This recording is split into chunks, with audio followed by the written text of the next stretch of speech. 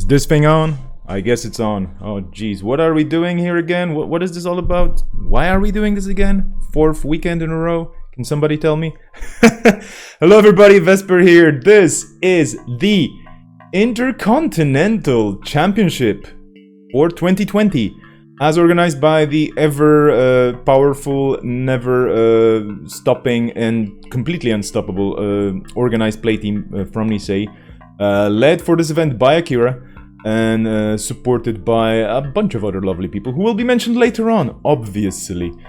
Anyway, welcome to the stream, welcome to the chat. Ginever Makes, Extreme Amigo, Zombie, I assume, ZMB666, The Stoppable Force, one of the players today, Confus, who else is there? Everybody else is there. Axwell, and Karasikianu, I assume I read that correctly. Krusty, hello there, and Koga, hello, and Stoned, PL, and Johnny B Running, and Princess Space Kitten. And Percomis, hello party person, you. How is everybody? I hope you're doing fine. I have no idea why we're doing this. I have no idea what I'm doing here. I have no idea who came up with this whole thing. But what I can tell you is that I will be joined soon by a bunch of lovely people. Some of you may have heard before. Some of you will be actually fresh to the stream. At least to this stream, not to streaming in general. But anyway, I can be babbling around this, you know, I can be kind of beating around the bush. But the thing is, today we are going to be playing something special, and I'm going to be walking you through this fairly quickly, without actually any visual aids, but hear me out. First of all, I'm gonna bring out the 24 absolutely bum-kicking people, I guess, card-throwing people, whatnot, like people who are going to compete today. So we have, from the APAC Continental, Whiteblade, Elusive Schemer, I wish I remember how to read this. Mike? QVM, Inactivist, Shadowshot 666. There should be a 666 there. Sorry, Shadowshot. Bridgman, Labis. And that was the roster for APAC. That was the roster, well, not the 8 people. Yeah, the 8 people who actually qualified. I just totally broke Shadowshot here. Apologies for that. Well, I'm gonna fix it. Shadowshot 666, the numbers don't fit. This is a slide that was, you know, built by a bunch of scientists without the proper knowledge. That's it, I fix it again. Then, for the Europe and Africa, Chris Ferg, Captain Nice, Cable Carnage, Mortivore, Rotom Appliance, Pinzel, Tradon. These are the 8 people who qualified from Africa and Europe. And then for the Americas, last but not least, Sid7, Encoder, Greyfield, Simon Moon, NetDat, Isengring, Stoppable Force, and The Kid. All those people are going to be showing today. Krusty has a question if NBA Kelly is Elusive Schemer. Indeed, that was the username that, well, you know, different people have different usernames in different places. Indeed, Elusive Schemer is the name. Okay, well, that is the situation in the field. Now, what are they going to be playing today? You may have seen that already in the little splashy thing going around. Today, we are playing Survival Swiss. What does that mean? Well, you get dropped in Swiss Alps with nothing but basically a Swiss Army knife and your underwear, and you have to survive. 24 people being dropped from a plane with no parachute. They just have to land using their Swiss knife. Well, no, anyway, sorry. Going back to reality. Generally, it will be Swiss rounds where each player has 3 lives, or they can lose up to 3 times. The moment, well, up to 2 times actually. The moment they are defeated the 3rd time, they are out. Each loss and each tie makes a player lose a life, so ties are actually losses as well. You have only 3 lives. When a player loses their last life, they are eliminated from the event. They can still keep, of course, watching on the stream. A player's final standing is dependent on when they were eliminated, and players eliminated in the same round have ties broken by their continental placement that they finished with, so basically the seeding. If this is equal, the player who won more games while on 1 life is ranked higher. If this is still equal, a coin flip ranks them. So basically, there is a bit of funky stuff here. Akira is running this completely separately from everything. There won't be any Cobra screens, there won't be anything. You will see all the updates here on this lovely screen, and I'm going to bring up this amazing graphic put together by another team of scientists. This is triple elimination of sorts, yes, but we call it Survival Swiss because it's fun. Survival Swiss. So as you can see, all the people are still in the game. All the 24 people are in the game. If anybody's going to start losing games, they're going to be dropping. So it will be easy to track who is staying on top here, on top of the grid. and who is, slowly sliding into Tyr's domain. Well, anyway, so here we are with the information. The rounds are going to be 40 minutes long. 40 minutes long. Single-side games. Okay, that's the serious thing as well. The side is determined using the same priority as a weighing system in cuts. Okay, so basically first randomized and then we see what's gonna happen. I believe it was randomized. I could be wrong, but don't worry about me, basically. There might be a buy deployed, but that's a different story. Don't worry about it. Basically, players will be also paired using the following priorities. Players will be paired with people that they have not played yet on the same level of lives as them. So if you have the same level of lives, we're going to be pairing you. So this is the Swiss part, right? The top players or the most prolific players are going to be paired against each other. They will also be paired with people they have not played with, one or more fewer lives than them. So that's the second grade of pairing. And then they will be paired with people that they already played against, but they played at least one on the same number of lives as them. So basically, yeah, it's all about the best players or the most surviving players, the best survivors are paired against each other, and we see who is the, I don't know, could we call them, well anyway, we're just gonna call them survivors. I'm gonna play survivor music, of course, there's like the band called Survivor and whatnot. There will be a 45-minute lunch break after round 4, or food break, or bio break, or call it what you want. And there will be another break after round 8, and then decks will be made public for the last 8 players. So we're not going to show you any of the deck lists just yet. We don't know who the 8 remaining players shall be, but when that happens, you will definitely see some deck lists on the screen. Again, as a reminder, all those lovely people are participating, and I should slowly be jumping into the commentary booth. So I'm taking my Swiss Army knife for the Swiss survival rounds, and I'm dropping from the plane over the Swiss Alps, because we're playing in Swiss Alps. And by the way, oh yeah, I should be also telling you all about the players. So we have players from Canada, from the UK, from USA, from Denmark, from New Zealand, from the Netherlands, from Switzerland, with a Swiss Army knife, from Hungary, also from, well, I mean Hungary generally, but there's like 3 other countries involved there. That's a long story for later. Australia, Russia, have I mentioned Germany already? No, I'm mentioning Germany, and that's about it. So we have people playing all over the flipping place. It is quite impressive. They're all up, I hope. Akira created this amazing spreadsheet that probably is going to be, substituting half of the internet for anything, because it's just so cool and complicated and informative. Who do we have in the field today? You're gonna see some IDs, of course, but we have 25% of the field is Hoshikos, 25% of the field is Lilas. We also have some Adams, Valencias, Sunnies, quite a few Freedoms, Armand Walkers, also known as Geists. There's the occasional Haley in there. And for Corps, we have ASA groups all over the place. We have game nets, but those people who play with game nets, they're actually automatically awarded a game loss because it's terrible, like the deck. No, I'm kidding, of course. But we have some game nets. We have the outfit. We have Ag Infusion, Mirror Morph, Palana, Controlling the Message, and an Argus. Spice is with us. So yeah, we are going to be jumping into the booth right now with my lovely commentary co-hosts. I hope I can introduce them very, very, very quickly, or they're actually going to introduce themselves, and they've been mainstays for a while here. They have been absolute troopers for the last month. Can you imagine? It's been going on for a month.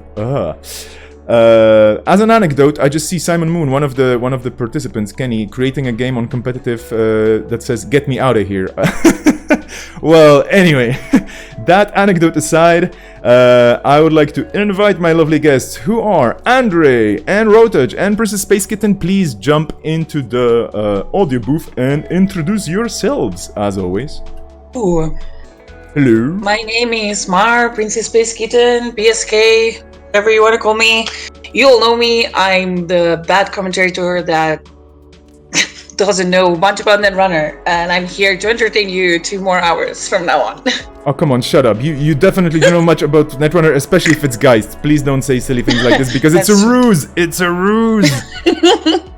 Okay, now that I already told the lovely friend off to shut up on stream with dozens of people watching, next, please. Hi, I'm Dave, also known as Rotage. I'm an even worse commentator, so I'm just the bar is going to be quite low, but we'll have lots of fun and hopefully entertain you during these few hours that we're on. Hello, Rotage. Welcome to the stream, and you're an absolute liar. You're a good commentator. Don't say anything. Okay. Hey, my name is Andre. I'm from the Metropole Grid. I do videos and streaming for a while now, and I'm going to continue lowering that bar. We're all going to be self-deprecating. We're playing some Fortnite today, aren't we? Where are we dropping, y'all? Yeah, we're gonna be dropping with a Swiss Army knife. Woo! So yeah, actually the rounds are slowly coming up. We don't have any Cobra to look at. And by the way, of course, hello Andre. Thank you so much for being here with us again. We will be dropping into the Swiss Army mountains of knives and whatnot. Nobody's playing PE today. We already have tables being put up. I sent some deck lists to some people who have an idea of what's going on. Andre, I'm going to share them with you very shortly as well. But we should be going into JNet, and we should be looking at some tables. I don't know, pick and choose. 24 players. Absolutely amazing decks all over the place. Absolutely amazing strats, skills. Those people are the creme de la creme of Netrunner players around the world.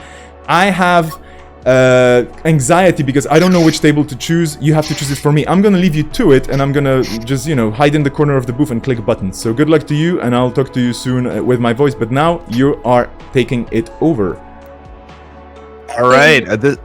This is exactly it. I think Vesper has done a good job introducing us, but this is Swiss survival. 3 rounds. You got to fight for your life, I suppose. Good question that we're going to be asking all day. Where are we dropping? What table do we want to go to? Again, we don't know the deck list just yet, so it's just more names than anything else at this point.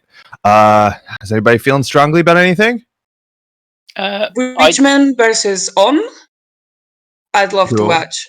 Yeah, very strong players, both of them. Vesper table 2. We have Breachman on GameNet versus on Geist.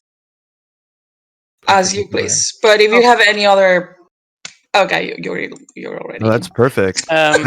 Looks like they've changed the CTM. Yeah. We have some controlling the message. We have some assets, and Ohm, that is, you might know as the name Tog Tugut, which I've already forgot how to pronounce properly. Apologies. But we do have Geist with a single link, not particularly good at dealing with assets off the top. CTM can put out all those assets pretty quickly. Yeah, I mean, I think Geist is going to really need those tech traders super fast to get the econ going. Yes. I mean, they might be playing Mistbones. It's a possibility. I'm not sure they would be, but aside from that, they haven't got really many answers for CTM. So it should be quite interesting to see who gets the better start here.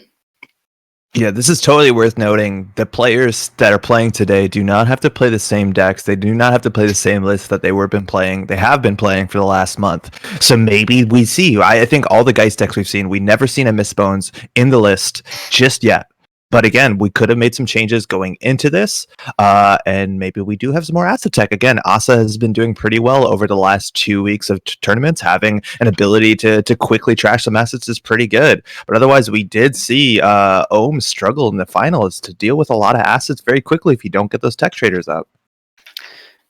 Yeah, I think that's it. And it's quite interesting because obviously people know what everyone was playing last time.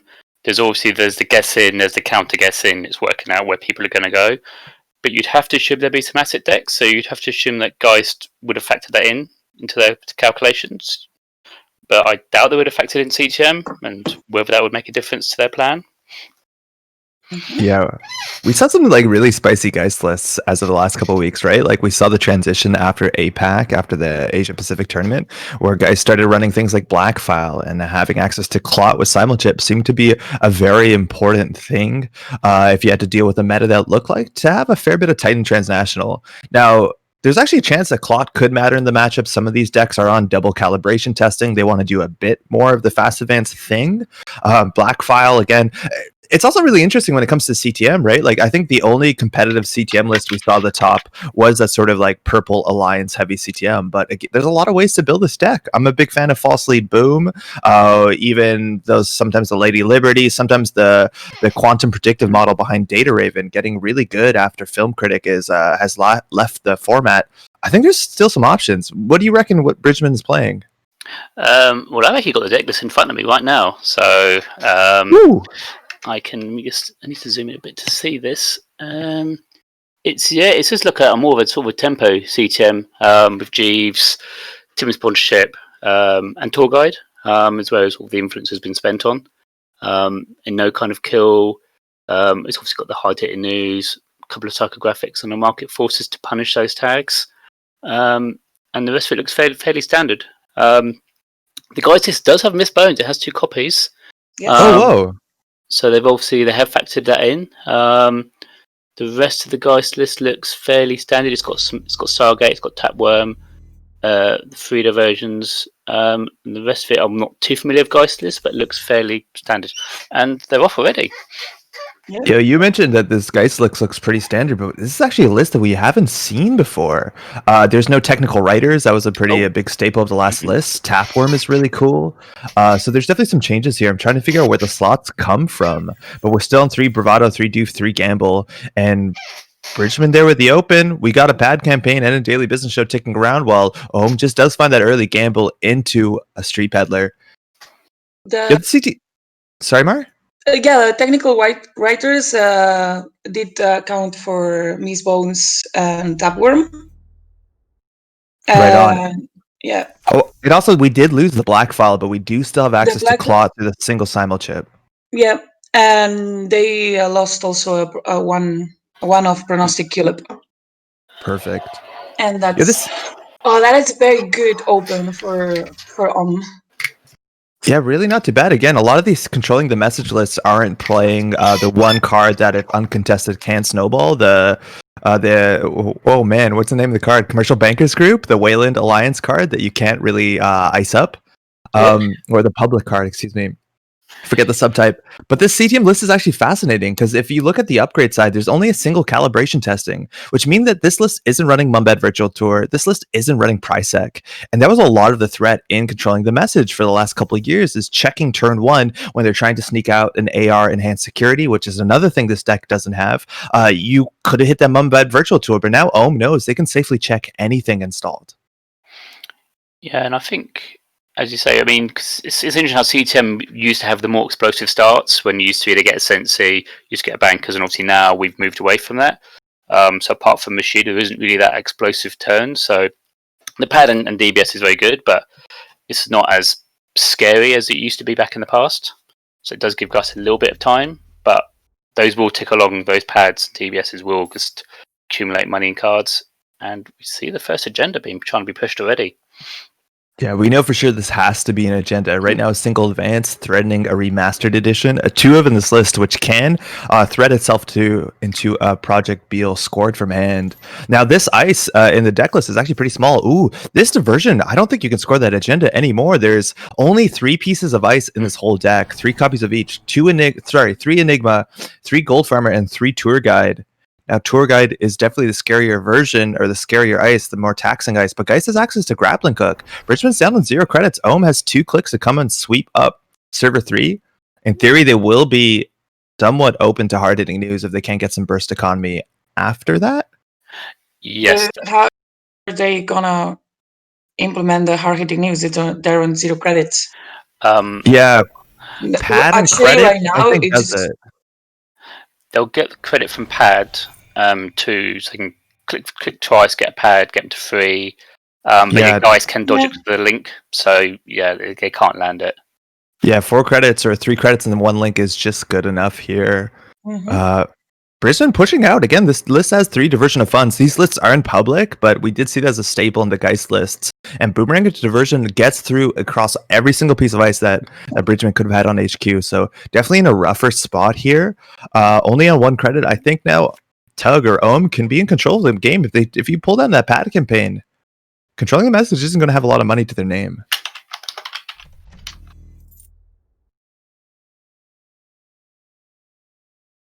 Surprises me on the CTM list is that there's no NGO front. So actually, every time we see something advanced, that's an agenda right there. Yeah, for sure. Well, something that Ohm doesn't know though. he doesn't. I mean, I would generally assume if I say CTM list and they advance something, I generally assume it's an agenda. NJ's not a common staple in CTM. Yeah. So, and then we see a Tapworm, which not going to do much at the moment, but if CTM ever does get some money, it's going to help Geist. And I'm beginning to think this is favouring Geist more and more as this game goes on. CTM's not been able to capitalise on the start. Geist is, apart from the fact that Geist hasn't got tech traders, Geist is looking in a fairly good position. Yeah, not too bad. I love the Tapworm that comes down early in the game. Again, it's not going to give any credits, but it's basically set up that one click can convert itself over easily to 3+ credits. Bridgman doesn't have a really good reason to purge in this matchup unless they need to break through a clot, but they've only have 3 fast events cards in the deck, and one of them's already in the score area, so I don't know how much the clot's going to play into this matchup. Bridgman has a lot of work here to do. Bologna might be one of the few agendas you could cheekily score out before Ohm gets their economy running. Again, no tech trader just yet, but it's only a matter of time.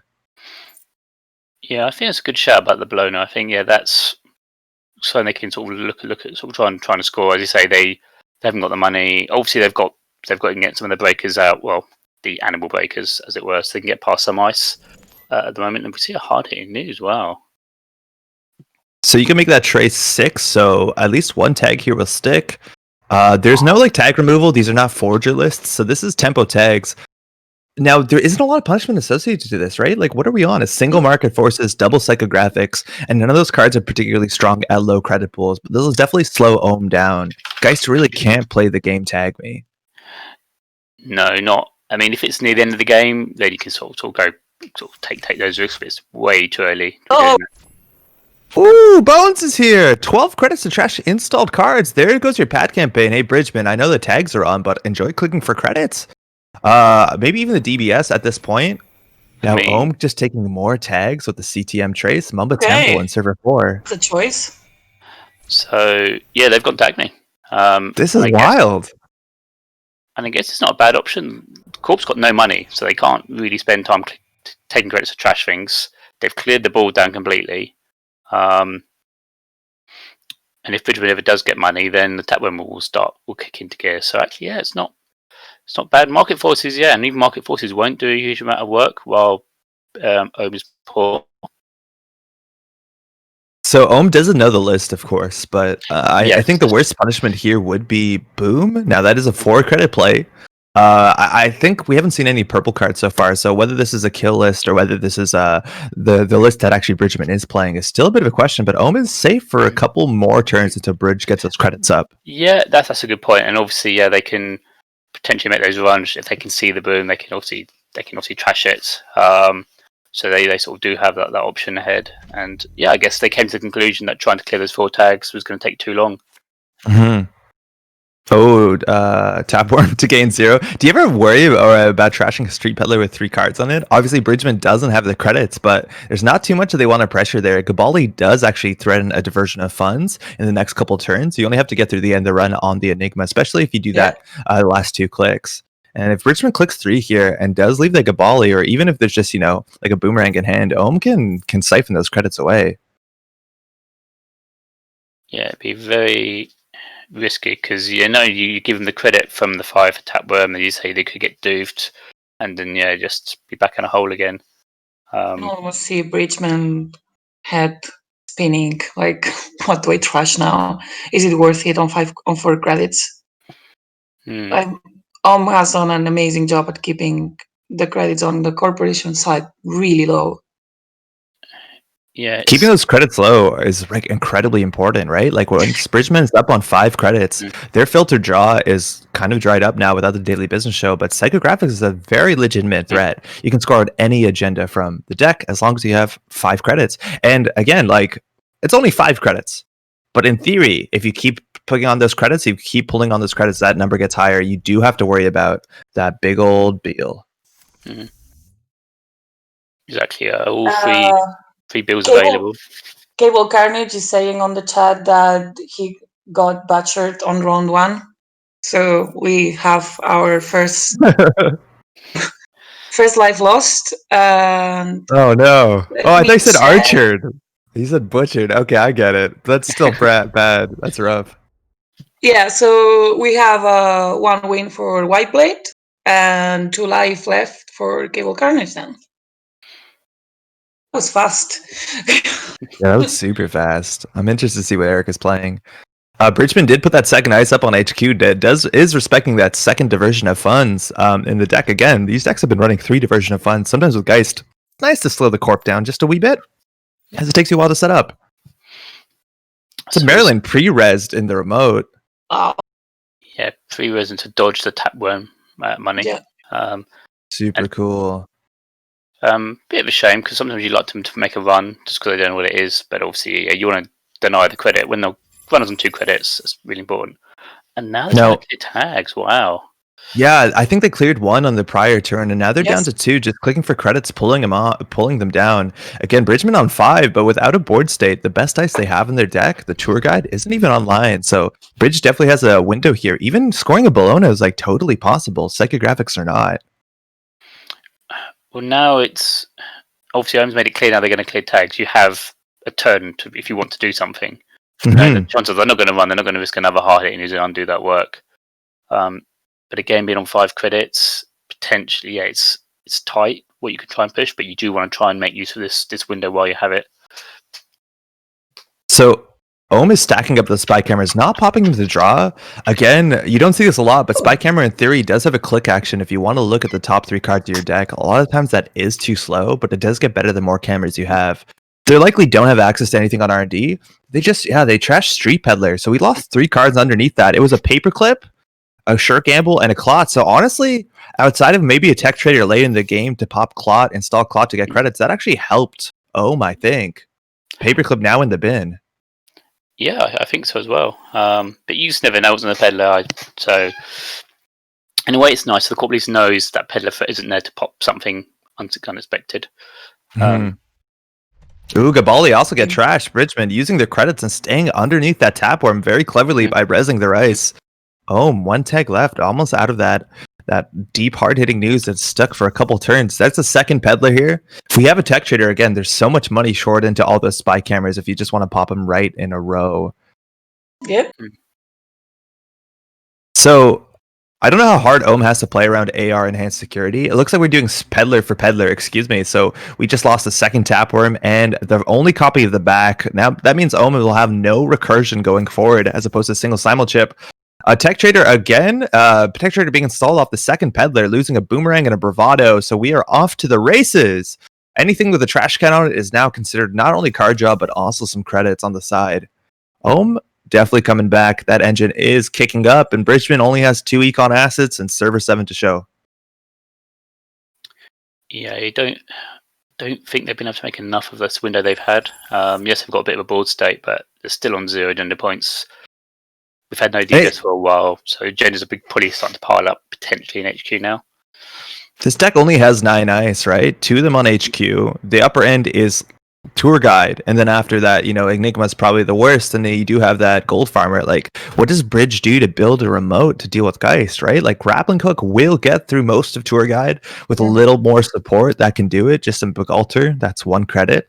So, like, Bridgman still has so much work to do if they need to score out here. Again, I think maybe Bologna into Hard-Hitting News is the best effort. And on top of this, right, this is not an AR-enhanced security deck. And again, deck lists are not public, but Ohm is running a Stargate. We saw that in almost all the Geists. So at some point, if Bridgman does manage to get away on and build a remote that's hard to deal with, Ohm can just throw it on that Stargate and start getting some really valuable trashes. So that Dugworm making some money, finally. Yeah. It pays off. 1 click, let's go. Yeah, 2 new remotes out on server 8 and server 9. Ohm looking at the top with spy camera. Again, they don't have too many credits to trash. They're on 2 missed bones or 1? you should assume possibly 2. a second one because But it's unique. But obviously they might have more and more in the deck though. But they'll kill the other one. I think there's only got 1 credit left on it. So that's a Bravado. We'd love to see these in Geist lists. Again, Geist lists classically weren't running that many economy cards, especially operations, just valuing that setup. But this gets you some burst economy, lets you check, lets you fire prognostic Q loop all at once. Bravado. And again, there's no bad face check here besides the second or third Enigma, which would take a click away from Ohm, and there's no way really to break it, but this forces Bridgman to res some ice. I guess if there is a temple, we might see it res here, but Bridgman actually might want that unknown remote a bit more than the extra credit they get this turn. Exactly, yeah. I suspect there's either a Bushido or an agenda in one of the Yeah, two and also remotes. friendly reminder that the spy cam was used. Oh yeah, totally. That's a good point. Bravado bouncing off the Enigma again. The only face check that Ohm has to worry about in this list, losing a click for their efforts. So here they need either the 2 boomerangs. I think one is in the heap off the peddler. That's not coming back. I think they have a real proper decoder in this deck, but it's Amina, if I'm not mistaken, which is about 7 credits. So that's not coming down anytime soon. So here we either need another Gabali, we need a boomerang, or you can grappling hook and obviously fire the lose a click ability. But if there's an agenda on top of there, it's probably not a Bologna if they're trying to access. Maybe it can always be a bluff too, right? Like sometimes you just want to force them to res and make them uncomfortable. 4 credits, not a lot for CTM. It will be 7. And also, it's very important to know, after Maryland fires, if that's an agenda, it's probably not going into HQ. So Ohm has a really small window here if they want to get that thing. If that's an agenda, yeah. Depends, what it was, and we don't know. I mean, again, it could be a ruse. It could have been like a Rashida, for example. We just don't know what that was. You'd assume it's... Sorry. No, you're good. I mean, you'd assume it was something there, because otherwise you might Bravado HQ just to get maybe a bit more extra money, force another res, because you get past that first piece of ice, potentially. But possibly not. Yeah. But now they've got a way up. It could be the provoke to res just on R&D, but I'm assuming it can't be a Bologna, right? Because Ohm wouldn't have access to the credits. Bravado's after the run's successful, so that limits the options. 15 minutes, not a great steal, but if they just steal another Beal, they are on game point. Again, 3 Bologna. Now, these lists aren't public, and there's a chance that Ohm is scared to check 8 or 9, worrying about that Mumbet Virtual Tour. They can't duck their credits, they'll access. They will lose 5 to the trash cost, the mandatory trash cost. Ooh, talk about second Bravado. There's that HQ play you talked of. Now, they can't deal with the inner Enigma, so Bridgman doesn't have to do anything here. But if they do want to res, it robs 1 credit. But Ohm will go up to, 11? Good luck hard-hitting news geisting. 11, 12, because it's +1 for the ice pass. Right on. Just trying to think if there's any scenario, because they'll start the turn on 7 credits. It could be Rashida could get to 10, but yeah, you still wouldn't. Yeah, I don't think you can recover from that, can you? Yeah, maybe with Rashida, but yeah, it's still really hard, right? And guys can just clear the tags anyway, so whatever happens, I'll have money to clear tags. Prognostic grappling card. This is actually good access, right? That's another credit, 2 more credits off of Tech Trader, and there's a really big chance there's an agenda in here. They are not accessing with Bologna money. 5 credits is a magic number, but they will get a good access here. Again, that's 1 grappling hook down, and counting that resource now that we don't have the access to the back is very valuable because Tour Guide might be online soon. Buchalter's not the worst at Tour Guide, huh? No, I mean, there's quite a few assets, but it's not totally out of control yet if they have to go down that path. But as you mentioned earlier on, you can use combinations of cards with the goal to get it a little bit cheaper. Also, really helps to keep down the amount of subroutines that Tour Guide gets. That's very true. And we have another one. Ooh, Amani Sinai being res. That's a trace and a bounce. Not too many big hits here, but it does basically get a tap board bridge. Hard-hitting news from HQ. No, Amani needs to go.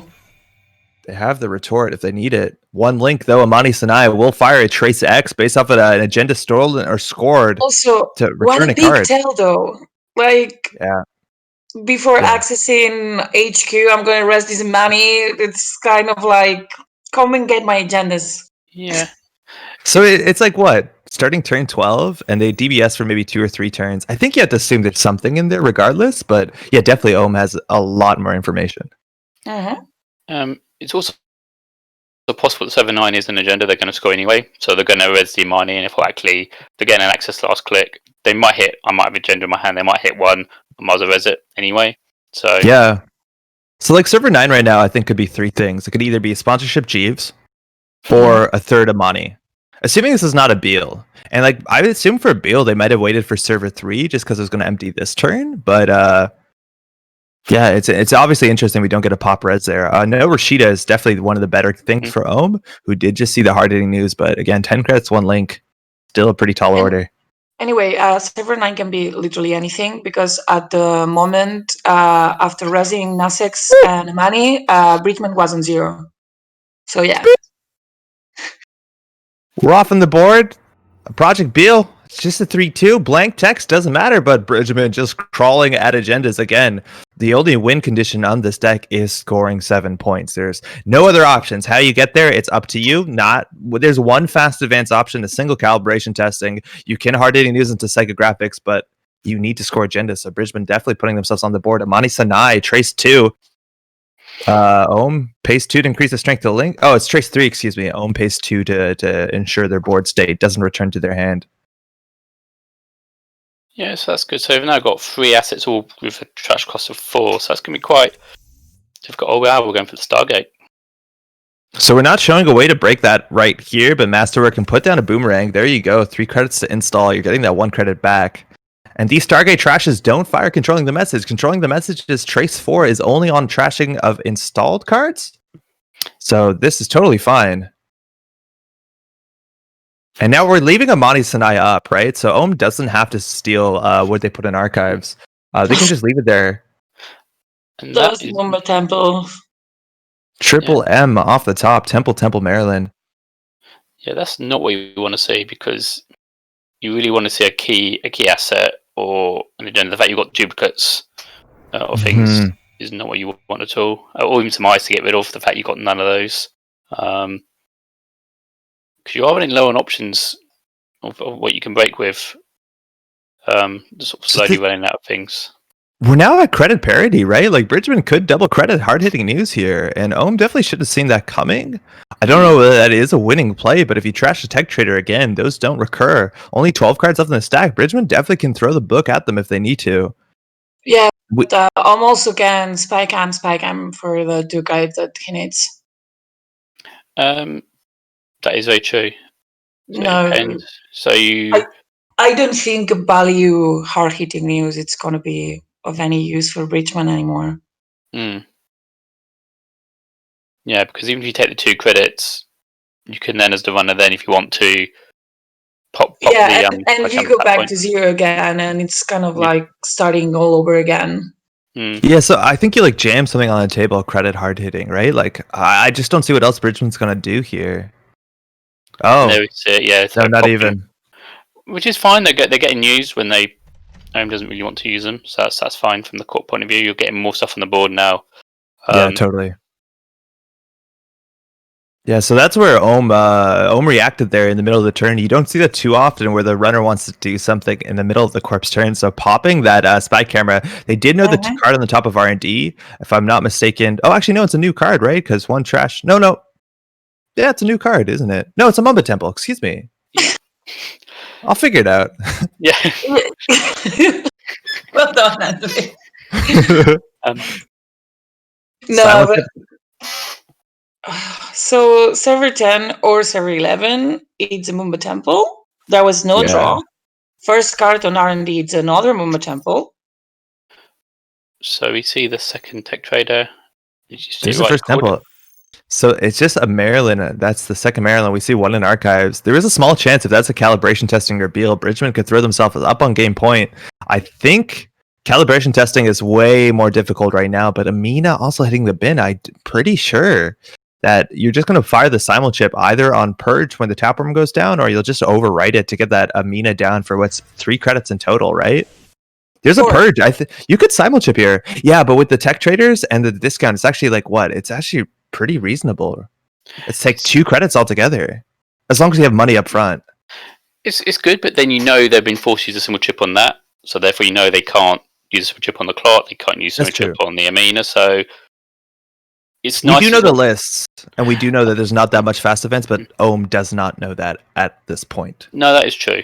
But I think Bridgman could be fairly certain there's only 1 simul chip in Geist.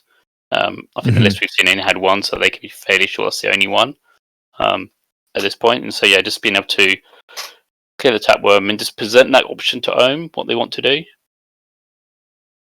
So losing that tapworm, that purge, we haven't seen a Jeeves so far at this game, which makes that purge a lot better. Only 2 in the deck, but Bridgman now on 7 credits, going to be gaining 4 at the top of the turn. They also do have the Nasex trick. If you're not familiar, that card has some pretty interesting text on it. You can dump your pad campaign, you can dump your Maryland campaign, all on that Nasex. Amani Sinai also not being contested, but Ohm finding the 3rd trader. That grappling hook is good money, and I have no doubt we might see a Stargate here. But those grappling hooks, again, are so valuable when Tour Guide is somewhat online. We still also have 2 diversions of funds left in the deck. There's only 12 more cards, and the recursion is going to be very, very limited, right? Like, the back was lost pretty early. We have a single simul chip, and that's it. So Ohm's going to need to figure out how to use the best of the resources. Not going for the Stargate, knowing the top card of R&D, they can definitely wait a turn here. Yeah, I suppose the danger is whether see Tim get some more ice on R&D just to make a bit more taxing in cards they need to use. Sorry. And yeah, because obviously that Enigma, if they start use a Mina to install an Mina, that's going to be a heavy hit, guys, to get that out at some point. So it'll be interesting to see what Seaton does. Iron credits first. So you can Amina once you've used Grappling Hook. Yeah, it's actually pretty cheap, right? Like, it's a 6 cost reduction. You can install a Mina for 1 credit. That feels good. Yeah, fair. That's a good point, actually. Yeah, 1 credit, that's really good. 3 cards down, though, so this is what you love to see. Again, this looked so bad for CTM just a couple turns ago, and there's that second diversion of funds, just pressuring the HQ pressure. This will be res relatively cheaply if you want to use the Mumba Temple here, so you're not spending anyway more than 3 credits. Like, this is a 1 credit res, probably. I think Tour Guide might be one of the better here in front of HQ. Ooh, we got a double temple. Those are stacking up there on Jinteki.net, and that is a gold farmer. Ooh, no credit to lose, though. Yeah, that's pretty good from the Vanna point of view. Now, Ohm is they're going to have to use 2 pieces to get through this, like Grappling Hook, lose a click, and the Boomerang. So this is a 3 credit play just to steal 5 credits. I don't think this does enough. Ed uses so many of the resources. Again, the Grappling Hook seems so good against Tour Guides.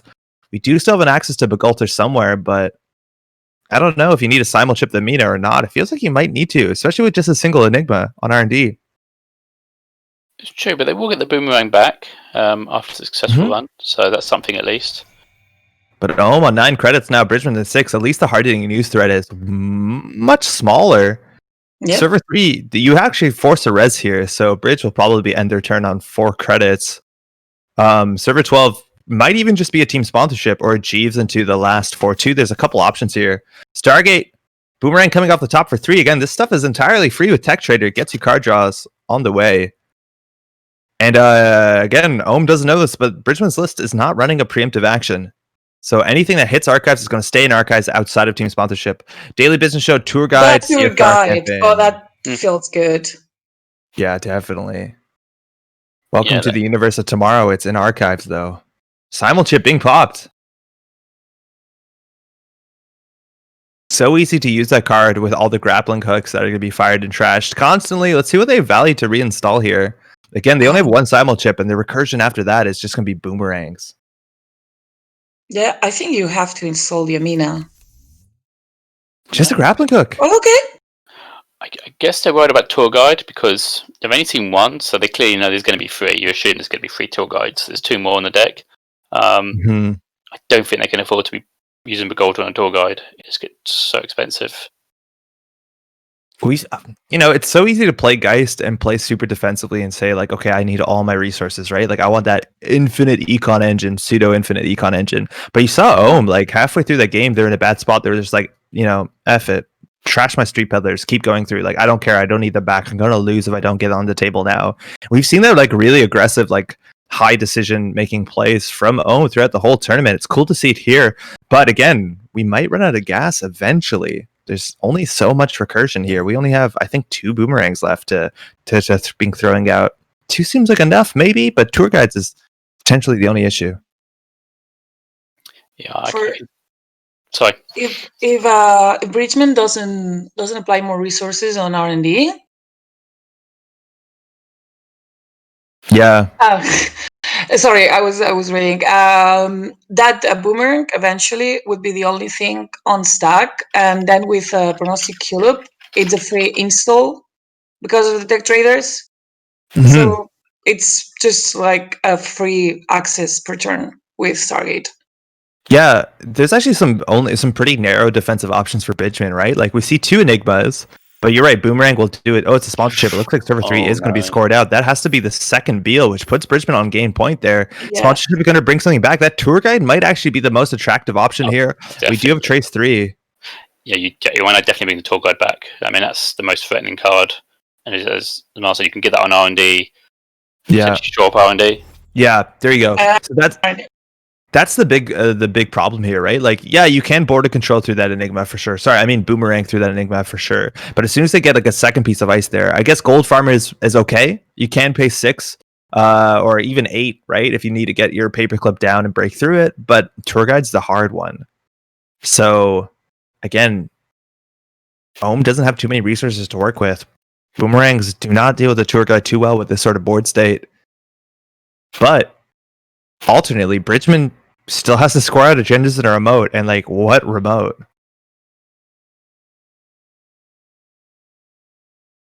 Yeah, that is going to be the problem, yeah, because they've snuck out 2 bills, but obviously getting more. I guess obviously they've got the calibration testing as an option. So they lose, that's not end of the world if that goes. Yeah. But yeah, Ohms probably would feel a bit unlucky. They saw nothing, they saw no genders on those Stargate runs, and then the one ice they got has come back immediately. Yeah, right at the top. Now that does get res for free if you want to poke R&D. But hey, we're just going to go for a diversion. Again, this is a fair few pieces that are used here. The Boomerang from hand, that'll come back. But if you grappling hook the Enigma, again, I feel like grappling hooks are so good against tour guides, but we still have a Begalther somewhere. Right now, you're getting through for like, what, 5 credits after refund? Yeah. It's only going to get worse. Also, there's a second Mistbone somewhere. Mm-hmm. And I don't think that board state will be there for a long time. At some point, you need to start taking away resources. At some point, it's pretty easy to forget that you can trash those assets, but like, what do you trash here? Like, Maryland's not long for this board getting shuffled back in. The sponsorship is probably useless. Like, Bridgman probably isn't scoring another agenda here outside of the Bologna that wins. Maybe the Pad and Nasex? But like, how many more times does Amani fire? Probably twice more. Yeah. And you have a link. Do you need to trash that? No, it's the Pad and Nasex, because obviously now the nice thing is from the Corp, all diversions are done now. So yeah, they don't lose any more money. So there's obviously 2 tap rooms in the bin. I don't know if there's a third or not. So you think from this point onwards, their money is theirs now to do as they please. I think you're totally right, though, Mara. You drop that bones, you do just start ripping up some assets. I think you take the econ down. But server 3, in theory, if it's a Cali testing, it's not threatening too much. Cali testing plus, there's the bones, in fact. There's also the other angles. If you can trash enough assets, you can get Tour Guy down to 2 subs, which means you have other options to deal with it, which is quite important. Yeah, that was kind of my point. I mean, at this moment, not only you don't want to give 2 credits per turn to the Corp, but the less assets that can be rest, the cheaper is getting through that R&D tour guide. So Miss Bones coming down, that's 12 credits again. We're still going to have a controlling the message trace here for prioritizing the Sinai. And if they're just trashing assets, right, like server 14 could be Jeeves, server 3 could be like worst case calibration testing into remastered edition, which means that the last piece could be fast events out. We're checking this ice will definitely be res for free here, but the grappling hook can threaten through it. So I don't think anything stays on the other side of this face down piece of defense. So I'm guessing they were fearing an agenda, hence why they went after the M-Sinai there. See a tour guide, which... So I guess Boomerang and... This is a Rashida, right? Yeah. I think this has to be Rashida. It's been a long time since we've seen one. And they had a grappling hook on the table going into this turn. Oh, it's another Sinai. Woohoo! Oh, ouch. Coming down again, 4 credits off Miss Bones. Miss Bones still has 1 Nasex worth of money. And there we have a daily business show. So no Jeeves in this matchup so far. And Jeeves does threaten some different options. That That daily business show is pretty cool. If you find the third tour guide for server 3, you actually have a pretty okay remote. Yeah, and this is a problem now because they've only got 4 credits left from Miss Bones, and they've still got the members, they've got the NASEX, got the pads, DBS now ticking over. There's a lot of assets they'd like to deal with, but just probably can't at this moment. Although they have got 15 credits, so maybe they still can. So Bridge already spent their. Ooh, there's another ice again. Goldfarber, Tour Guide, Enigma. We've seen all the ice that's in this deck, at least all types of ice that are in this deck. And I felt like Bridgman might even have had a chance there to jam out of Bologna. Obviously very scary. But like, we're not showing any grappling hooks. We're not showing the Begalter just yet. We are checking server 15 though. Chiefs? What's out here? It's another team sponsorship again, not something that Ohm needs to trash because Bridgman technically is on game point. See, the problem with the Bologna though, that it'll be telegraphed a mile off, and that's the problem. Yeah. And you're then getting the runner back to get into match point immediately, even if you can follow it up. So yeah, that's true. I do wonder if that would be their plan. But Ohm only has 5 cards left in the grip. There's the Begalter, there's the grappling hook. Okay, so now the play seems a lot worse. This can easily seal the game out here. We have that boomerang coming down off the top with the prognostic Q loop, or no, actually just from hand with the masterwork. There's so many options this deck has, but I guess Q loop is now offline with no stack left. We know this is going to be a free tour guide res into Enigma. But Galter is spending what? 1, 2, 3, 4, 5, 6, 4 credits. If they even, I guess one more if they res the sponsorship, which they could for free here. Yeah, they did spy camera before this, so they may know what's coming up on the top. The boomerang's coming back for sure. 3 cards here. We just have to find a Bologna, and then Bridgman has to ice up archives. That's not a winning play. Goldfarber, Maryland, Rashida, still nothing. We've seen 9 cards off of that, off of those Stargates, finding nothing. What's an HQ, right? The agendas have to be somewhere. It's possible they buried some early on in the game and DBS was running. That is a possibility, but you're right. We've Maryland twice already. That's true. That's a good point. Yeah, so that's negated that. So there's definitely going to be some in HQ. You'd think by now they have to be somewhere. Yeah. Daily Business Show definitely helping Bridgman, but also does help to make the Stargate even more powerful, right? Where you're drawing 2 as opposed to just 1. So those are 3 fresh cards on the top of R&D. But it's a limit of how many more times guys can keep going through the tour guide. Yes, they've got the grappling hook, so they can do it for once cheaply. But we've already got a lot of assets already out now. 6 we have, potentially a 7th, depending on there is some, they'll res the team sponsorship, I'm sure, for tour guide if they need to.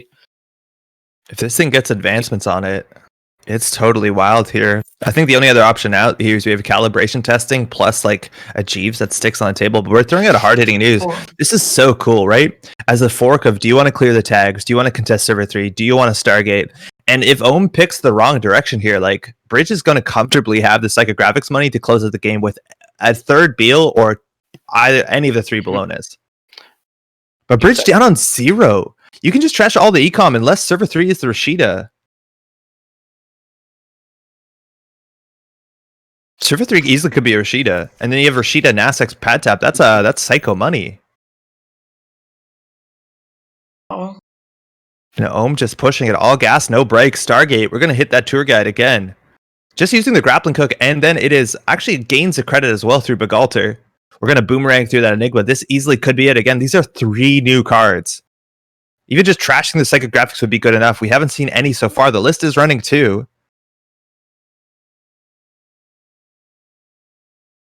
Nothing! Wow.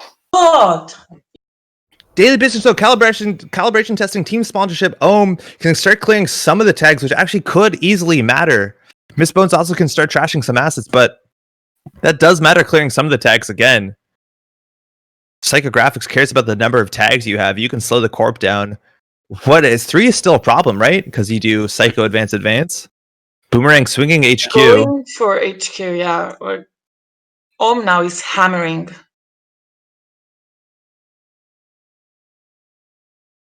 Feel like you could consider taking the money down again if that is Rashida and server 3, which I think is the most likely by a mile. We did see it off the top with the Stargate. That's going to be enough money to psycho out here, but we only have 3 cards in hand. You just have to steal an agenda. Maybe there's 2 in a psychographic. Seeing a psychographics here would be by far the worst. I'm going to get through all of this. Yeah, so they wanted to boomerang the initially the gold farm, but then they couldn't get past the Enigma. See another hard hit news in hand. Ooh. Does Bridgman even have it? Again, daily business show with Rashida. You can see a couple cards here. Bridgman might not just have it, but playing for the future. 4 tags, 2 clicks left. Yeah, because with the Rashida and then the pad and Essex, they'd give them the 5 credits, so they'd have enough, and probably with the Rashida, they would have potentially the cards they need. Yeah, potentially even you could Nassex trick, but oh no, you need the credits up front, don't you? So I wonder if they'll trash one of the econ assets. Yeah. Just to at least deny them that possibility. Although I guess they could still take a credit and do it anyway. So Market forces also here wouldn't be the worst, right? Like it gives you 3 credits per tag, or is it per credit lost? I can't remember the exact card. It's something to do with tags, but I also think that the runner's money, because I think the runner loses money, I believe, on market forces. Yeah, I think it's 3 for every one they lose. Yeah, I can confirm. No, it's actually not that. The runner loses 3 credits for each tag they have, and then you gain 1 for every lost. So no. Yes, what does Ohm do? I don't know what the options are. Time has been called. Whoa! Wow. 40-minute rounds are short. Yeah, so I think that's obviously it. There's nothing you can do. Shame. I'd like to see how this game would have panned out. Yeah, you can't afford to go HQ again, right? Yeah, no, you really can't. Oh man, that's so rough. Ohm only has 1 click left to figure out the game. Checking archives again. Play to your outs as narrow as they are. Bridgman doesn't even need any punishment, but they do have a turn, so if they have it, we might be able to see it. Ohm running HQ. They can get in. They can get a single here. They don't have Bologna credits, but Boomerang will get through that. Yeah, they couldn't get past Enigma though, so that's the problem. Oh, I thought they boomeranged that. Yeah, of course. Yeah, so that's it. Wow. So we'll never know.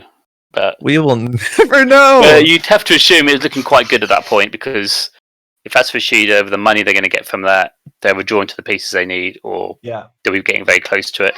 I think it was just those Stargate runs were just nothing. Was just 12 so cards? Unlucky. Yeah, 12 cards, nothing.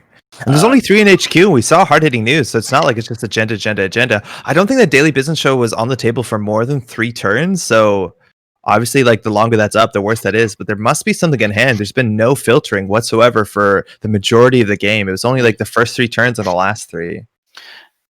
Yeah, exactly. If it hit Bologna, at least, well, I suppose by then if we didn't have the money, but at least get to 4 points, get to 5 points. How does a tie work in this format, by the way? Well, it's a good question. I have no idea. A tie would make both players lose a life. Oh, really? Oh, no way! Oh, wow. Yeah. Wait, so they're incentivized for one player to just get it. Nah, I guess you don't care, do you? Oh, this format's so cool. So I just brought up for your entertainment and a bit of clarity as well, because I didn't have any slides here to explain that. This is basically the very pretty bare-bone basics of the survival Swiss, all the triple elimination. And you can read through it, but basically each participant has 3 lives, each loss and each tie is losing 1 life. Elimination from the tournament after losing all lives, last person standing wins. And then there's of course a lot of side rules, a lot of extra rules to make sure that things work, but the basics are pretty much here. Oh yeah, I guess buys are inevitable in this, right? Well, not inevitable, but very likely. Okay, that's interesting. As an interesting tidbit, just to jump in. As an interesting tidbit, we had 9 results completed so far, or 9 games completed so far, and it has all been corpse winning. So you will see who's down alive in a few minutes, hopefully. But yeah, that's about it. I'm switching off again to just keep an eye on the results. Thanks, Vesper. Mar, can you discuss at all? I don't know if you're exactly involved in conversations, but how Nisei maybe came to this tournament setting. Do you know about that? There was quite a conversation about it on the channel with 24 people involved in this tournament. Mm-hmm. And Nisei and a casual Swiss with a top was way too long for some people, being that we're on 7 different time zones. or like all around the world. Yeah. So yeah, it was created on the spot between everyone. So Cool. if I'm not very mistaken, the double elimination was like a top cut. 1 second. That's all good, of course. All Yeah, the this is fascinating. Obviously, like when it comes to the playing only one side of the table, I don't know whether we have hard stats, whether over the last 3 weeks, whether the Corp win rate was particularly higher than the runner or vice versa, which obviously has an impact, but it should normalize, right? Because you're forced to play the side you've played the fewest games of. Yeah, so I think from what we've seen, and I could be very wrong on this, I think Corp has generally done better in Swiss, but worse in the cuts. Right. And I think some of that comes down to the fact that into the cuts recently have been open deckless, so you know what the Corp's doing. Which I think is a bigger benefit to them than to the runners. As an example, CTM, you know, is this a kill CTM? Is this a regular CTM? And seeing that deck list and knowing what there is does make a big difference. But then, and I say without in the Swiss, you don't know that, so it's a bit more tricky. Yeah. But I wouldn't expect a clean sweep of Corp wins. That is one I wouldn't have expected. Yeah. Maybe 7 or 8, but okay, not. I need to drop for a second. Okay. Sorry. Of course, Mar.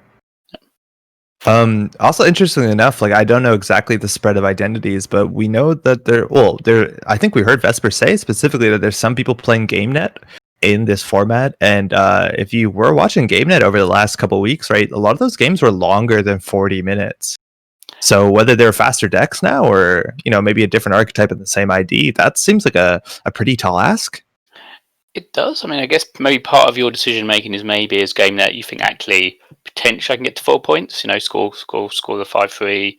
I believe a lot of GameNet chamber get to 4 points and hope the runner can't get to 6. I mean, it's a fairly dicey strategy. And also the fact that I wouldn't want to be going to time in every single round with one of my decks. That I just get too tiring.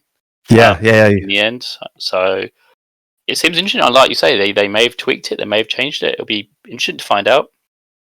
Yeah, I'm super excited to see. Again, the deck list will become open format once we get to the top 8. So I'm guessing at the math here. I think these are rough approximations for sure, but we have 24 players, right? So on average, we have 12 lose the first round. And then if we're saying, like, the soonest anybody can drop out of this whole competition by being pushed out the bottom is after round 3, right? I'm assuming about 3 players will be eliminated at the end of round 3. And from there, it'll be about like 3-4 players losing every round as well. This is pretty rough math that actually might not be right. So I think we're in for like, what, 7 to 12 rounds is like the median? Yeah. I think the figure I heard was the expectation was, I think, maybe 10 to 12 around. That's what was the expectation. But as I said, we've never done this before. Obviously, you could probably write something to simulate this and see what happens. But yeah, it's just a bit of an unknown. And also the fact we've seen all Corp wins. If that sort of pattern continues, which I'm sure it won't, then actually that can have a major impact as well. Yeah. In chat, SCD is asking how pairings are made. They're basically, it's very similar to Swiss. You're going to play someone who's on the same standing as you, if possible. Yes, I think it's the same standing, and I think for sides, my understanding is if 2 players are paired up and one has corped more, then obviously they'll flick it around, so you equalises at the side you'll be playing basically, whenever possible. So it's like a combination of Swiss and top cut stuff. Yes, exactly. That simplifies it a bit too much, but again, this like battle royale-esque concept is making me want to make so many Fortnite references that I'm not even sure I can land. So I'm really excited for this day of Netrunner. Yeah, and a big props to Nisei for this whole new format. It's always great to see new formats because there's a bit of a mystery, a bit of an unknown, and the fact that we're not really sure it's going to pan out, but it's super exciting though. Yeah, and Mars said it, right? Like, we have participants. I think the fact that we have all 24 participants from all 3 weeks playing across 7 different time zones in one focused tournament is really, really cool. Not only for like commentary and getting to see obviously this really high skill level of players, but for people viewing at home, you get to see a lot of really strong players competing in a tournament that's even an unknown format for them. So, like, I don't even have a strong idea about this. How do you change your deck list building for this structure than like Swiss Standard Tournament, if you do at all? Do you think you do? It's a tricky one. Obviously, it depends when you played. Obviously, you look at all the other people taking part. You know what they played in the last few weeks, so you look at that and gauge. Okay, is there something I should do? Look at your own decks and see, actually, do my decks have a weakness against what they're playing? As you mentioned, obviously there is no Swiss. You're going straight into. We've had the best top 8 players from each side to make it here, so it's gonna be super tough. So you probably think about it, but then you still want to. Your deck got you here in the first place. Do you discard it immediately? Probably not. You probably just maybe tune it a little bit, as we've seen so far. I think that's one of the big difference is that like things change so heavily between the different weeks. So like maybe if you at APAC where the meta was mostly dominated by Titan and 419 and how things were totally different at the end. I assume maybe the players at the beginning, like the APAC tournament, maybe even Euros tournament, might have a bigger reason to change their lists because that first meta and the third meta did not line up. And especially a lot of the meta, like a lot of the deck lists we saw in second tournament in Asia, in Euro Africa, is like were direct addresses to what happened in APAC. Like we're starting to see the Claude and the Black File and stuff like that. Yeah.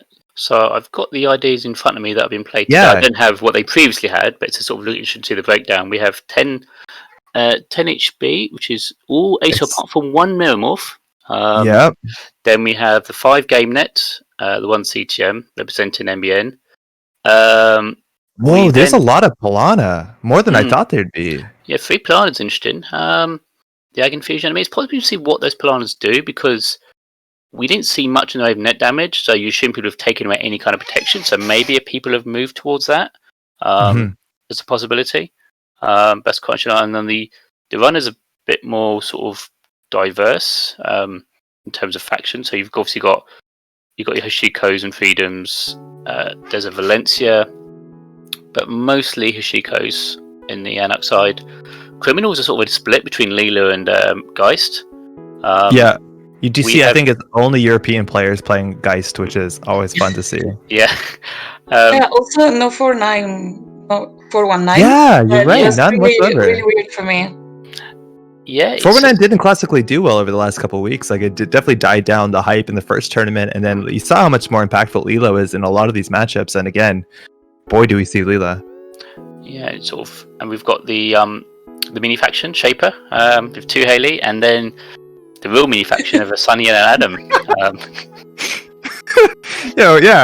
We saw Cody actually hold down to his words. He said last week in his end of tournament interview that he was originally going to play Haley in the America's tournament, but at last minute kind of pivoted to a very interesting 419 list, and he's back on that good stuff Haley, I reckon. And we also don't see Simon Moon who made top 4 off of a Haley list. He's off of that Shaper. We just see Shadow Shot from Australia on that.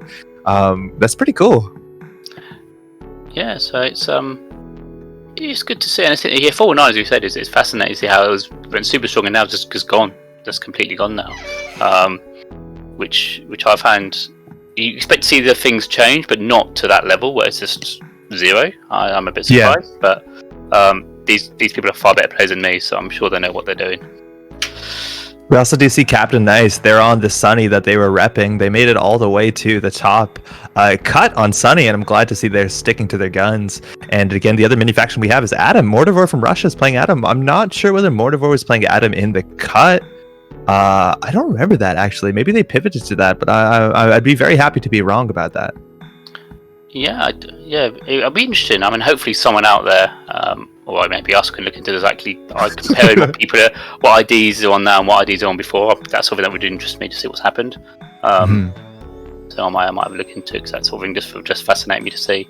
So what time does the next round start? Do we know? Yeah, I was just going to jump in and very quickly explain what's going on. We have still one game going on table 8. We have Sid 7 on Asa Group versus Elabis on Geist. We're not jumping into this because they are trying to solve some things, I assume, and this is probably also one of the reasons why Mar jumped out. But basically we're waiting just for one single result, and then the pairings will be done by Akira without any software whatsoever. So there's a lot of... No, I'm kidding. There's not a lot of math, but there's a bit of tweaking and looking at different results and numbers involved. And then we're gonna have the pairings again announced only on Discord. We're gonna have people jumping into the tables, and we'll be able to see in the meantime, of course, how many people have how many lives. I can give you a bit of a spoiler for now without all the results in. We're still missing one result, so it will be either Sid 7 or Labes dropping by 1 level, but for now we have these people in the field. The bin basically means that they lost 1 life. If you get 3 bins, you're out. So yeah, some people still sticking to the top, of course.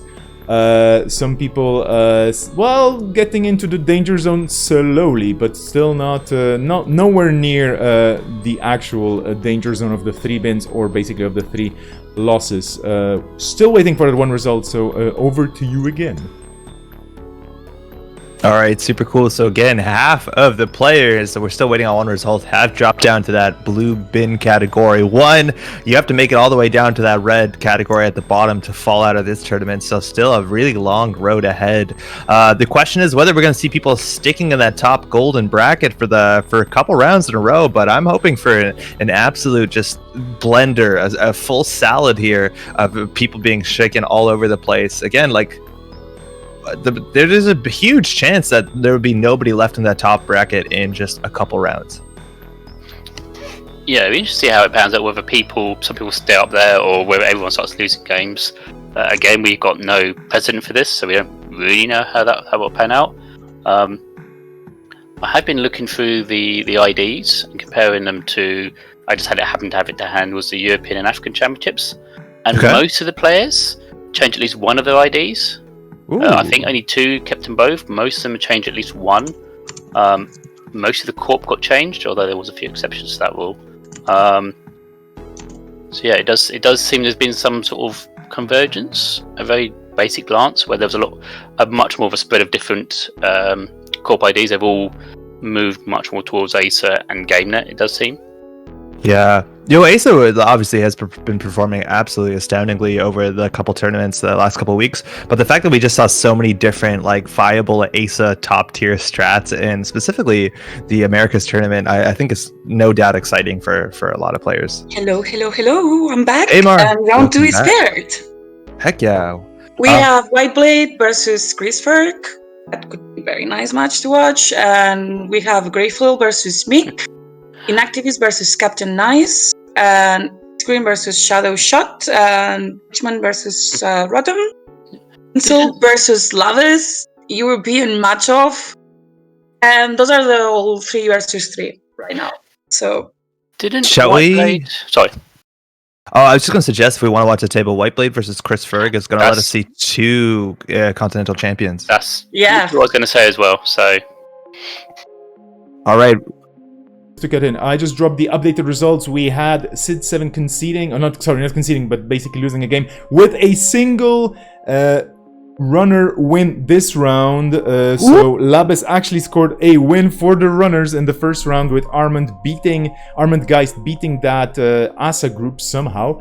And that's kind of big. But yeah, now we have the updated scores. 12 players, of course, staying on all their lives, or still sticking to their agendas, so to speak. And 12 players dropping 1 notch down. So yeah, it's gonna be the Chrisferg versus... what are you saying? Whiteblade, yeah. Okay, yeah, let me look into this. Over to you. Thanks, Vesper. So yeah, this is round 2. Again, half the players, that's generally what's going to be every round, are going to get that, take that game loss or not take that game win. So we have a very clear division here. Again, sometimes the number will be bigger than half if you do come to a tie, which I reckon with so much game net is probably a possibility that deck can struggle to get rolling in a short format. So we'll see how it is. Again, Eric, we heard, did get a really fast round in their first round. They were playing runner, I'm assuming, so it wasn't just like a punitive corp or an easy way to close the game out. So we'll probably have a longer game here. Chris Ferg, again, our Euro Africa's champion. Eric, who is playing from Canada, is actually was the champion of APAC. Now this is like a whole month ago, and I think Whiteblade, and again, everyone from APAC has probably had the longest period of time to look at how the meta has been shifting between tournaments and change their lists. I believe Eric is not on Freedom anymore and not on Titan, so an entire shift. So the question is he gone for the standard Acer or the fun? I'm going to call it the fun Acer that we saw last weekend. Be interesting Yeah. which one he's gone to. We've Eric has some pretty strong ideas about what are viable cards in tournament structure, and if Eric is playing Helheim servers, I'm gonna be so happy. Me too. I love that card.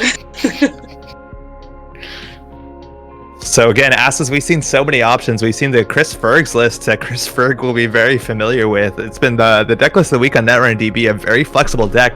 Has so many win conditions. You can biotic out to your heart's content if you get those Vitruvius counters. You got MC austerity policies. You got Lakshmi Smart Fabrics. At the end of the day, you have fully operational. So you're going to be way more efficient than the runner in a lot of cases, as long as that board sticks. Also, if I'm not mistaken, we're waiting for our match to start, but we only have three? Oh no, actually we do have a fair few freedoms. I think freedom is probably one of the worst matchups for Asa, and you're going to run into that inevitably throughout this tournament. But Leela does have some good accesses, can get some cool bounces, but at the end of the day, Criminal does struggle with ways to deal with Lakshmi Smart Fabrics if that does start rolling. We're on the game. I had some JNet issues, but fortunately figured it out. We have both players keeping, and it's over to you. Yo, you're nailing it, Vesper. This is great.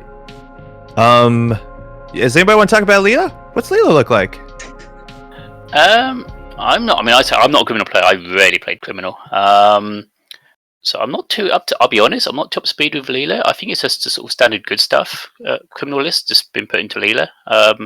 Sort of run-based events, your breakers, your recon.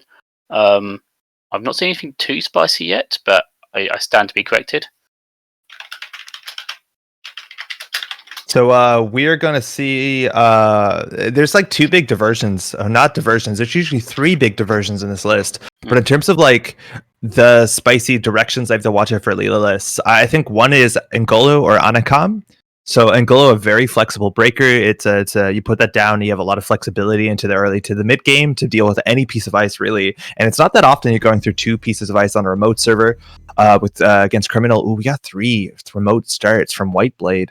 Let's see if Eric took the mulligan there. That's obviously a very good start. I don't know whether we have missed bones in the list, but Leela lists, yeah, we sometimes have seen two bones.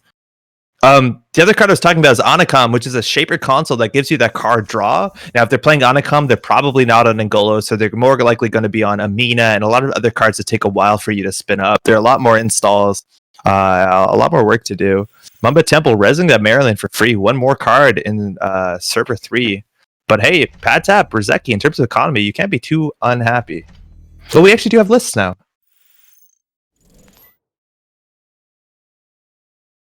So we have access to Chris's list. This actually seems pretty similar to what Chris was probably playing in the tournament back a couple weeks ago. So we are on the Anakam version, so we do have two of those. Diversion going straight in here. Eric has a couple things to duck with, but ducking 9 is pretty difficult. Just taking that 5 credit loss. Chris up on 9. Maryland coming down. Ooh, Chris trashing those assets, keeping the economy down. Again, a lot of times Maryland sticks when you have that pad campaign. It feels pretty good to get that money, or at least half as much as the corp. And Mamba Temple, we'll see if you offshore those credits. Ooh, Mamba. It's Mamba's all the way down. Rashida, though, sticking server 5. That's probably the best thing that Chris would have been excited to trash that turn. So it's interesting that Chris clearly had no respect for hard-hitting news, if it is in the deck at this point. Decided to go for it. And I suppose you kind of have to. You can't let a board out like that continue because it's just going to get out of control. Yo, you said hard-hitting news, and hard-hitting news is totally right. This is a hard-hitting news list. So this is a fascinating list. This is similar to what we've seen. Not entirely the same, but similar to what we saw if you watched Simon Moon, if you watched Kenny play last weekend. It's a 3 Cubs hard-hitting news list. We have 3 economic warfare. We even have some cheeky ice walls in there just to get up to that Consulting Visit Alliance. But this version isn't on the false leads, which I think are very hard for Criminal to deal with. This is actually just on a Vitruvius, 3 Vashron, 3 SSL. Bravado Boomerang is going to charge server 6 here. We can get through most anything here. Again, most of the ice here only has 2 subroutines besides the 3 Fairchilds. Ouch. So you can't pay 3 there. You just wreck your pad tap, I reckon, huh? Yeah. Yeah, you have to. You don't. Your Brzezki's too important. You have no other choice. You're probably not going to bounce off at this point. Yeah. No, yeah, I think you go through. Yeah. So this is wild, right? Like 3 economic warfare and 2 hard-hitting news. Again, if you have an MC austerity policy sticking on the table, you're not going to have all the clicks to remove all the tags. Chris is going to end on 7 credits. They don't even have any money to trash anything here. So this run's a bit interesting. Just to hit a Maryland campaign feels bad. And it's really hard to tell whether AS is actually protecting something they care about, which I think keeping the Maryland on is that, or whether they're just trying to get iced remotes for later fully operational. They are destroying that board state. I guess. Ooh, second ouch. Rashida. Ouch. I guess Oh, upon Chris's, he's not seen anything to give him any clues, really, what this Ace list is doing. Perfectly honest. And now he's got his first Oh. this can be a very short game. A single hard-hitting news has to either be played or consulted for. There's only 2 in the deck, but we did find it. Chris is going to start on 1 credit, 4 tags. Now, you either have to trash the boom, which there's 1 of in the deck. It can be archive memories back. But Eric is going to start on 4 credits next turn. They don't have enough money to consulting for boom. That's 6 credits in a whole turn, but they will have enough money to play the boom. Chris seems good, yeah. Hard-hitting news is lit. So Chris has very few options here. And it's very hard to even just say YOLO and try and close the game because we're dealing with Project Vacherons and you don't have enough time on the clock. Exactly. You'd have to hit full runs, hit the other agendas, and just get so lucky. The odds would be non-existent. You'd never hit it. So, going HQ. Yeah. Again, if you do find that boom, it's only 1 archive memories, so it's definitely good trash. MC austerity policy, a bit too much to trash. Not that you even want to. What's the chance that Eric played Corp 2 games in a row? SSL though. Oh, there you go. Okay. You're getting there. But it is If you get 2 more of this, you don't have to fear of boom anymore. But then 2 clicks left. You have turned actually. Yeah. You've turned on consultant visit though, because next that's really scary. They have 7 credits. If we see an consulting visit to boom again, 6 credits a whole turn, it's gonna be so rough. Chris accessing again off of R&D. Ooh, this easily is it. Now it's only 1 boom, 1 consulting visit. Wow. They had it in hand. Wow. Did Eric play Corp first round as well? Because that's a very fast matchup if you just goof into that. I assume they both did because I think there's only one run a win, and it wasn't these 2. So I assume they both corped and both run. Yeah. So I guess we go to another game. Some let's pick a table. petitions to jump onto the kids game. Yeah, let's do it. The kid. We're floating there. I'm just table 11. The kid versus Tradon. Thank you so much, Andre. We're on there. Hopefully, it's gonna take a while to load, obviously, but we're trying to get in there, and it's on. Both mulliganed, and here we are. All right. So the kid is Beckett, very, very adored across the community, and we're seeing an Ice Wall and Asa group. This has to be the same list, huh?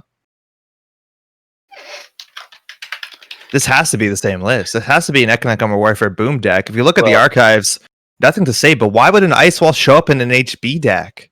Exactly. Ice Wall is always the giveaway, that kind of thing. It's a cheap 1 influence way to get the stuff you need for the Alliance. Wow, that's wild. I think there's some very interesting 1 influence cards you can include into your deck. Things like Chrysium Grid, even like Roughneck Repair Squad can do a lot of work in some matchups where money matters. Ice Wall, though, is a surprising include.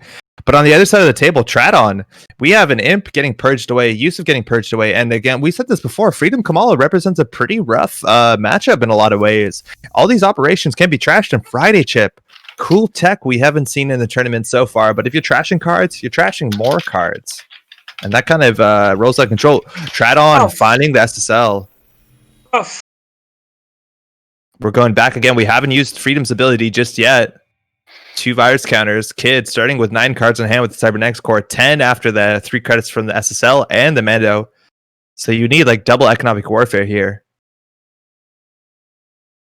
Yeah, it's going to be tough because they're against the clock now. Because obviously the Vacheron, it's going to take some time, but you feel unless they get the kill, then I don't know if they'll have time to score out before that ticks down.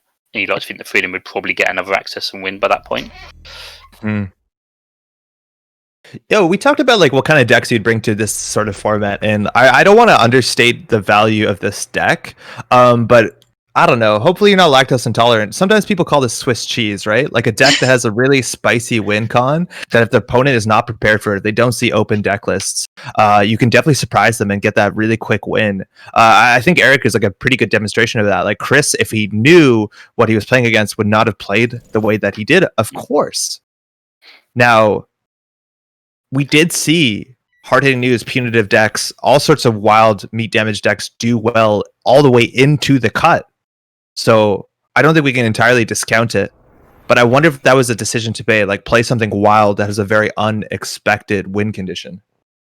I think so, and also because the beauty of the ASA list is if you do know it's kill, you've got to be careful because that's a very fast list with the level clearances, with the full operationals. It can get up going really fast, which is what I think is what I like about it. As a kill deck, it's still very aggressive and can punish you for not respecting it too much.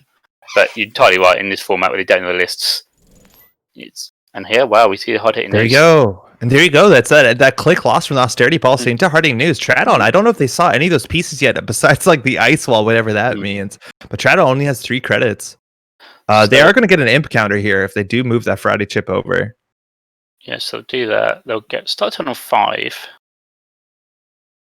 So, but the imp token is also really important if you need to deal with Vacheron. Stealing that from archives is the best the best chance you have, although it's not going to win you the game this turn. I also they're cleaning the tags, but that's not enough. If they have a boom there, the kid's going to have it. 9 cards in hand, 1 consulting visit, 1 boom is what we've seen in the prior list. Yeah, that's probably it here. So they're quite deep into their cards.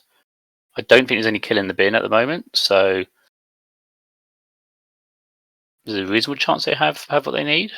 Mm-hmm. So, fully operational is going to draw 6. That'll let you find it a bit faster.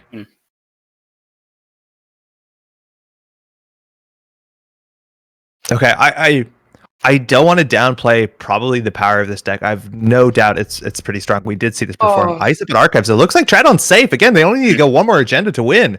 Vacheron's offline. So this deck might be legitimate, but it's a very interesting call for the meta, right? Because people know how to play against Asa classically, all the Asas we saw before, and you need that early aggression. You saw people face checking turn 1, and this is a really good way to pivot and punish on that information. Now, also, we know there's very little Shaper, so access to misdirection, one of the few ways to deal with MCA austerity policy on top of economic warfare tags, all that sort of hard-hitting news tags, that's the easiest way to deal with that, and there's not a lot of Shaper representation, so that seems pretty clever.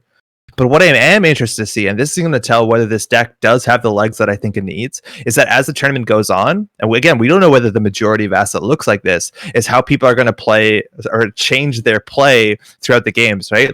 4 rounds in, when you play against an Asa, are you going to be able to respect hard-hitting news economic warfare in turn 2? Yeah, exactly. It's a good point. But obviously, it's going to be tough for Beckett now. Trying to just wait. They don't have. They're 6-0 up. They can afford to just set up a little bit more, get their econ recovered, clear the remaining tags. Obviously, MSA will help because obviously it reduces the amount of clicks Tradon does have, and it'll give Beckett a chance to hopefully score 5-3 and get moving. Yeah, it's going to be interesting. Yeah. Tradon could be able to easily clear the tag, 0 drawn up, throwing out a liberated account a bit far away from the install here, and just floating a tag there, only representing the daily cast. Again, single tag punishment, not a real threat, let alone in HB. Do either of you two think you trash daily cast at this point? Is it worth it? I think you should have last turn. This turn, probably still. Yeah, there you go. Yeah, I think last turn you probably wanted to ice that, or wanted to trash that more than icing server 1 again. Yeah, I was thinking. I guess the only danger was they had a lot of cards, and they did probably may not wanted to throw away the card potentially. Might be the reason why they had to do it. But, that's true. Now again, Project Vacheron. That's the beauty of this agenda is if you steal it, you still have to hold on for 4 more turns, which means you have to respect hard-hitting news and all the punishment that comes attached to it. But if you do imp that Vacheron from archives, I believe that clock does never gets wound. That is just 3 points. So Tradon's going to need to show some breakers again. We're looking at Hoggins, Gatekeepers, Fairchild 3s, Drafters, the common stuff that you've seen, plus the Ice Wall across most of the ASA lists. And the Ice Wall's not a problem. We do have the Yusuf, but everything else is going to be pretty expensive. Mhm. Throwing out a Hippo and a labor rights, just need to get that money up. And again, floating one tag, why not? Until you install a resource, not really a big deal. Yeah, I think you want to keep the credits up in case you get the sure gamble, so you can play that, then clear the tag instead of money left over to install like a liberate, for example. Going down to 0, it'll be much lower to get going.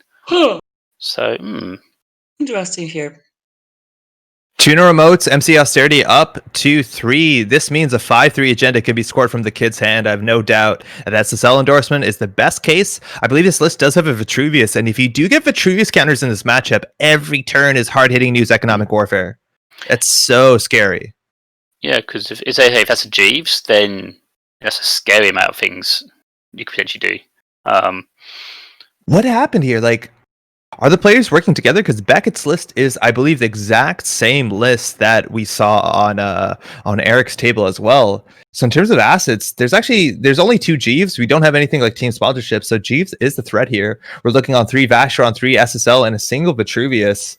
But again, same ideas here: 1 archive, 1 boom, 1 consult.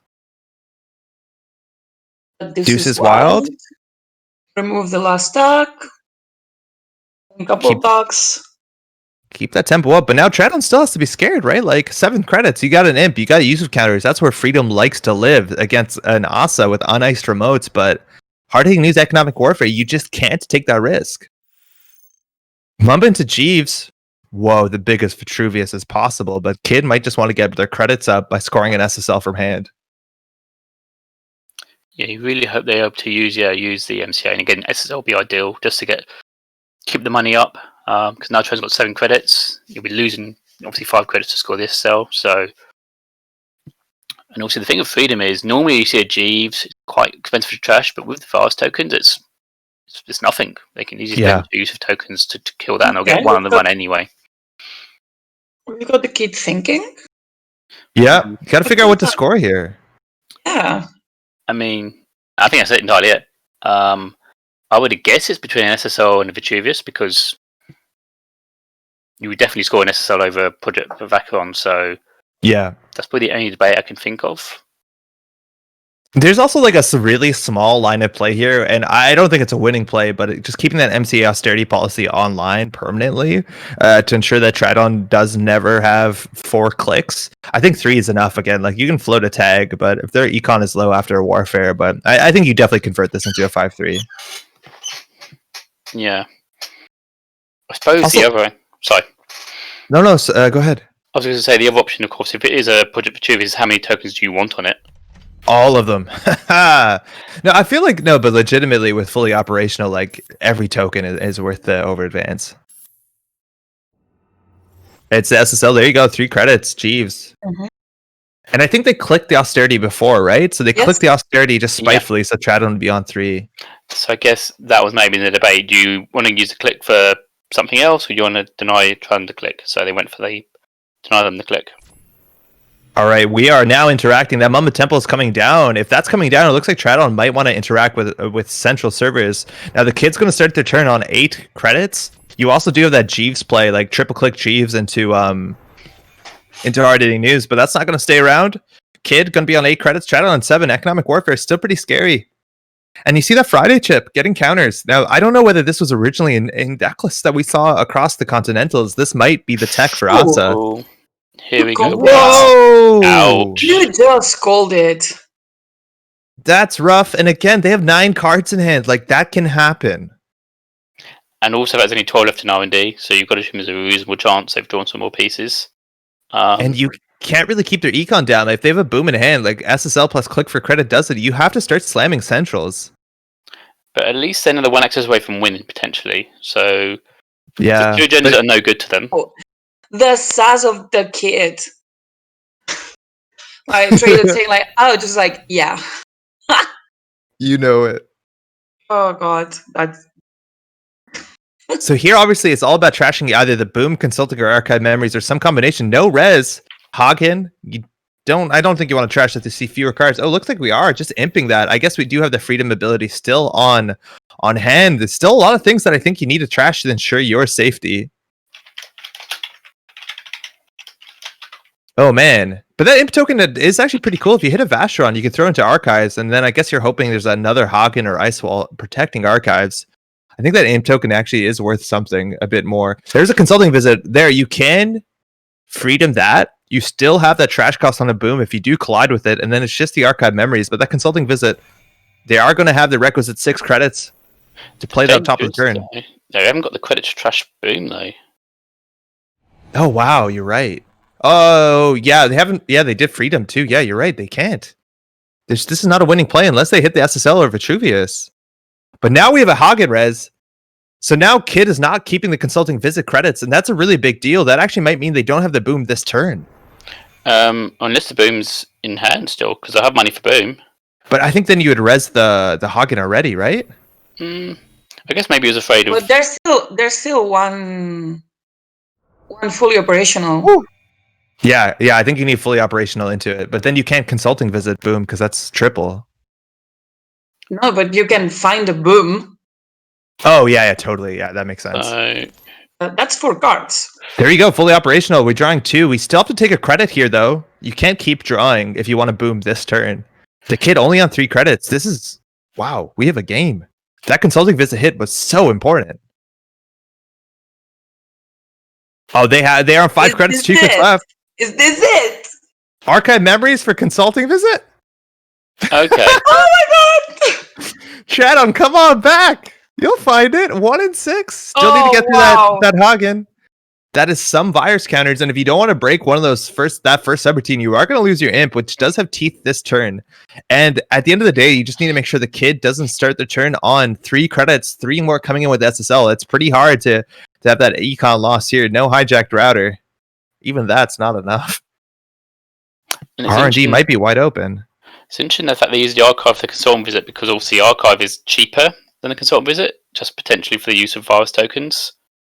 And obviously gives them they obviously need to do it in advance anyway for the picks.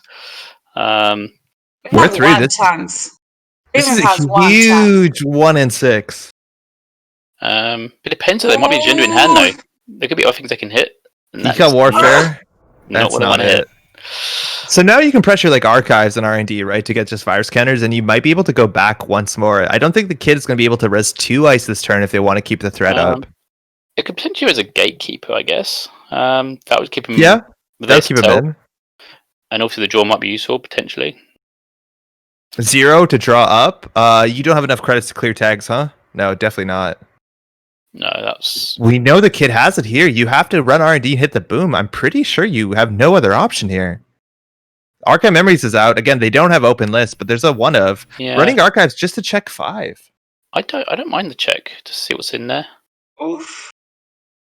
This also does get a use of counter. We'll put them at 3. Whether that's enough to go through Hagen. Ooh, Fairchild. Wait, that means that they can't fire. That means there's something in the bin. There has to be something in the bin for them to have done that. All right. Well, the brain damage doesn't matter. You can rip up some of your board state. I imagine you have to lose the Friday chip and 0? No, you probably lose the imp. But then the corp will just end the run, surely.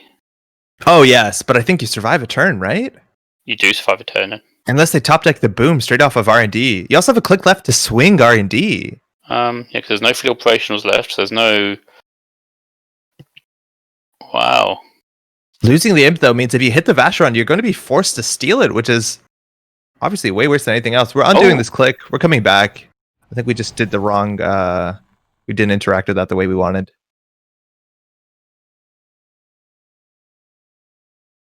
All right, losing the 0. Losing the imp as well, which still has charges coming with Friday and hitting the end the run. So yeah, it looks like the win is in there, and that can't be protected next turn without a second piece of ice. If you want to click through that, Traddle has one more click. 2 virus counters will be 3 on successful run. R&D wide open. 0 credits doesn't do it. Single access, again, it's on the Vitruvius or SSL here. And SSL, though, could be disastrous to the last one. Going to give the Kid enough money. Oh, wait, no, they'd win. That's probably pretty good. Nothing. Wow. This is really exciting now. All right, so we know Consulting Visit in hand, so assuming they don't have the boom. If they have the boom, they didn't top deck it. They had to do credit boom, but if they did that, why did they pull back the Consulting? Credit, ice up archives, server 1? And now they won't start their turn on 6 unless it's a Rashida. I'm really confused now. Because either there's something in the archives which Dragon can obviously get. Yeah. Or it was just a whole ruse, but I don't understand the ruse line. It's a cool ruse line, but yeah, if you had the kill in hand, you wouldn't do that. We're clicking through. What's in here? Nothing! What is happening? And it's a Rashida! Treadle instead? Rashida has to pull up the... Well, they have... Yeah, they probably have the boom now, but they have Consulting. There you go. That's it. What? That's such a wild play! Okay, my mind is blown. That was so cool. Oh my god. You know when you have lethal and you're like, I'm gonna reservoir down 3? Damn! And the play of the day goes... This was magical. That was really fun. And there is some vague logic behind this that later on, people might be aware that Beckett might do something like this and it'll just throw you off in the future, because next time he does that, you think, is the win in the bin? And he just puts doubts in your mind. Which can cause an opponent mistakes. So actually, there could be some benefit to that ruse later on down the line. But what did they gain out of that? Were they doing the math? Like maybe we goofed the math up, where if they got into archives, they would have enough counters to run through the Hagen once more and threaten the Consulting Visit trash. But I don't think they would have enough viruses to trash Consulting and get through Hagen. Yeah. Wow. I mean, I think. Wow. I think because when he didn't ice archives, you think. You do think it's weird, but you still run it because you may think, well, maybe they just haven't drawn what they needed, and you still go for it. Yeah, but Chad saying in chat, maybe I shouldn't have gone for archives there, but R&D. And again, like the boom was in the last bottom 4 cards of R&D was one of those 4. That's also like kind of unlikely, I guess. It's a singleton, but there's a chance that R&D was the winning play as well. Yeah, we still have 20 minutes, bit Yep. less. Yeah. We have table Pinsel versus Lavas. Simon Moon versus QBM, but there's already 2 spectators there, so I wouldn't play Let's with go that. and see Pins and Labas, maybe? I don't know. Pinto and Lobs. We've got a Plana, which might be interesting to see, Yep. maybe.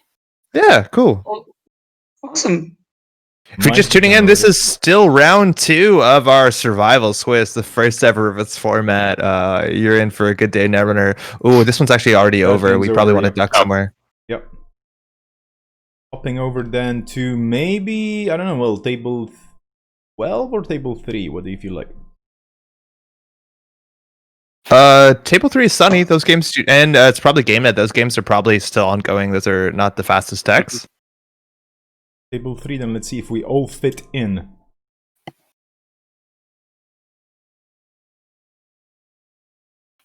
And I'm clutching my mouse to avoid the black screen of no stream, so to speak, but we're trying to get in there. That was quite a game by the kid and Tradon. What a lot of exciting stuff. But here we have Sunny versus GameNet, which is quite an interesting matchup as well. Over to you. Okay, so GameNet is a very weird identity when it comes to tournament with only 40-minute rounds. A lot of these games go to time, and you see an activist is just valuing getting that echo chamber score to pull them up 1 point more than Captain. That means if it comes to time, they will get the full win because they do have 4 agenda points to Captain's 3. But Captain is entirely spun up to speed here. Double Ruzeki, Amaku with 6 counters, Caddy with 9, Turning Wheel, Citadel, the Nexus, like everything you would need, you can install when the game goes. So what are we on turn 21? Wow, that's a lot of res dice. Ooh, also if you check out into archives, there are some changes to this GameNet list than some of the other ones we've seen. We're actually seeing 2 copies of Navai Mumbai City Grid, which is very, very impactful in this matchup. It prevents you using Security Nexus. It prevents you from using Security Chip, if I'm not mistaken. Against the rest of the meta, it prevents you using Boomerang. That's a really interesting card in this matchup. I wonder how much work it actually did. I imagine also do a tremendous amount of work versus Geist. Oh my god. Versus Guy, gross. that Mumbai City Grid is really bad. Really, really bad. So Captain still needs to find an agenda, but like Let's talk about this remote server. Border control into 2 trace ice. While we do have a Sherman up online, that is a fractor. I don't know whether that remote is ever going to hold its weight, but again, Captain probably needs to find those agendas. There's 2 more Bolognas, 2 more SSLs, maybe a Beal. So they still have a lot of work to do. Now, the Nexus will get through some of that annoying ice to deal with, preventing maybe you just Nexus a gold farmer so that they're not getting their game net credits. But with 6 strength, you can get through all of this. Maybe do a trace on the Surveyor. Maybe you have to worry whether R&D is an Ash. Again, Ash is a trace, and you are going to have that 2 link, even 3 link at this point with the Nexus as well. Yeah. I wonder if there'll be a purge at some point, potentially. I assume so, yeah. Because, yes, they've got other breakers, but it just take them a long time. They need to get it to quite high strength. Take them quite a while. And with that scattered about, it'll be quite difficult as well. That Amaku must have been at that 6 for like a while now, right? That's really hard to get counters. It's actually 9. They're just popping this the security chip to get through, accessing a couple cards with the turning wheel. We're seeing 3 here. Dream Deck card and credit. Unknown. Beal. Whoa, huge steal. Captain now. They are ahead 5-4. An activist now has to score the winning agenda. We haven't seen any NGOs. Oh, we've seen 1 NGO in the bin. A lot of times this list was only running 1 in the last couple weeks, so it's all advance. Captain is going to have to start running the remote. Huge steal. And yeah, that's going to be tough because obviously now we've only seen 1 NGO at least, so they can at least try and bluff the advanced card. Now we see the purge. Yeah. I think it's important. This is probably such a rough matchup, right? Like, I think an activist did help their case by having that spicy tech with cards like the Navai Mumbai City Grid, which people really don't play around to do a lot of work. But we're talking about a deck with Kadi, Drip Economy, good breakers, high link against a slow NBN. I feel like Captain's feeling pretty comfortable about making this meta call, sticking to their guns, coming into a field that has so much game net. They're on 31 credits. I mean, yeah. What? The Central barrier out, the only code gate that they have to worry about is Slot Machine that actually doesn't do anything. Yep. This list usually has 3 copies of what's it called, Toll Booth, but I feel with the security nexus that it might not be a good res. No, I don't think you'd be able to res that. Certainly not the money you've got. If you become mega rich, you might do it, but not money they got. Crisium Grid access from within HQ, 1 and 5 in there. Again, a card and server 1 also not going anywhere. We've seen so many wild lists. Sometimes we're seeing Embolists, sometimes we're seeing Biovaults, Crisiums, Navais, Ash. Server 1 could represent so many things. Did we see what the upgrade on R&D was? We must have. What was that? Go back. It looks like a Crisium. It was another Crisium. Yeah, so effectively doesn't. Yeah, obviously, I don't think there's any impact. No, really got, not. So, although there is a white hat that's been moved to the end. It depends if there's another white hat. Obviously, that could be very important. There's even a Because I Can removed from the game. A single influence include. I've actually never seen this card hit any table, let alone competitive top tables. It is basically a soft film critic of sorts. It's got a few. It's a card that I have been looking at in some decks where you can't do the assets as well, just been to clear out remotes. And just it's kind of useful. It's got a few sort of niche uses you can have it for, particularly if there's a city works that you can't steal, which has been a problem for sure. Just get rid of it. Again, G's Jack runs, these are free runs. You can't use programs, but looking at HQ, you probably don't need to use a program. Again, you can also just like Nexus Trace you move that tag clicklessly, it gets you a turning wheel counter. Jax and Claire got so much better with DreamNet, but again, with this much ice, it's hard to get the DreamNet value, but turning wheel value is definitely good enough. Yeah, I think this would be their plan, is just camp the remote. Just play Classic Shaper, wait for him to be double advanced. Yes, it could be an NGO, but with the Catty Jones, with the Droop Econ, they can survive that. And just wait, and at the same time build up your turning wheel tokens, so you have an off option if you need to make a big dig somewhere. I don't know the official call, but I can't imagine there's more than 5 minutes left in the round here. Give or take. So again, an activist has to actually get a full timed win. A full 7-point win if they want to have a chance here. Now, double border control on the remote is pretty good. 17 influence though. A lot of these lists we've seen only have a single border control. A lot of the influence was going to upgrades and mostly upgrades, honestly. Yeah, 7 minutes left. Yeah, losing that bill was really tough because they may have been able to sneak the bill out in server 1 because the Sunny may have just left that alone. If you get to 6 points, then that would have been huge. Yeah, been absolutely huge because then at least you're forcing them to actually go win the game, whereas now they don't need to. Interestingly enough, though, if 6 of you win, if it's 6-6, for what it's worth in this format, they both get a game loss, which is obviously pretty rough. But I definitely think that Beal was one of their better options for sure. But CPC 2 advancements coming on top of this card, actually replacing what was in server 1. Advance. Okay. So in this list, it's either NGO fronts or agendas, not really advanceable traps, reversed accounts, none of that. We've only seen one front so far. Deuce is wild. Going to expose a surveyor in position 3 on server 1. That would be the outermost. So we know we have a 2 surveyor remote. Shrike and 38 credits is probably enough to deal with the surveyor. Boosting 2 for 3 probably lines up not the worst. And we're just straight running it. Again, you don't care about this too much. Is this NGO? This is probably game, huh? I mean, they can definitely get it. They'll be taking tags from the IP block, which is kind of annoying. And you wonder whether they could use the juices for... I suppose actually no, they've got the... Do they use the first juices already? I don't know, but they do they have a sanctuary, which will clear one of the tags. But yeah, you'll probably have to run this remote twice if it is not an agenda. Or is an agenda, excuse me. But at that point, you don't care because you win, right? It's agenda you win. If it's an NGO, they don't pop the border control, you don't care. Actually, yes, you're entirely right, yeah. There you go, NGO. So you still get access here. So you do get the DreamNet card and credit. That's good value. No more cards left in the stack, though. And they're clicking for credits. So that was expensive, right? Like, they started their turn on 38 credits. They're down on 25. True. So that was some money. They'd still have 9 on Caddy, though. And an activist has, I guess, fewer credits to their name for whatever that's worth. Okay, those surveyors are getting a bit bigger. But the problem with that is this whole free turn for the runner just to get some money on K, get some more Drip Econ, get another turning token, and just build up again. And like Nice, it's really unfortunate here, but Nice does not have to play very quickly again. They just have to camp the remote. So I don't think they have to make that many decisions besides like every turn, get a turning wheel. Maybe go in if you're really comfortable that you can run the remote. Every turn, hit Caddy, right? Maybe get an Amakua counter, which for it actually doesn't matter. It makes the IP block a lot easier to get through because you actually can Amakua through it and you don't have to start breaking with Sherman, which I think is prohibitively expensive. Yeah. It's like 4 credits. Yeah, so that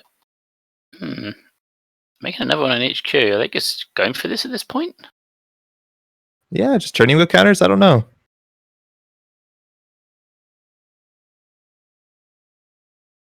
I suppose it's also a consideration. Is there a point where they can't run this remote anymore and it gets too expensive? So influence again. We have 17 influence, and we've seen so far 2 surveyors, 3 surveyors, and a border control. That's 2, 4, 6, 7, 8, 9. Like worst case scenario, the outside of server 1 is another border control. I don't think there's anything that's more taxing than that. Yeah. At that point, can you run this remote 3 times? I feel like, yeah, you probably still can. But if that's the case, spending these turns not clicking Caddy, not gaining credits, that turning wheel might. I don't know if you can run that. I mean, because you have to use Shrike on the surveyor. That's like 16 in total for both those surveyors, if my maths hasn't completely failed me. Mm-hmm. And yes, obviously you can Nexus 1, but if you have to run through 4 surveyors, you can Nexus 1, that's 3. Yeah, that's 24 credits just for the surveyors, not factoring anything else in. So, yeah. Okay. So they probably can't. So maybe they can actually just attack the centrals instead, which doesn't seem a bad line.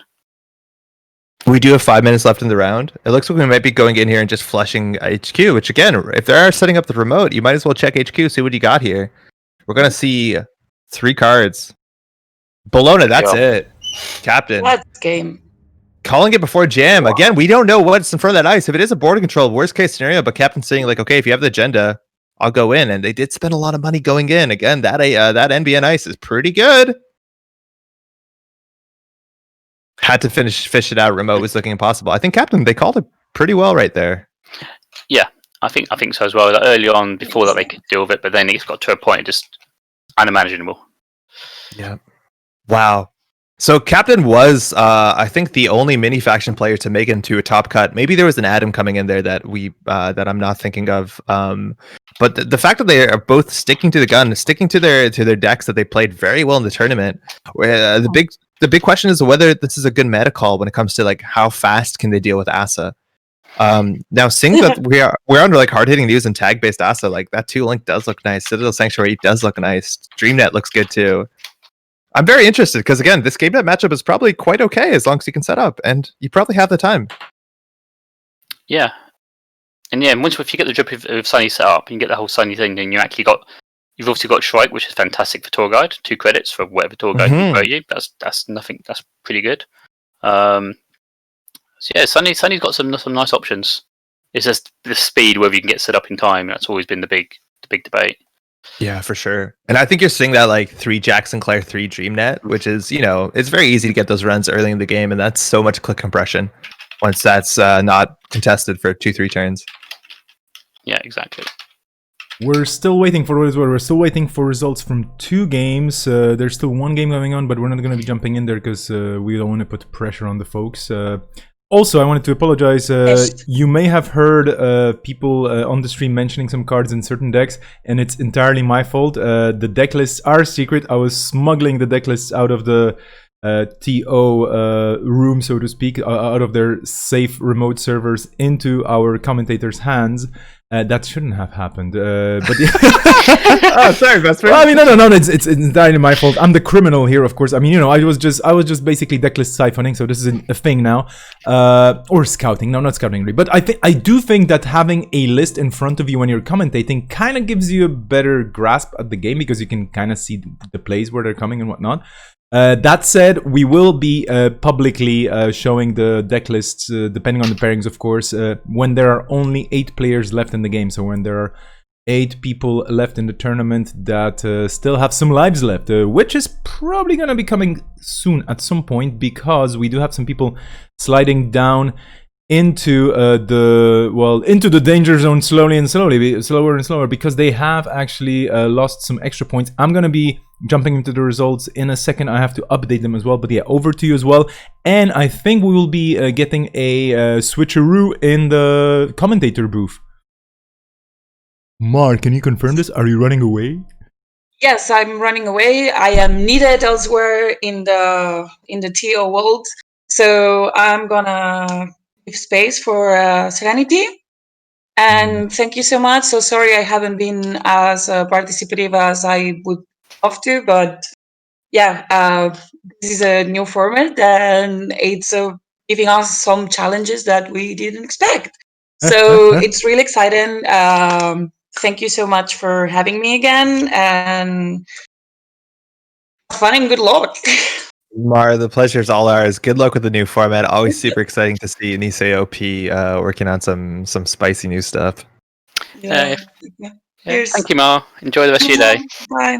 Yeah. Bye. Thank you so much for your co-commentary, Mar. We do have the results in, and I can finally flip things around in a second. I have to, of course, update things live because this is how high technology works. Like you basically do a lot of copy pasting, you do a lot of typing. You will be seeing the slide with all the updates regarding who's where and why in the standings. But in the meantime, Serenity, hello, are you with us? Hello, I am indeed with you. Perfect, thank you so much. Everybody knows you anyway, but if you could introduce yourself for the people on the stream, for the few people on the stream who might not know you, and say a few words, and I don't know, share your thoughts on what's going on if you've been watching the games. So I'm Sunny, otherwise known as Reality Check, or if you are in Twitch chat, I am Sweary Princess. So yeah, I've been watching the games. It's been great fun. I've enjoyed every single game I've watched so far. This is some excellent competition. Indeed. Yeah, how's it going, Serenity? Not bad, mate. Not bad. Doing a fantastic job. Cheers. Okay, here we are, the updated results. So at this point, we do have 6 players staying with all their lives, not having lost a game just yet, not having dropped a single game just yet. And we have 6 people having dropped 2 games, so they're getting into the danger zone, but there's a big field in the middle. So those top 6 people might be soon joining the pack, so to speak. We'll see. I mean, the pairings are going to be up soon. We will be choosing games, of course, as well. And at this stage, we are still far from saying who's going to take it. There are some favorites, I would say, here. I'm really happy to see Captain Nice. They're playing that Sunny list, which means the Sunny that we just saw on the stream is performing. That is very, very good. As a longtime Sunny fan, I'm not a good Sunny player, but I do like seeing many factions perform well. And I was hoping for some Apex, but of course this is way too, way too fast, way too competitive for people to play Apex, I assume. Okay, so any predictions here based on the names we've seen so far here as well? I mean, Whiteblade Eric has won the APAC championship and is still on 3 lives. We do have other people here who have scored highly as well. I mean, of course, they're all top 8 players from those 3 different continental tournaments. But Chris Ferg is 1 life down, and who was the third person? Sid7. Okay, so both the other 2 continental champions are here with a single game loss so far. So they're not looking too bad, right? But what do you think is going to happen in this round? If anything interesting, I don't know. Maybe it's just going to be ties all over the place. Yo, you mentioned the danger zone. That's exactly it. Again, this is Swiss survival. So if you take 3 game losses in this one side matchup, you're out. And if I'm understanding the pairing system situation correctly, we have an even number of players in the double bin level. So those players are going to be playing each other, which means 3 players are going to be going home at the end of this round. That kind of 3 players every round drop is going to be happening from this turn on. So this is where things get the most exciting, and you're going to start seeing players that are fighting for their Swiss survival. Yeah, I think we should watch some of the double bin games. Yeah, this round. I'm down with that. I mean, actually, because you'll have 3 go this round, and then next round, 6 of the people on 1 bin will be down on 2. So then you'll have 9. So then you're losing 4 or possibly 5 people the following round. So this is where it starts getting brutal. I think you'd also next round you're going to get a bye, aren't you? After this, because you're going to go into an odd number with 3 going. Yes. Yeah. So does the bye get awarded to the bottom, I guess, as usual, or to the top? Because obviously it's a bit different how a bye works here. I am not sure, to be honest. I know it doesn't count as a win or a loss. So for tiebreak purposes, there was a thing about the number of wins people who got when it comes to pairing up and down. I can read out to you what I have here for buys, and of course, this is these are the rules that were shared with the players, so that we will know as much as the players, and of course, everything else is at the OP team's discretion. But at certain rounds, when there's an odd number of players remaining, 1 player will get a bye, so they're just gonna have to sit out that particular round. It doesn't count as a win or as a loss. You just basically get a break. And the people with a bye do not get assigned a side, so it does not affect their waiting for sides in the future round. So basically, that doesn't affect your future picks or your future forced faction to play or side to play. Sorry, and the bye will be awarded to a player who has not yet had a bye at random. Cool, makes sense. Right on. If more people deserve, if a person deserves the bye, they're probably gonna get it. If 2 people deserve the bye, there's gonna be a random bye. Or 2 or more people, sorry. Yeah, okay. We're still waiting for the tables to pop up. And the previous round, I was really jumping out of my shorts here because I was refreshing JNet and suddenly there were 12 tables. I was like, wait a minute, that wasn't there a second ago. That's why I freaked out a bit, and I was kind of scared we're going to jump mid-game into a table, but we were fine. Well, anyway, since I have you here, Serenity, by the way, I know we probably shouldn't or we don't have anything, but do you have any scoops? No, this is a quiet time. Dang it. No scoops at the moment. Just lots of bouncing ideas around internally about what to do in the next spoiler season. If we're going to do any fun hide and seek stuff like we did last time or whatever. Okay, well, folks in the chat, if you have any questions about scoops, that it's the time to just give up, because I was just trying to be very blunt about it, but that's it, no scoops today. Okay, over to you as I check different things in other places. For everybody just joining in, we have the 3rd round coming up, and we have Serenity, we have Andre, and we have Rotaj on commentary. Thank you so much for taking the time and joining us here. And there's going to be more commentators jumping in as well. But yeah, over to you, my dear studio guests. Are you all sitting in the same studio? You should be, right? Oh, it's a bit hard right now, but One day, huh? Yeah, round 3 is coming in again. This is the pressure round where things start, boiling or falling apart or whatever illusion you want here. It's really exciting. Now, again, all these players are playing across the world. I wonder if time zones are going to matter, whether you're going to start seeing people playing at the stranger hours having a huge disadvantage. I know specifically Cody started this tournament at 4 in the morning. Up on the West Coast, Sid as well, I reckon. So they have some work to do. Cody fighting for his life right there. In the bottom double bin. Yeah, I did a 4 a.m. start for the Asia Continentals because that was the only one I could make, and I played appallingly. So, well, sorry to hear, but yeah, I guess you got to play sometime, huh? yeah, I'm not missing out on this. But my runner game didn't win a single game, so No, it's always next year, huh? yeah. All right, so hey, we are not going to be talking about the deck lists anymore, but it seems like there was a lot of consideration and a lot of spice that we might have spoiled. So I'm interested to see whether we've just seen the tip of the iceberg, whether there's a couple lists there, because like that is a huge advantage that we've seen. People are expecting something, right? Like you sit down against a player that you've played against their, let's say, Asa list, and you're expecting something, or you played against their Hoshiko list, and then suddenly the tables are, it's like an entirely different situation, right? Like you have to deal with meat damage. Maybe you have to deal with Apocalypse. Maybe you have to deal with like, I don't know, imagine any like high impact card there. There's a lot of benefit here of swinging over to a very surprising different win condition. Yeah, and I think that's something that I need to start doing in my games. Being a little bit more surprising with people, because I've been playing APOC now for a year, so everyone sees it coming. Yeah, we did see APOC was actually quite the force in the Continentals. Now we are seeing, I think the last matchup we saw a couple Crisium grids. We're seeing a lot of tech against it. Some decks just go fast enough where that might not matter, but we haven't seen any so far, but I've no doubt that is laying in the wings somewhere.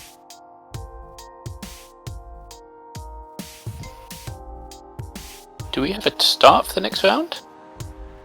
Yeah, I'm scouting in Discord, and there's quite a lot of conversation. As you already mentioned several times, we have people playing this across 7 different time zones, I think, more or less, around the world, and there's quite a lot of fun drama or meme-fueled drama in Discord regarding people's energy levels in certain places, regarding their ability to think straight, regarding their ability to, well, do anything that's basically more complicated than, breathing and being awake. And let's just say that Netrunner is a game that does require a bit more, it's not soccer or football, wherever you are, so... well, did I just badmouth football players? I'm sorry, I did not mean to do that. But yeah, a lot of great banter happening in that Discord chat. It is locked for reasons, because all those players need their space, so to speak. So you can imagine, people kind of in a backstage running around trying to down, I don't know, coffees, energy drinks, sugary sweets that keep them going, while they still get pairing. Oh yeah, we have the pairings up, so just to make sure. We have Table 1, Pinzel versus Whiteblade on 3 lives. Table 2, Captain Nice versus Greyfield. Table 3, Rotom Appliance on versus Isengrin. All of these on 3 lives. And then Chris versus Sid. Mortivore Inactivist, Cable Carnage Shadow Shot, Simon versus Meek, Simon Moon, of course, The Kid versus Labus versus Bridgman, and on the 1 live table, Encoder versus NetDad, UVM versus Stoppable Force, and Tradon versus Elusive Schemer. So these are the pairings. The tables are being created right now. Alright, yeah, I think so. So we have 3 matches there. It's Cody versus NetDad, 2 players that definitely faced off at the the Americans tournament. Excuse me. We have QBM versus Stoppable, Tradon versus Elusive. I know I'm a bit more skewed to the Americas side. Do y'all have an idea? I have no preference. No way. Do you want to do Cody versus NetDad? Sure. Might as well. Table 10 it is. Hopping over. Thanks, Vesper. And over to you. So NetDad was the top placing Swiss contender in the Americas Swiss round, doing pretty well, top 8 overall. Not sure the placement. We have Cody, who is our finalist, coming in 2nd place from the loser brackets, not being able to take Sid down there in the finals. Cody did change their runner in the corp. I'm not sure exactly what Cody's on. Let me pull up my diagram, but we're not going to see Cody's Haley, which is definitely interesting in this matchup. NetDad on Runner, I'm assuming that's going to be a game net, right? That's what NetDad usually does. Let me check the charts real quick, but NetDad looks like they're on the game net, and Val and Cody, they're on the Haley and the Asa group. So we're going to see an Asa versus... No, excuse me. We're going to see a Runner. So it's the Val deck versus Asa group. And if I'm not mistaken, again, they don't have to play the same list, but NetDad had a very interesting Val list that was running a 1 of Apocalypse, and against an Asa list that doesn't defend their centrals too well in the early game, that can be quite powerful. Yeah, getting it off when there's an MCA austerity policy out can be a bit tricky. I don't know if they were planning for that, but especially if you've only got one APOC in the deck, if you don't get to use it because of that, it's not the end of the world. It's not like you're all in on the APOC plan. So Lancia was pretty, I don't want to say underrepresented, but we didn't see a lot of Val as opposed to what we're used to. I guess Hoshiko did take her place in a lot of ways, but that one bad publicity, it's not card draw, it's not Link. But when it comes to dealing with Asa and getting some trashes, that bad publicity does help. That's 1 credit per run, not per turn, which in a lot of ways outvalues some of the other runners. Yeah, if you're going up against something like CTM, that can be an extra asset trashed every round or something. Yeah, there's a lot of value there. Now, Cody is playing Asa, but again, a lot of these Asa lists that we've seen have changed pretty wildly to pivot on expectations. I think we need to pay attention to see where the influence goes. Now, Cody, I don't think needed a reason to find a different corp deck. They were playing the Chris Ferg list, changed some cards to their preference, but Cody was saying that they were playing that list, that sort of archetype for a really long time now. So I've no doubt they'll be able to find the lines. They'll be able to flex and to weave their play based off of the board state, based on whatever NetDad is playing or pressuring. So definitely going to be an exciting matchup. If I see an Oswald, though, oh my god. The last this is going to be where the fun is at from now, because there's literally no mistakes. Yeah, and again, whoever takes the loss here is going to be out of the tournament, going to have a day of spectating, maybe on Cody's side, just going to go back to sleep. Did start the tournament at 4 a.m. there on the West Coast. It's still like 6 a.m. That's sooner than I woke up, so I'm not envious of his position. Both kept. We have a game Asa group. Again, first time attorney install a card. You may install an additional non-agenda card from HQ in or protecting that server. And we do have Valencia, 50 card minimum deck. That's traded off, though, with a bad publicity. And Cody, Cybernetics Court into violet level clearance. That's what you love to see turn 1.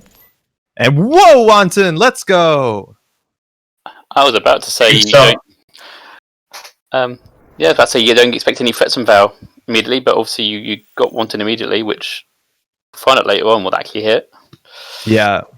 The recursion in this deck we find is pretty limited, but so far Cody looks like sticking to the script. And also, talking about sticking to the script, I believe that means NetDad is probably on a very similar list. They were on 2 Wantons, Apocalypse, Stargate, Zero, Liberate, all that good Anarch stuff, but I think the Wanton does show that they do have some HQ pressure. That usually comes in probably 2 in the deck. You have 50 cards, though, so you might not find it, but Cody, starting the turn with 7 cards, 11 credits. I do have the credit lead. Wouldn't you love to see economic warfare into hard-hitting news here? Definitely thinking about something. Again, we don't know. At the moment, there's obviously no clue at all what this list is. Okay, that tells us something is in a bit of importance, I would say. Yeah. And if Cody is sticking to some of the lists that we saw him play and saw some other players play, that Asa list doesn't have a lot of recursion, not even a single archive memories. I believe all the recursion was tied into getting an over advanced Vitruvius, which is something they're quite capable of. NetDad also liberated accounts to their name, but no breakers. Going to have to liberate that money, which is pretty click intensive. So even an agenda score here, I think Vitruvius with Jeeves would be your best case scenario. Get something out of archives. But hey, Cody, respecting an apocalypse and austerity policy, going to slow down NetDad's setup as well while threatening that. Again, it could be a big old Vitruvius. Exactly. Yeah, so give them some options. You think also going for some runs already. Yeah, that early aggression, we see it a lot against Asa. That's probably the worst face check there. Wow. Oh, ouch. So you're going to lose the liberated. That's disgusting. Yeah, that's brutal. There's no way around it. Oh my god. Now, normally you'd click through that thing if you run first click, but austerity policy changes the board state there. You only have 3 clicks. NetDad going to lose their entire board state. Clicking up, getting that daily cast down. At least that's something. But Cody, you're definitely feeling very good. What a face check. Fairchild 3, definitely the scarier face check in that deck. I don't think you would have mind. Actually, even Drafter can be pretty bad if you want to recur what has been wantoned. There's in terms of definitely the worst I chance. don't think it could have been a worse ice for NetDad to hit. No, I completely agree. You wonder if they... Obviously, it was a risk, but you wonder if it was too big a risk, maybe? Because that's just huge. Daily quest here. We can have a repeat. Now, at this point, Cody wouldn't have a lot of money to res the Fairchild, but it's just a wraparound. Okay, so we're seeing the lists diverge from what we saw just a week ago. The wraparound, a one influence reason to a way to punish AIs. But does Cody have enough money? There you go. That's the gatekeeper. That's going to replenish Cody's hand size. You can draw 3 off them and keep him pretty safely with Cyberdeck's Court. Also, if Cody did not have access to an austerity policy agenda to score out in the next couple turns, they definitely have something now. But with only 1 credit, I think NetDad's pretty safe to run archives and see what was thrown out.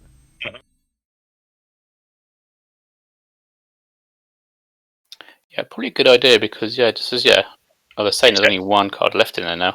She put the agendas in the archives back as well. Server 4, Imagine Maryland or sponsorship. Jeez. Oh, wow.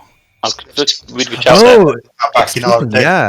Yeah, right. Gatekeeper fires from archives. You don't see that a lot. It's double Vitruvius was wantoned away. That's huge because not only is that 4 points, which would have put NetDad on, not on game point because this deck usually runs food, but that's 2 of the recursion cards that, can only fix the problem that losing them has caused. Jeeves, though. Jeeves with austerity can be pretty scary here. You can get some wild pop-offs where in the turn there with Jeeves, you can austerity to score out a successful field test from hand after playing a fully operational. And look at that board state. Val's credit's going to be stretched pretty thin when there's 3 remotes a turn and austerity policy, only 3 clicks to riposte. We're going in here. Access server 6.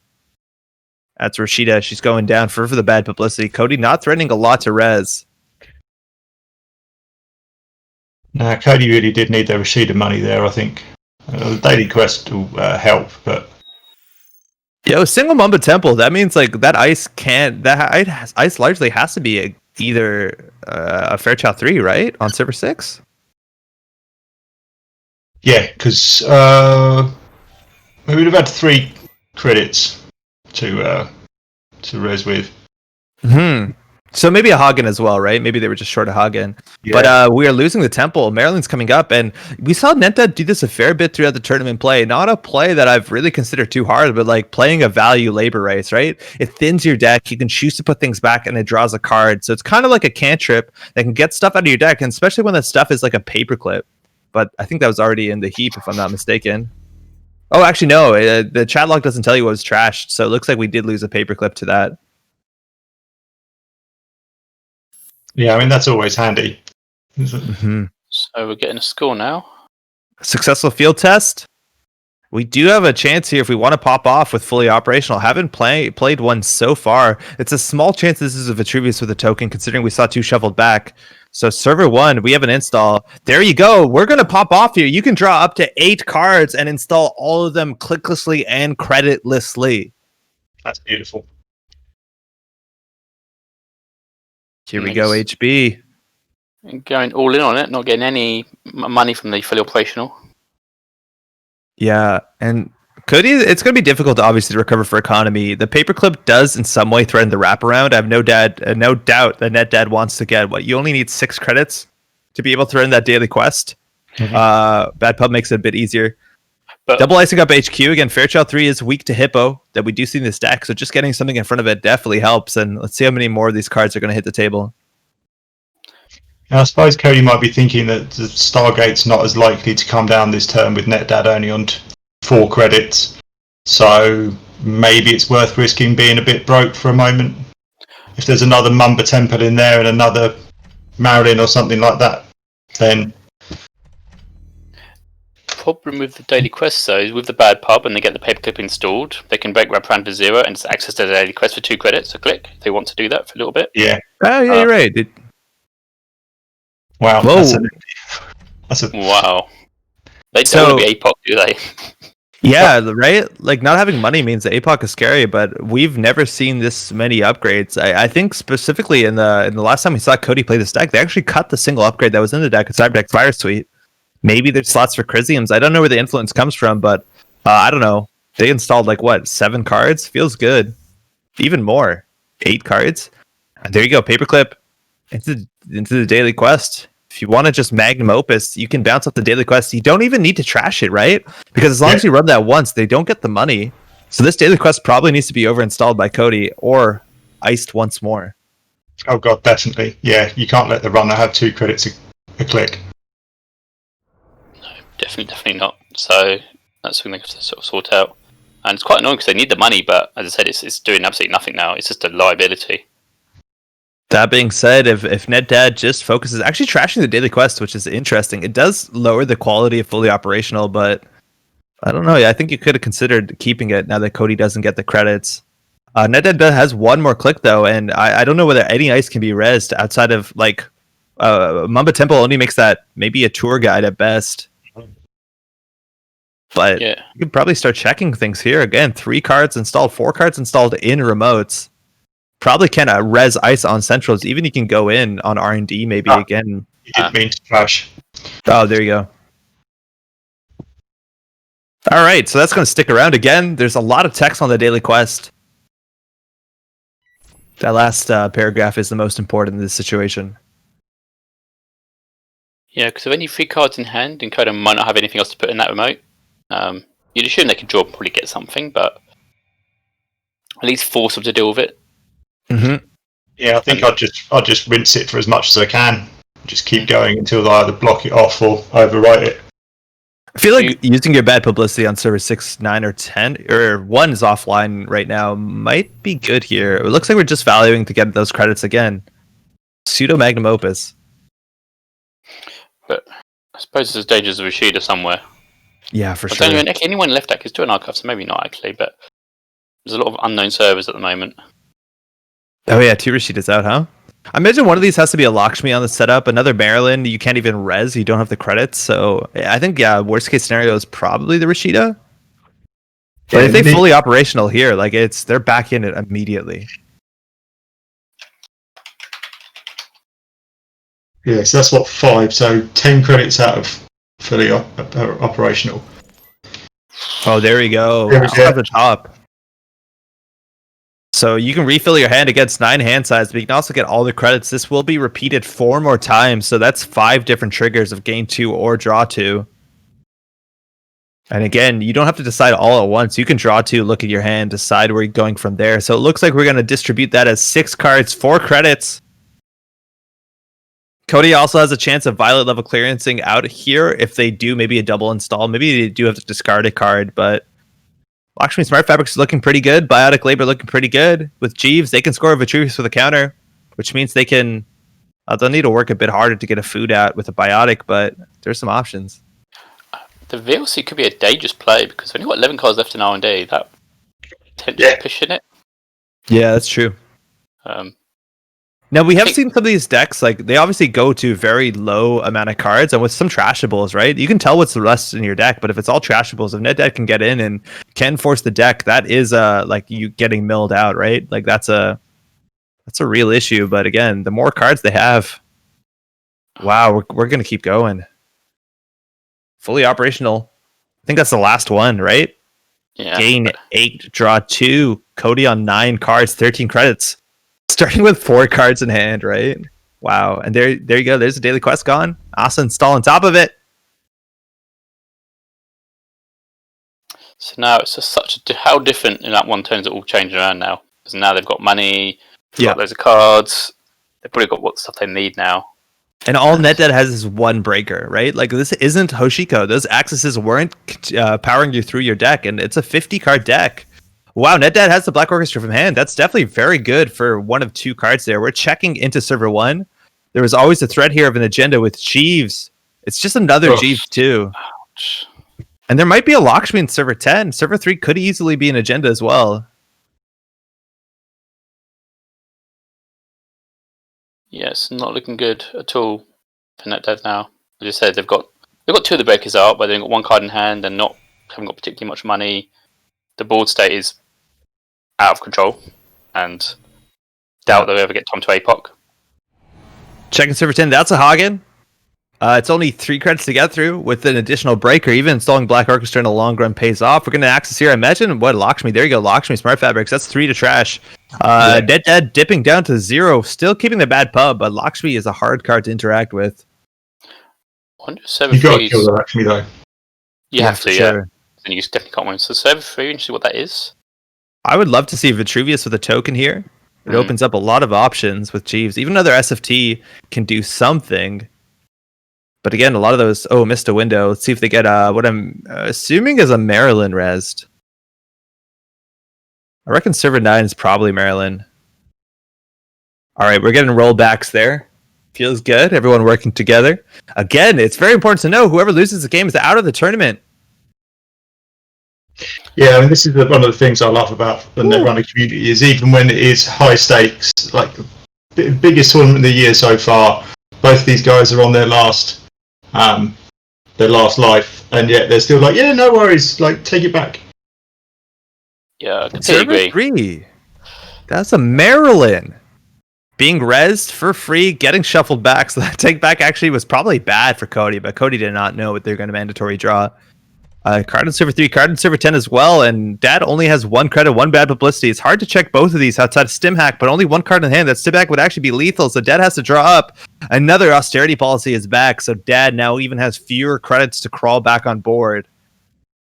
Yeah, and that's important, because now Fairchild 3s are online, Tour Guides are online, and the fact they haven't got no money to break anything else anyway, apart from map rounds, so it's... Stim Hack is probably their option to do something, but even then, you take out the MCA, there's so much other stuff on the board. Yeah. They have a lot of work to do. So what are your outs here, right? Like, HQ is probably where it is. We've seen some Lakshmi's already out, but the upgrade on HQ, I reckon it might be Chrysium, which deals with Wanton. Not that the austerity policy already hasn't hurt their chances. NetDead just drawing up, so maybe looking for a biotic, looking for the agenda. I imagine they could even safely score out of food. Ooh, install on top of server 3, triple ice. Cody has a server here. An austerity policy. So austerity policy, again, if you score that out with a Vitruvius with a token, that single biotic you probably have on this list goes so far. Exactly, yeah, they can either score the 5-3 and then biotic out the Vitruvius. As you say, they can overscore the Vitruvius and then do all kinds of tricks. It seems a long way back for NetDad for this point. Chickens have 0 points. They can't even get a few lucky accesses. They need, 4 agendas to win this? Yeah. And that seems so far off right now. Like, we can't understate how bad that Fairchild 3 face check was, right? Like, losing... How much was on the Liberated? 12 credits? Yeah. So losing that Liberated cost them... Well, hitting that Fairchild cost them 12 credits on the Liberated. The 3 credits they had, a card and a click to install. And they had to click up from 4 to install the Liberated as well. So that was like 2 whole turns, almost, plus the 12 credits gone from one phase. And then, then we had the Gatekeeper as well. Rebirth into Quetzal. Free Spirit can break one barrier subroutine a turn. Now, a lot of times you just see that snap Omar, but looks like there might be a Chrysium on Archive, so that austerity policy is going down. Cody's going to have to work a bit harder. NetDad, again, ending their turn with 1 credit, but I feel like Cody still has a window there. The wraparound. The Hagen not looking so smart anymore, but Jeeves means you can put 4 advancements on this as you want.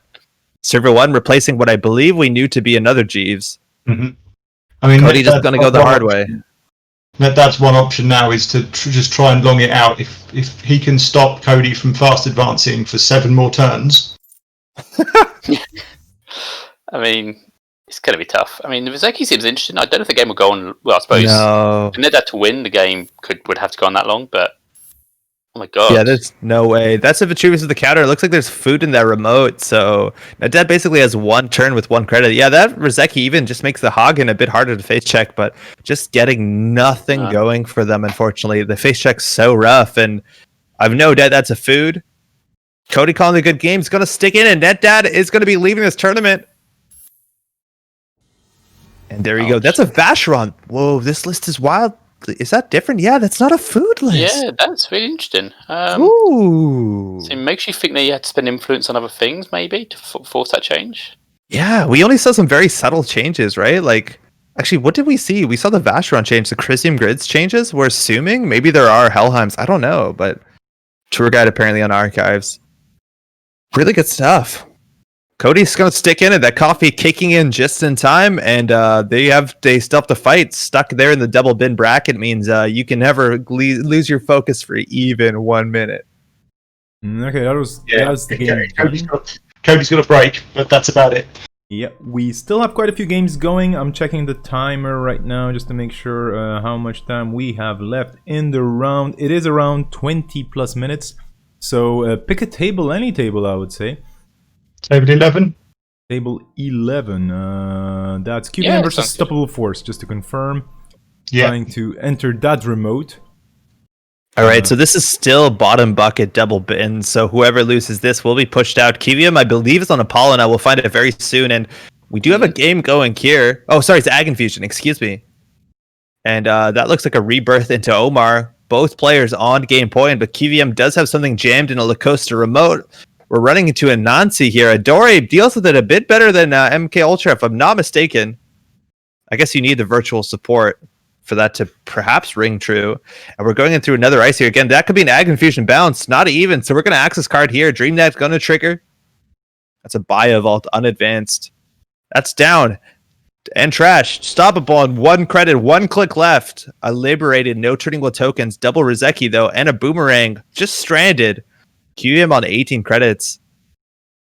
If we check into archives, we're seeing no border controls whatsoever. With 17 influence, that goes pretty far. I think the only influence we see is a gold farmer, which it's a nice, it's good. Is a 3 influence good? Who knows? Jam swinging the remote, and obviously with the Costa grid, they don't obviously have to advance it now. Being that match point, if Stoppable Force gets in there, they just win the game anyway. Yeah. It seems a fairly decent window. Oh, it seems really good. Oh, definitely so now. Because you say there could be a border control, and otherwise they can Ag Infusion, so I think that remote is not happening yet. We also haven't seen it, but in theory, like, what's it called? Sandstorm is also alive and well. I don't think that card rotated, did it? No, that's quite a new card. I think it's like the Mars cycle, I think. Yeah, that sounds right. Sandstorm, yeah, I saw it the other week in one of the other events. Yeah, I think the only way that, again, stoppable. Phil only has 2 cards, right? So very lucky that all the Obacatas are out, but sometimes we saw this, like, I'm not sure if it was QM exactly, but we saw some cool plays, which was snare into push Obacata. So this actually could be a lethal run. Not a lot of den damage is firing anymore during runs. We have no Kakugos. Breach Domes are also out, but snare is alive and well, and 4 credits is not a lot when it's lethal. Thimble Rig, you hate to see that when you're on Black Orchestras. Amakua, where are you? We're getting a bounce.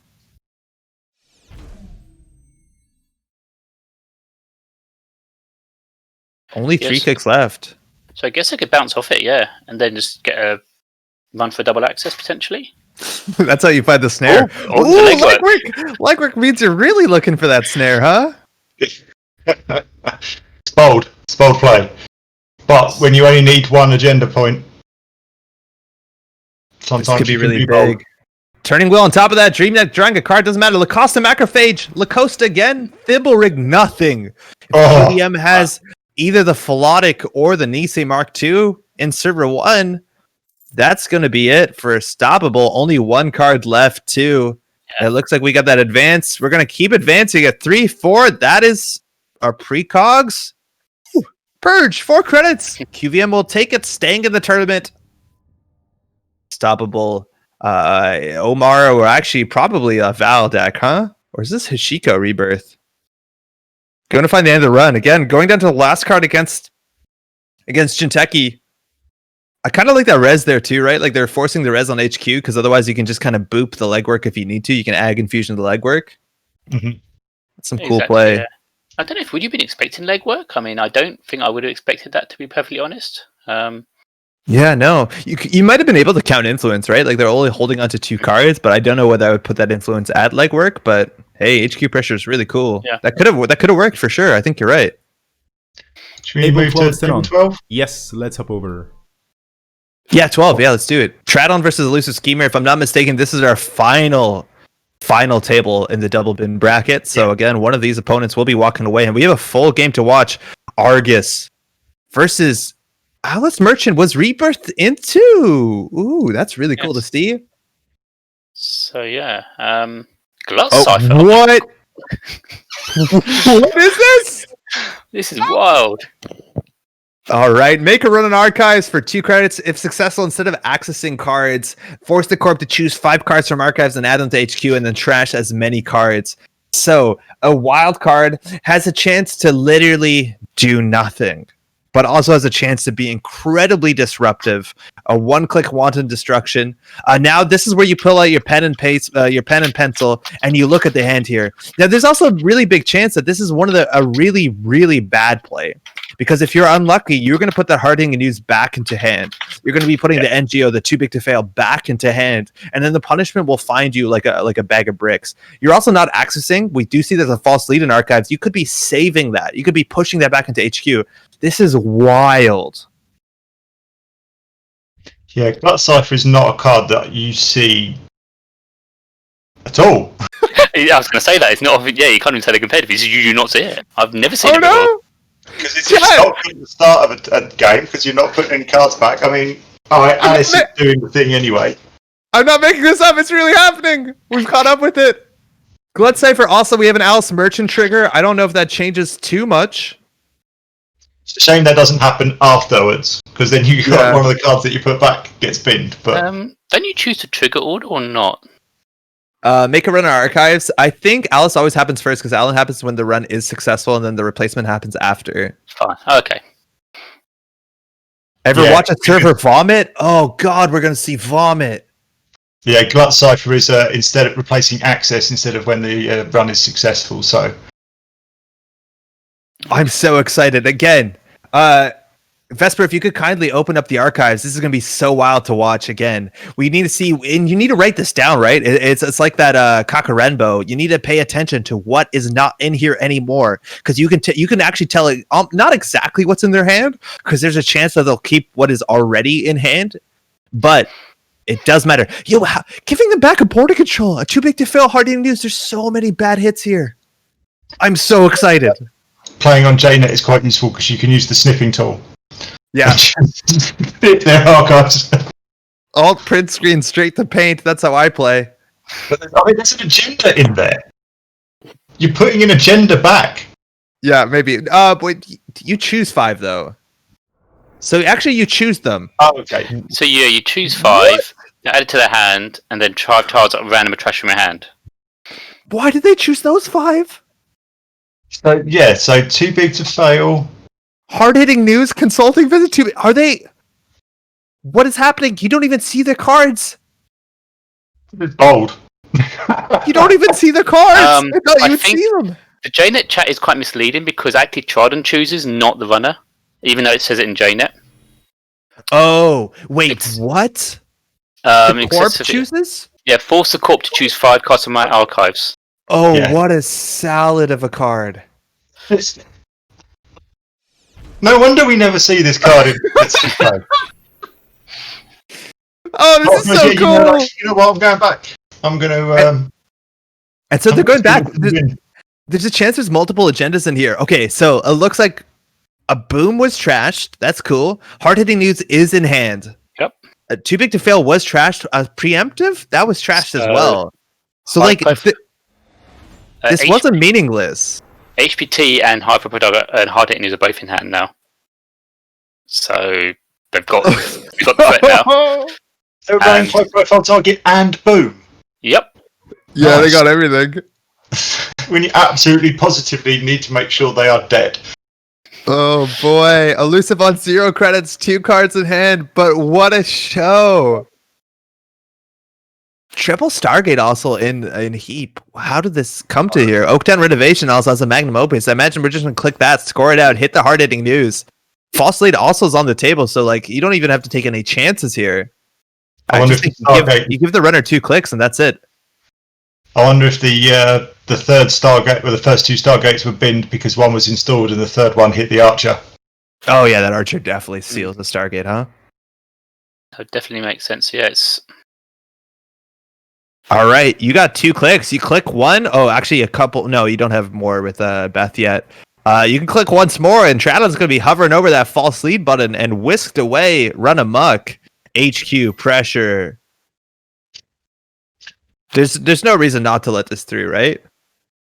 Yeah, I can't Yeah. see what the runner can do because they We're can't. going to res the Hordem. You can't. I don't flash think the that hope matters. Target. So yeah. Yeah. Because after this, you just pop the false lead, and that's it. You're done. Yeah, I think that is it. Tradon's going to have it. Quad Cypher. And it's a combos anyway, so that's another option anyway they had. All right, there you go. Tradon not taking any risks there. False lead going away. You're going to stick 4 clicks, and that high-profile target was put back into hand. Traded it for a boom. I feel like you're pretty happy about that trade, considering HQ was in theory open. 8 meat damage is going to take it. Elusive Schemer. Oh man, I'm so excited we got to jump in that right in time. But that is going to be the end of their run. Tradon still holding on. Good game to both players. That is exciting. We just had a 15-minute warning. All right. You want to jump into something else? Keep Vesper sweating? We still have 4 tables on. Yeah, keep me sweating, absolutely. For all those people in the chat who are like, we're not seeing the game. Well, this is what happens when I'm looking at 2 different places at the same time and my eyes only go into one of them. So sorry for that. But you did see Glut Cypher played on stream. So it was not made up. This was not special effects. This was not Michael Bay and Transformers or anything like that. It was just actually happening. So thanks for all the hot reactions in the chat and in the commentator booth. Where are we going? There's table 9, 3, and... Oh, no, actually, only table 9 and 3. Kind of full as well. I've been picking too many, y'all. It's all your choice. I would say let's see table 3 if we can actually manage to get in. Because there's fewer spectators. So we're going to see Rotom Appliance on... Jinteki and Isengrin on Anarch if we squeeze in. All right. Yeah, I'm not able to get in. I think there's too many non-streaming spectators.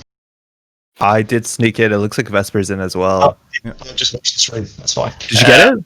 Serenity? I'll watch the stream. It's easier. Yeah, I'm doing the same. So apologies if I'm a little bit behind. So No worries. All right. It in. Yep. Just to paint a picture here, we have a Freedom again with 1 card left standing against a Pollen of Foods. So their credits are going to come to an end, but it is a Euro version of Freedom. So we have that Keiko rig. We saw Isengrin playing this before, if I'm not mistaken, the same list. You do have a Consume, you do have a Pelungi. We're charging the remote. Lacosta in there as well. Ooh, Stimac taking a brain damage. Isengrin, no cards in hand. I don't think we're going to see a Neural EMP, but there's a card being advanced into that remote server, and it looks like it might actually just be the last... There you go, Nisei Mark II. Rotom taking it. Let me just check my paper standings here, but Rotom is undefeated. That's going to be the first loss for Isengrin, leaving that gold tier bracket. Rotom definitely holding on. Super cool stuff. And look at that R&D double border. We haven't seen Polana performing, but so far it is. It looks like Rotom is undefeated going into this. We also, if you look in archives, you see cool includes with like Biovolts and Macrophages, and I don't know. It looks cool.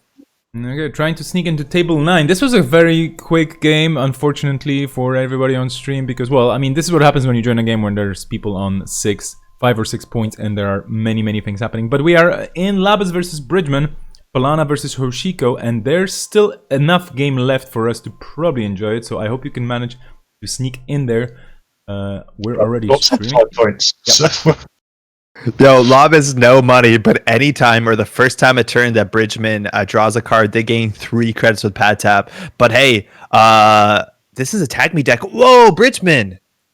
I don't think we saw this list. I know there's one player playing Tag Me Anarch, but this is Dummy Box Anarch.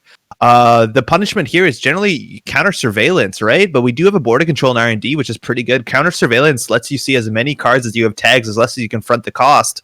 And front the cost is going to be a problem. Both of these players are just dragged down to 0 credit, near 0 credit totals. You can always draw once to gain 3 credits. Faust does work with that good hand size you get from Obelisk. No God of War on the table just yet, so it looks like John Masanori has been getting most of the tags. Woo! That's a spicy list. We haven't seen this for a while. I like how John Masanori actually does see plays, even with DreamNet, just for the tags. And again, when you're dealing with Faust, getting both of those on the table is pretty good.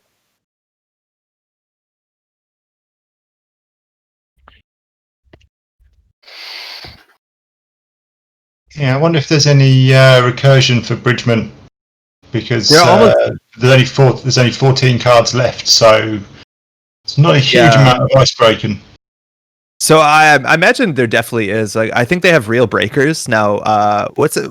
Mars for Martians is a banned card. That's going to be the easiest way to get credits when you're tagged. But with counter surveillance being so important in this matchup, and you can lose them, I guess, to early setup with Street Peddler, or sometimes throwing them away with Dummy Box. I've no doubt that this is one of the lists that capitalizes well on labor rates being unrestricted. So you can always have that like cheap recursion where at the end of the game it's just like, okay, counter surveillance, lock HQ, counter surveillance R&D. But and the important thing to note for when the newer list is obviously counter surveillance isn't like a May. You have to go up to the whole 13 tags worth.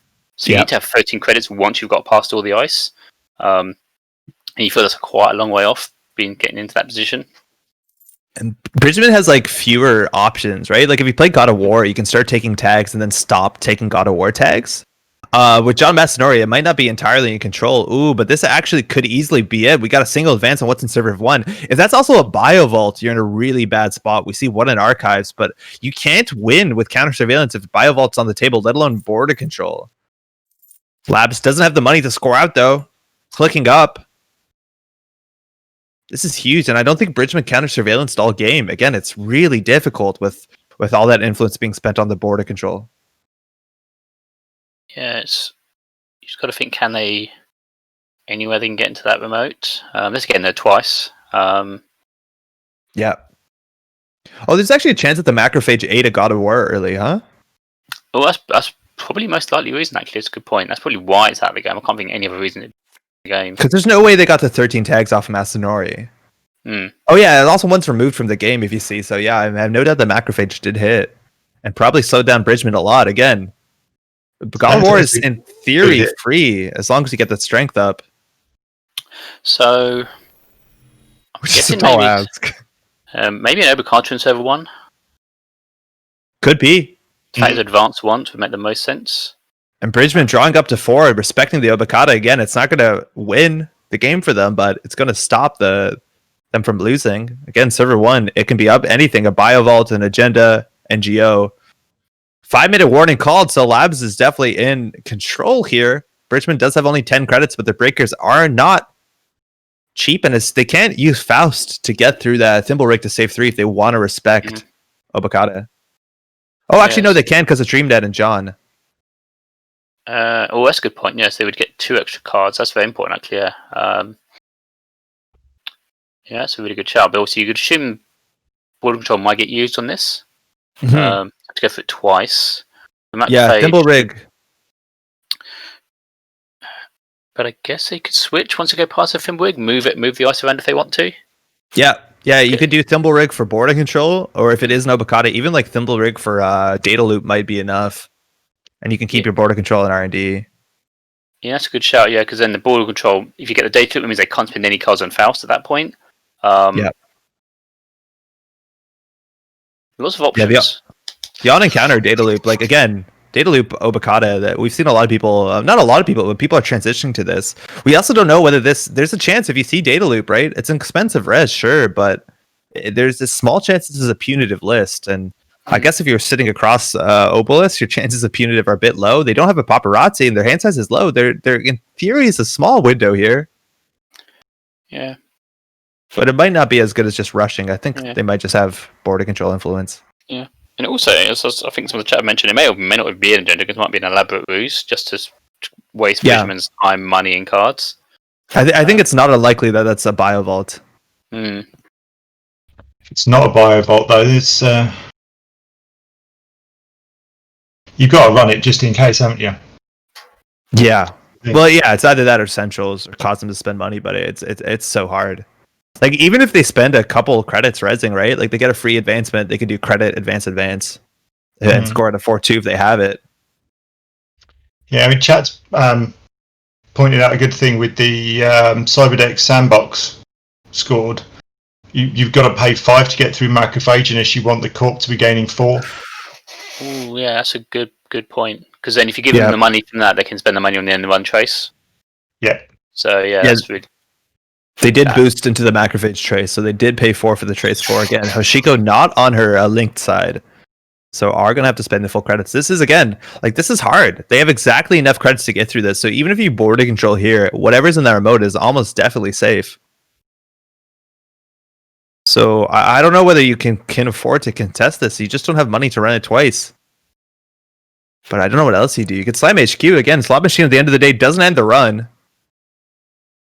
Yeah, that's definitely something you could do. The problem is you're not on match point. You need to hit 2 agendas if that is an agenda. And if it's a biovolt, that makes it really hard. It's a tough position.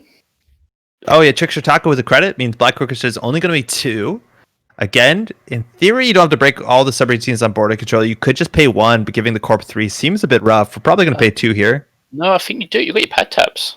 Unless that's triggered this turn already. Oh, that's true. Yeah, unless they hadn't drawn, but I don't think they have. You're right. You could trigger the money. Oh no, the pad tap already triggered on a draw.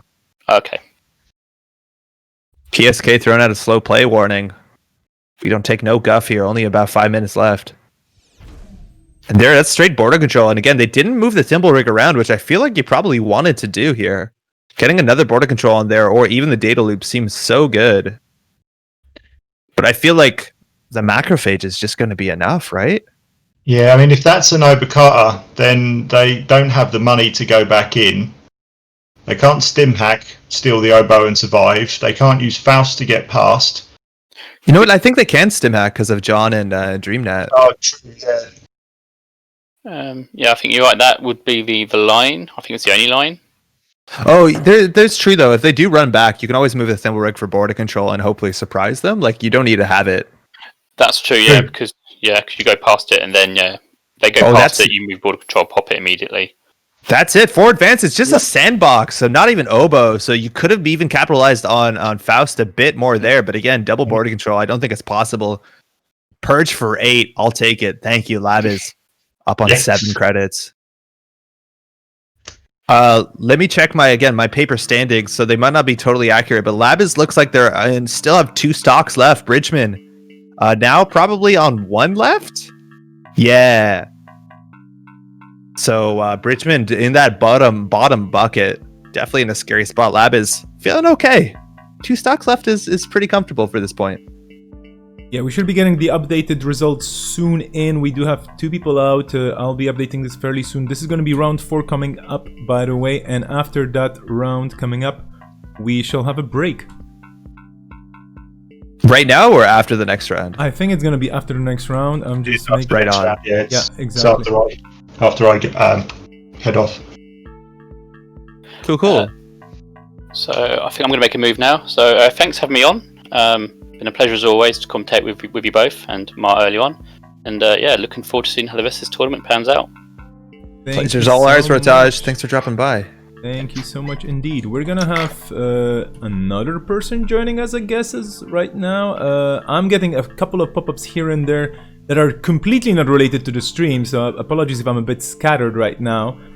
But we should be getting a special guest indeed. I'm gonna ping Matt if he's gonna join us or not in a few minutes. But we're still waiting for the results to be up to date, and there's gonna be some pairings going up soon. In the meantime, I'm trying to give you the results in visual format so that we can all, of course, enjoy a bunch of slides. This is like a business presentation, you know? I'm just hopping around different things and putting things into slides and then showing them to you, and we're talking about the business plans, right?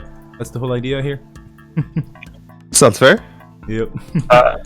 I don't know if you two are in the Intercontinental Championships, but because of the problems with getting into games, there's going to be a password put on all of them now.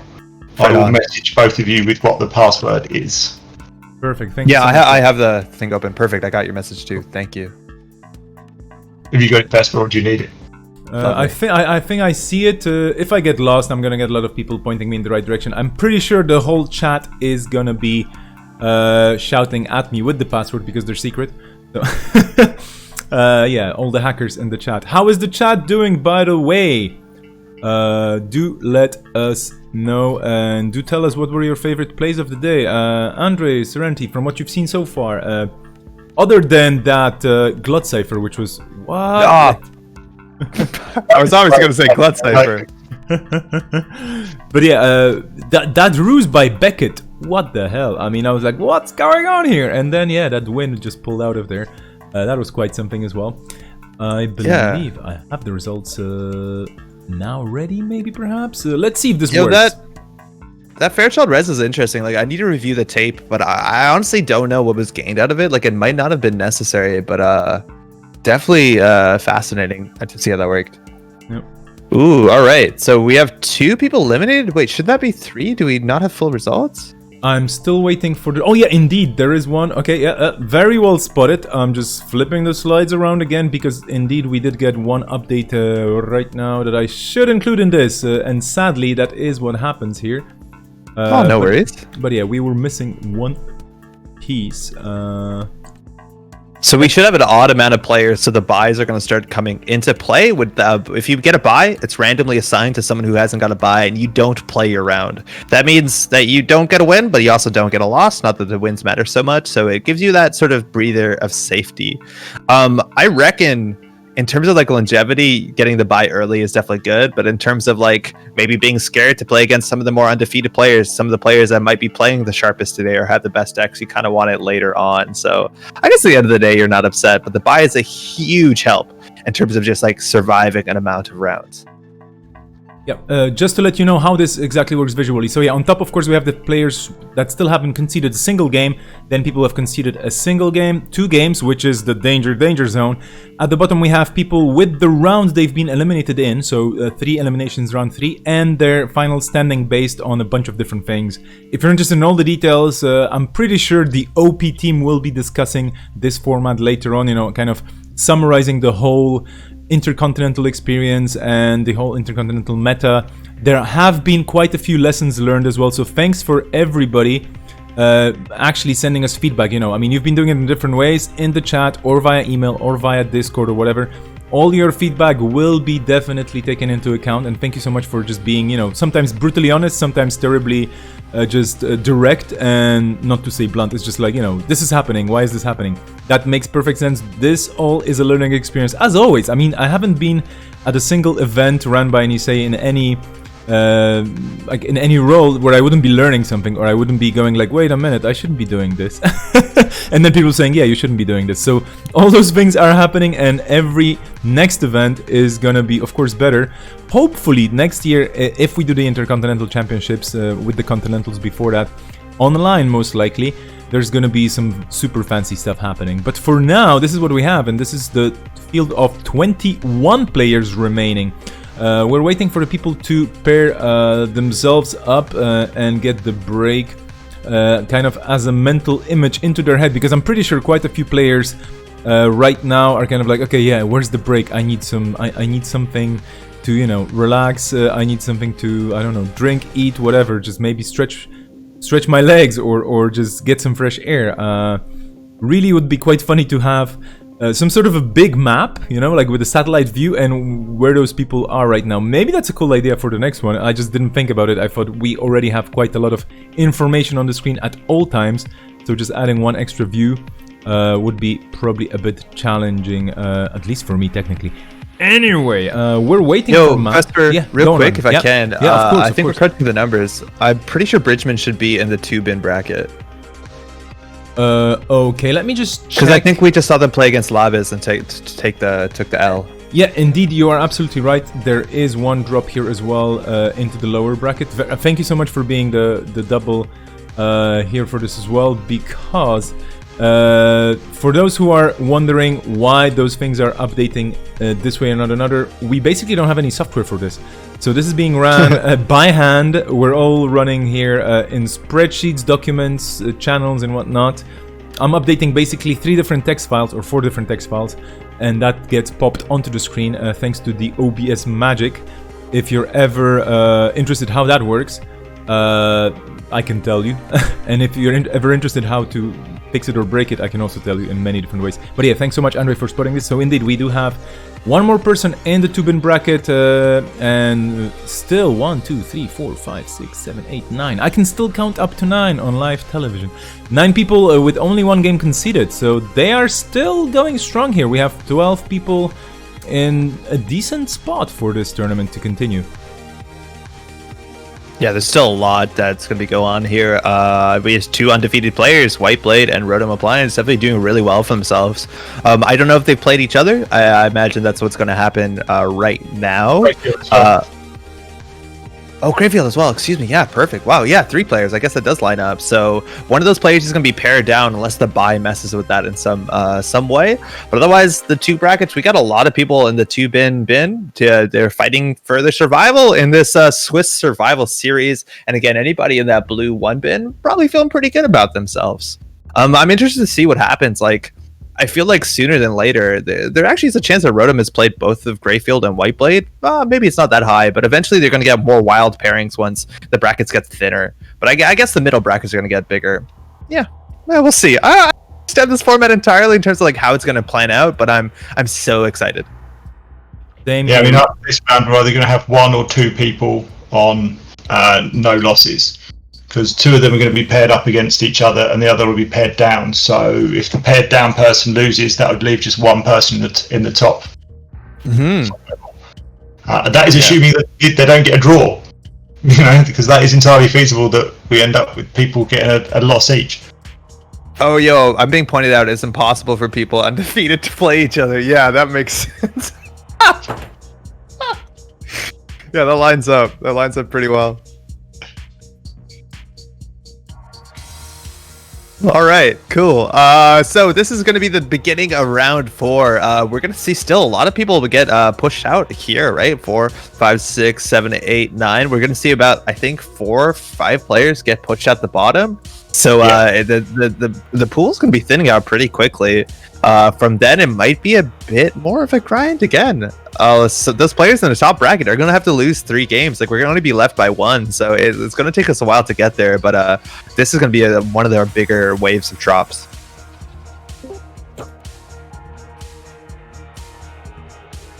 Okay, let's see what's going to happen with our co-commentator. Okay, Matt is here, so Matt, please introduce yourself in a second. And I was just advised that I should avoid jumping into another stream because we do have a side stream running. We do have a side stream, I think, in Russian happening today. So in case you speak Russian, and I wish I could say this in Russian, and this is actually a great way to introduce Matt as well, the localization lead for Nisei. In case you speak Russian, there is a stream for the different games as well with Russian commentary, which is awesome. In the meantime though, Matt, hello, please introduce yourself, tell us a few things about yourself. Hi everyone, thanks for the welcome, Vesper. Yeah, as you said, my name's Matt. I'm Mr. Bubbles Online, Nisei's translation localization coordinator. I'm also one of the less well-known and less successful members of the NWE testing group, the European group with Pekomis and Pinsel and Asger and those people in it. And yeah, it's my first time commentating big events. I'm really looking forward to it. Yo, welcome, Matt. That's awesome. Thanks. Glad to have you on. And hey, Serenity too. Hey. Yeah, it's like you'll soon find that commentating is almost as fun as playing, but with none of the pressure. Yeah, to be honest, I'm kind of glad I played in Euros and came 25th or something like that. I'm almost glad I didn't make it today. It's so hot. I'm not sure I could actually play. Even watching and commentating's exhausting enough, I think. Yeah, obviously the advantage of playing in the Asia one because it started at 4 AM. It was finished by lunchtime. So you mentioned the New World Order group, right? And you kind of humbly mentioned that you're not so known or famous for it, but doesn't that make you like a group ninja? I mean, can you actually give us some scoops? Because I never, I have a local meta here and we're playing as much as we can, of course, in person every now and then. It's kind of hard depending on people's schedules. But being in a group that's fairly known for their ideas, fairly known for their different, successes and deck builds, how does that even work? Do you have like weekly meetings? How do you coordinate? If you can give us some scoops. If it's secret, I do understand, and I don't want to get you into trouble. I don't think it's particularly secret, to be honest. Like I said, I'm relatively new. I'm not the most creative deck builder, so most of the time I just suddenly see that somebody, often Pinsel, says, "Hey, I've got a deck that I think's pretty good," and then people start playing it and changing it and seeing if it is good. How the people that come up with the decks do it, I actually have no idea.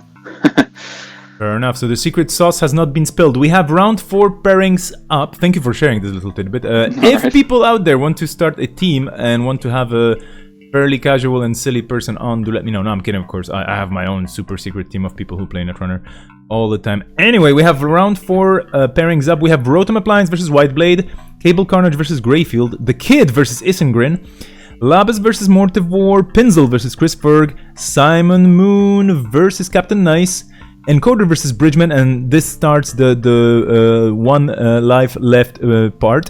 QVM versus Inactivist, Mike versus Ohm, and Tradon versus Sid. Shadow Shot 666 is sitting this one out with a bye. So tables are being created. Please do let me know, my lovely co-commentators, what you want to see. I'm hopping off and I'm gonna listen in. Yo, I swear this is entirely biased, but I did see messages in chat. Sid is our America's winner. We haven't seen them on stream yet. It's okay if we jump into it. They are fighting for survival in the bottom bracket. Sure. Oh, yeah, that's Go ahead. Awesome. So yeah, Shadow Shot did get the bye, which is huge. They were on 1 stock left, so definitely a breath of relief while they can sit back, maybe get that long lunch break, and maybe even watch some games. Yeah, that means we're only going to have 4 people dropped this round. That's table 10, right? Yeah, should be. We'll see that showed up just yet. It's not on my radar as of yet. Oh no, it is table 10. Excuse me, it's right there at the bottom.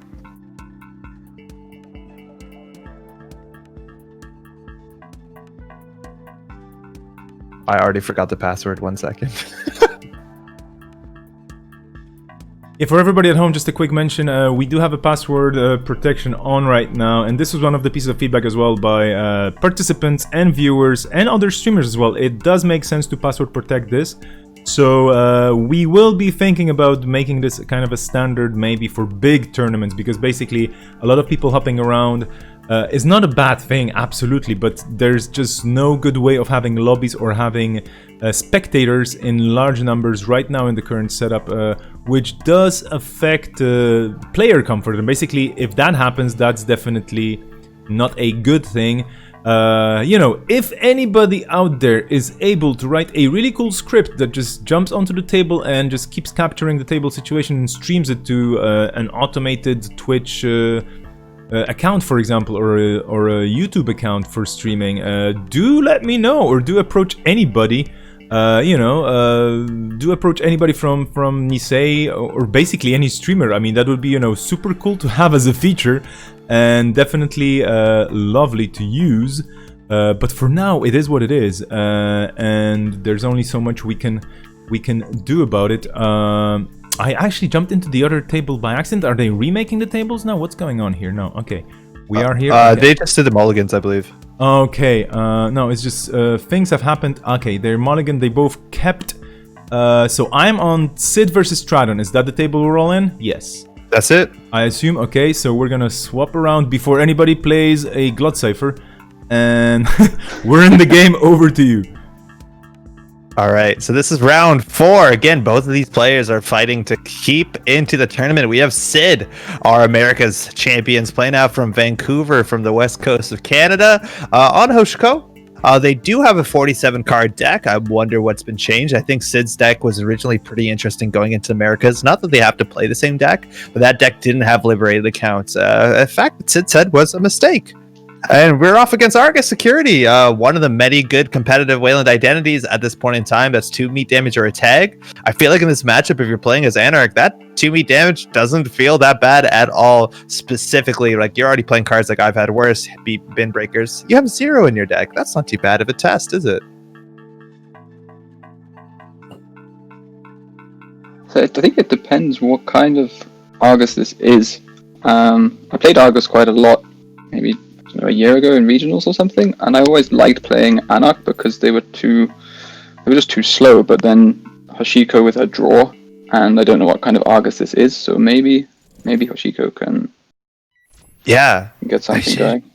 Hashiko's draw is obviously pretty good. We're going to smack into Whoredom there, so 3 credit res off a refund. But the fact that Hoshiko not only gets the card after she accesses, but I think more importantly gets the money and link is a really big deal on the one turn that you can be punished with economic warfare, hard-hitting news. You have a couple defenses there. I think we also did see we saw a bit of Tradon's list before. They look like that they're on the false lead package with Boom and Economic Warfare, hard-hitting news, as well as high-profile target. So they definitely have that very generous swath of options for punishment here. The question is whether they can get themselves on the board and pushing into a situation where, Anarch can't comfortably get down to liberated accounts and get that credit differential up. Double advance on the table, reversed accounts, NGO front. Big old Atlas with 1 credit. It looks like an NGO, wouldn't you say? Yeah, you'd think so. Especially, Hashiko's had a pretty good gamble. I've had worse start. Got the flip. Got a daily cut. Yeah. Ooh, Catty. That's probably pretty good, right? Because this Argus, the false lead Argus is slower than like traditional quote-unquote Argus. So you've probably, if you get it down that early, got time for it to actually pay off. Yeah, it's wild. I think we might be seeing more people playing this in their deck just as a response to some of that like slow game net meta, where if you're playing like run-based economy, things like Bravado, it only goes so far. And Caddy is a cool response. Might obviously be too slow for Asa decks, but in this matchup, it might be just fast enough. NGO front. So. And server 1 was popped. Tradon's still comfortably within that too big to fail range. You always have to respect, but they need to start building out to remote because I think the pressure is now on the corp. And there you go, just credit, draw, IPO. They're up on 15. You got to deal with Caddy though. That's 3 credits of value a turn. And you got to force them to not be able to tick that up too big.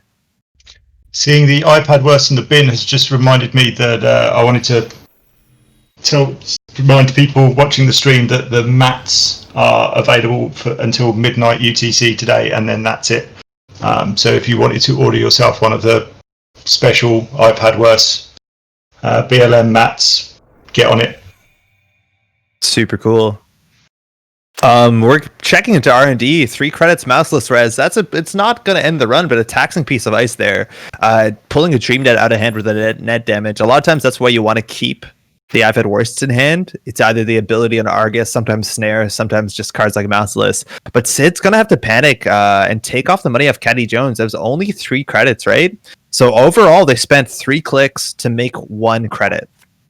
Obviously, unfortunate. Hoping probably for a bounce there off of something like a Spiderweb. Yeah, that hurts. I wasn't expecting them to be quite so aggressive once they'd installed the Catty. I thought they were just going to set up and money up for a bit. Because like you said, the Mortalist was kind of worst case there, and it's really slowed them down a bit. Double install on server 2. Prisec is the upgrade you're playing around. This could easily be double Prisec, even Prisec, I think, into Rashida. And I think if you're seeing a play like this, it might mean that Tradon doesn't have a lot of options for ice here. So if this is a Rashida and it does fire off into draw 3, gain 3, they'll have a chance here. There you go, Rashida into probably Prisec. I don't see what else would be in the list besides maybe CVS. So Tradon probably not going to have too many more ice issues. You got to double ice this, and maybe you have a chance to jam. We do see, though, a paperclip in the bin.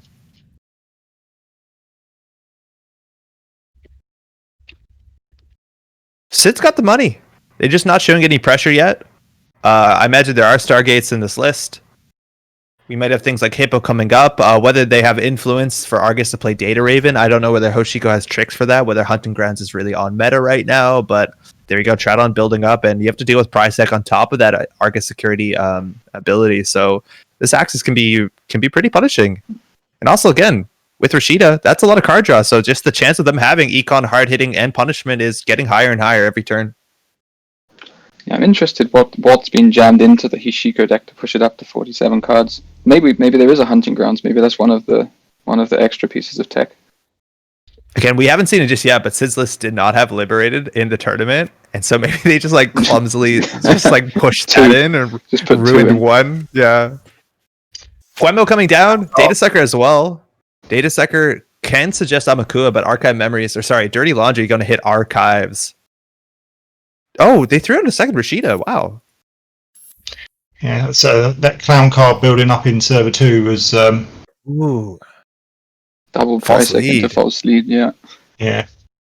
So false lead isn't in every deck, right? It's not in every single Aries deck I think we've seen. Some players are just playing the smaller agenda suite that doesn't play as many one-pointers, playing Foods, Oaktowns, Atlases, and Hostels. Now, the false lead is such a big deal here, specifically if we think server 2 is double Prisec, right? because there's only certain clicks you can interact with that. If you interact with that click 1, you scrape off a tag, false lead, you're going to end with 1 tag. Now that doesn't mean lethal, though it does mean that you can easily lose Caddy Jones. Now, you can't run second click, obviously, you'll end with 2 tags. Running third click means another tag will stick. There's so many tricky situations here. Data Raven complicates that as well.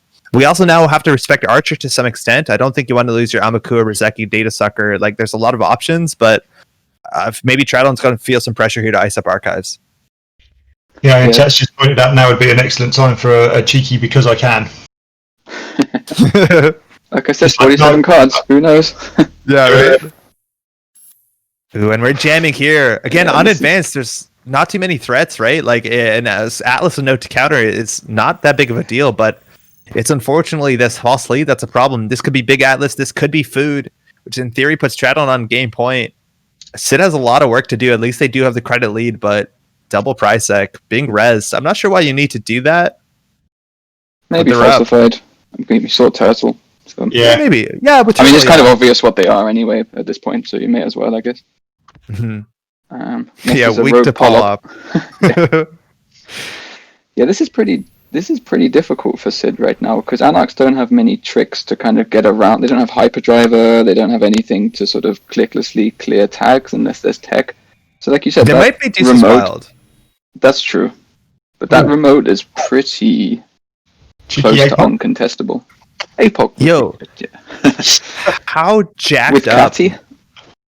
Yeah. Oh, yeah. I'm not. I wouldn't put him there, but how jacked up must their hand be? They threw out 2 Rashidas in a row, and Geofront got trashed. Their hand has to be all the punishment. I don't know what else you would keep, like, over Rashida.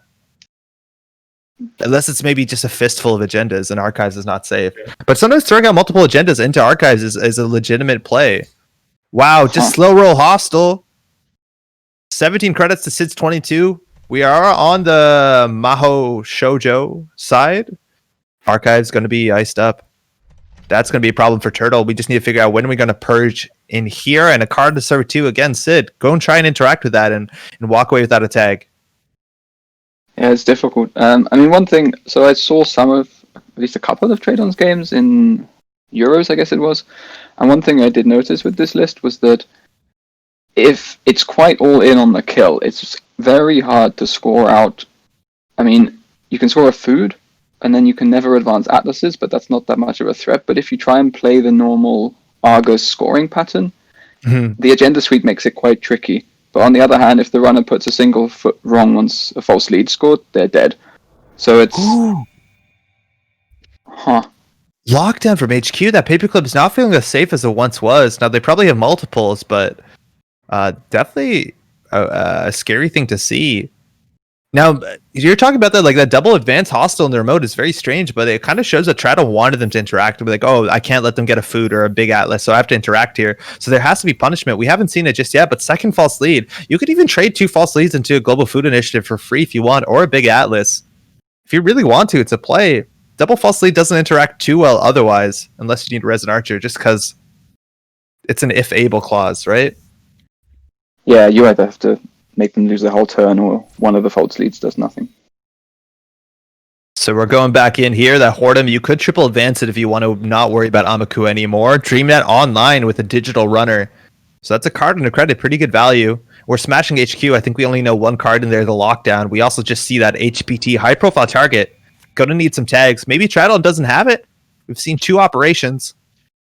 And Sid needs to figure out how to maybe pressure centrals, because that double price tech remote seems like an issue with the false leads on the table. Yeah, I think if Sid's running Stargate, which you would assume, you want to find that ASAP, because if you feel like, I mean, even with 23 credits, because of the false leads, you are going to end up tagged if you go into that remote, kind of whatever you do, even if it's not a Data Raven.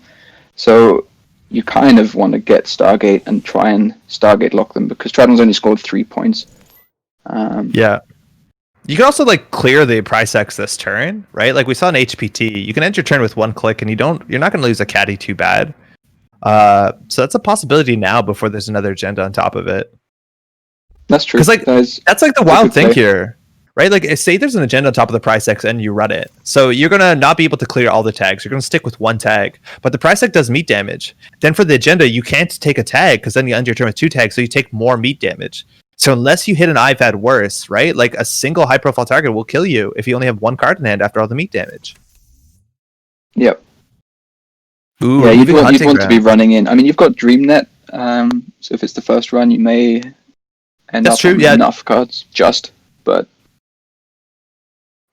yeah, that hunting grounds is going to be removed. Again, there's nothing in faction you have to worry about. It's so much about the data raven, and we haven't seen any influence, if I'm not mistaken, outside of the arc lockdown. So that hunting grounds is actually interesting to keep around. Imp coming down, that's cool tech. You don't have to steal an agenda if you trash it. And turning wheel is exactly what you need to start pressuring out centrals. It feels like with this this sort of like amount of programs, I don't know if they have Stargate. Like their MU is basically full. no, I'd be very surprised that there's far too many utility programs to fit it in. That's handy. Nice. Yeah, huge. Imp just in time. Gonna devilishly trash away that hard-hitting news again. Arc lockdowns are not uncommon in this list. Again, this brings our influence count up to just a very meager 4. Turning wheel spinning up. Sid 18, 7 cards in hand after. Oh, I guess they have to discard now, but they did get some DreamNet value. Hoshiko also still in the Maho Shouju side. Adori, a one of we see in the heap, probably has the virtuals, does have the virtuals to support it. Generally tech against tour guides. Yeah, Data Sucker's pretty good here, right? Because you can run R&D, you can give the corporate credit when you need to start running R&D. It makes a big difference to not have to pay 6 every time. Yeah, Ice Carver, Data Sucker, they do so much if you rely on these heat breakers. Even also Amaku is a big deal. Ice Carver definitely a bit more safe against the Purge, lets you get through border controls and the gold farmers with just Amakua, but Tradon definitely giving a think here. Again, the remote still seems to have a lot of teeth with double price sec and all those false leads, but there's a chance that you could economic warfare and throw the book at them. But they'll probably be able to clear at least 2 tags? Oh, wait. Oh, yeah. As long as you have more money, you win, right? As soon as you land a hard-hitting news, that's double false lead. Yeah, that hard-hitting news hit, obviously, with the Imp is huge. We're going to get a purge there, not only respecting the Data Sucker and the Amakua, but more so the Imp, I think, is the scariest thing here. And if Tradon ever gets more money than Sid, and Sid could just camp that caddy if they feel like they have the time, they're in a really good spot. But otherwise, again, hard-hitting news, false lead, that's 4 clicks gone. Yo, you're going to be quickly underground. Second Imp. Wow. Not even overwriting. I don't know whether you need to. Let's see on Simulchip, but that doesn't even matter too much. Single access here on HQ. Hitting the Global Food Initiative, you could steal that for a tag or 2 meat damage. Again, accessing when you have 1 click left is huge against a false lead, so that single tag can't stick. If you want to take it, you'll lose your turning wheel. Going to take the damage, losing a stim hack and a gachapon. Sure gamble for 9, 20 credits to 15. Punitive Counterstrike in theory can be lethal here, but it's not a card you see too commonly in Wayland decks, or specifically, Argus security decks. Have we seen any hippos? Did any end up in the bin? I don't think we have. Hippo would be very, very good right now. Yeah, it would be. I'm going to see what was on the gacha. It doesn't look like we saw any hippos on the gachapon. Another purge. Well. Yeah, that's huge in respect. Now, Sid only on 2 points. That 3 there on the Global Food Initiative doesn't matter when it's in the runner score area. So they still have to steal likely 3 more agendas. Sid drawn up 20 credits, putting down the daily cast, just keeping their economy up. And again, you're totally right. Tradon is going to have to score in a remote if they can't pressure any sort of wild lethal setup. And a lot of that matters on money. And Sid is doing well to keep their economy rolling. And solid double advance. Again, we've seen NGO fronts. If you run that, take all the tags, NGO front throws the credit differential the wrong way. Hard-hitting news. Going to be such a problem. The maths with double false lead, hard-hitting news, Argus ability, Hoshiko potentially flipped, potentially not. Trying to work out exactly what's safe is very difficult. Very tricky, for sure. And even if this is a food, right? Like, if it's a food, they're on game point. Hostile will take it. If it's an Atlas, that might even be worse, right? Because you're going to be on 5 points, and then you can pull Atlas Audacity. That's also going to be game point very quickly. Instead, we're going to get a Bravado targeting HQ here again. No turning wheel tokens to capitalize. Hitting a high profile target, no imp as well, but we do have Data Seeker and Amakua online. That paperclip's still in the heap. The imps both being purged is a bit of a shame for Sid, really, because getting rid of that high-profile target would have been a right bonus. Yeah. Sid playing, and I've had worse. Now, in theory, they could have used that to check server 2. Now they have 7 cards. In theory, you wait here. See if Traddle wants to pop a false lead. They're probably talking within Discord voice chat lobby. But in theory, you could trade. Like, I don't know whether you would trade a false lead into an agenda here, considering it's on double price deck. You're feeling pretty okay about it. Yeah, I don't know. I feel like an I've had worse in hand. Sid probably could have contested the remote server. But you still get, I mean, first click, yeah. Yeah, early on for sure. Yeah. Paying for the iPad version itself is not only to use your click, but also it means you might have now just drawn cards that you don't want to risk losing. There's also the not ridiculous situation right now that Sid actually only has 7 cards left in their stack, so if they keep running with DreamNet and the game goes on much longer, they'll get to a point where they actually kind of can't take much meat damage, which is not what I was expecting to happen, but... Now, we haven't seen CityWorks Project Dedication Ceremony crop up in a lot of the Argus security lists. I think Global Food Initiative basically guarantees that's not the case. And Sid targeting here, looks like they're going to be floating at least one tag, 100% guaranteed. So that turning wheel is not long for this world. Considering the other one's been removed from the game, that is going to be a huge loss of central pressure. Ice in front of server 2. I think Data Raven here is the worst case by a mile. Even Archer would be kind of bad. Can they deal with Archer? Do they have an MK Ultra? Whoa, they don't. But it's okay. It's just a spider web. That's your border, your boomerang tech. You're going to have to install here. It's pretty expensive. It's going to be 7 credits, 6 with the bad publicity to install and get through. You're going to have to trash something. I don't think that matters too much with 2 empty imps. Data Sucker and Turtle. Oh, yeah, you're right. You don't need to. Totally. Now the tricks are talking, the bad publicity. I think it's only 1 real credit to go through here. And you make credit with Keiko, right? So ends up neutral. Yeah. Traddle wants to act for the run successful. Is that an NGO front? Yeah. Oh, gross. Rude. Now Traddle's only at 17, but Sid is going to be able to detooth this remote and probably only lose the turning wheel for it. Yeah, I feel like if they survive this and don't get set back too much, they're in a pretty good spot, because then Traddle's only on 3 points.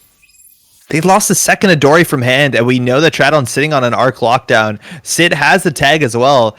In theory, I don't know what sentries they run here. A Spicy Archer would be good. Surveyor or Data Raven, you can still deal with those without a breaker. But those Odoris could be locked down. I don't even think you need to, outside of a labor rights. I don't know whether Simulchip finds a spot in this list. Traddle has a lot of options. You just trashing 3 assets? I don't know if you do 3. I think you definitely do the turning wheel, maybe the caddy. Okay, yeah, then just hedge fund back up again. If you trash another, you're in too big to fail range, which is kind of sweet. But yeah, there you go. Caddy as well, hedge fund. But Sid, again, top of the turn, so much value. Rozeki daily casts 2 companions. That's a lot of money, and Keiko converts that into 1 more credit a turn. So, This Sid. game could drag on a while now. There's no turning wheel, and Yeah. There's the be Carver a lot as of single well. accesses.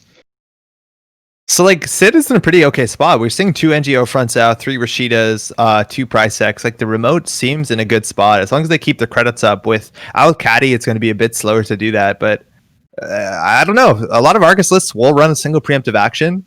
But this remote server is really, really bad. Yeah. Outside of maybe locking down a paperclip, which Sid probably has an access to another one. HQ very cheaply, basically for free. Like once a turn almost with the Keiko and the bad pub, and then you get paid back. The trickster and the bad pub, and then you get paid back from Keiko. So every turn there's not something in server 2, you can just check HQ for free. Yeah, for sure. It's pretty good. And icing are in. Sorry, carry on. Yeah, Sid's in a good solid position, I think. Just don't let Tradon do anything. Yeah, and the ice on R&D, which suggests there's not much in the way of agendas in HQ, but it also means that ice is not on server 2, so I don't know how you're scoring right now.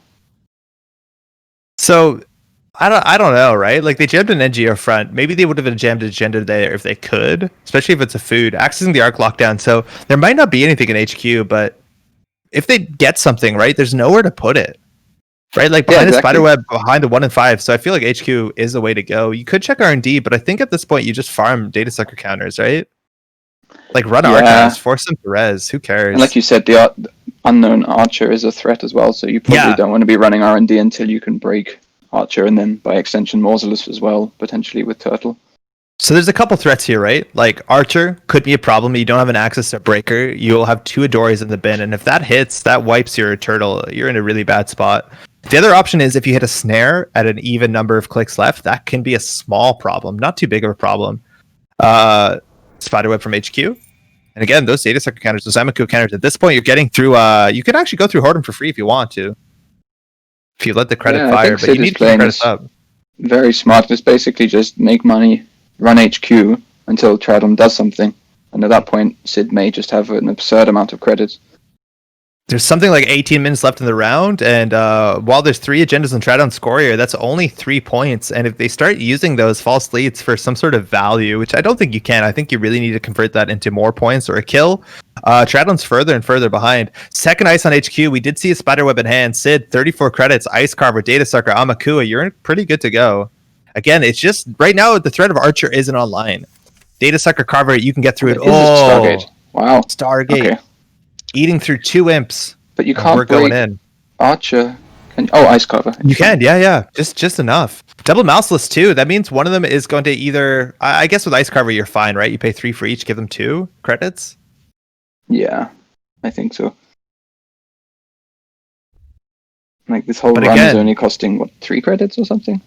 This is such a big deal with the multi-axis, the 2 turning wheels out of the game, 1 in the heap, 1 removed from game. This is really big with the Stargate. Now Tradon needs to find more protection for R&D, but still, that means they're not scoring the remote. Oaktown, hedge fund, border control. Oaktown, that gets trashed there. You could always run back and maybe trash the hedge fund or the border control. Border control not getting too far considering this few ice. We know our opponent, our corp, is going to draw the hedge fund here, putting on 17 credits, but Sid's safe on 30. In theory, you pause here for a false lead, but I don't think that's a winning play. And if Sid scoops that up, they're going to be on game point. Drawing up, no more stack left. Citadel is... I think Tradon's window is closing quite fast here. It's wide closed. Air conditioning is on. You can't let that cool air out. I can see where the 47 cards have come from, though. The amount of programs and tech in this Hashiko deck. Yeah. Wait, did we not see Liberateds? It's just more programs and more tech. Slow. That's wild. That's so cool. This clickless economy. It was at a point, like it was only a couple of years ago, before Career Fair came out, a Liberated Accounts was considered a trash tier card. Sid rolling it back. All the data suckers, all the Amakua counters, and 4 Amakua counters is the magic number there because you're running RNT for so cheap with Ice Carver. So you could run archives. Again, Tradon on 19 to Sid's 29, but every turn they're getting Rizeki. They're getting 2 credits off of their companions. One of them is getting converted into an extra credit and a free break. Such good value. At this point, I mean, it's fairly clear that either if Tradon does have agendas in HQ, he can't score them anyway. So I think you just Stargate every turn and click for credits and see if Tradon has a way out of it. Mm-hmm. Yeah, you just need to find 2 more agendas, stick them in the bin, go and collect them later. Yo, hear me out. I don't think you break all the subroutines on the mouse list. One of them you can take a tag, right? For Citadel? You can, yeah. Yeah, because Sid will bounce back even if Tradon forces him to pay a lot into the Citadel trace. So trashing the price sec over the border control hard hitting news. Now, Border Control, putting that on R&D, probably not so good. It does stop a Stargate. For what it's worth, Prysac is actually remarkably bad at dealing with Stargate on R&D because you'll never access the upgrade, so it'll never fire. But definitely scary in remote. Sid, 4 cards up in the stack after we're bravadoing into HQ. I feel like we knew what was drawn last turn, so just hoping they have something in here. I think in hand we've seen an Arc Lockdown. I think we've seen another punishment operation. I think a high-profile target. I'm surprised that the high-profile target wasn't trash, because that is... Tradon gets a big burst of cash from somewhere. I feel like the price tag actually might be the worst card there, considering Citadel Sanctuary. Consulting Visit Sid just clicking for 2, keeping their credits up. Again, 34 at the start of the turn. Eventually, Paladin Puemo is going to be a liability, but I believe Paladin Puemo can show herself out.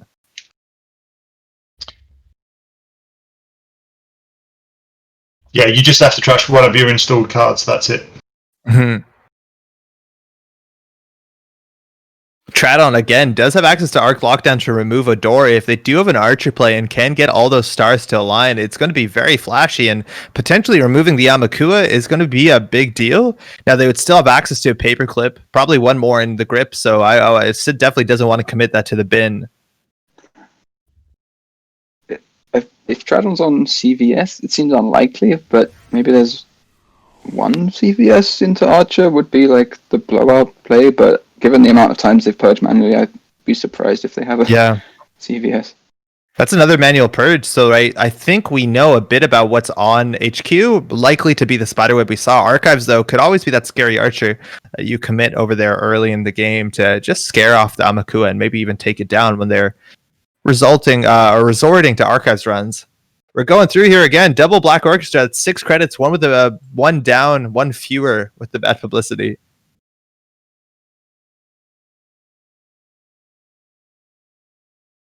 Hard-hitting news, boom, and Data Raven. Okay. Hard-hitting news is a problem. If the money to Data Raven's the hardest dice to deal with, it's the first sentry we've seen so far. There's a chance that this deck has no end-the-run sentries. Maybe just a sapper. Who knows? Yeah, but that Data Raven looks good. They're basically just taking everything out with Stargate that would make the remote a problem. Like Prysac, Data Raven. I know they got Citadel, but still, like any potential remote issues is just being put in the bin. Which is really, really limiting what Tradon can actually do. Now, Tradon does have in their hand a hard-hitting news. They do have a high-profile target. They do have a border control. They do have an arc lockdown. So we can put them at 4 of 6 cards, if I'm not mistaken. Probably border control in the outermost of R&D. Again, it forces you to get through all the Mausolai. And then they can end the run and stop a Stargate, but that's okay. It's also very interesting here, right? Like, Stargate isn't actually considered accessing a card. So Hoshiko is not flipping. And every second turn that Hoshiko flips, it's actually value, right? Like you get a credit, you get a link. But after that, it actually starts draining your credit pool. So the Stargate's actually pretty good in the late game. Yeah, it's just because there's no cards left to draw. Like, at this point, you don't want to lose the 2 for no benefit. Oh, this is wild. Whoa, not what I expected exactly. Huh. So this is really cool, right? It gets a paperclip on the table. Trashing the Rizeki is interesting. That definitely could have had 7 to 10 more credits in the game left of it on it. But the idea here is now with that single spiderweb remote, you could run for 2 credits to ensure you're getting at least Amakua counters. Again, Amakua just needs to enter the access step. Even if you're accessing no cards installed within the remote server, it still gets counters. So Sid has a way out here, and the paperclip just ensures that they'll always have a way to contest server 2. Yeah, I think they're doing what good. Because it's you're accessing 0 cards. It's not triggering Hoshiko, so you're not. You've got the best of both worlds. Yeah. Wait, why is he running? Amakua counters. Oh, yep, nice. Okay. Yeah, just I feel charging like that Sid up. is doing the thing the good players do of thinking, how do I lose? And maybe in some world, getting your paperclip locked down and then getting locked out with Amakua if the game goes forever is just another way to lose. So he's just shutting off all of those marginal outs that Tradon might have. Yeah. I think the other way is Archer respect, right? Like, we're assuming on top of R&D the border control is drawn, but I assume there's actually 1 Archer, maybe even 2 in these Argus lists. Maybe we've seen Tradon play before on stream. Not that they have to play the same deck list from other tournaments, but I think you definitely would. I think Archer hits pretty well in the modern meta. Actually, I think we can say as commentators that we did see an Archer in Tradon's list in the last round. Yeah. I think because we was were trying to work out where the Stargates had gone. Exactly, yeah. And so now, You like, gotta expect it as Sid anyway, regardless of whether you know or not. yeah, I think for sure. Now these runs are cheap between Bad Pub, between Keiko, Trickster Taka, and DreamNet. Oh, I guess DreamNet you're not virtual, so not exactly. But you're going to get those counters up. 5 is all you need with between Amakua and Data Sucker to deal with the Archer here because of the Ice Carver. And Tradon is like just getting the credits up. And again, if they do get more credit to ever than Sid, they can still convert the hard hitting news into a boom. I think we know they have one in hand. They have the punishment in hand as well. No economic warfare we've seen so far, but it doesn't really matter. There's a spiderweb we saw such a while ago. That's 3 credits with the bad publicity, and the Whoredom is also just can be 2 credits or even 1 if you really don't care. But the credit leads do matter. It's also relevant now that Hashiko only has 3 cards. That high-profile target is also just a guaranteed kill after HHN, whereas it wouldn't necessarily have been before. So Tradon could definitely win this. Just probably around 10 minutes left in the time. Oaktown from Archives, never mind. Things have swung over. Sid doesn't even have to clear that tag if they would not like to. The Citadel Sanctuary will do it for free. You can click for a credit here. And they threw out a Data Raven, and there's a border control also in Archives. I don't know whether that's... Oh, those are the ones that were Stargated, excuse me. So Citadel Sanctuary firing for the first time ever. Now, again, when it comes to the hard-hitting news play, like Tradon still...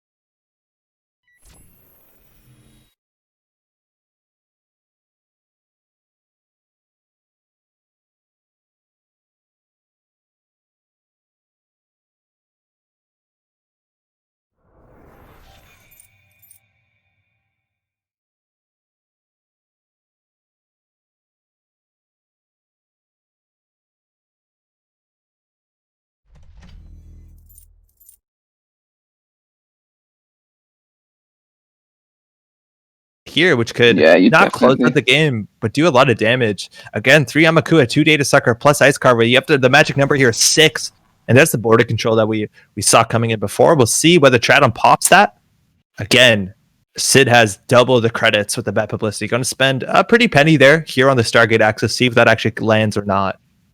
All right, we've got the sound back now. Vesper. Yo, what up? Welcome back. Thanks, Vesper. So I dragged him back into the channel.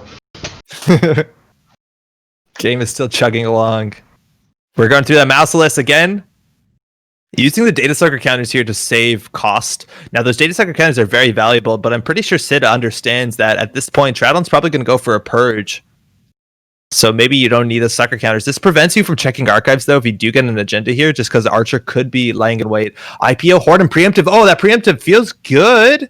IPO does kind of matter, but Preemptive does put the game in a lot of weirder spots where things like with, I don't know, Price X and Border Controls and Ravens come back, and the Border Control not even popped. So we know that Tradon's going to draw into that IPO. Going to be up on 27 credits maybe at the end of turn. Sid's 37, still looking pretty good. 5-minute warning, just been called in the round. Again, if both players end this game on 4 agenda points, they're both going to just fall out the bottom of the bracket. Whoa, this is the first time that we're checking potentially into an archer. This could be an archer. Just the Raven. A bit risky there. If Tradon reses an archer now, that puts him at a loss.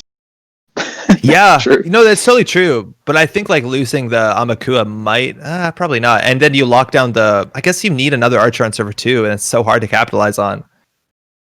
Yeah, I mean, you But still I feel could, like it seems risky. You still could have run server 2 once just for an Amakua counter or something. yeah, I agree. Maybe I think they may have just missed that because they've been so careful up to this point. It seems almost out of character for. And this Citadel is so important, right? Like they could, in theory, have been like, "Oh, you got a tag there. I'm going to go ahead and use my, my false lead just to do like double high profile target would be lethal." But again, Citadel Sanctuary does not care. There you get that purge again. Spiderweb in that remote looking a bit ugly, but 34-17 Tradon has an IPO waiting in the wings. Yeah, that's the thing is like, would you res an archer? Because if you go to 4-4, you both lose. But if you res the archer, only you lose. I think you still do. I mean, it gives you an out potentially. Yeah. If you stick something else on the remote, you do it. Marco on the 3-minute time in the round again. So much of this is going to be dependent on whether there is a third hostile, because I don't think Tradon has any other way to threaten a win out. Again, 3 hostiles generally puts a deck to 21 agenda points, if I'm not mistaken, which some people don't like. But again, hostile, a hell of a card. Not only for Argus Fires, where you want as many small agendas. Hordem, Raven, border control, no agenda, nothing. And we've been putting pressure on HQ and knowing everything that's being drawn. So I don't know whether you need to run HQ. And again, now only one ice. Archives represents Archer, so you can run, right? Like 10 cards left in R&D. Where is the game? If Tradon can find be a fire buried. tree, he can install it up the chance and then pop the 2 false There it leads. is! Oh no! The hunt is on! Read the terms of service! You might find yourself in the You can also danger sack a zone. false lead to like lock down the paperclip or something. And then Yeah. you might have no way into server 2. Well, actually, I think they probably have a paperclip in hand because that one's installed from the heap, but you're right, as a potential. So Archer is going to trash the Amakua and the Stargate. So again, Sid losing the Amakua, another one in the heap, if I'm not mistaken. Yeah, they're probably not going to have that. That lowers the cost of their runs. But like, I still don't understand what's going to happen here. Tradon now on 3 points. Like Sid might have wanted that Archer res. It might have been the best thing they had going for them. Because Sid now, the only problem is another Archer. But Tradon has to forfeit an agenda and then score more points to get past it. So you have to like forfeit an Archer and score food. Because I don't think Sid has any way to deal with an Archer going forward. What are Sid's last 3 cards? I think it's Paperclip. Maybe a Companion, because I think a lot of these lists were running like 2 or 3 Puemos. Oh, we see 3 Puemos. Maybe another Taka. And maybe... I don't know, hard to tell. With Trace. Right, fine. I was like, what the hell? Yeah. Yeah, That I res don't- on Archives is going to hurt for time, but I don't know. Maybe you can throw the agendas out and not get flooded. Again, I don't know how that's a winning play. And again, Sid just needs to play for time and not make sure that they... Now the credit leads are getting close here, right? They are. Yeah. Although Sid seems to be aware of that. Yeah, I don't know. I mean, because as long as you can still run server 2, and if the only thing stopping you is an Archer, then like you said, Tradon needs to get a food behind an Archer, res the Archer, score, and not have Sid find an agenda anywhere else in like 2 minutes. Yeah. It seems pretty rough. Also, like, the only other sentry I would maybe put in this deck, maybe Surveyor, maybe Sapper. I think we know those cards are coming off the top of R&D. I'm pretty sure that's like Border Control Raven. I think that's the stuff that we saw on the Stargate run. Yeah. He got rid of the Raven, but there is still a border control around. Tradon drawing up only 7 cards left in R&D, and again, R&D is technically open. So Sid could, in theory, play safe. Even if they need to steal another agenda, wait till time is called, and on their last turn, as long as Tradon doesn't have a turn after to punch tags, can just start smashing through Mouseless. The only thing I guess you would die to is maybe Snare. Time is called! Unfortunately, on Tradon's turn, Yeah. that's real ugly. So Sid can just click 4. Tradon Yeah. not getting an extra turn, which I don't even know if they could have converted to anything. You got Audacity and Atlas. Oh, you're right. Yeah, on a time call, Audacity Atlas is like totally going to do it for you. That's so unfortunate. GG. Sid stays in. Our America's champion, Tradon, going to be pushed at the bottom again. You see Sid just having enough econ to keep going, having them good tech cards, the imp trashing what they need to. I think I should have raised that, Archer. But that's okay. It would have just been a loss for both players. The thing is also, like, we never saw an Audacity, so the chance of them Audacitying an Atlas, I think, is pretty low. Yeah, where are your agendas? That's a good question. Where are the agendas? Yo, it's all in R&D. Or sometimes your opponent, the last game you play, like, the opponent accidentally sweeps them up from their score area, and so you go into the next game with very few agendas. Could have happened. Hate to see it. JNet's been made far too realistic. Yeah. You gotta choose your sleeve color, and you choose a color no one else plays, and sure, I it doesn't did that. happen. In one of the big Euros, it was the one where they had a day 2, and in the last game of day 1, my poor opponent took, I think, some of my runner cards into his corp deck, and then I dropped from day 2 because I couldn't make the cuts and I wanted to go do other stuff. It was at the UK Games Expo, and then they got a game loss round 1 when they like drew an inject, or the runner saw an inject on top of R&D or something. I felt so bad. It's terrible. At least you get your cards back, I guess. I did. It involved international mail and all kinds of things to get the cards back. But yeah. Woof. Well, that'll be it for this round. We're gonna get those results coming in again. We just saw Tradon's going to be pushed at the bottom of the bracket. Sid's still holding on. Again, in the top bracket, I think we there's a chance that we only have one undefeated player still remaining at the top. I think we have 3 contenders to choose from. And we're going to get a couple people dropping off the bottom. I think it's like, 4 players going to be removed from the tournament against Survival Swiss. You really have to fight for your survival, especially when there's 8 people in that double trash bin. Hey everybody, just back here. Apologies, there were some audio issues. I basically had to step AFK, and since I'm solo here, I don't have a co-pilot physically. I heard there were some audio issues. Apologies for that, but I had a phone call that I really had to take. Andre is totally on top of things here. We will be updating the results as soon as we can. Quite a lot of people getting into that danger zone, and if I'm not mistaken, although these results are still being updated live, and I will be updating you as soon as I can, with a good visual, hopefully, and readable representation of what's going on in the table that we basically have in a big spreadsheet. And it would be nice to cast it as well, but we're going for something more, hopefully, visually appealing. After that, we probably have only 2 people still on top, although that might actually change. But yeah, we should have 2 people on top. In the meantime, just an interesting tidbit, and again, all these results are being updated, but it seems like we have 33 total corp wins and 13 total runner wins so far. Wow. So this meta seems to be, or at least this format maybe, seems to be heavily skewed towards the corps. I don't know how many wins are timed. I don't know how many wins are through flat lines or anything like that, but it seems that the corps are definitely favored. So I wonder if that's going to, have an impact on those matchups in the later rounds. And if corps are going to keep winning the games here for the people piloting them. Okay. I think it's going to be interesting, but I think a lot of that is because there's closed deck lists and there's like 4 viable builds out of Asa, 2 of which kill you in very different ways. And so you just, like, knowing what to do when they install it as stuff and having no idea if they're on hard-hitting news or the Helheim punitive thing or whatever makes a massive difference. So it'll be interesting to see once we get to is it the last 8 that we have the visible lists? Yep. Indeed. With the last 8 players, we're gonna have the decks visible, or actually public, for both players and spectators. I hope to have them up on the screen. And well, chances are they're gonna be also added to the stream bots as well, because we have our resident magicians basically on the stream bots, making sure that you can see things when you enter the right command into the stream. Okay, yeah, we do have, what is it, 7 people out, and I'm gonna be updating this as soon as I can. Still working on it.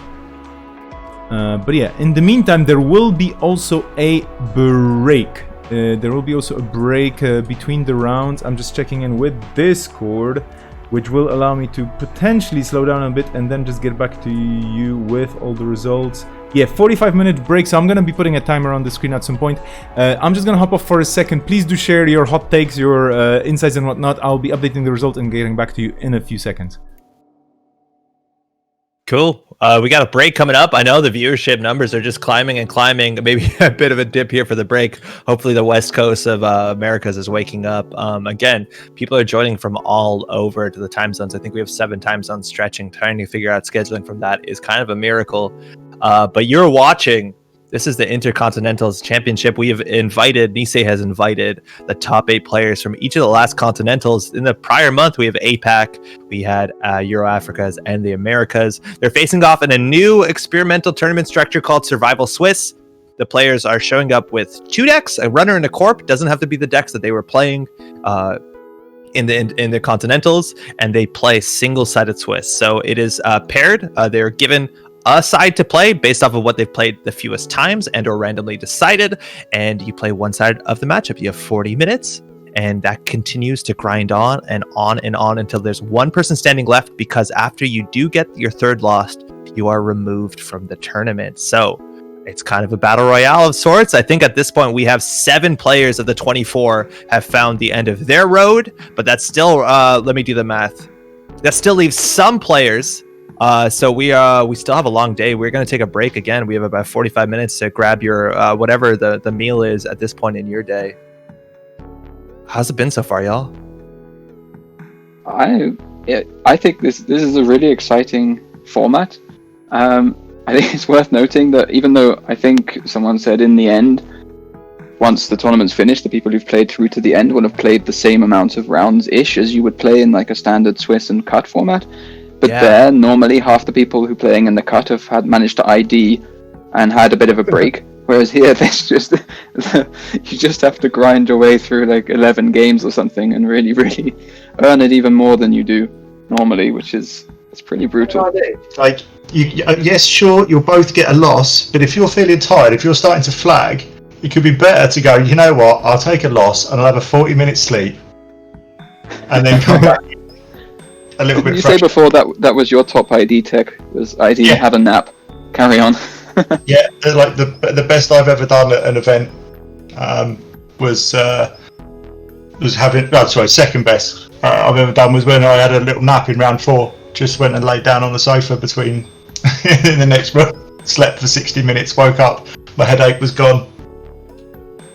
That was a real life event where you found a sofa. That wasn't even a JNet tournament, right? yeah, that was a York Store Championship last year. We have some standings up, and you see things are definitely getting a bit thinner at the top. We have 2 players that are still undefeated. That's Whiteblade, that's our APAC champion, and Greyfield performed really well in the Americas tournaments last weekend. So they're gonna maybe play one another again. I don't know whether they've already matched up. I don't know whether the system cares that much for them. Then in the single loss, the 2 stocks left, still very comfortable. We have Rotom, Chris Ferg, Labs, Simon Moon, and the Kid. From that down, it gets bigger and bigger. We still have a lot of players vying at the 2 stocks. Again, if they lose one game, they're out for the tournament. But easily, one of these players, not exactly easily, could win everything. And then we're gonna have to say wave a sad goodbye to Mike, Inactivist, Bridgman, Tradon, who were just pushed out there at the bottom. Again, only one of these contenders can make it all the way, but we still got some Netrunner to play. Yeah, and we're going to lose probably another 4 this round as well, because there's a bye again this round. So we could lose 4 or 5 people. Yo, I keep thinking whether or not the top players have played. Of course they haven't. They're undefeated. I'll figure this system out at one point. It'll be fine. We're all fresh to this. Don't worry, Andre. I mean, I have no idea what I'm doing. I'm just copy pasting things that pop up on my screen, basically, and I'm gonna be philosophizing and analyzing this later on. But yeah, okay. Serenity, I believe you might be leaving us after this round. I don't know, like, or are you still staying on for another one? And the 5th one that comes after the break? No, this is my last round. I have, so, on the other hand, I'm thinking that like this format is a lot of fun, and we've got a gap between now and Worlds, where there's not anything really much happening. So maybe we could revise this format for some smaller pods or something. That sounds like a good idea. I will just, first of all, I will thank you so much for being on here with us today on this Saturday afternoon, your local time and my local time. Also, please plug anything you want to plug or advertise anything you want to advertise before you leave us. And third of all, I was just going to say there are some things happening, but I'm going to mention them later on. And they're not official Nisei stuff. So I've got nothing to plug as long as everyone's bought the Black Lives Matter mats. Again, massive love to everyone who has donated or played or whatever. I have a big list of things to order that I'm going to order next week. Well, I'm probably going to order tomorrow. So if you haven't ordered your mat yet, now is the time. I think that we should, one of the things that people were talking about was doing some grudge matches, which I think on some weekends when there's nothing else happening, maybe we'll have some exhibition grudge matches. I know people were talking about Stoppable Force and Movable Object. Also, needed to Netbed and the Kid, yeah. Let's do that. Let's have some grudge matches and stuff like that. Make some use out of this channel. After all, I spent ages last night putting together some emotes for the channel, only to realise that there's a poxy 48-hour delay on having them approved. So no. Bummer. But they're gonna. Can you tease what you got? Huh? Can you hint at what kind of emotes are showing up? One of them is it's called Ban Rozeki. All right. Rozeki. We've got a credit and a Nisei Think one. But because I've seen that some people have subscribed to us today, that I think opens up more emote slots. So I will spend some time playing around with art programs and making some more emotes for people to be able to use everywhere. So if you're a subscriber to us, then thank you very much. You can use your Amazon Prime if you're not, and you'll get our little emotes. And if you have any suggestions for emotes, you know what? I will set up a can I do a poll? No, I'll work out a way of people suggesting. Don't say PM. You'll get so many messages. Yeah, no. If anyone PMs me a suggestion of a remote, then that emote will automatically be not selected. There's got to be something I can do. I'll have a play around before I head off this afternoon to find a way of people suggesting. But I'll just steal stuff from Slack if nothing else. Amazing and awesome. Thank you so much for this, Serenity, for those scoops. Finally, we got some scoops from you. This is great. So yeah, there will be emojis coming up. We need to start doing this closer to a release. Oh, come on. You're going to be releasing them, and you said less than 48 hours now, so that's fairly, on the cusp of the release, I would say. Your official Nisei emojis coming soon to the chat. Pretty stoked for that as well, so people can react even more. Okay, so I believe,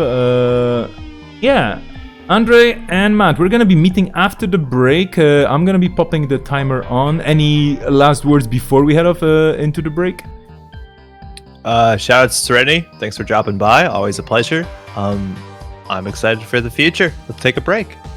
Yeah, it's lovely working with you guys.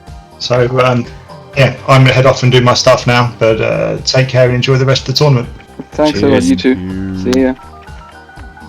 Okay, so, dear folks, you have still the standings on the screen. We still have 2 undefeated people. We're going to be discussing this when we come back, because chances are this is not going to change in the next 30 minutes. No games on. And I hope I didn't get any problematic input in there into my magical text documents. Some raffles still happening on the stream as well, and these keep happening. And I keep hearing that there's going to be more and more spicy prizes. I don't know. I haven't been really following the raffles closely, so if you won already something, congratulations. If you haven't, keep your eyes peeled to the screen. In the meantime, I'm gonna be dropping for a 30-minute break to just refresh.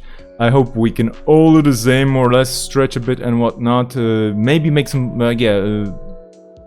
complete some phone calls that they don't interrupt me actually during the streaming.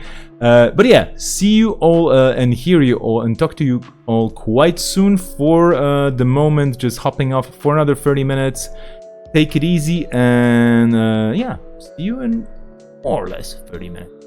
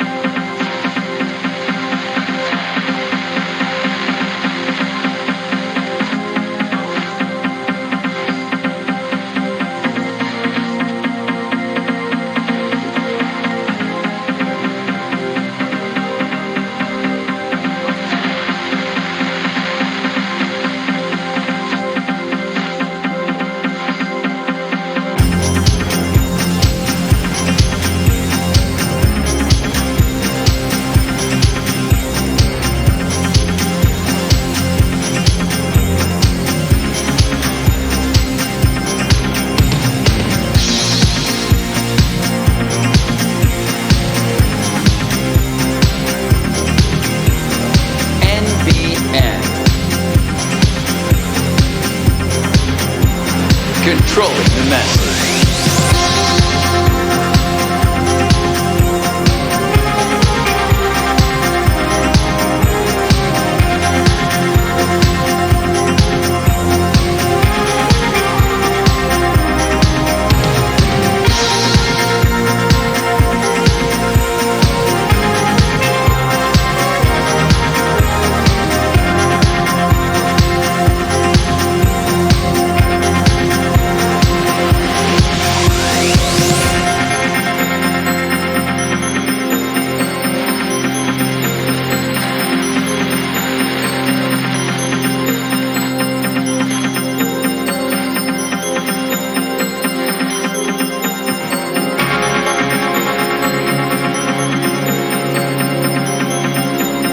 And now, broadcasting live from our near-Earth hub studio, we bring you this NBN special report.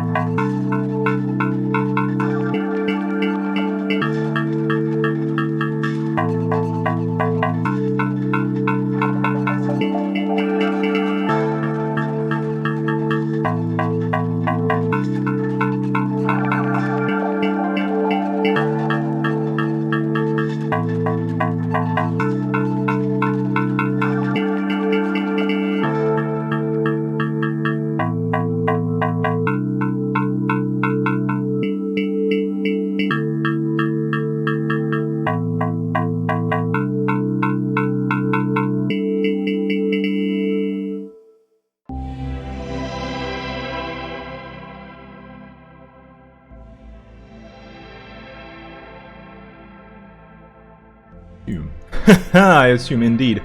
Hello everybody, I assume everybody's waiting for me to say something because the ticker went down to 0. Well, what I can tell you is that you are more than welcome to rejoin us for the second half, or should I say half? I don't even know.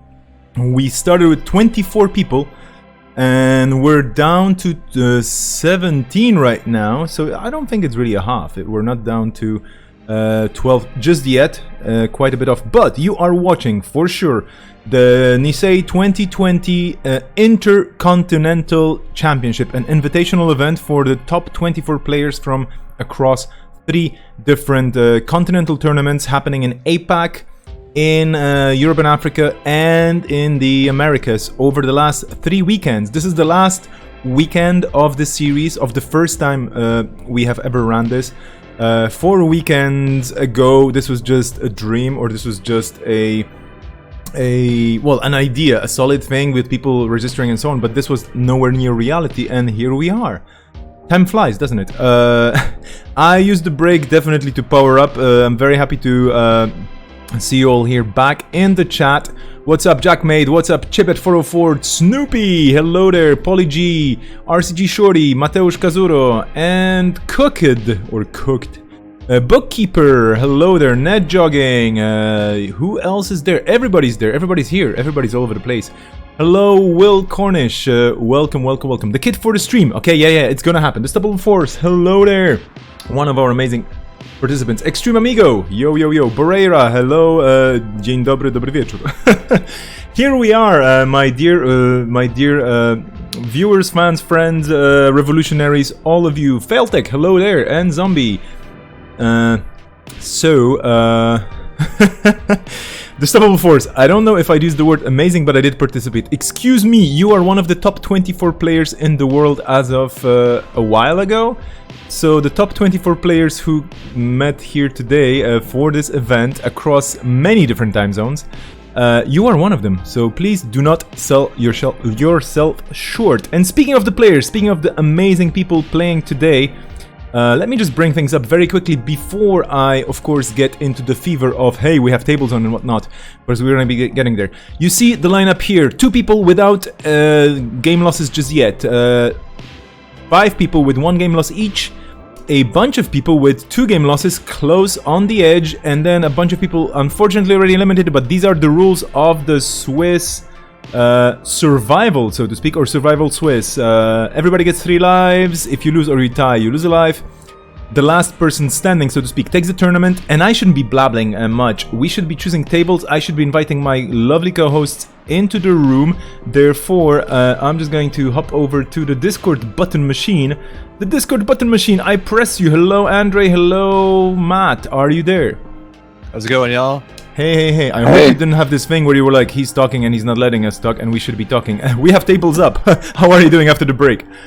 Yeah, doing well, thank you. Hopefully you're doing well yourself. Yes, I am totally enjoying my coffee and my homemade brownie of an amazing experimental recipe that said it's European and decadent. I have no idea if that means anything, but well, brownies aside, let's take a look at the tables. We have still quite a lot of people in the game. Where should we jump? Because this is just gonna start any minute now, I guess? Yeah, it looks like we're just starting here. If we look at the tables, I think we've been mostly showing the lower tables just because they're fighting for a bit more at this point. Yep. QVM did get the buy. I don't think we've seen Cable Carnage or Mortimer on stream so far. The other option, which is also interesting, is Captain Nice, who's our Sunny player, versus Pincel, who's our former world champion. I think those are both very interesting. Jog is going to be upset at me, but I think those are options. We also have The Kid versus Rotom Appliance. I think a lot of people would, I don't want to say pay to see that, but The Kid, people shouting The Kid. Okay, should we go for The Kid first? Yeah, sure. Okay, go ahead. Let's hop over there. Oh yeah, we have the password, right? The password. For those of you at home wondering why we have passwords, basically to make sure that we don't have too many participants at the tables, spectators and whatnot. Asa Group versus Leela Patel. Asa piloted by The Kid, Leela Patel piloted by Rotom Appliance. We're going to be going into this with Leela keeping and Asa mulliganing. Interesting. Over to you, my both lovely co-commentators. I'm switching off again and just manning the buttons. All right, we're off to a start, and this start is definitely going to be diversion of funds. Boomerang, hard to duck. You can res a bit. Maybe you can res some of your your assets in server 1 to duck this, but definitely pretty good. So we have Rotom Appliance and the Kid both on only one loss so far. Ooh, Maryland res. That's probably the best case scenario there for sure. Diversion's still going to take 1 credit off of the Corp, a bit spiteful, but you'll take their money if you can. This is Leela versus Asa. Now, we've seen a lot of different Asa lists at this tournament so far. Some people playing spicier versions, an unexpected Asa twist. Now, we haven't seen too much of it. We saw it a bit at the beginning, but we have seen some more regular Asa lists. Maybe the Kid is playing the same deck that they ran prior. Now, Rotom, also, again, 2 stocks left, hitting down with Miss Bones off the table. Going to be able to scoop up that Maryland campaign, something behind ice. We definitely have a game here, and Leela's ability is pretty fascinating in this matchup. Yeah, it's kind of a good start for both players. I mean, the Kid will be very happy to have basically perfectly ducked the first doof, but Leela getting a Miss Bones at the beginning is also pretty good. So yeah, it's pretty good start for both players, I think. Leela's also very interesting. There you go with the ice on R&D. Leela can bounce in any unresed ice on a steal or a score. So even if you leave R&D open, sometimes you're risking that liability. If this is this more standard sort of tablet Chris Ferg-esque Asa lists, this is only on 9 agendas, 3 of each kind. But again, we've seen this Asa list perform absolutely astoundingly across all tournaments. Second Rashida there for the Kid. Going to be an explosive start. Not finding yet a Cybernetics court or maybe a Violet level clearance, but maybe they have everything they need now. Even just having more cards in hand gives more options for building iced remote servers with the Asa ability, which means that fully operational will be operational. Yes, we don't know what server 3 is. I mean, that could be already a Cybernetics set, but yeah, I'm guessing probably not. If you're thinking for a bit, maybe you're trying to work out. Well, you can install 4 cards your Asa, you're probably fine. So Miss Bones definitely goofs up some of the math. A lot of these assets you'll install naked because you don't feel like the runner can trash this early in the game and continue to have a presence on the table. Things like Cybernetics Court, which, trash for 5, but maybe Miss Bones changes that math. Maybe it's a bit similar to a Freedom list where you have to ice up some of your more important assets. Mm-hmm. The Kid, going to trash, pad tap, install on server 2. And there you go. It's just a Cybernetics court. So if you want to trade Miss Bones 5 credits off to get rid of that court, hand size is going to be reduced by 4. Now, most of these lists are running 3 copies of this card because this card is incredibly important. We have so much card draw on this deck between Violet level clearance, Rashidas, and of course those fully operationals. Yeah, trashing the pad tap, I think it's good. I mean, the Asa click compresses you so much that any clickless econ that you can get rid of on the runner side, especially early. Rashida into Rashida into Rashida. That's absolutely wild. We probably see another server coming down, but install into server 2 might mean double ice. Maybe the Kid has what they want here, but that drafter up on HQ, again, going to get some more additional protection there because the Begalter does definitely threaten into a diversion of funds. We have an MC austerity policy. Again, we've seen this Oculus do so well, and a big part of it is the flexibility on win conditions. Austerity policy not only hurts the runner, but threatens fast advance from hand. We have Biotic Labor, we have Jeeves, we have Lakshmi Smart Fabrics. There's so many options, and the Kid is threatening one of them already. If you leave that uncontested for 3 turns, that can be a big Vitruvius. That can be a successful field test. Heck, I guess you could even score out of food if you really want to. It's also just nice against Doof, with Doof being a double. It just only gives them a click to do something threatening after doofing you, and this Asa list can pretty regularly just bounce back from being diversioned with fully op. So only giving them 1 click of sort of threat value after they diversion you is also just nice as you're setting up. So we see 2 tech cards. Caldera getting thrown out, not worried about the damage, but Citadel Sanctuary coming down is very surprising to me. Not that there's a chance that they don't know what this list is and they're preparing for surprise meat damage, which we have seen a fair bit of meat damage in some of these Asa lists, but not exactly looking good if this is just a tablet matchup. That might be a dead card. Second pad tab coming down, server 4 uncontested, and again, Rotom with only 3 clicks makes it very difficult for them to face check into Fairchild. We've seen some pretty bad Fairchild blowouts so far this tournament. MC Austerity is going to be up at 3 this turn. We also don't know whether Rotom's on an Onacom list or whether they're on the Ngolo list. Now, if they need to deal with a gatekeeper, if they don't have Amakua, if they can't get that face check down early, it's going to be a pretty big deal. I think you want to boomerang through some of those code gates. This list probably only has probably three gatekeeper. Oh, excuse me, and the Fairchilds, of course. Trashing a pad tap? Trashed another pad tap, so they've definitely decided that they want to try to win the money fight. Maybe that possibly suggests that Rotom that they are on the kill version, and then that's why they installed the Citadel, because I've seen a lot of asses just try to go so fast that pad taps don't matter. Mm-hmm. But if you're trying to win a hard-hitting news trace, then probably want them gone. And if that's the case, if maybe Rotom knows about it this matchup, whether the kid is on the kill version. It could be, yeah. Which I think we know. They were on stream earlier, right? They were on stream, which tells you a bit like why Rotom is not interacting right now. Like, sure, the Cybernex court could be trash. Sure, you can maybe sneak their bait again to HQ. You can pressure HQ too with austerity policies, assuming that there's going to be agendas in hand that want to be scored out. But Rotom is doing none of those. Rotom is just trying to build money, try to build board state, because as soon as they run, they know hard-hitting news, economic warfare could all come down. So yeah, indeed. And Citadel's not. I mean, it's a tech card, but it's not Plascrete, right? So yes. If you get hard-hitting news, they'll just trash it and then boom you anyway. So 5 is going to be a score here. I think the list is on SSLs and Vacherons. Now, the best thing here is we're bouncing an ice. So Rotom does have an opening here. If they want to go for a diversion, they just have to get through the Begulter, which I think with the Paragon is only 1 credit altogether. Now, SSL and Maryland campaign is going to change the numbers here. But, oh, wow. In terms of the combo cards that the kid needs, probably has access to a lot of them. We fired 3 Rashidas in 4 turns. Yeah, I'm not sure diversion does. I mean, Rotom's only got 3 clicks too, so even if you've got it, I'm not sure if you play it this turn, you won't get the full value out of it. Also, there are some interesting cards that might show up in the matchup. Throwing out a Turning Wheel is pretty interesting. Some of these lists do have Stargate. They definitely do have extra copies of Turning Wheel. But sometimes these Leo lists are running Embezzle, which can be pretty hot in this matchup. Again, we've seen very limited recursion. I think we've seen the single archive memories in some of these lists. We've seen obviously a single Vitruvius too can be over advanced out, but also sometimes Polop can do a lot. If you get a Polop on the table, it can contest an MC Austerity, which I think is their only really meaningful way to score outside of like just pushing an economic warfare hard-hitting news on board.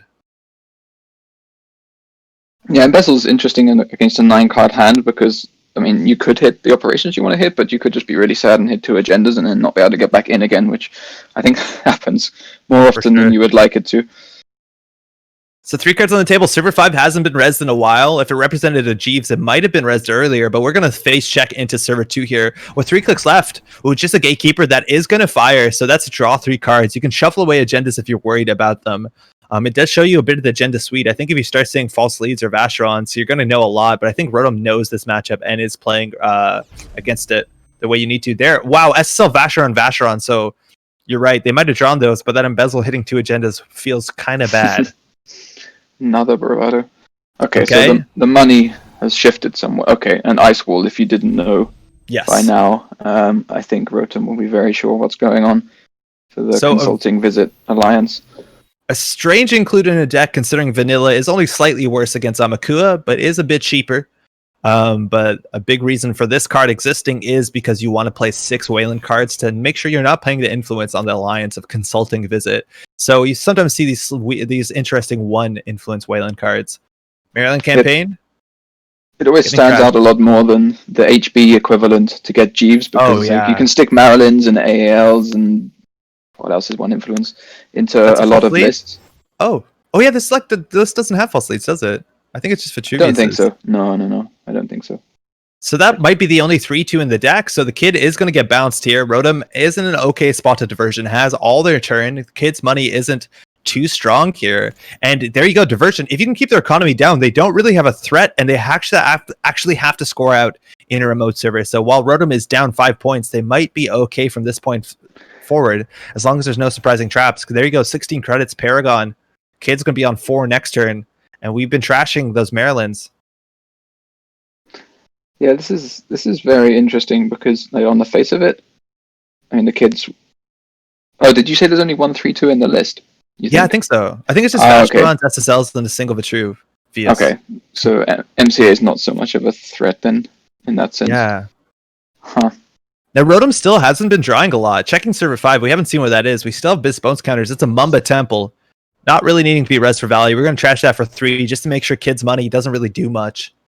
But Rotom needs to draw into breakers, right? Like, I don't know if the Amakuas are in the list, whether they have to find a Mockler or a Paperclip, whether they need to find an Angola or a Mina. There's still a lot of work to do. I think Boomerang through the Gatekeeper is the best chance here, but if they double ice that, you might be a bit stressed out. Yeah, I think it's kind of almost a race between breakers versus fully operational to see who can get on top quick, because if you can land a fully operational, even if it's only for 4 credits and a couple of cards, then you can start to close the gap, but the econ gap is massive at the moment. Oh, Class Act! Talk about the draw. That's amazing. That's some filter. That's also a burst draw. Very good stuff. The kid needs to figure out a way on board state to ensure that they can keep Rotom down. And Rotom played this perfectly. Ooh, Archive Memories for MC Austerity Policy. I think that's one of the few recursion cards in the list. That might be the Austerity Policy. You got a couple turns to deal with that if you really need to. Boomerang or Amina and Golo, there's so many options. Even an Amaku at Strength 0 can get through here, and you're still going to be ahead on board. A lot of options drawn into with the Class Act. Yeah, there you go.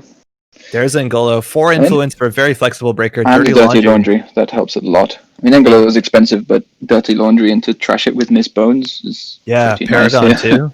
Good stuff. So 1 Miss Bones, finding all 12 credits worth of value. Not too hard in this matchup. Now the Cybernex court is sticking to the table. Again, that's generally a 3 of a card. So if you trash 1, a second generally comes down. I don't know whether it's a priority as opposed to making sure the money doesn't come through. Yeah, no. I mean, with it being 0 to res as well, it doesn't even set the court back that much. I think you can see Rotom is, if he's ever in a position to trash it, he's probably so far ahead that it's almost not necessary. Rotom still has a lot to work. There's a lot of work for Rotom to do, but this is not easy for the kid now. No. I mean, Asa has very little board, but quite a bit of ice, but not much money, and Leela is just steadily kind of still making money and slowly just getting all the breakers down. Yeah, that classic filter draw, right? Like, you need to find multi-axis. They did Rotom threw out earlier a turning wheel, whether they have a second copy, like Ingolo in theory threatens Ice Wall. And Leela bounces again. There's not many agendas in this deck. There's only 5 left. We know 3 were shuffled into R&D. Ooh, Another second Miss Bones. Dirty Laundry, Okay, just sweeping brutal. away that court. I mean, there's probably another one in hand by this point. Yeah. If not, you're right, though. The pressure on HQ gets pretty immense here when you have to discard 5 cards at the end of your turn. Yeah. Assuming you don't get an Us install.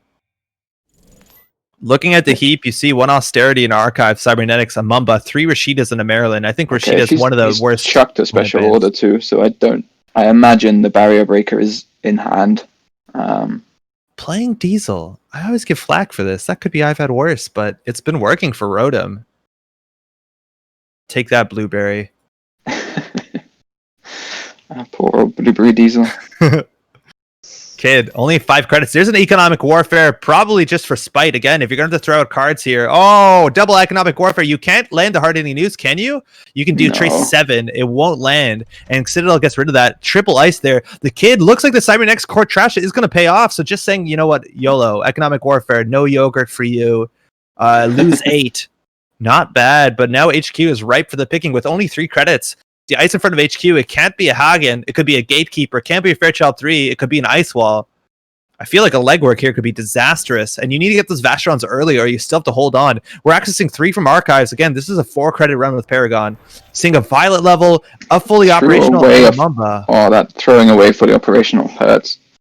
Oh, wow. I mean, you can understand why. Right now it does pretty much nothing, but it's like one of the best cards in the deck. For sure. And how does the kid make money here? Like, all the money in this deck is tied into Violet level, which again, you can't install what's it called? A Cybernetics after that. Also fully operational. Like, none of these are playable. 3 Rashidas out means you also don't have to run the remote if there's not advanced cards or austerity. Yeah, and there's no NGOs or anything, right? So you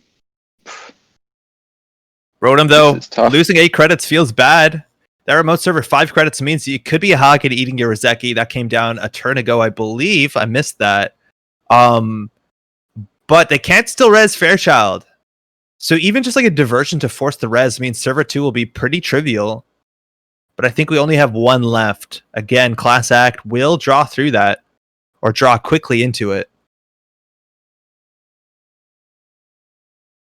Rotom also is getting the filter scryed. Mind you, Paragon does have an ability, but we're just checking straight into this remote.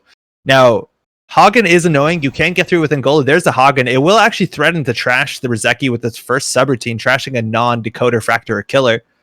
So whether Rotom wants to spend the money to continue through, I don't think there's going to be another Ice Res here. I guess if it, in theory, is an Ice Wall. But again, I don't know what Server 2 represents. Depends how many. If you're on 2 Rozeki and you have the other one, though, then you can only really have one at a time down. So you might even let it get trashed and reinstall one is cheaper than breaking. This also may be a fine time. Like maybe Server 2 is where you just put a piece of ice, an agenda, because you know your hand is open. But right now you run HQ for like what, free? At least once, right? Yeah. Yeah, it's free. Oh no, I think it's the 1 credit, but same, not that far off. Wow, 6 credits to get through here. Again, with 2 economic warfare out, you don't have to threaten respect too much. 2 more for the Gatekeeper. You're gonna get 1 back with Paragon. Yeah, and he knows the trash will be free if it's not an agenda. So Miss Bones, what are you going to trash today? Just a Jeeves? You'll get rid of that. It's like a bad campaign. Thinking about it. No, apparently don't. I guess it kind of makes it, you leave it because, I mean, it's clog. Oh. Ooh. Okay. Well, that's one reason. But it's also clogging up the server. Yeah. And so, what are you gonna? Yeah, and even if like what's the kid gonna use it to do? Like, I think you need it in conjunction with MCA, right, to actually score. Well, that's a small reason why they're fully operational, but I think it's you just res it to make it like a pad campaign, right? And the kid is hard pivoting to remote, saying like, hey, you need to find your fractor, otherwise this remote might be impossible if it's double hog and you don't have a boomerang. Because if you get through there, like still hardening news might be a small threat. You're gonna have to spend a pretty penny there. Bravado HQ again, 2 credits doesn't. I think the only resable here is Ice Wall. We're going through. This access could be huge. Could well be agendas in HQ, right? There's been nowhere for them to go for quite a while. And Vacheron bounces the ice that you just spent 3 credits putting on the remote server. Consulting Visit, though, isn't an agenda. Wrote him up on 14. Oh, man, that ice wall is just annoying enough. 3 credits to break. You need to find that paperclip. Class act draw. Again, Paragon's also filtering. I don't know if you pay attention to the chat. Paperclip in the bin. Not respecting a lockdown just yet. Not sure if it's in the list. I doubt it. But it's still tricky. Like, with the Jeeves in this server, you're going to have to overwrite it at some point. Yeah. So, yeah, this is tough. I'm not sure what I would do as the kid here. I think Rotom now having the paperclip is huge. Finding I think the missing pieces to this puzzle are, I don't think they have a Stargate. If they have a turning wheel, that's really good. And if they find the last diversion, that's really good. Because as soon as the kid thinks, hey, I can jam into this remote server, no, they're going to be off 2-3 more turns. HQ looking safe. Now we're going. That paperclip's coming in. 5 credits to get through. Eventually it's going to be free with the Paragon at least once a turn. He's using Engolo. Oh, wild. Oh, misclick, yeah. Okay. Yeah, it seems, I mean, because that prompt comes up. You probably you got to respect the lockdown just in case. No. I think they would have got locked down there, right? Like they saw Consulting Visit. Good point, yeah. But yeah, I think you want to get down on the table. Rotom, it's going through again. The install is the expensive part. After that, it's pretty cheap. And we saw 3 agendas shuffled into R&D. Nothing there. No turning wheel spinning up. So just paying what eventually will be free. Kid is getting some reasons. And again, this is Leela falsified again on that Jeeves. So look, this is Leela. Even if you do install advance into the remote server, like you can still lose to R&D. Some of these Leela lists are running like a single Maker's Eye. Yeah, I'm not sure. After Engolo and Rozeki, Paperclip, but there's some influence floating around, right? 3-4 plus that is 9. Oh, there's Diesels. 2 turning wheel, 10, 11, Diesel 12, 13. So that could put them on like Maker's Eye plus, I don't know, Hunting Grounds, something like that. Just 2 Diesel, maybe. Gatekeeper getting res. Angolo does not too poorly. 4 credits at least once. After that, it's going to be a lot cheaper. But again, this is Rotom's. This is money that the kid needs. You can res the Jeeves here to duck a bit. I still think you're going to take the 3 credits as opposed to the Axis. Paragon again firing. There's also boomerangs definitely in this deck. Diversion not even resing the Jeeves. That can't be right. Turning wheel coming down as well. That's a counter. Is there any reason not to res the Jeeves? Not that I can think of. Not when there's falsifieds in the list as well, so there's almost even more reason to. Yeah, I think if you duck the Jeeves that turn, you can click 4 and they get fewer credits. We're throwing out cards in archives. Rotom, comfortable again. The kid has so much work to do to honestly score an agenda to remote. We're going to start slamming R&D. And again, even if you steal those Vacherons, you have to wait 4 turns and hold on. Turning wheel building up counters. You can go back and see too, but that turning wheel is such a threat. Rotom clicking for credits. Could even consider bouncing off that ice wall, right? Just building the tokens, because as soon as you jam into the remote, MC Austerity withstanding, you can just unload it. Everything. Economic warfare for value. Reversed sure gamble. Yeah, this is tricky. I don't know how. I mean, you've got an effective R&D lock going on here. I mean, it's just one card, but like when you're at the corp so low on credits, and you don't have a court down, so you can't overdraw. Like it's quite a bad lock to try and get out of. It's also the third warfare, right? Like your credit totals are going to be representative. Caddy even coming down, Rotom going slow, not building up turning wheel counters, just locking the top of R&D, so they know only they need to interact heavily if the kid starts drawing. But if the kid's drawing, they're not clicking for credits. And even if they want to score 5-3 in the remote server, they still have to res ice. The economy of this deck is tied so much into violet level clearance and fully operational, and fully operational has been so far from operational. Server 2, something new. Let's see if that's an austerity if we're getting advancement tokens. Right now, it seems okay. I don't know whether that baits the run or not. There's so many assets that could be cybernetics, Mumbai Temple. Probably, you're almost in the point, legwork. Okay. You're almost in the point where, as the corp, you want them to steal an SSL just to get some money. For sure. Oh, a bounce here can be very rough, either returning the card from server 2 or just returning some ice off the remote. We can see not the full hand. We can see 4 cards if we really want to. And you've seen a couple of these cards coming off the top R&D. There's a chance that Rotom knows what this is. Boom. That'll get trashed for 1. Fairchild 3, Fairchild 3. 2 expensive hard-hitting news. So, so basically R&D is just... Is that 7 agendas? So half 50% agendas? Maybe server 2 is an agenda, but... Falsified on acid. There you go. Mumbai Temple. Wrote him up on 12. Knows that they don't have to run this. You can go R&D here. See a single off the top. Even 2 if you want with turning wheel. Yeah, this is rough. R&D is pretty much 50% agendas. Yeah. Oh wait, no, sorry. It's 7 in the deck. 1/3. Yeah, so it's like 5 and 16. Yeah. Maybe in archives, but I doubt it with Leela. And just turning wheel counters. Caddy probably gets a click there. Oh, the kid, Beckett, has so much work to do. Again, these players are only, they've only lost 1 game so far. So this is not the end of the line. They still have a lot of work after this, but not looking too great for that Asa. Again, this is a very different Asa strat. And you see this is such a big difference. In the early rounds, people did not know how to play against this list. They were dying on turn 2, turn 4. And now that Rotom knows what they need to hold up and fight against, some of the strategy does fall apart. If you can't force a situation where you can't respect everything. We're going in here. Could convert a turning with token. There's the Vacheron. That's a bounce, but that is worth 0 points. Bouncing the ice, the outermost, right? Yes, the outermost ice. Caddy Jones taking all the money. We're up at 18 to Kids 10. The credit differentials, they're getting a bit closer, but Rotom still almost double up on the kid. Card into server 2. That could have been the unknown card that squeaked past R&D. Only 13 cards left, and still... You can't win. You need there's not enough agendas in this game for Rotom not to have to wait 4 turns. Yeah. Also, we should definitely acknowledge how, up to this point at least, how well Rotom has played this, because, I mean, we don't know what the kid drew off of the successive Rashidas, but 3 Rashidas in 4 turns, and you still kept the board under control and got to this state is pretty impressive. So Rotom... Filtered draw, turning wheel is getting big again, not bouncing for counters, just keeping their economy up. I imagine you could see 2 cards here, maybe bounce the ice in front of the austerity policy, which is looking like a Fairchild, and then run the austerity. But again, you have a couple turns before you do that. They just also flushed HQ, so austerity doesn't necessarily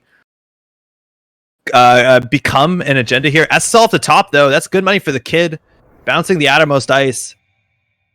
Yeah, I mean, what you said about if you assume there's no agendas in HQ and you can keep checking R&D, then... Yeah. MCA is not that big of a threat. Patap also now triggering off the SSL, so it's only a 2 credit gain in terms of hard-hitting news advantage, but if the kid can just maybe get 2, I don't know how you do it, but you need like 2 Fairchilds on the remote, which in terms of install cost and res cost is so prohibitive. Again, that was 6 credits just to reinstall that ice twice, 2 turns over. We got a nice on R&D. Fairchild probably gets rezzed here. Clicking on austerity policy, Rotom.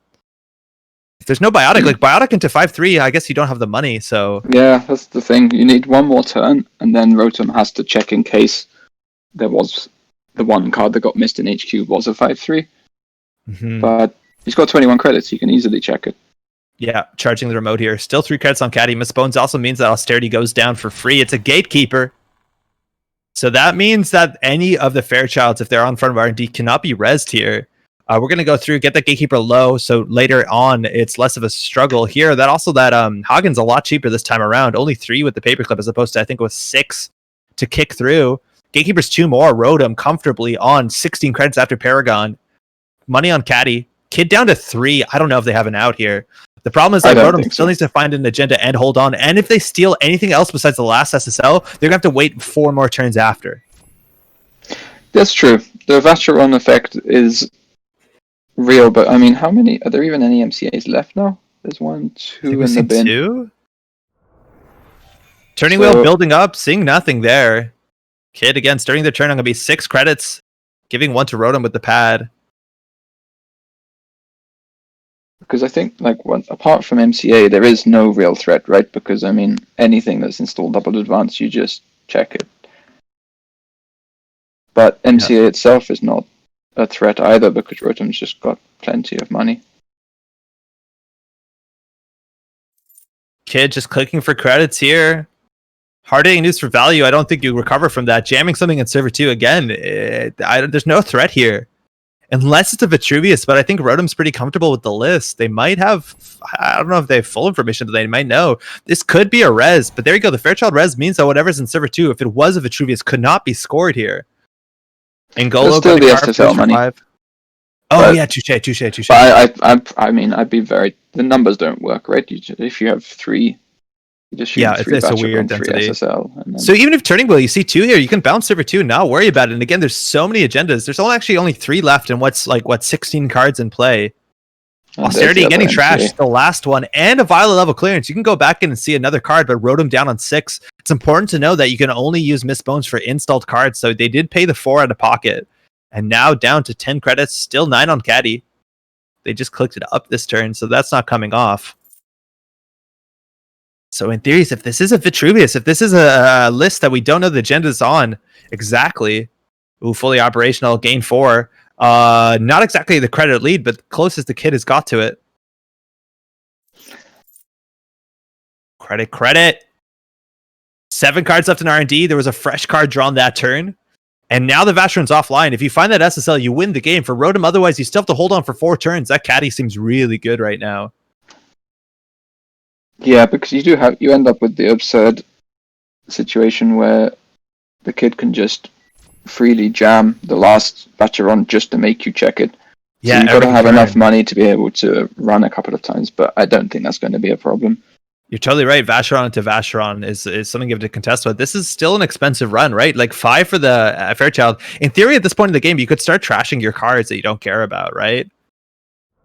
Yeah, that's true. Just save a credit. Not very great. Turning wheel, getting a counter. Seeing the top card, nothing. Class act drawing, not too many cards left. Caddy is going to get a click for sure. Taking the 9, Rotom up on 18 against the kid's 10. Again, card in server 2. Nothing happening with it. Could be Cybernetics. It's being replaced. Again, that needs to be advanced. If that's a Vacheron, that's favoring Rotom, but where did that agenda come through? It could have snuck by last turn. Oh, wow. Huh. I mean, you still run it, but yeah.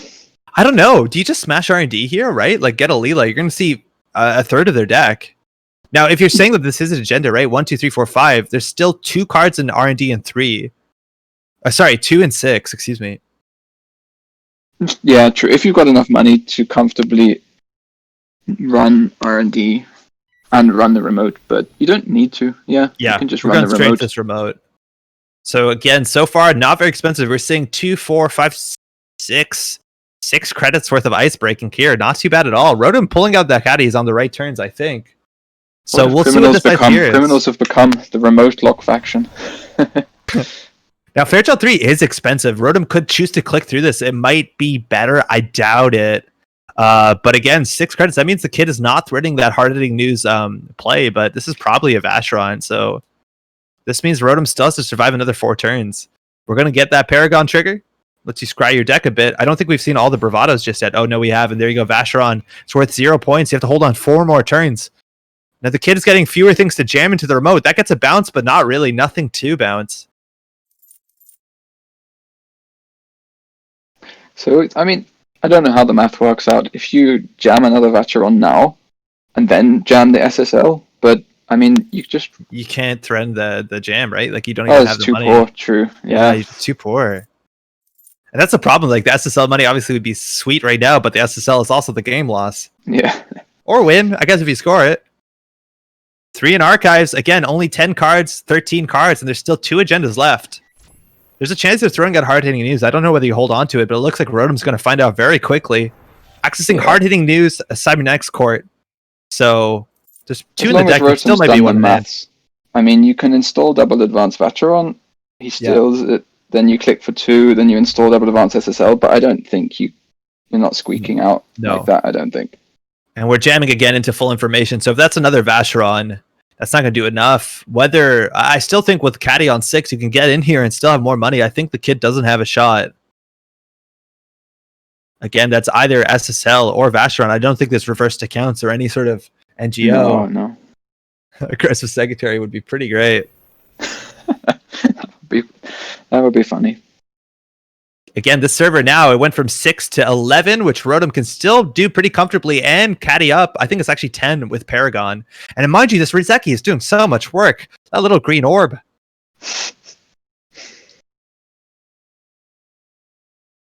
We're going to pay through this Fairchild again. You can trash your cards if you really don't care about them. You think you're going to win on this turn, but it's 1 credit, Gatekeeper for 2. The kid. If this is a Vacheron, that means there's only 1 more agenda. At least you don't worry about Leela bounces anymore. Not that there is something to access here, Paragon. It's a Vacheron. There's 1 more agenda in the whole deck. If there's advance in the remote, that's it. Now, Rotom knows they don't have to run for the rest of the game. They could just click for credits, right? Yep. There's literally no reason to run.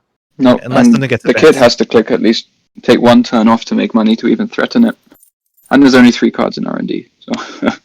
Yeah, that's largely it. I don't think the kid has an out here. Rotom ticking down again. Rotom just wins next turn. Kid calling GG. That's it. So Rotom, again, it's so much in this matchup. This wild, weird Asa group list is knowing the matchup. For what it's worth, we did see hard-hitting news boom. Asa and America's tournaments. Kenny's Simon Moon's deck did have false lead. I felt like it might have had a bit more teeth to it than this version, but still, in any version, if you can deal with that threat and force him to score on a remote, that's a really tall ask. Yeah, it's not what the deck's set up to do, right? I mean, it can if you have a lot of money, but it's not designed to do that. Yep. It's very much a plan C at that point. Runner gained 183 credits to the corpse 87. No bad publicity. That's real money. I think Miss Bones adds to that, though. But yeah, that's really good. Well, we still have a lot of time in the round. Let's jump into another table. Sure. But that is going to be the second loss for Beckett, the kid. So they're going to drop down to that third dangerous bracket. But Rotom is still going to be on that, just on that 2 stock. Yeah, just checking in with the timers. We have around 5 minutes left in the round, or 6 minutes left in the round. There are a couple of tables still up. We have table 8, table Kenny. That's a very good number to have on. And also there's Captain Nice versus Pinzel. Is it possible we do that one? Sure. I don't think we've seen Pincel today. Try and get in there and sneak in like the ninjas we are. How is the chat doing, by the way? I am a bit bummed that the kid conceded this one. Well, not conceded, but like didn't win this one. But then again, against Rotom Appliance, against Patrick, one of the strongest UK players. Yeah, I mean, you know, these are the top 24 players globally, and here we are, the reigning world champion. Oh wow! Oh, this is the board state, isn't it? Yeah, mutually assured destruction. 2 Guys, Stargates. 1 card in hand. Stargates are coming down. We're 2. both on 6 points, right? Beal with a counter. So that means if this goes to time, and again, only 5 minutes left in the round, that is going to be a game loss for both players. So this is huge. Pincel trying to squeak through the server. Again, nothing here ends the run, but it looks like there might actually be a Crisium grid all the way down on the bottom of R&D. Yeah, board state's pretty wild.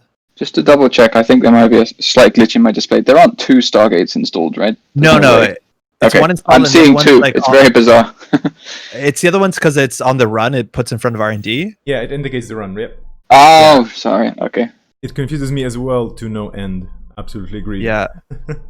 So how does this work? Stargate obviously going to get shut down by the Crisium, but it's not a replacement effect, right? This can't replace the run? Or is this a choice? Because it's not you may. No, I think with Stargate, I think you have to you're stuck with it, right? You know? I don't know how it works. No, apparently you can access. Okay, never mind. No, that's fine.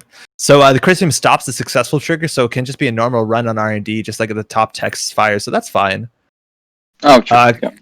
Captain, though, wow, Captain was our Blue Sun player. They have pivoted over to that sort of embolus, really hard Glacier, Crisium Grid, border control game net. Now, Pincel is very good at Geist, and we're seeing a pretty late game. Again, only like 5 minutes left in the round. A back has been used. We have the full Tech Trader setup, as you would expect. All the breakers, but only 0 credits. Now, the thing is, these game net decks aren't running tag punishment most of the time. There's no hard-hitting news here. And the big question is that last card in the grip. Is that the boomerang? If we check the heap, it looks like There's it's 3 not. boomerangs in the heap. Yeah. 3. I can't see the very last card in the heap, but apart from that, there might be another grappling hook. I can only see 2 in the bin. We also saw Ohm on the same list, but this is a modified Geist list. It's a bit different than what we saw in the Euro Africas. This is not running the back and instead has some slots for Miss Bones, which is doing well in the meta. Installing the last grappling hook, that's the last card. That's the last piece of Geist tech we have in this matchup. So 1 credit.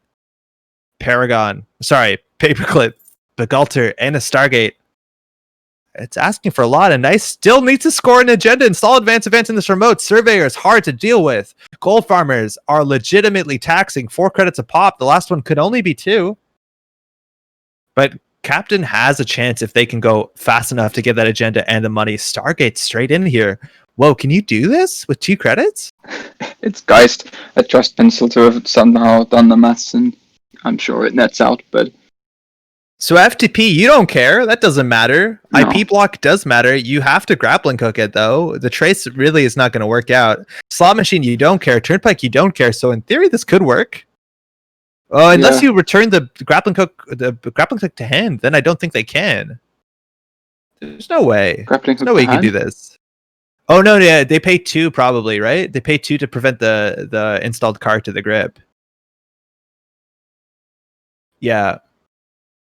Because you need to protect the grappling hook, right? Yeah, and then you get 3 from using it, and then you don't need to break anything else, right? So. Oh, they're actually breaking it. Oh, then you can pay another way. Yeah. Because the last 2 ice are just blank if this is what you're doing. I mean, slot machine does nothing because there's no stack, and then. The IP block, you had to get through this. I thought this would be grappled, but we're just going to break it. So Pincel down on 0 credits. Slot machine's going to do absolutely nothing, as you said. Turnpike is going to do nothing but give a tag, which again, the tag doesn't matter too much, but this is a legitimate Stargate behind an IP block, though. Might survive for another turn. We've seen 1 preemptive action played so far. Sometimes these lists are running 2.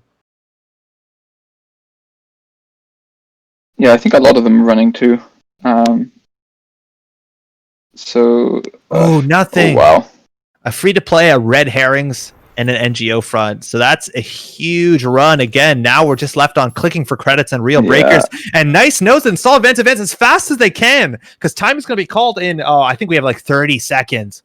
So hopefully a Nisei rep is going to throw down that time in the round. I think Mar is set up and ready in the wings to pounce. Pincel, not a lot to do here. If they click for credits, they might get another turn. I don't think they can contest this remote. There you go. It looks like Pincel will have another turn, but Captain Nice probably can score it out fully to 7. GG. Nice does it. Knocking out our world champion. I would have put Geist up on GameNet as well, especially if someone as good as Pincel is playing it, regardless of who's playing the GameNet. So that's impressive. Yeah, that's so wild. And this was again, right a lot of these. Time. Yeah, right? That Beal, I was so sure it's Bologna. That's kind of the cool thing with Beal. You can bluff it out, right? It looks like a Bologna or an SSL. Obviously, it's like the original pseudo Global Food Initiative. Definitely really good stuff. And Nice didn't need it to score out, but it looks like over advancing it made it look like something that Pincel wasn't ready to interact with. A really cool play. That's super cool. Do we know Do we know how many losses these players were on? I think that's Pincel's out. gone. Yeah, Wow. Pincel's gone now. If I'm not mistaken, Captain, they are on one stock left, so they were fighting for survival there. I think the big result we're waiting on also on this round is Whiteblade versus Greyfield that played in the top round, leaving one person undefeated, so they're going to have to pair downwards. I think we also can say that QVM was safe. I believe they got the bye this round. They're also on one remaining stock. I think the bye generally skews towards the bottom. That's what results happened. coming in. If I'm not mistaken, we're going to lose 5 players this round? Things are thinning fast. Yeah, I'm going to be updating the results as soon as I can. The spreadsheet is being updated, of course, as well. And then I have to applaud Akira for being awesome and organizing the information in a spreadsheet just to make it easier for me as well to inform you what's going on. By the way, an interesting thing about the people who got eliminated in 3 and 4 rounds, I have to tell you that among those players, all of them were on Anarchs. So we had Hoshikos and Freedoms and Valencia all over the place. And it was quite interesting to see that.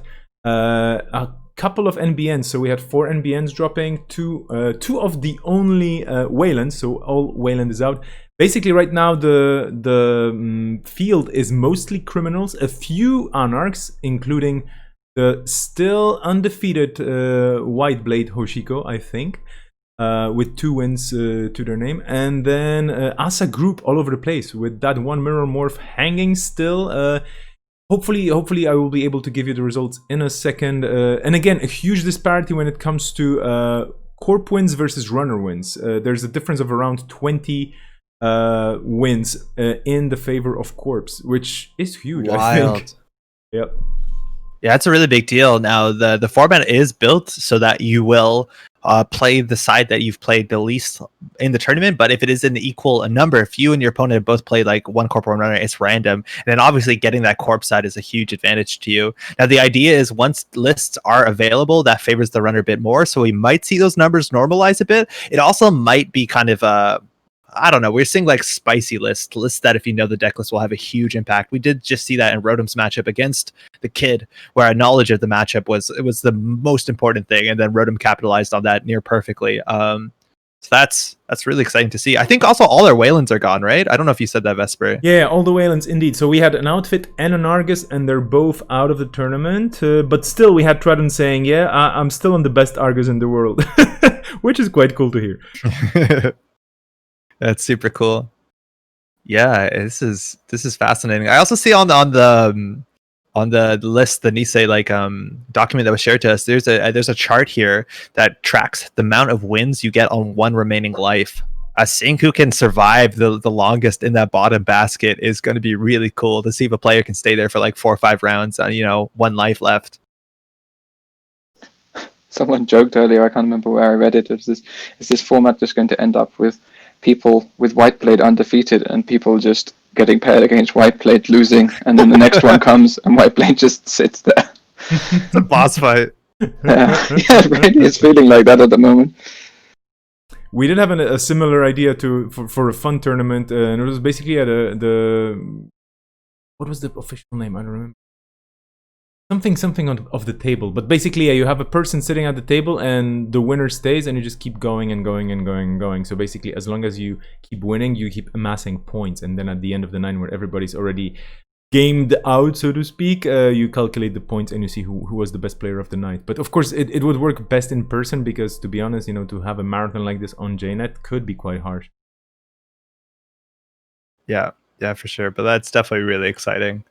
Oh, and Etera's in the chat saying King of the Hill Juggernaut. Yeah, I think we were talking about Juggernaut or something. Yeah. I mean, these are probably terms from other card games, right? Well, anyway, we have some results in. I'm going to be hopping off for a second, but in the meantime, let me just tell you, we're going to have some additional guests popping in a few minutes. So Matt and Andre, I'm going to leave you for a few minutes to update the results, and I don't know, just entertain us. Right on. Let's see what those results look like. Again, this is the biggest drop I think that we're going to see in players. I don't know mathematically if that works out for the whole tournament, but it's definitely the most sizable we've seen so far. If we lose 5 players here, we're down to half the pool if my math lines up. If it is a full 5 loss, right? Because we're at 7 plus 5 more. So sounds right. Yep. Yeah, okay. I keep goofing up how this this bracket works, but I think that's at least okay. I'm not even going to try. If you've been streaming all day and I've done 2 games, I don't stand a chance. Yeah, I'm really interested to see who can stay in that bottom basket, because obviously, like, every player here is very competitive. Is playing some really mean lists and playing them really well, which is really exciting. So I don't know, even just getting this far is on its own, like, definitely needs to be. Yeah, great. it's super impressive. It's like all of these players are outstanding players.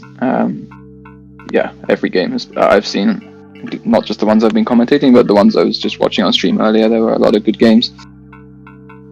I'd be interested to hear, like, if we get interviews at the end of the game, because I'd really like to hear from some of the players how preparing for this tournament differed from others, not only on the fact that they had an idea of what some of the other players would have brought, considering seeing their performances, but also with the format in mind, right? Like, I said the word Swiss cheese, which is not meant to, like, poo-poo certain decks, but the idea is, like, something that might get you really far, but then once deck lists are public and people know what to play around, it might not get you the full distance. I'm not saying that's exactly the case, but we're definitely seeing some decks that would, I have no doubt, rip through Swiss when information isn't exactly there. Yeah, for sure. Although, I mean, that's, like, people have been saying that about the ASA lists, but they seem very... Once you get to the point where the lists are still dangerous even if you do know what they're doing, and they just give you... It's like as the Argus list got refined and refined and refined to the point where you know exactly what they're doing and you still can't do anything about it. Yeah. But yeah, I mean, what you said about the format, I did see some people talking about it does mean you can take a slower corp than you otherwise would, because regardless of what happens, you know you got 40 minutes for one side. So That's things true. like game net are a bit more attractive in that, yeah, it's not sort of screwing over the time you have to play your other match. Yeah, for sure. And we are seeing GameNet, whether people are capitalizing on that. I was honestly worried about that going in, because we did see a lot of GameNet games, well, some GameNet games that were more than 40 minutes. And the fact that, like, you know, if you come to a tie, it's actually, like, the mutually assured destruction, like that. Yeah. It's kind of scary. So there Well, are let's 13 players left because of the Yeah. bye, so that's what screwed up your Oh, math. right, Otherwise, you right. were spot on. Okay, getting close. So just to review the bracket, you have it now on screen. Whiteblade undefeated. Eric sitting at the top. Definitely pretty happy about where he is. Greyfield just got knocked down to 1 loss. We saw Rotom hold on, and Lab is the only other two stock player, excuse me. Yeah, I'll left. give a shout out to Lavis. He's a good friend, and he's in the NWE testing group too. But I'm very happy to see him there on 1 loss. It's the 2-loss bucket that just got a bit, I guess, smaller. A lot of people are being pushed out the bottom. So if I'm not mistaken, Chris Ferg and Simon Moon dropped into there as well as the Kid. We have Captain Nice, Cable Carnage, Shadow Shot, Ohm, Cody, and QVM still hanging on. So we have to say goodbye to Sid. I believe fell off the bottom there. Shadow Shot is still in. Who else did we lose? Motorvor, Sengrin, Pincel. I think that was the casualties of this round. Indeed, and we will have the pairings coming up soon. A lot of Discord chats, for example, Kenny, Simon Moon, saying, "I'm sorry, there won't be a bye because I lost." So, oh well, that happens. Like, seriously, I think, you know, the people. I don't know how how the camaraderie is translating to, you know, like, to real life, but I'm pretty sure some people have met in this tournament that haven't met before. So I'm curious to have them at some point, you know, kind of retell the stories from this day, because this is absolutely epic. I think this is the most globally spread and international tournament we've seen so far of this size, and I'm super happy that we could pull it off. Huge props to everybody playing, because this is really a challenge. I cannot personally imagine, you know, I'm barely able to stream things or kind of move things around, but to play actually very well, tense games and very challenging games in totally different time zones, well, really huge props to everybody playing.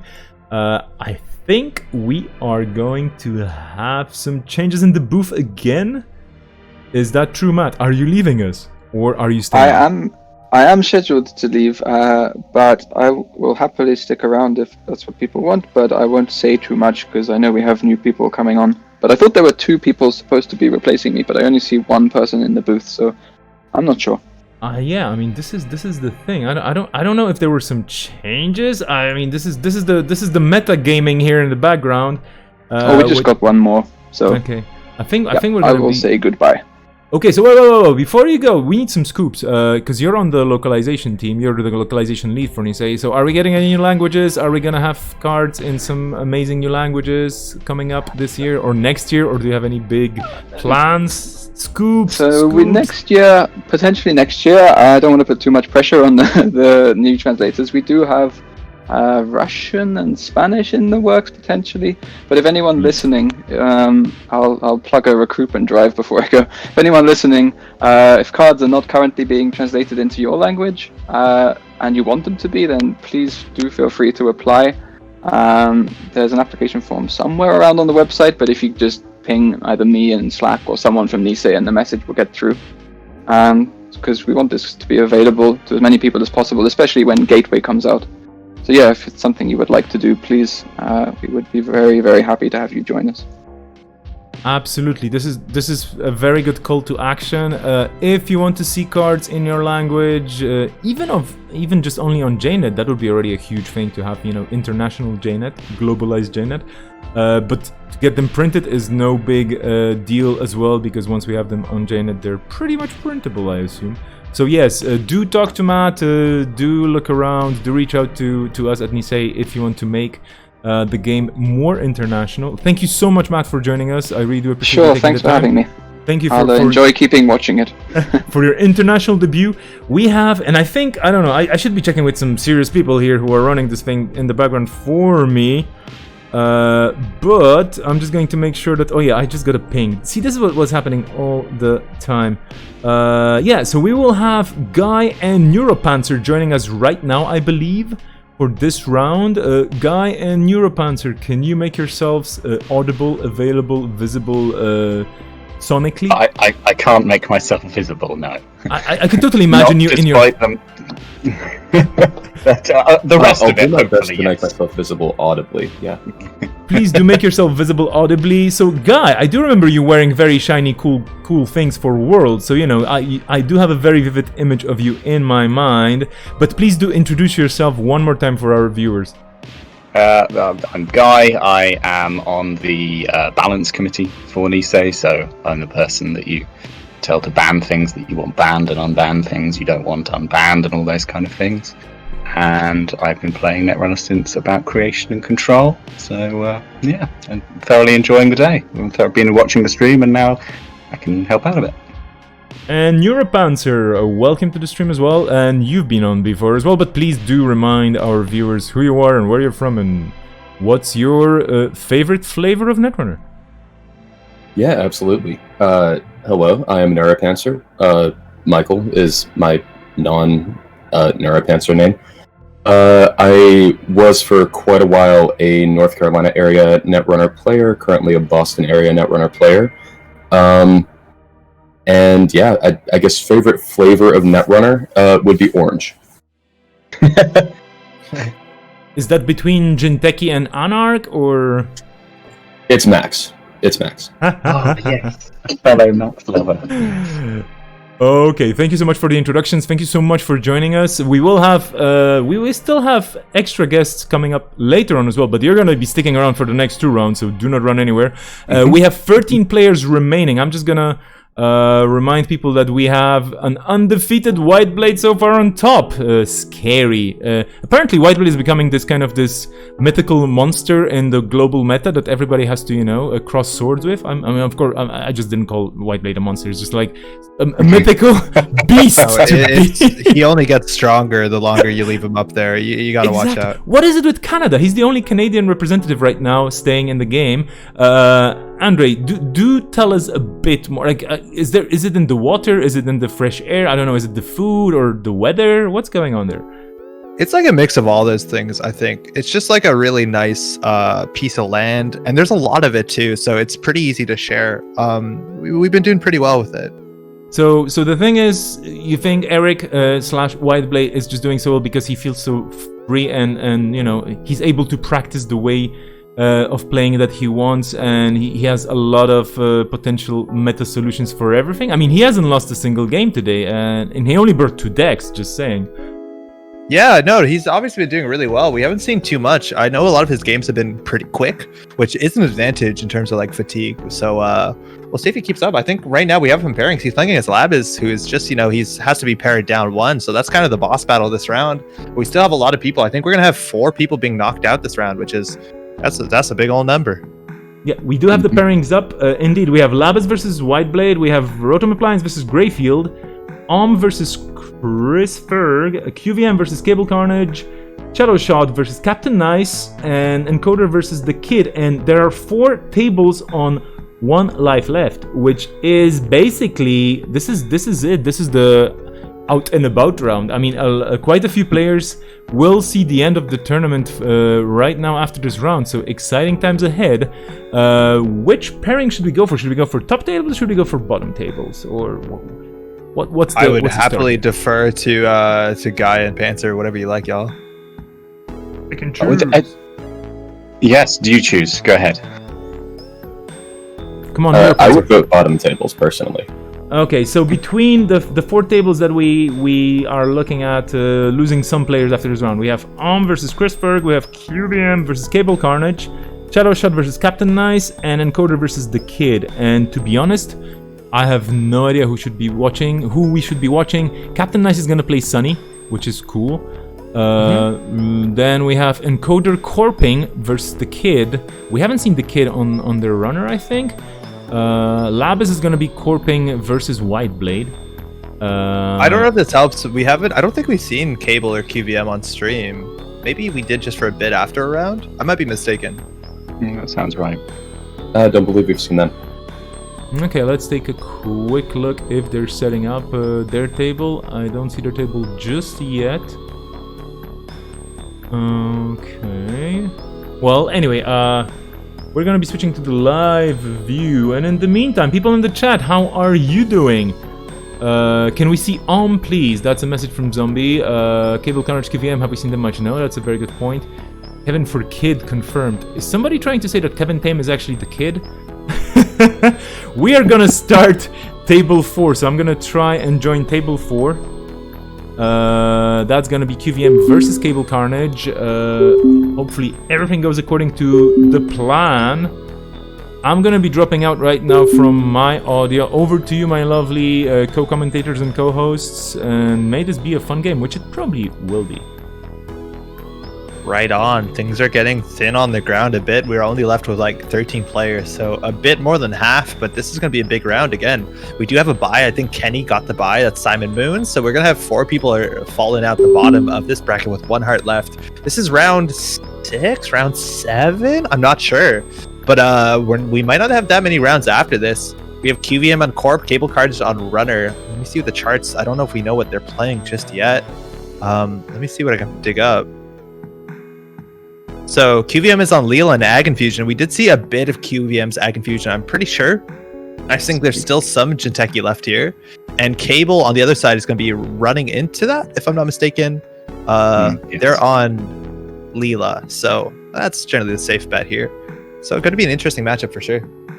I think the one thing that I've noticed is that there was a thundering herd of Wayland over the various tournaments, but not having one left, I think, is very significant. And I don't think there were a great deal of Jintekis, so for those to make it, I think is very interesting and significant as well. It's also fascinating, right? Like some of the tech that we saw to specifically deal with Titan, which was one of the biggest forces. It was in Americas, but also in APAC. We're seeing no Titan representation here. Whether I don't know. In Titan, a lot of times there is, you have to get lucky. You need that early Atlas, and from there you can play pretty intelligently. But it's a different fight for sure.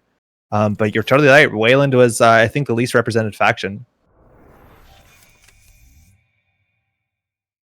So we have Ag Infusion here. That's 17 influence, an ability that's quite strong in interacting with both run events, which this Leela list probably has 3 diversions, maybe even embezzles on top of that, a single legwork, but also just a good glacier ability. You can always basically spend one of your unresed ice to throw the runner somewhere else. We're running archives here just to get down to that Tapworm. Okay, QVM can pretty safely purge here. They're not pressured to do much else. With Rashida, they will have 6 cards in hand, so that purge is going to come at a slight cost. But Cable's setting up. They do have that turn 1 Rizeki, the Classic, and the Tapworm. That's a pretty good start. Absolutely. Strong starts by both. Rashid is exactly what you want to get going as Glacier, especially as Ag Infusion, where you don't get passive credits from the runner drawing. Ooh, Sneak Door Bede as a response installed, advance in the remote. Again, Leela can get the bounce here. We have one more run here. NGO front probably get the trash. So if that's a Nisei, there's some bad things here where you are going to get a bounce on HQ. Maybe that converts into a diversion, but you'd gladly take the token here if you can. Ooh, actually, not even a Nisei. Purging away the Tapworm for value. Let's see how Cable can just capitalize on that open R&D. Paragon coming down. Do you think that indicates that there wasn't, a key run event for HQ in hand, or is it just that Sneak Door's enough pressure? So you use the bounce to get R&D on the basis that, diversifies the attacks. And you see that like that waltz, that 1-2 punch ceiling, then the second sandbags off the top of the deck. Again, that agenda does scale well with the amount scored. Celebrity Gift showing 2 big spiders, 2 Announcies, an Engram Flesh, Macrophage, and Slot Machine. So a handful of ice hiding 1 card. QVM only has 1 click left to repair the damage. Do you go for HQ, which only protects against diversion, considering Sneak Doors open, or R&D to prevent the rips? So unlikely there's agendas in there, right? Yeah, I mean, you probably figure that if there had been one, it would have been stolen already off the previous Sneak Doors, but... Ooh, Sadaka. So that was the hidden card. Yeah. Good one to hide for sure. Yeah. So interestingly, I think we can probably pretty safely say that when we see the Paragon, that Cable is on the Ngolo, although they're pretty safe away from this. Sadaka, there's not a lot of ways to interact with it. You can boomerang it, you could get your Amaku up to strength, but Ngolo is always a possibility, and Sadaka in this list, no longer really necessary to trash Film Critic, probably specifically to deal with Turning Wheel. Yeah.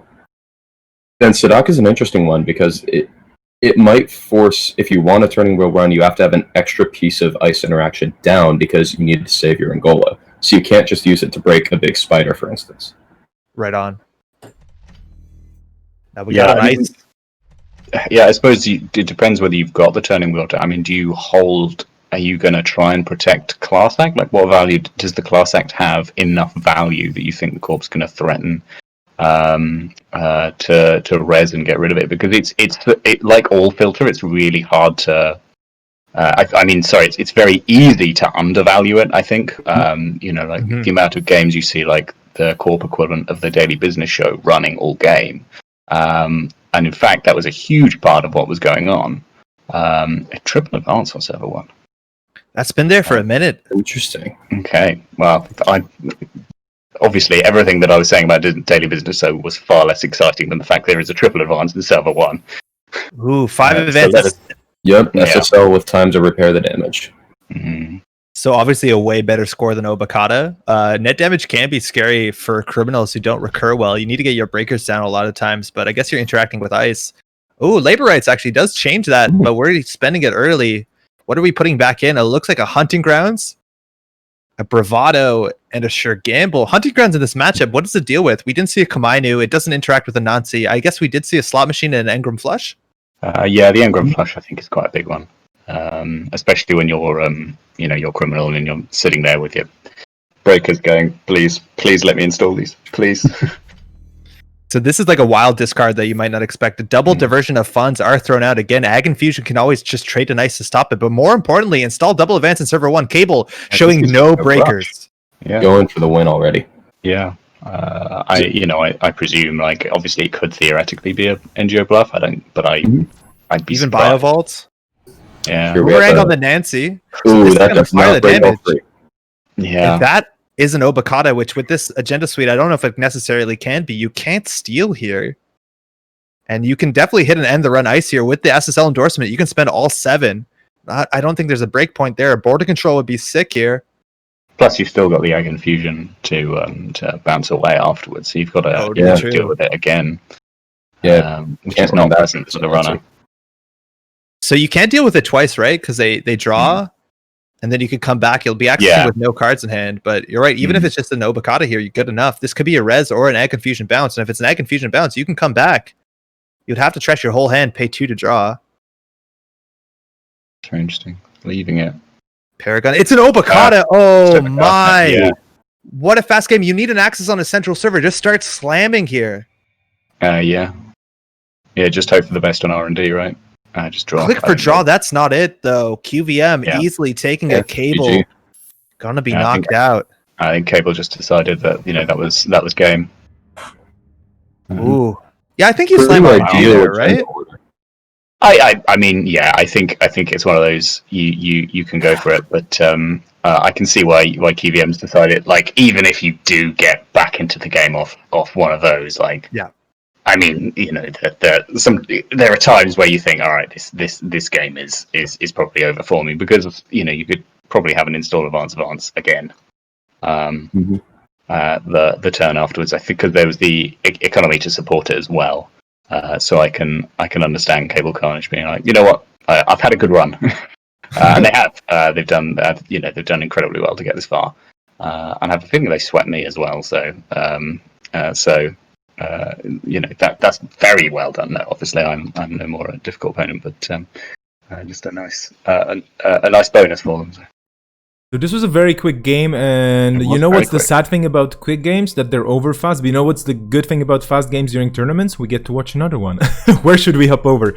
We have some requests in chat to watch Whiteblade. I think there are already some spectators in there. I don't want to destabilize that table. So I'm wondering, where should we hop over? We have table 3 that's empty right now. Table 3 is they're on the last life. That could be exciting. Okay, we actually have 2 table 3s. This is confusing. Yeah, Which table 3 are we watching? Well, let's maybe watch table 3. No, let me just very quickly take a look again at the pairings, just to make sure that I actually read the situation correctly here. So one of the tables 3 is actually table 5. That's Shadow Shot versus Captain Nice on Sunny. Let's jump in there, okay? Yeah, Shadow Shot's the Mirror Morph. That's actually going to be interesting. Yeah. Oh, Could be spicy. So hey, we talked about corp win rates, and we just saw it right there off the top that Ag Confusion just not carrying, just jamming, drawing exactly what they need.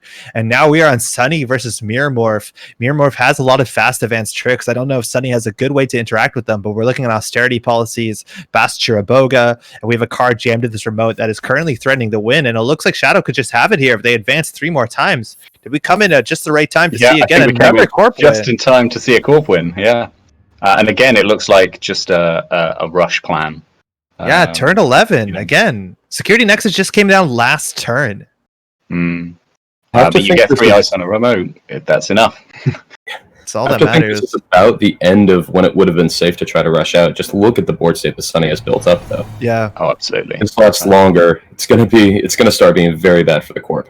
And this is the sort of problem you're seeing with Shaper and you're seeing with Sunny and stuff like that. It's like you don't have to ice centrals pretty heavily. Just put 3S on a remote and go. They don't pressure centrals too hard, do they? No. Not so much. No, I mean, especially like if you look at the strengths as well. Like you've got the slightly awkward thing that you obviously want to be running through them with Turtle to build Turtle up, but because they're just strength 1 instead of that strength 0, that's enough. Not having a Jackson Clare down, but it looks. I mean, this Mirror Morph list looks like they planned to play against this Sunny. Like that ice is on archives for a very distinct reason, and that's to stop that build up. So I think we sadly missed probably what was some very intelligent play on Corp side. Do we want to jump into the alternate table 3? That's Ohm versus Chris Ferg. One of our. Those are actually the 2 players that fought in the finals. No. Coming back and doing it again? So. Yeah, Tuck the Gut versus Chris Ferg indeed. Chris Ferg, as a reminder, the winner of the Europe and Africa Intercontinentals. And if I remember correctly, he did it on a tablet as well. Yes, he did, yeah. From a garden in France, as I understand it. So sounds lovely. Yeah. Well, Amina's already down, and there are 12 credits left on the runner's side, so it seems like a fairly strong position. However, there are 5 ice in server 1, so server 1 does look fairly well protected. It might be tough to get through. There might be a surveyor in there. It looks like there's Ginger, so I might be able to tell by scrolling up. Yeah, Ginger remote. It's going to be hard for us to tell whether that ice is known from Chris, and obviously has a huge impact on the play. We do have a turning wheel built up for 5 in Alila, so even anything that's in solid advance can be threatened. Upgrade on HQ. I imagine Chrysium is where it's at here. And again, we saw 2 fast games. I don't think it's going to be the case exactly here. Double advance, though. Ohm saying, my remote looks good. You can't deal with sentries. Surveyor definitely alive and well, but maybe you can convert a bounce off a central server. Only 2 cards in HQ. Turning Wheel can see all of that, but R&D is probably where it's at here. Ngolo? No, Chris is not on Ngolo. Chris was an Amina player, right? Yeah. Anacom Amina? Yeah. The Amina's down, so you've got the question of can we break a sentry right now? But if you decide you can't, do you care? I mean, letting another 5-3 go through is potentially problematic, but we've got the falsified. So Yeah, from it's Forum, just, it looks like the only ice on server 1 that we know is a toll booth, an F2P, and a slot machine, which admittedly some really nasty ice. Yeah, you don't want to run that if you really, really don't have to. So we exposed the SSL, so Chris looks like they're going to run R&D and just capitalize on the tokens. Amina deals with that slot machine res, but again, we're talking about GameNet. Anything that you think you're breaking well is, well, just giving money to the corp. But Endless Eula, ooh, we haven't seen that. That's a spicy include. 6 credits with Paperclip or otherwise. Hoping not to see a Cortez today for sure. Yeah, I mean that is a world where people are not expecting to deal with Chisel. Yeah. And your Also, main problem is criminal and such like. It's totally worth knowing. Eula and GameNet. I mean, that's you pay for the res if they decide they need to get through it and don't have a paperclip. Yeah, it's huge. It's a bit weak to Amakua, obviously. Yep. But I think you have enough tech with all the IP blocks. Inside job, though, straight in the remote after not getting the bounce with only 10 credits. This is going to force some reses. Again, that slot machine on the outside is ideal. Even a toll booth here might not do it. But only 8 credits. I don't know. Can you keep them out here? A lot of the ice, like F2P, doesn't end the run. There's very few end the run in this list besides, I think, Gold Farmer. I think that's the only hard one. Problem is, you do not want to allow the F2P to add a card to the grip because your Amina is so expensive. Oh, for sure, yeah. Or in theory, add the paperclip and now you can't break a barrier that ends the run.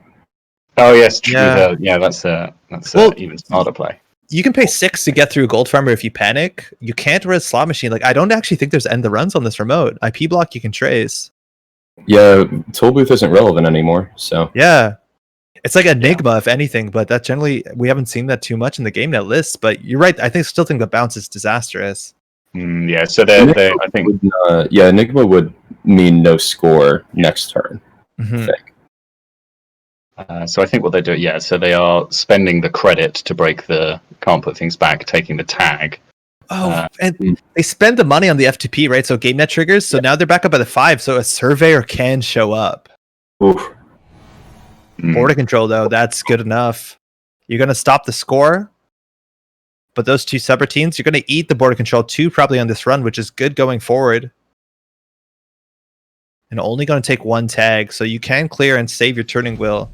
There you go. I don't think that went too bad for Chris. No, I agree. I think you take that exchange quite happily. The only problem is like how do you go get it? You know, because you assume the corp's next turn is probably click for 3, unless they've come up with an even more cunning way, like to gain money. Which who knows? Sweep streaks rotated, right? But. So Chris has to clear that tag, right? Losing the turning wheel seems like such an issue. Yeah, turning wheel seems like how you win this game. Yeah. I think but the query is though, if Ohm spends their turn going, okay, I'm going to click for a credit, trash the turning wheel and click for a credit, they are sitting there on 1 credit. And they've left an SSL in server 1, which I don't know. You're right. I don't know if that's you're that keen on that with GameNet, because I mean GameNet's always trying to prolong the game, right? You know. And there's another turning wheel somewhere in the list for sure, right? We've only seen 1 so far. These lists generally run 2. Yeah, I guess the question is, is there another multi-axis plan? Because I could see maybe if you have a Miser's Maker's Eye, for instance. Oh, yeah, probably 1. That makes sense. Oh yeah, just draw for that. I have Class Act out. Yeah. But like, what are you gonna do with a turning wheel that's more valuable than stealing 3 points? I suppose. Yeah, especially when it comes to like time, right? Like the amount of points matters more than anything. And also, once you steal that 3 points, like if you don't steal it, Tug's going to be on game point, and then we have a Beal threat. Oh, they're going back. That's Slot interesting. machine's triggering. Because Again, none of this stuff ends the run. So the one curious thing I wondered was whether a small part of the motivation to run was that you get a weird amount of hand filtration because the sneak door beta was the top card, and they know they're not going to use the sneak door beta. I don't think because like you've got the 2 Rozekis down. There's no room for a sneak door beta. Well, there is so now, you or hit almost. well maybe you hit the slot machine because it's going to put the sneak door beta at the bottom of your deck, and you're like, well, there's some added value. So I don't know if they fully knew. I guess they did fully knew. Oh no, they don't because they inside jobbed it. Like if Slot Machine gave the Corp 3 credits, I think they still had the money to break, didn't they? Because then they could maybe res another border control. I guess it gets a bit scarier. A gold farmer. Yeah, Chris noting in the in-game chat that he thought it was a very painful choice that he just made, but he thinks he had to. Yeah. And I assume his judgment is going to be better than mine on that. Tug doesn't fully agree, saying that it might have been able to wait a turn on the remote. Now, reinstalling that ice on server 1 is a turnpike. This is Jinja again, something in the remote, and that turning wheel is a pretty easy trash. Chris on 2 tags. Tags means you can interact with IP block intelligently, can't interact with F2P, and hey, that daily quest is going to start grinding. That's going to be some money. Which is exactly what. If I'm counting correctly, I believe the ice that was bounced was the toll booth. Okay. Right. Okay. That makes sense. Chris is not only on game point, has to reinstall the Mina at some point if they want to deal with toll booth. Otherwise, he can get away with a slot boomerang. We've actually seen a lot of matchups where in this setting where the criminal never installs a decoder. So we'll see if they ever reinstall. Obviously, that's prohibitively expensive. 2 tags, that means the Pat Tab is going to go down for cheap. With Daily Quest and the SSL, that's going to ensure it fires for the next couple turns. But again, 2 Rozeki is enough. Chris, though, if it comes to time, I don't know how much time is in the round. I think about 20 minutes. They are going to win. Ohm still has to do a lot of work. Yeah, I mean, it depends how much money's left in that stack, right? Accesses are not going to come cheap at any point in the near future. We've seen a lot of players add Caddy Jones in this tournament so far, just to give them some legs against some of the more slow Glacier Corps, like this one exactly. I wonder if Chris had that in the original list or added it. We're running HQ here. You can get in for 6 credits. 6 credits. There's only 2 cards in there. Yeah, I'll be very curious as to what the purpose of the run. I think it's for Paul up because they drew it. Oh, so let's see if the Chrysium gets rezzed, because in theory you could res the Chrysium. So it's Ninja, Navi. Yeah. Navi. Ooh. Yeah, it's actually Navi in the base for messing with those boomerangs when they come down. Yeah. We saw those early today, but that's a really big deal. We just talked about how you can get away with not installing a decoder in this matchup. So Navi is going to deal with that boomerang really well. I don't know whether there's other tricks on the runner side that you have to deal with. Sometimes we've seen things like Data Sucker, but Paul Op going to just trash the daily quest. We do see Tug calling it his Chrysium. Yeah. Which, I guess it prevents successful runs if they just can't get in the first place. So that makes sense. Triple ice, and we're hedge funding out of that hole. Ohm up at 10, Chris down on 4. Again, 2 tags might not matter. A lot of these lists don't have tag punishment. It's more about how it interacts with the ice. It would prevent something like that caddy coming down because you need to clear tags before it's relevant. Now, I don't know whether Ohm has to go fast enough that they can't afford to trash the class act, but I definitely think you'd be okay with that idea. Ooh, we're going in archives, hitting another IP block, 3 credits to go through. It looks like you're going to just take on a 3rd tag. I mean, you're at 2. What's a 3rd? Yeah, if you've decided to go criminal tag me, then that's a point to decide. Ooh, Jinja and R&D. Yeah, so that's where the agendas are. Again, Leela wants to pressure centrals, and it's going to get harder and harder. Now, the cool thing here, though, obviously, is if they're not showing an ice for either server 1 or R&D, it's less likely to be, but that's a slot machine. So Ohm just needs to draw an agenda and jam it. That's a gold farmer. Wow, things get set up fast, huh? Yeah, this is not the board state you want as Grim. I mean, in any matchup ever, even in the midst of time, this was always how criminals typically lost. They didn't manage to win early, by hook or by crook, and it would just be like harder and harder to go get accesses. So I don't know if Ohm has the credits, right? But the thing here is, as soon as they draw an agenda, they can probably jam it. So even like the sneak door pressure or anything that Leela could put together isn't going to land. Drawing 3 here, though, is a bit sketchy, right? Because you could draw multiple agendas. Jamming that might actually just be an agenda that is safer there than anywhere else. We've seen 2 Rashidas so far, 2 daily quests. I guess the question is like, are you truly scared of Sneak Door right now? It went to the bottom of the deck. Also, like, you'd have to lose a Rozeki, and it's 3 credits per access. Is it that strong? Maybe, but I suspect with the agenda density of this, you can probably reasonably rely on you draw 1, you put it in. I wouldn't be surprised if there wouldn't have been a further draw had there not been. Anacom does change that math a little bit because you no longer have to lose a Rozeki. Yeah. Nice. Yes, that is a very good point.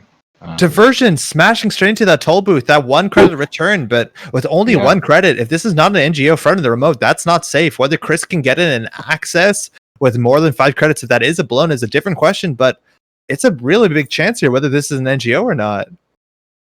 I think he's assumed that it is an NGO on the basis that he probably wouldn't have seen a toll booth res in that case. There you go. So the thing is, like, if that isn't a toll booth res, you get through, right? You spend 6, you steal their money. They're down at 3 credits, so they can still res a gold farmer, but in theory, the remote's not amazing. Archives, that looks like a Chrysium grid, probably for the sneak door threat. Server 1, something's rolling in there. But even the 3 credits with the gold farmer, because you're getting fed back that money, ultimately you can create a bigger stack. Rashida coming through. Yeah. And these accesses are just getting costlier and costlier. How many fingers can we count the number of accesses that Leela can get the rest of the game on now? And that's border control on server 1, which server 1, that's done. Yeah. That's 5 credits for forget about it. Yeah. So attitude adjustment might show some agendas being shuffled back, which again, R&D is way more approachable than server 1. So that actually might be one of Chris's best bets. But again, attitude adjustment is drawing cards. That's a surveyor. Ooh. Now, knowing where the surveyor is, another gold farm on the remote is pretty easy if it comes to targeting with Boomerang. And we know there's no Navi on it since the Jinja is on the remote. Or sorry, Jinja's on our R&D as well. So you could Boomerang and maybe charge R&D once. If you have the Maker's Eye, you're just hoping for no border control. Do y'all remember what happened? There's no Christian because of the other grid. Yeah. So Chris just going for credits. Let's go back into R&D. So increasing the density there. It's really interesting that the Beal goes back as well. Because that means that server 1 isn't the Beal. Because I don't know this list, but my understanding was the North London were running 1 Beal. And that's it. Falsified going to figure it out. Guessing agenda here. Yeah. Imagine it's a Bologna. It is a Bologna. Yeah. Getting rid of the Beal is interesting because you could theoretically just win with the Beal, never install another card. Just roll it up. Oh, but yeah, right. It gives multiple turns for Leela to bounce, so that might not be the best play. Yeah. Chris is returning his Amina for 7. Ooh. Yeah. Do you need your Begalter? Do you think if you just Boomerang the Surveyor on the outermost of R&D, you can get in? I'd suspect that's the play. Because like a Maker's Eye here is going to see 3 cards of R&D, a third of R&D, and we know if you just get that Beal, you win. You don't need to carry about Bologna credits. And there is one more SSL unless it's in the remote. And one more Bologna. So if you make us hit R&D with enough credits to steal the Bologna. Yeah. Yeah, we know in the remote is the Bologna, right? So this list is, I imagine, 3 SSL, 3 Bologna, 1 Beal, and a lot of that has to be in R&D. Well, unless the attitude adjustment, because I don't think you have to shuffle everything. You don't. You know, just full of other agendas and just shuffle the one agenda back and just be like, well, that's the only one I had, so. Yeah. We've already seen Ruse Plays play off in this tournament, so reason that you only had one agenda in HQ could be a play. I think especially at that time when Tollbooth kept you out since there was no Amina. Again, to charge R&D, you need a boomerang, right? Like, we can't trace through that surveyor. Nope. There you go. They have it. Boomerang. Yeah. Let's see where that gets put. It's actually on R&D. There you go. That's the surveyor we know. And are we seeing the makers or just a run? Yeah, here's the makers. This is big. Yeah. And again, like, if you're going to res this ice, you're probably spending... I know you get some of your money back. You're not going to get it on Eula. You're not going to get it on Slot Machine. In fact, you're going to lose necessarily. Yeah. Like, is it utter hyperbole for me to say, right, this is the game right here? Yeah. No, I don't think so. I mean, if this whips, does Chris have any real chance? I mean, I suppose you can always get one more access. Yeah. You can dig R&D. But again, in how many turns, too, right? Like, you're going to lock the top 3 cards at the deck. Mm. And at that point, every piece of ice that's drawn is going on R&D. So we've seen 2 border controls, right? One in server 1 in archive. Another survey. You could trace this, right? The tags don't matter. So you Yeah. need what? You need 9 credits to get through, or after this you need 6 plus probably 4, I guess 3 if you don't want to break. Yeah. So Home's not boosting the tags because obviously not. But do they boost Are they boosting the end of run? I don't think they can boost. Like I don't think Chris can break. Right? You need 10, and if you spend 10, you're down at 8, and then Endless Eula 6. 1, 2, 3, 4. You can't do it. Trace 10 is too good. Yeah. Right, because you find yourself on what, 8 credits? Yeah, and you need 9 for the rest. Now you buy yourself a turn by running the remote and forcing them to res surveyor. Yeah.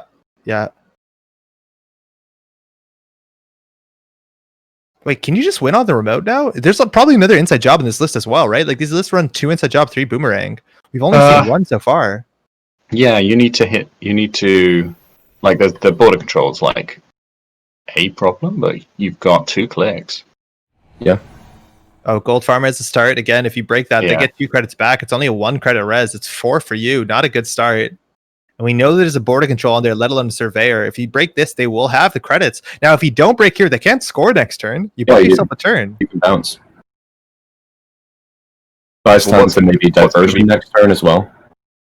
Yeah. Are you gonna be better off at that point? Not sure.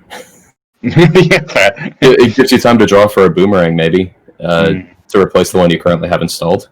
Yeah, I think they have 1 more. Also, inside job. Like, I guess it'll only get through the Gold Farmer now, but I think that if they had the inside job, they might have been able to contest this remote. Oh, they're paying through it. They are paying through it. There go the credits. Oh, that's rough. But at least it might pop the border control. Perhaps Chris is thinking that instead of leaving them on 2 credits, like if the border controls get res here, you break the money potentially, let the end the run fire, and you've left on 0 credits rather than the 2 they were on. Sure. Where is the border control though? Is it right here? I think that one's the border control. Yeah, from my distant Right ginger on. memories. Yeah. The other option is like to go through so they pop it, but yeah, you could just spend 1 credit to put them on 0 for sure. I don't know what your plan is once they're on 0 credits, but it feels like that should be a win once the corp is on 0 credits. It feels like it should be part of a plan, but maybe you can pressure Sneak Door, but they'd have to draw really poorly. Like the longer this stays in here, the bigger chance HQ floods. Sure. Yeah, and like it's 1, right? But I mean, maybe part of the consideration, of course, is that agenda in the remote isn't actually the win, right? No, that brings it up to even Stevens. So whether or whether a part of the pressure is that you plan to get the next one. Yeah. Right, and I don't think we're close enough to time that a tie is the same as a loss. It's 10 minutes out at this point. I don't think we're too worried about ending with a tie. If they don't. But there was a game that minute, so True. Border control, that's getting a res. So Chris has some interesting options here. You're spending a lot to force the trash. You have to go through the slot machine and the F2P. You can't even interact with the F2P. So we're paying 2. We're actually going through this. Interesting. Maybe it is just the case of trying to make sure that border control has gone away. It could be something as small as that. Yeah. So the Amina does not have teeth on that slot machine. The F2P, though, is going to be a huge problem. right? Because that bounces the Mina. I don't know if you need the Mina. So far, the board state doesn't say so, besides the toll booth. Well, you can pay the 2 credits on the FTP. You right? can't because you're tagged. Oh, is that? Right. There's more. There are more words on it. Inside job on the top of the deck! Oh, hello. You need to break that. You're going to pay 4. Amina losing 1, though. This FTP is monstrous. The tag doesn't matter, but returning the Amina might be a problem. They are forcing it though. But this does force the border control, and they're still on 0 credits. No game net fire. Chris pulling through everything. It's How did they bounce? Paper. Nice. And border control getting fired. I And again, the guess- paperclip matters more. Yeah, I think that's fair. You know. Yeah, it's not as much of a tax, but at this point, the click might. Yeah, you look at those servers. There's barrier on every server. Oh, and Ohm knows that inside job is now in hand. Chris just drew into. They have to click 3 to threaten the remote again. If they res just about anything, especially if you inside job the gold farmer, it goofs the math up. 3 is not 4. 3 is not like it's not surveyor. It's not. Yeah, it could be another gold farmer, I guess. But if you get that res, you can bounce there. Chris has some options here for sure.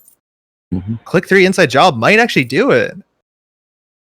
I mean, what's interesting, of course, is that the if there was a turning wheel, just like that, just been slowly building up, suddenly turning wheel R&D looks weirdly possible.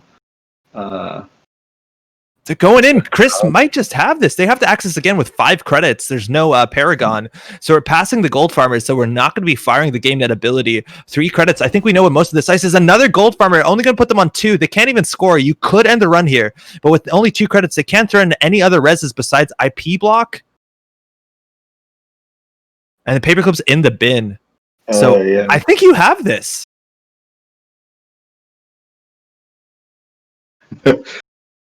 I believe you. Chris has a decision here. Again, paying 6 is an option, not a great one. You could install your paperclip. It's going to be 8 credits that way. So we're resolving and just ending the run. Wait, could Chris made it through here? I'm pretty sure he could have. Really? What? So you pay 6 and nothing ends the run. Yeah, but slot machine removes makes you lose your 3. money, so you don't have enough. Oh yeah, blown up. Yeah, right. Yeah, gotta remember that card. No, falsified though. Falsified up at 17. Gain Chris some has money. a chance here. And draw a card. That's nice. So the surveyor's the sandwiched ice, right? I believe so. Yes. Okay, so So, that's yeah, obviously the issue. Yeah, because on your way in, you'll be handing them enough money. Yep. Yeah. 5-minute warning in the round. Again, if Ohm scores this, they're gonna just knock out. Like they'll be tied, right? And so they'll both be knocked out. This is the final heart round. Like this, they only have 1 life left. Mm-hmm. Yeah. I guess the question is, like, if you run server 1, even if you feed them the 1, 2, 3, 4 credits, taking the corp up to 7, Yeah, then a severe res brings them back down to 2 credits. At which point they've got to spend another bunch of time not scoring this. Yeah, and, like, is that the weirdly, like, you make GameNet go too slow and, like, feed it its own medicine to try and get that win? Because again, right? Traded that, yeah.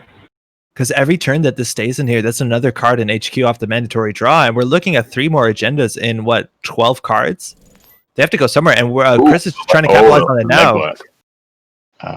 Yeah, no, fair enough. This might do it.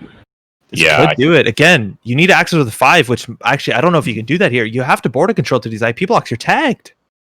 I mean, not border control, but you have to paperclip through these. You're not going to access with below the money, are you? Why are you tracing? You can't do it. Yeah, I think my guess is he's kind of just forgotten that bit. Oh, beans. That's bad. That's so rough. Oh, fuck is right. Yeah. Oh, that feels so real bad. rough. Yeah, that's really rough.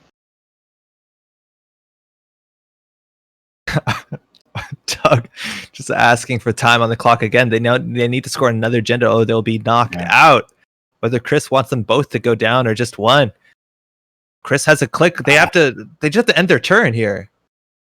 There you go. Ohm back in it. Oh, that's so rough. That's so rough for Chris there. That, you know, you just forget that you're sitting on a bunch of tags. Mark keeping the pace and up. Clock is now a huge issue. Yeah. There is a deal left, as we know. We saw it earlier. Yeah. Mm-hmm. So, as long as Ohm can jam that at some point before time is called, they have a chance. So they were at 10, right? So it's 4 + 3 + 3, 4, 5, 6, 7, 8, 9, 10. So they actually could have got an Axis, but like not still Bologna. That they might have wanted to continue there, right? Yeah. So now he's going for the sneak door play, where you can res the Crisium. You also can res you need the paperclip for that P block though. Yeah, I think his plan is to do it next turn. I think they misclicked. They can do this with 7. It's exactly 7 for a single axis, but the Crisium grid's going to shut that down. You're not going to have the money to trash the Crisium, assuming that is a Crisium, right? Like at the end of the day, it could be another Navi or whatever. Yeah. And at this point, you have to lose do you lose a Rozeki or do you lose the Amina? Yeah. I think you only have like 2 more turns in this game. I think you can lose the Rozeki, right? Rozeki. Okay. Kind of a tough choice, though. Yeah, I mean, really. Because, but then any credit could make the difference, right? Yeah, for sure. Oh, trashing the Amina instead. Yeah, so, I think, you go for, I'm more likely to need this credit than... Because, I mean, if you go down to that low credits, like, you can't... SSL! Oh, Chris, you figured it out! If they they might have still got it. They had 10. They could have done it. It was just the Bologna. And they could have rezzed the Crisium and decided against it. Crisium and Ohm. Oh, huge. They could have rezzed the Crisium, which would have canceled that. Yeah, I think they were just hoping on like having enough money to like score out. Right. Why would they have taken that risk? Well, because I think they were so worried about time that they didn't want to be on 3 credits right now. Because that's one more turn of clicking in order to be able to score the SSL that presumably you were about to put in server 1. Yeah, that's exactly what Ohm is saying. With 1 more minute, I just res the Crisium. Yeah, so that's that. But like, on some level, like, got quite fortunate that the legwork utterly whiffed there, so I think sometimes... Oh, and I mean, both players had like marginal calls that I suspect are, they play them totally differently if they had the chance. Yeah, it's worth mentioning that this matchup was exactly the finals for. They're playing different decks, I think. Yeah, I'm pretty sure they are. But this was exactly the finals of the Africa Euros Continental. So cool to see these players run into each other once again. But what a game again! Like those accesses are so hard fought in this sort of matchup, and the money, like just the math in terms of if you interact with this, what can they res? They'll get credits back. Then it puts them on there. Like some wild choices. This was wild indeed. Just to cut in very quickly, we will be updating the results as soon as we get them. I think, on the fun side of things, or on the scary side of things, Whiteblade remains undefeated. Just saying. Ooh. That is incredibly impressive. Yep. That's what a day of Netrunner for him so far. Yeah. Yo, that Crisium they call, like I definitely agree with it, right? Like the idea is if you res it, you can't win, so you might as well take your shot. You're 1 in 5, because otherwise you're still losing. So yeah, that makes a lot of sense. But I mean, that's 3 different grids in that deck. It's which wild. That's really quite something. That just shows the slots that you have, right? Like when you're on that few agendas, you can just throw lots of cards. I'll have a ginger. I'll have an Abby. Yeah, First but also like this list. First there was asset spam, then there was operation spam, now there's grid spam. Grid spam. I love it. XL GameNet. It's wild this list too. Like it's usually running like 18, 19 ice, so just so many wild slots. But again, those ice are economy cards too. It's really no reason not to put some extras in there. Yeah. 100%. Yeah. Well, that was Yeah, just jumping in with the results. I believe I may have it right. If I don't have it right, apologies, and I'm going to be fixing it as soon as I know exactly what happened. Excuse me for coughing here. But we have the following situation here. Whiteblade on the very top, Greyfield closely in second place, with only one game conceded so far, one game lost, so that's huge as well. Congratulations to Greyfield for a great performance. And then with 2 losses, so kind of on the edge, hanging just in there, Rotom Appliance, Labis, Chris Ferg just pulling out this amazing win. Simon Moon, Shadow Shot 666, Encoder, and QVM, and then a long field of people. We are down to 9 players, by the way, so this is getting really exciting. 9 players still means we're not opening up the deck lists, and I'm not sure if we're going to be opening the deck list. Well, maybe probably for the final games, obviously, but that's the situation right now. Checking in with the organizers just to make sure that we have everything in place. Yeah, okay. Oh yeah, since after this round we are on 9 people, Akira decided to share the deck lists already. Okay, so deck lists are actually becoming public, which means right now I think all the players will have 5 minutes to look at the deck lists of the players staying in the field, which also means I should be preparing my slides with the list, so that's gonna take me some work, but yeah, do bear with me. And in the meantime, I'm passing the microphone over again back to you lovely people for your impressions, thoughts, I don't know, advertising, or, you know, memes, scoops, any scoops about anything? Oh, I don't really have so many scoops, but like Whiteblade definitely still on a tear, undefeated. Greyfield also not far worse than that. We do have, 7 people left in the last bucket. I think Kenny did get the bye, so they're still hanging on there. Cody's been down there for a while now, still just fighting for their life. I think QVM has been there for a minute, had the bye recently. Rotom just found their way into that party. But yeah, definitely still a lot to play for. I think this round sees 4 more disappear. We're at an odd number too, so that buy is like so important if you just want to have that sustain a bit. But we do have public deck lists now, so we can kind of see where the changes are, where some of the spicy lists are. I'm interested to see whether those ASA lists are still fighting the hard-hitting news ones, whether they're still competing right now. Yeah, absolutely. Because now that deck lists are open, I can see what Whiteblade has been running and doing very well with, and it is indeed an HHN boom ASA list. So, which doesn't surprise me at all. As soon as you travel west across the Atlantic, the love of blowing things up rather than building a board state and winning like the Europeans do with a Lakshmi, and well, you tried, but I'm afraid you're not allowed to steal that. I'll be all that kind of thing. Whereas no, you travel across the Atlantic and they're like, well, you stole it, but boom. Well, I personally, as I told you at the top of this, my favorite flavor of Netrunner is Max. I believe that all runner cards belong in the trash, and that extends to my board game as well. So I support this. Yeah, no, and it's a great list. I think it's a really great list because it's that perfect Netrunner of you better keep up or I'll win, but if you try and keep up, I'll win. But I'd say I think it'll be very interesting to see, because obviously we've seen some criminal lists be able to know that there isn't always, like, I'm looking at that list and I don't, to some extent, if you allow it to get to those 5 points, but stop those final scores, like if you don't get tempted into running too fast, then you can have a lock on the game, like we saw in the Kid versus Rotom game. The claim here is that once we get to open deck lists, right now we've had a very corp-dominated win rate across the first 6 or 7 rounds. So the idea is that we might see a shift in that. And again, open deck lists helps the runner a lot more than the corp. Again, a lot of these players, well, they haven't played one another just yet. I don't know if that actually can happen at this point, but people are probably talking about what they have to deal with. Again, that ASA group list, we saw it do pretty well. I think there's maybe more than one person still playing it. It's a bit different than Simon Moon's list that we've seen, but I think a lot of it comes down to like 3 cards, right? Like obviously hard-hitting news is a problem, but if you can deal with the archive memories, consulting visit, and the single boom, if like one of those, if 2 of those get disrupted, the game plan kind of falls apart and now becomes an MC austerity policy deck with some mid-range ice.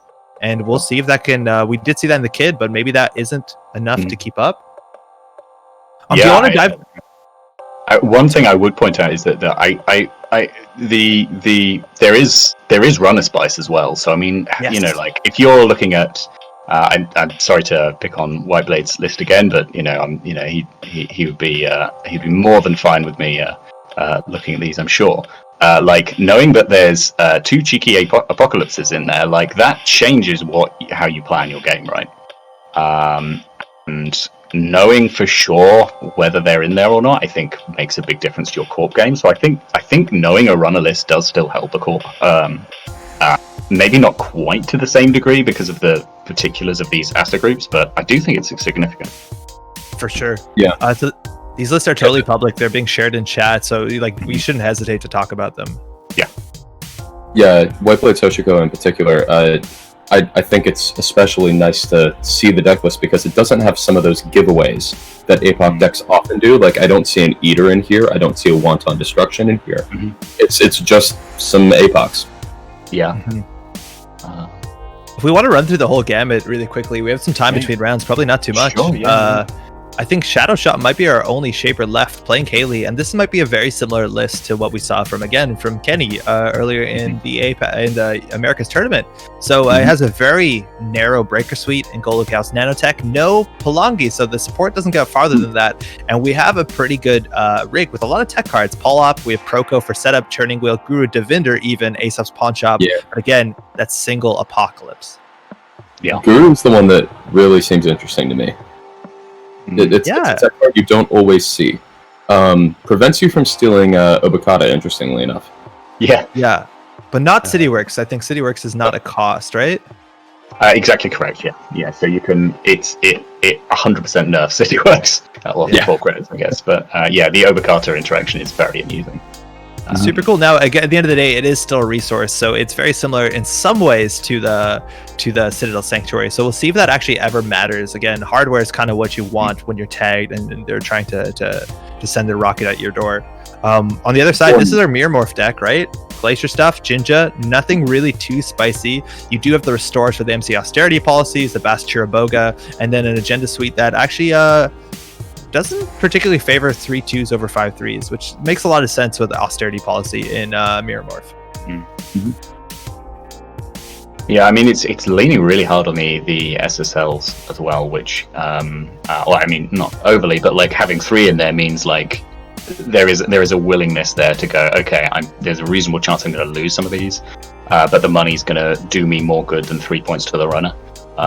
Which I can believe looking at the way in which the deck is like fast track and a lot of border control, things like that. It's like I will score faster, and the fast track's really interesting. I wonder if you do fast track for either of those one-offs in the Vacheron or the Sandbox. I'd be intrigued to see that one. Whether the fast track isn't just to go get any old agenda, it's to get a particular one that's one off. Well, I'm pretty sure with fast track and the Mirror Morph ability, you can actually like fast track, hit up your your austerity policy, and install a Cyberdeck Sandbox and score it in one turn. So I think there's a lot of legs to that card specifically. Yeah, I think if you have a Bast down, I think you can score I think you can. I haven't counted that exactly, but you can either score a 3-2 or a 4-2 from deck. Yeah, seems cool. Yeah, that is pretty nice. To continue rolling through, if we see Rotom's list on the Leela side, nothing too special. We see some tech cards that I think got added there between tournaments. So Caddy is showing back up, Caldera is showing back up, but what we've seen a lot today in Golo Paperclip, a single Rozeki, 2 Bagulters, which is pretty interesting, but the Plana I think is a bit more exciting on a very small agenda suite, just 9 agendas. You got the Obokatas, Niseis, and Sandboxes, as opposed to what it used to be more 5-3s there and like a Flock Entanglement. But I think what's the 9 agenda instead of the 8 agenda. Yeah, but I think more powerful, impactful, like tempo-based agendas, right? Yep. Right, and it makes this macrophage really spicy. Because, if you have 3 agendas that make that purge really good. I think spending 15 influence entirely on barriers, all out of faction from border control, IP block, gold farmer, we're going to end the run for sure. Yeah, that is. I'm intrigued by the name Coffee Shop Polana. I'd have to ask where the name came from as well. Am I saying this correctly? There are no sentries in that Polana? I thought I was just zoomed in too much. No, there's 3 Anansi just at the bottom. Okay. It's okay. It must just be my screen. Yeah, I have a similar issue. Yeah, that it would surprise me to not see the Anansis because they are, especially with the open card. We're actually, I was incorrect. I said there's only one Shaper. It looks like we have to do some repairings. I think the deck lists we have are not complete. We have the kids list instead of labs, so we have to swap those out, and I think we're going to do a quick repair.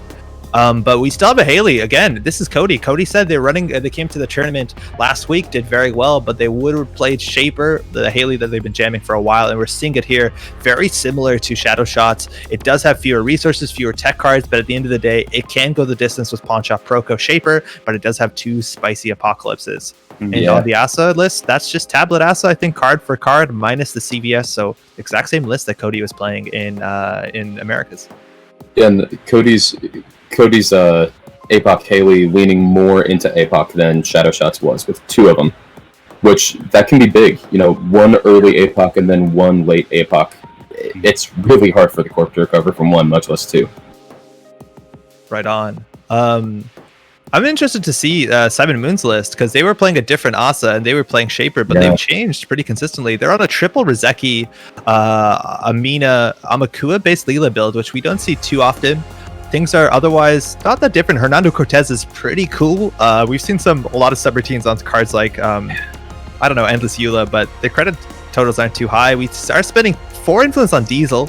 Yeah, similar to Rotom as well. Obviously, the Diesel being a popular choice. Hernando definitely that smells like anti-game net to me. You think? Yeah, there's a lot of subs. All these ice. An issue for making all this money. You can even potentially res an ice, get below the Hernando Cortez threshold, make some money because they broke some subroutines, get above it, and have to pay the tax again. Yo, also, some spicy includes here. The Asa list, right? It's like pretty close to the tablet list. I don't know where the slots are coming from, but we're on triple Biotic, so Fast Events is a bit stronger. But double Gold Farmer, just a card that people are saying is a bit above the curve, enough to spend 6 influence on a barrier in HB is pretty wild. Yeah, it's ditched the daily quests. Right on. By the looks of things, and relied on, okay, my money will be, the Marilyn Mumba, Rashida, and then the fully operational to get us running. Really running low to the ground. Also, there's a Fairchild 2 instead of 3, which is definitely a bit cheaper, but with a triple Biotic list, you'd assume there might be more credit hungry. Let's see how much money they'll pull off the fully operationals, because you don't need to draw so much if you're just looking for Biotics and you have 3 of them. I mean, there might be just the expectation that you're not. There's no NCAs on that list as well. That you might you might only play 1 of them in the game, right? That's how you finish your game, but like you're not planning to, to constantly chain them out like you occasionally see on the Pad Acer list. That sometimes goes, well, the Biotic's how I'll finish because I can get it back with the Vitruvius Counter and all that kind of stuff. Actually, I'm noticing about the asset list. We've seen that be a loss condition for some aces too, where if you get that Biotic trashed either from an embezzle or just freedom, then you can just be out of outs. Yeah. But talking about outs here, like it's a slightly different list. We're not on austerity policy, which it has been very impactful in place, but we're on triple Lakshmi instead. That's going to require a lot of reses, but it's definitely a shift to some of the win conditions, and I'm very excited to see how that plays slightly differently, or very differently even. If we keep rolling through, we only have 3 more. The kid is out of the cut, unfortunately. So Chris Ferg, I think this is probably card for card what they were playing in their tournament. I think so, yeah. I can't see any differences, certainly. And obviously proved to be good stuff. It's going to continue to be good. We've even seen more of the meta become closer to the list that Chris was playing. Maybe that's just because they played it sooner, but definitely good decks. And then we see QVMs, obviously Leela and Ag Infusion, which we obviously saw the Ag Infusion just go into incredibly high gear and rush, which this is a spicy agenda split for this Ag Infusion. That's 8 agendas. 8 agendas, but not the 3 on Nisei, which is the typical split with an 8 agenda suite. 3 on the Cyber decks. Yeah. So I wouldn't be surprised if Ag Infusion Yeah, exactly. Ag Infusion not having the Polonic credits, being able to score the sandbox, you already have that built-in pseudo Nisei token with your ability, but just being able to score gain 4, score gain 8, and clear things like pad tap, or not pad tap, tap worm and Amakua, maybe that's worth it. That's super cool. Yeah. And because you're Ag Infusion, you can afford to run 2 Macrophage, because some of them are just using your ID ability, which if you get a Cyberdex score early, those are suddenly really good. Yo, 3 gold farmer. Is it really that good? Wow. A lot of players seem to be indicating that they think so, and they seem to be the players doing very well. So yeah, right. If you look at the Leela list, I think the only 2 things that jump out pretty heavily to me is a turntable as a console. Obviously, pretty impactful. I think the most matchups we've seen so far, like global food initiatives on the table, even swapping a Beal for a big old 3-pointer in NBN might matter. But that can do some work. And the other thing is on the lamb, which lets you dodge damage and or a hard-hitting news, some tags. That actually could be real tech. You have to attach it to a connection, right? And I think there's only Miss Bones, or is it any resource? There's where you can put it on the class act and have the 100% flavor success. So that's clearly what they do. That's pretty awesome. Lastly, we have Greyfield. Again, Labs is also in here. And what is this list? It's Leela with 2 Maw. Whoa, hold on. Hot. Sorry, what happened? That's so For a second cool. I thought you said it's Leela with 2 more. Oh, I love it. Yeah. That's good. Man. I love that. Yeah. I guess that's why you don't have embezzle, because you just go, I'll just run a remote and yeah, don't worry, we'll get this. You will get it. Oh, that's amazing. Well, if you have the money for it, it is a lot of disruption. It adds up so much to the whole course of the game. The question is whether or not against like the GameNet matchup, which Leela, Greyfield is playing on the other side, whether you can get those value accesses. Like against Asa, obviously, that is the most damage. You're going to have open remotes. I'm excited to see that install cost comes down, but that's such a fun card to watch. Yeah. There is a hard-hitting news in that GameNet, which I didn't think was normal. Which it might have been Greyfield.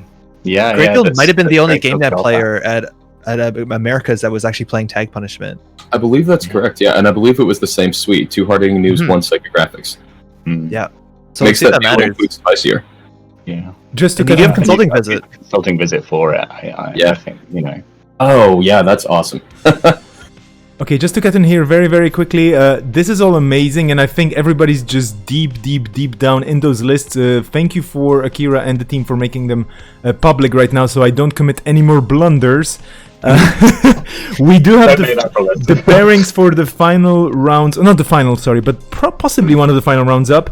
There will be 4 games happening. We will have Chris Ferg taking a bye, and I believe he deserves a break, absolutely. We will have Greyfield facing Whiteblade. Both of these players only with 1 loss between them so far, so Greyfield has lost 1 game. Whiteblade still unbeaten. And Shadowshot versus Encoder, Simon Moon versus Rotom Appliance. That's an interesting game, probably. That's a very interesting matchup. And Labas versus QVM. So if you tell me which one you want to go and see first, I'm going to pull up the deck lists. The games are going to be starting in a handful of minutes. They're already pulling the tables onto JNet.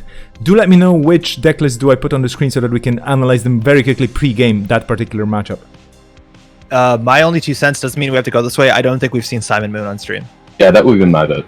Yeah, that's true. Yeah, we should do that. Perfect. Okay, so Simon's going to be corping. I'm going to be pulling up his list in a sec. Because I'm, of course, prepared. I had everybody here listed with my amazing hacking whatnot. Tools and bits and pieces. Rotom Appliance is going to be running. So again, I'm just putting this list up in a second. And we're going to be digging into this matchup. It is going to be Asa versus Leela, which seem to be kind of the deck lists or the pairing of decks to beat, right? And now we're kind of in a different universe. Here we go. So first thing, if you're watching at home, you want to refresh that Google Doc you might have open. You'll see the new decks. I think the sheet has been updated, which is really cool. But if you want to look over at Kenny's list, especially that corp list you have, it looks like a standard Asa. The tour guides, a lot of assets, good stuff. But then you'll notice that there's some slight changes here.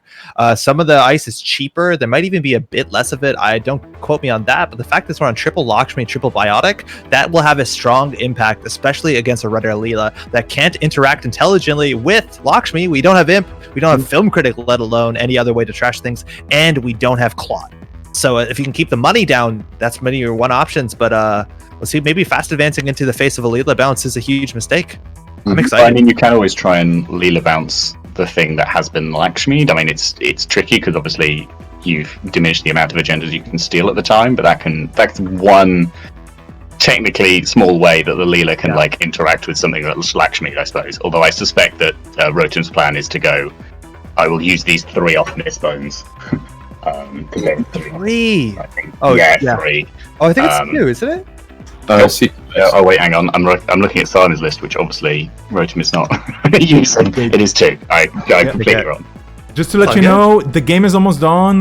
They both already decided what to do. We have a mulligan on the Asa side and a keep on the Leela side, and here we go.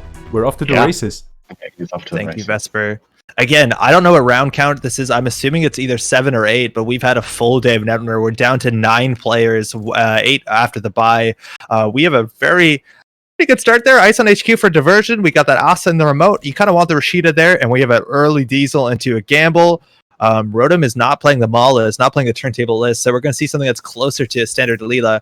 You want that early class act, you found it. You want that early Miss Bones. Let's see if Rotom just drew up into that with a 4-card draw off the top.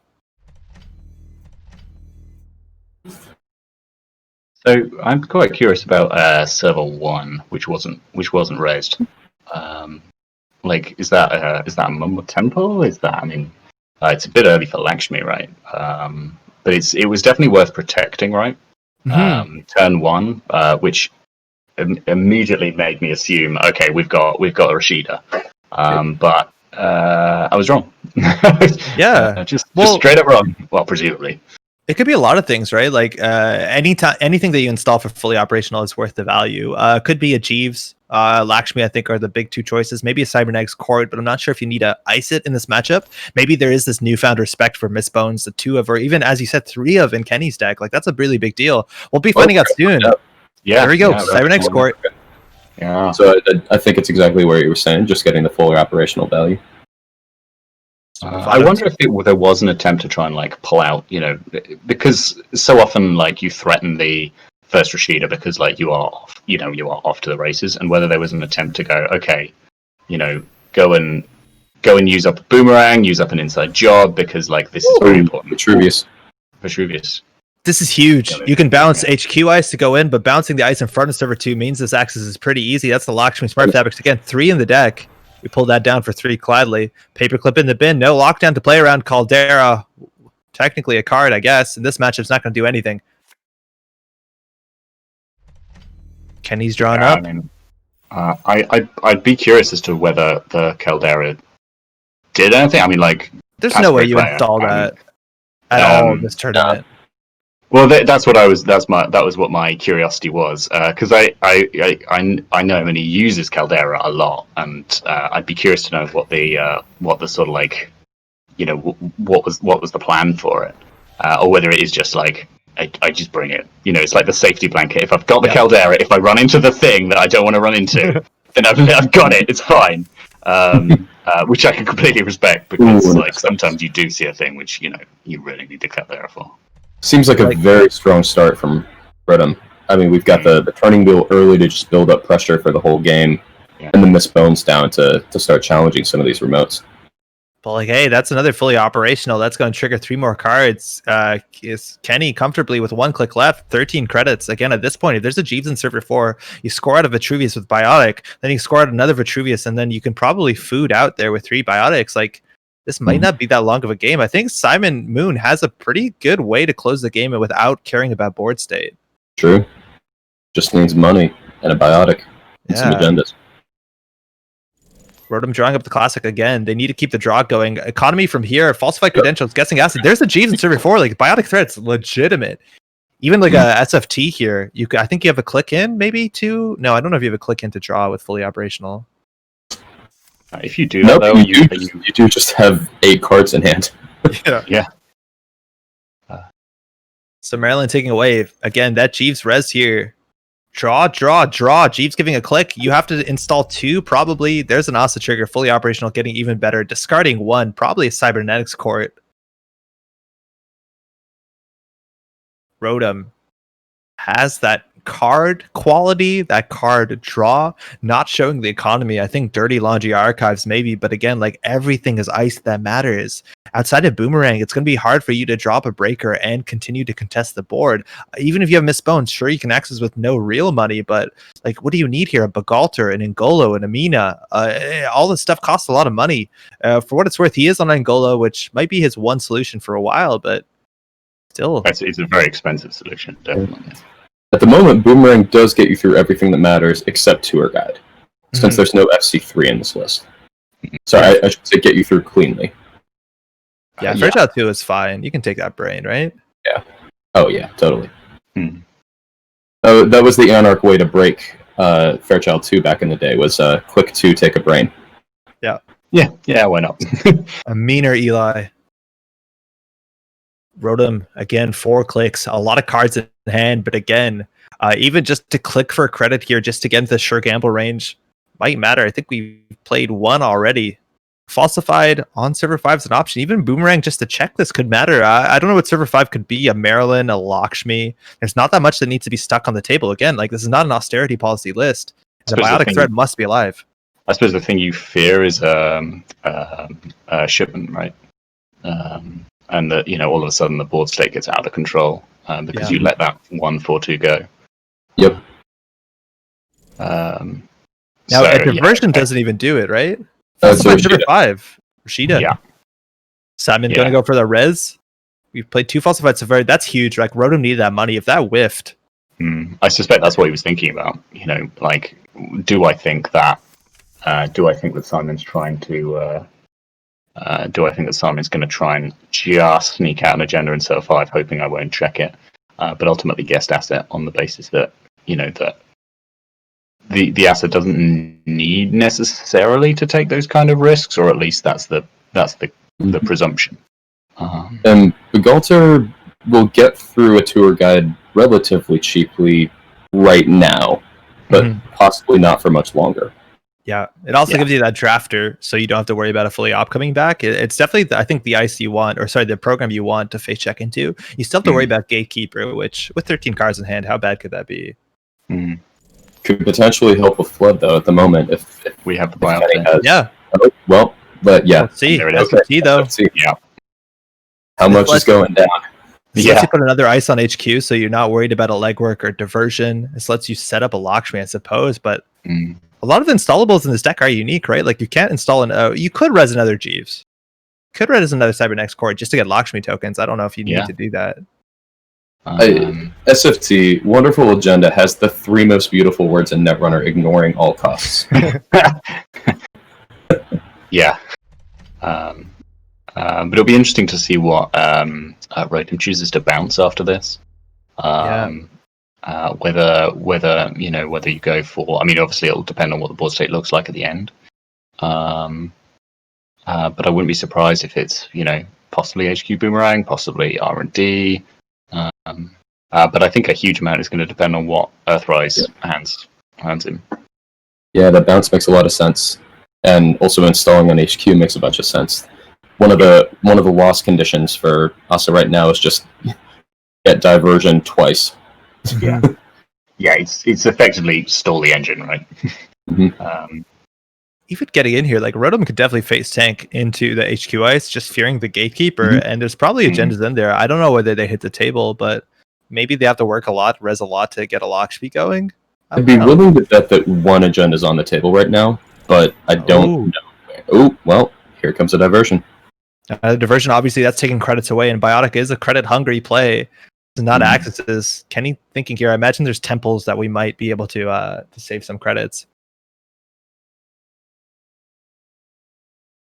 Yeah, he's having a good old think about that. Ooh, there you go. Pre-raising Lakshmi, I like this. This gets counters. Yeah, Gatekeeper. And there's that worst case scenario. Gatekeeper is going to be 6 strength. Now, Rotom is not on Amakua, so to be able to deal with this Gatekeeper, it's just Boomerangs or the hefty install in either the Angola and the Amina. We have one of each in Rotom's list. But this doof is going to be good money for Rotom. Let's duck most of it. Temple into Maryland. Lakshmi at 4. If you have, that's the problem with Lakshmi right now, right? Like, the fact that Kenny's on 3 means that you're going to drop pretty quickly. Like, Kenny could just, obviously money aside, install advance of food. If you have another in hand, you're totally good. So Obviously, credits matter. A fun little detail from that, you notice the 2 recurring credits still on the Mumba Temple. Yeah. Did that just deduct more of the diversion? Ooh, and Rodham understanding that that Maryland's 8 credits uncontested. That's free to trash. More money on top of that with the dirty laundry. Good stuff. And that's the last piece of econ on the table. 2 credits shuffling R&D, getting that Maryland back in there. Kenny's going to need a fully operational pretty bad here. There's still 2 more in the list. Just clicking up at the moment. Yeah. Triggering Jeeves. What's the last click? Yep, jamming server 3. Rashida? Force continued checks. I think you need to run down server 5 here. You're going to have some huge issues once Kenny stabilizes on credits. I think you need to bring the Lakshmi down. Because like 5 credits is enough to go, okay, well I can score something now. Yo, Miss Bones doing so much work. You saw that card slowly creeping in across the 3 Continentals, and at this point it's a 3 of in some people's decks. Yeah, it did. I sort of there was an awful lot of the UK testing was based on the ACE lists, and like they completely destroyed all the criminals, and then the criminals started slotting 1 Miss Bones, and the criminals started doing better, and then they slotted 2 Miss Bones, and the criminals started doing better. And it was such a huge card in the matchup, or it seemed to be. Certainly in the list like Chris Berger's running, which was certainly standard fare for a while. Paragon coming down. Yeah. If we've learned anything from StimHack, it's that gaining 9 credits, 10 credits just for making runs that you would normally want to make anyway. It's very good. Oh, hey, we're pulling down that factory. Boomerang. Yep. Boomerang. Also, you could rest here.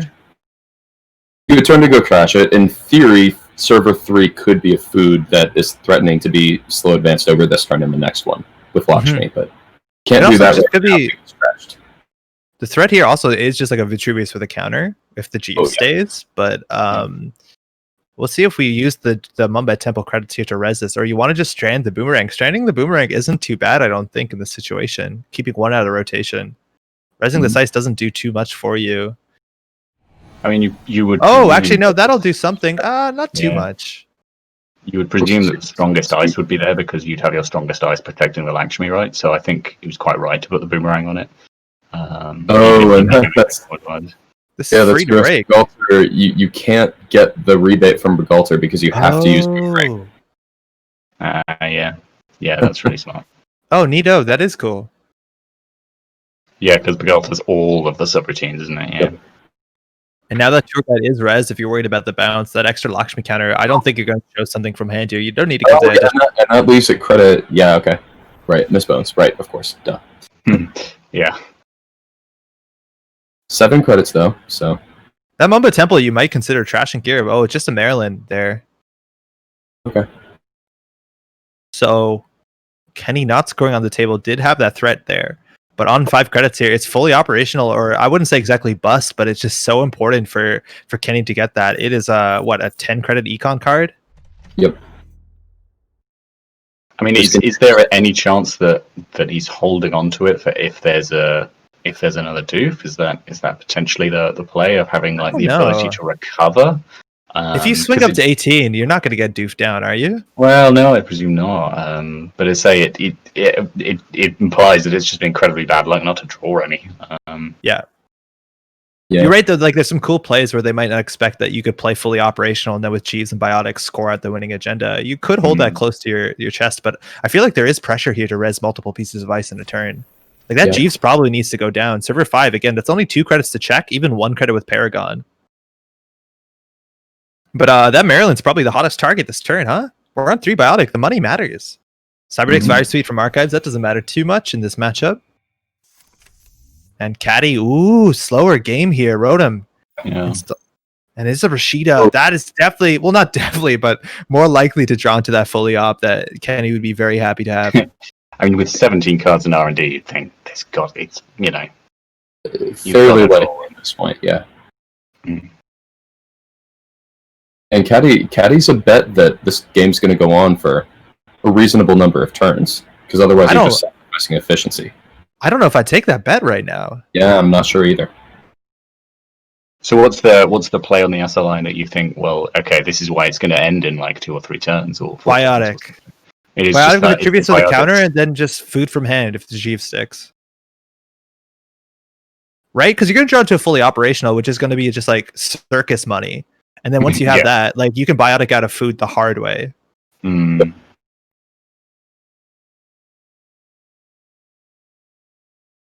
Do you not have a slight like almost like you have to have the biotics with you though? I mean, like how many biotics is it to score out food even with the Jeeves in the server? Is it 2? It's or? 2. But I think if you score a Vitruvius here, you'll get a counter. Right, yeah. So you use the first ones on the Vitruvius and then double back on yourself to get the to get them for the food. Mm-hmm. But hey, more stuff again. Putting something in front of Gatekeeper. We don't have a Mamba exactly threatening right now, so even just like a cheeky legwork. I need to check Rotom's list whether that's a possibility. It looks like there is one legwork, let alone that turning wheel does have 2 power counters on it. Server 5, Server 9, again, it's only 1 credit to check Server 5 if you really want to. You still have 6 on Miss Bones. We're checking the uniced server. Paragon's going to trigger get you that scry. It's Maryland. Did not rest the Maryland, so this could, the true death. So like at this point, contesting money obviously is really good, but as soon as they draw the fully op, it's going to feel like a maybe a bit of a waste of time, but I don't know. I guess you do have those Bones credits. The only thing is with it not being played, like what is in HQ? Like agendas, right? Well, yeah, that's like, the big question, right? Ooh, the 3rd Maryland. It has to be like what, agendas and violet level. Yeah, I've seen 2 Lakshmis. But like that Marilyn is behind a tour guide, which is one of your best dice in the deck, and it's like that's like overprotected, right? Like more than in an ideal world, like I'm not saying that that's poor play or anything. It's just you want your tour guide to be protecting the thing that you want protected the most, right? And Marilyn is by far not that. You know what? So you say that.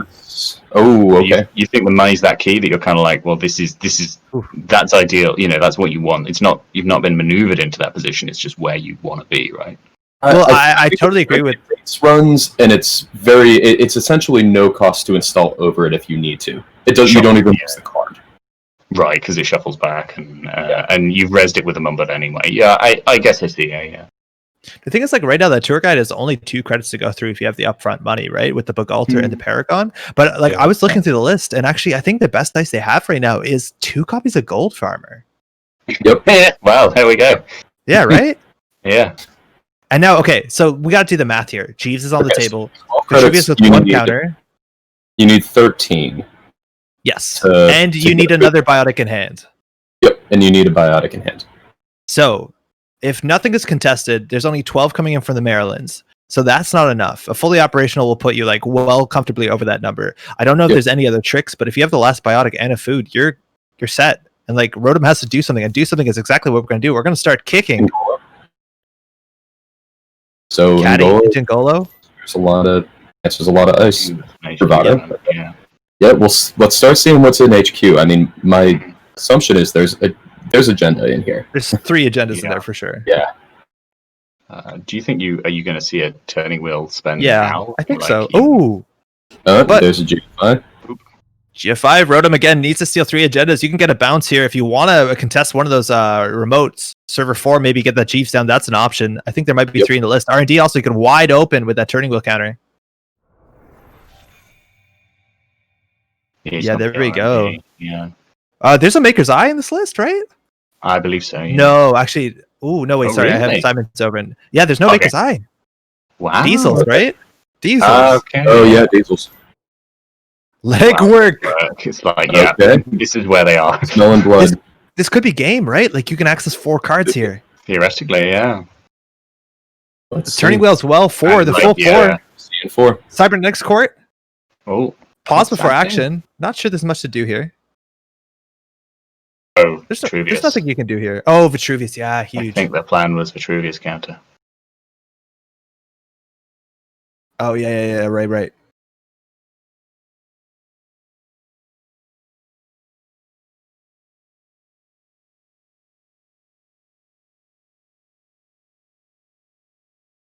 so there's just Yeah, there's an awkward window there. So the idea is that Vitruvius counter would probably be used to pull a biotic, just lowering the density of agendas in hand.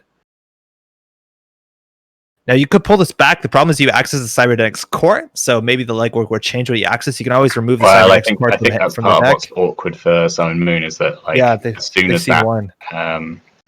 as that one has been seen, it actually changes the calculation ever so slightly. Oh, another food Gold steal. farmer, global food. Excuse me. Huge bounce on the Jeeves. We got 0 clicks left, but Rotom's on game point, and Kenny can't close this off with only 12 credits. Those are two of the ways that you can end the game in a single agenda. Only one food left to even be able to win with a single score. And R&D is wide open. Rotom not looking too bad whatsoever. Again, like obviously a Minker's Eye would be pretty damning, but Ngolo only 2. 1 on the Paragon run to get through. Build up some turning wheels. You can even dump those into R&D if you really want to. Kenny needs to figure out how to make money and ice up centrals, because if you can't get the last Lakshmi spinning up, seems like a tall ask. You're gonna have some problems here. I think fully operational though, you can tank your way through any amount of diversions and probably be safe on the other side. But again, it all comes down to where that last global food initiative is. Mm-hmm. I guess you can pivot to trying to get the 8 points plan, right? You score out well, not 2 Vitruviuses now, but a Vitruvius and a shipment from wherever it's shipping from, Miramor, right? Yeah. Successful field test, yeah. Oh, successful field test. I could have sworn that was a shipment of some kind. But it's the same acronym, right? SFT. Yeah. Oh, right, yeah. Shipment from somewhere. Tenon, yeah. All right, It feels like a shipment from Miramor. Kenny's on 14 again. We have 2 more credits on the Maryland campaign. Double ice on HQ, so they have the money to do this. Again, it is 2 biotics plus 5. That's 13. Comfortably on it. A diversion or an ice res might change it. We still have a Mamba Temple. Rotom drawing up first click, filter draw with Class Act. There's a lot they have to do here. They just need to get single access. Again, this deck is running 9 agendas, 21 points, so there's still 4 left, somewhere between the 18 cards I think you'd expect or 20 cards. Math. So if you hit the Jeeves here, do you change the maths on the food out, presumably? Yeah, if you wreck the Jeeves, they have to.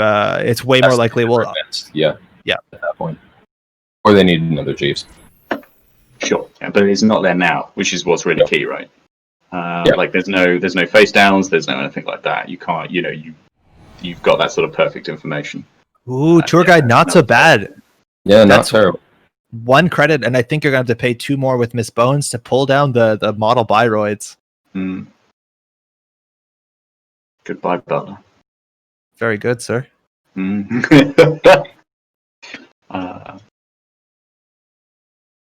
So Rotom understanding obviously what needs to be destroyed. That's the end of Miss Bones. She did so much work. I mean, it's so huge, right? I wonder if there's another one in hand. I mean, you wouldn't put it past. Caddy! Yeah. Long game. Yeah. Also, like Kenny's fully operational. I don't think he needs much more out of it besides like maybe he needs another food and needs to draw into the last food and draw into another Jeeves, but the fully operationals are getting a bit worse by just contesting the board and those Marylands ticking down. Mm-hmm. Ooh, there we go. We found it. A bit too late to get the full value, but it's going to echo 2 more times. That's gain 4, draw 4. Yeah, so there is a search for the thing to win the game, right? Clearly wasn't in the house. Who needs that less biotic needed Jeeves? Yeah.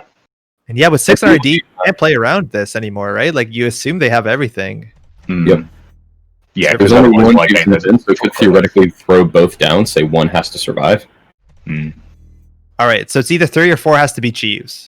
And if Kenny ends a turn again with only 11 credits with that Maryland, they can threaten out a single biotic repeated with the Vitruvius counter into the Jeeves. So Rotom has some work. Now, Gold Farmer is going to be an issue. I don't think we have access to a paperclip, but it's the same cost. Oh, we do. So it's 6 credits no matter what you do. Oh, no, it's more. It's 8 to get through the first. 8 the first time you go through it, yeah. Yeah. The old HB importing barriers, like in days of old. What times we live in. We have a very healthy 20 so minutes left in the round. I have no doubt we're going to get the landing there. Again, Rotom can just like smash R&D, be like, I don't know, single. Like, you're on game point. Any axis could be it. Now, whether Rotom wants to capitalize on that as opposed to trying to keep the board state down, again, Tour Guide, you might want to run that first to see if they res anything for value. I don't know if they will. Oh, I think you'd 100% hold on to server 3 as unraised for the potential. Oh, it could be value. Yeah, Kenny can res up to 3 credits of ice and still threaten the win from hand. So Rotom has a single inside job in the list. Of course, 3 boomerangs. We're seeing that a lot. In terms of like run economy, 3 bravado. I'm assuming 3 dirty laundries. So there are some ways here to get that access and also keep their economy rolling. Even a Miss Bones would probably be worth the credit. Up to But 5. 2 cards in hand. Like that's the huge part of this. Is that, that's the place that the run has been suffering. It's just I haven't had time to go, okay, let's just bring more options into the grip. This is why we're playing Diesel, right? Yeah, and like and I just don't think I would presume Diesel hasn't turned up. Kenny getting charged here on that R&D ice again. The credit total matters if we've done our math right. Again, the agenda still could just be on the table. That's a hard risk here. Okay, so we know it's Lakshmi. Okay, resing a Lakshmi, resing a Gold Farmer. So with 2 counters, still able to threaten the win from hand and also res 3 more credits of ice, thanks to the Mumbo. Yeah. Okay. Now, if server 3 is a Jeeves, still in a problem territory, but it can't be a food, right? Well, it could be, but like food is no longer protected by Lakshmi. So in theory, it also could be like a Vitruvius. Oh, not Vitruvius. Vitruvius is also not safe. The Lakshmi only protects the SFTs. Yep. Fire all, Gold Farmer. I don't know whether Rotom's going to pay the 6. No, that's a way to get Turning Wheel tokens if you really want to. You can spend 6 and dunk in and see what? 3 cards? No, you don't have enough clicks for that. But now you don't need to run server 4 against. That's just protecting the SFT. Whether there's one in server 3, if Simon Moon scores that, they still have some work to do, but a single Biotic will close the game out if they have the Vitruvius. But again, if that's a Jeeves, Kenny has everything they need. Yep. So do you think the Lakshmi is for if there's a desperate run on HQ, you use it then? Yeah, for sure. You know, it's purely about hand protection. Stim hack! Or to kill the Lakshmi. Lakshmi. To see if we actually if server 3 is resable right now, you can still protect a GFI in hand. And Lakshmi's done its work. You have the Biotic. So now this actually forces you, if you want to use the Lakshmi, you have to show a card from hand, giving information, protecting for turn, showing an SFT. So I'm assuming that could be what server 3 is, or they're just getting value for HQ. Now, this Stimac is going to trash the card in hand, which is a Citadel Sanctuary, so Rotom has no options. Class X still good. Paragon also getting the value on that run, so they can more likely draw into what they need. But also gained 2 credits because of Bagulta, which is a really nice Stimhack with Bagulta is profit. Creative accounting. Yeah, step 3 profit. So I guess the question he has to ask himself is there a food sitting somewhere that is about to cause a loss? Yeah. And if so, what do you do about it? But if not, do you just assume you've got one more turn? Yeah, Kenny would need exactly Biotic in hand, though has just drawn a bunch of cards, so you can't assume he doesn't have it. Yeah, no, absolutely. Only 6 cards draw. Could be, yeah, it looks like he's going for it in HQ. I think on the basis that it was draw, and then gain credits implies, well, okay, we got something. Ooh, Gold Farmer. Gold Farmer. So you can Angola through that for 6. Or you can just pay 6. Yeah. Oh, Paperclip coming down, though. That's way more expensive, ain't it? Yeah, but it might make it cheaper next turn. Yeah, cheaper next turn. So betting that there's going to be a next turn with the install. But again, it doesn't. It's in here. The Vitruvius used to pull a Biotic. Again, this is a double access, I'm assuming, with a turning wheel. This is huge. Yeah. We know there's a SFT in there that's safe. We're looking for that Vitruvius for the food. Finds the food. Wow. Oh, wow. Oh, finds all of them. Oh, finds all of them. Wow. That was literally everything. Game of HQ pressure. Good game. Yo, that means server 3 has to be the Jeeves. They had it in hand as long as they had the Biotic. That was exactly the last click. Yep. It was very lovely. Ended the game with 0 clicks and 1 credit, so 1 credit off perfect, but yeah. Man. And with 3 on the KT as well. So, yeah. Exciting stuff. What a game. You see all this, like, even like the tech cards, the cool decisions, like the Miss Bones doing work. You see the pressure of this list, how it obviously austerity would have dragged attention to a different remote, which maybe Kenny could have capitalized on, but just like the fact that every turn, if they have the money as Biotic is definitely terrifying. And we see insult to injury, also a Vitruvius in there that gets stolen. Yeah. That was, ending on That's 10 the only agendas. Everything else is an SFT that is entirely safe this turn. Kenny does confirm server 3 is Jeeves. Yep. And he did consider running it apparently, but I think it's fair to say that the Harken would have been enough to make it really problematic to try and deal with. We still have around 13 minutes in the round, but I assume this was actually the final game of the round, or the last game still happening. We only had 4 tables, so we can slowly make our way to the results, I assume. Still waiting for some of them, but we had some eliminations happening. I'll be updating you soon. Yeah, but for now, what a game! I mean, I was kind of holding my breath for the last good 15 seconds with that access. Oof. This was serious business. We are down to, at this point, and I don't want to confuse anybody, but I believe we are down to 6 players. Wow. 6 players in the field. Just want to make sure that I got it correctly sorted out here. There's one more person that I should be, unfortunately, very sadly and whatnot, putting on the eliminated list, and that's gonna be, unfortunately, Simon Moon.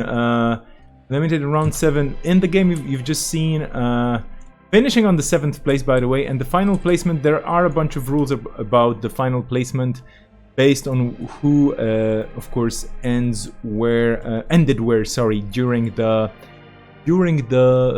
regular continental tournaments, the championships. But I also have a very big piece of news for everybody on stream. In case you missed it, because you may have missed it or you may not have missed it, but apparently, oh yeah, I should actually fix it on the screen as well, because I was going to show you something that's not true. But apparently, Whiteblade lost the game to Greyfield. Whoa! Hey! Unprecedented Impossible! I thought that was banned in this tournament. Yeah, right? That's my window. There is a theory that Whiteblade actually decided to just lose a game on a whim to show other people that he can be beaten, and just to kind of, kind of ruse them into thinking that he's beatable, and then just go like, yeah, no, of course I was kidding, bam, bam. So tactical mistake. 5D chef for this, yeah. Exactly, right? I mean, serious business here. So it is possible to beat Whiteblade. Wahey. The person to beat, the player to beat, and yeah, we are down to 6 players, and this is gonna be, we're nearing round 8 right now, if I'm not mistaken. There's just so much stuff happening, and so many games, so much excitement, that honestly, even some of the tournament organizers or people involved in it, like a bit more like myself, I don't even know which number is which number anymore, but that's okay. We're gonna get through this because we're a cool bunch of people all together, and we have your undying support. Dear chat, how are you doing? Is everybody okay in the chat? Hello, chat. Let us know what you're up to. Where are the deck lists? Where are the deck lists? Oh yeah, deck lists are in several different places. You can just type in exactly that, and then you get the deck lists. I also dropped them onto Imgur in a more visible format. You can find it in the scroll somewhere there. But now, let's just hop over to the booth as well. And I think we're gonna be getting, I don't know if there's a break, just very, very, very quickly checking. Okay, no, the round is over, but we'll let the clock run down for a bit of a breather. I think Akira deciding this absolutely makes sense here. So we're gonna have a bit of a breather indeed. We're gonna have 6 decks, or 6 players, excuse me, left in the game, and you have access to the deck lists in the chat. You have access in the deck list as well. Here right now, what I'm gonna do is I'm gonna just read out the IDs we have and the players and basically the amount of wins. So in the first spot, or in the top situation for now, we have Whiteblade on Hoshiko Shore and Asa Group, both decks with 3 wins each. Then we have Greyfield with 2 points as well, still remaining in the game, so to speak, on Lila and GameNet, so completely different decks, both winning 3 games each as well.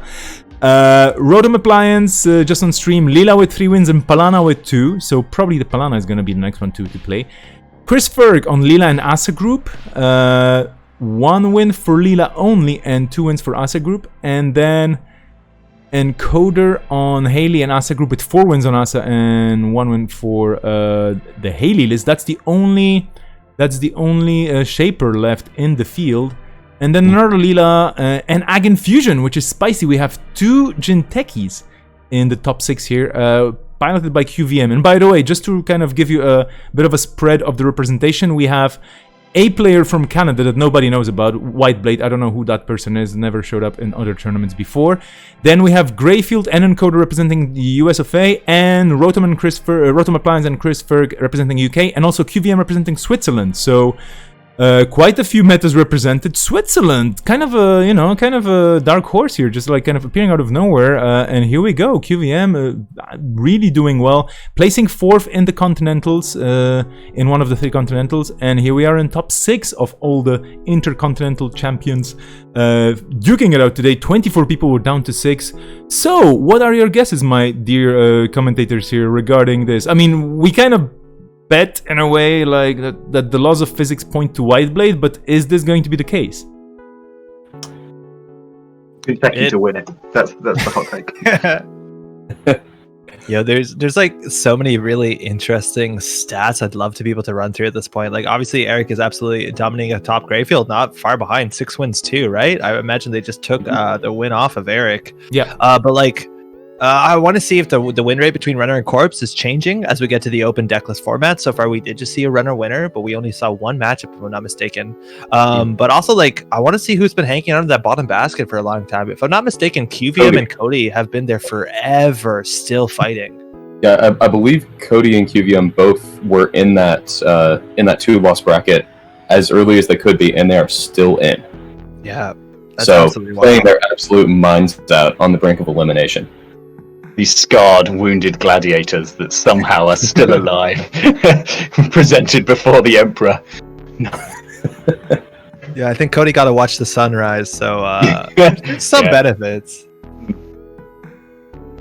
Oh man, but yeah, 6 players. Again, we're going to see 3 fall out here. We have an even number. That bye is definitely so important. There are a few players that have fewer wins that are still the same bracket, just because a bye does not count for a win, obviously, but it more importantly does not count for a loss in this format. Still obviously very exciting. I think Eric definitely has that driving role. They have the most to lose. Greyfield equally as so. And again, like, we're going to be losing 2 of the players in the bottom bracket, so yikes. Okay. Yeah, we are getting into the exciting part of things, and I'm also, I think I'm also getting poked about a change in the commentary booth as well, because we keep rotating people, which is great, but our rotation is definitely way friendlier than the card rotation we're witnessing every now and then. We will have 2 people coming in, we will have 2 people coming off. This sounds like hockey to me. I don't know. Is this a tribute to Canada? Of course it is. Anyway, Guy and Neuropanzer, thank you so much. You have the time to have a final shout out. I don't know, to sell us something, to promote something, to give us scoops. Do you have any scoops about anything? Doesn't have to be Netrunner, just scoop us. I don't. Just, always be running and all those kind of things, and look forward to all future metas, because this is only one meta, and there can be another one, and that's what's really exciting about this game. Absolutely. Okay, Neuropanzer, any final things to I don't know, like, seriously, maybe you have a SoundCloud account. This is what I keep seeing on Twitter when people get a viral post. It's like, by the way, my SoundCloud. Actually, I'd like to plug CTZ and Brian Murphy's Roseville Cycle Part 2 is coming up soon. I believe this week is when we start making new cards for that. If you aren't familiar with Roseville Cycle, we make very, very, very broken cards and then we play with them. So if that's interesting to you, check out Spirit of Roseville and Stimslag. Very cool. Perfect. This is really awesome. If you could drop this into the chat, or I can share it in the chat for you if you send me the details on, for example, Discord, that would be great. Thank you so much. This is exactly the type of hot takes and plugs and promotion that we're looking for, because people in the community are super duper creative. Speaking of which, so thank you, Guy, and thank you, Neuropanzer, for joining us. Really appreciate your time and your energy commentating those 2 exciting rounds. We're nearing the top, I don't even know which number anymore, but yeah, top 6, right? Yeah, that was it.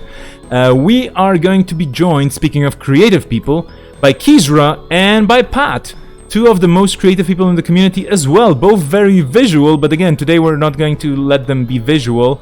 They're gonna be vocal. So Pat and Kizra, please, if you are in the room, jump in and introduce yourselves. Thank you, Vesper. Really appreciate it. Hi, I'm Pat, Blue HG. Also Mercurial, if you see me spectating. Yeah, I have been playing Netrunner for a while. I'm more or less out of the game, mostly just spectating now. Was previously the Nisei art coordinator, so a lot of the Nisei cards have my fingerprints all over them, and occasional illustrator, and also owner of 2 of the Proud Dogs on Heart Harmony AR Therapy. Therefore, Team Dog. Okay, thank you, Pat, for reminding people who you are. A lot of people do know that already, but I think we have quite a lot of new viewers as well. Kizra, welcome to the stream. So glad to have you with us. Please do share some information about yourself so that people can get to know you better. Hey, I'm Kat, also known as Kizra. I am definitely Team Cat. I make a bunch of alt arts if you've ever seen a certain space turtle floating around, and I also occasionally play competitive Netrunner. I got 15th at Continentals most recently, so a little bit of art, a little bit of playing. Perfect, thank you so much. So we have Team Dog and we have Team Cat. Andre, what team are you? Animals.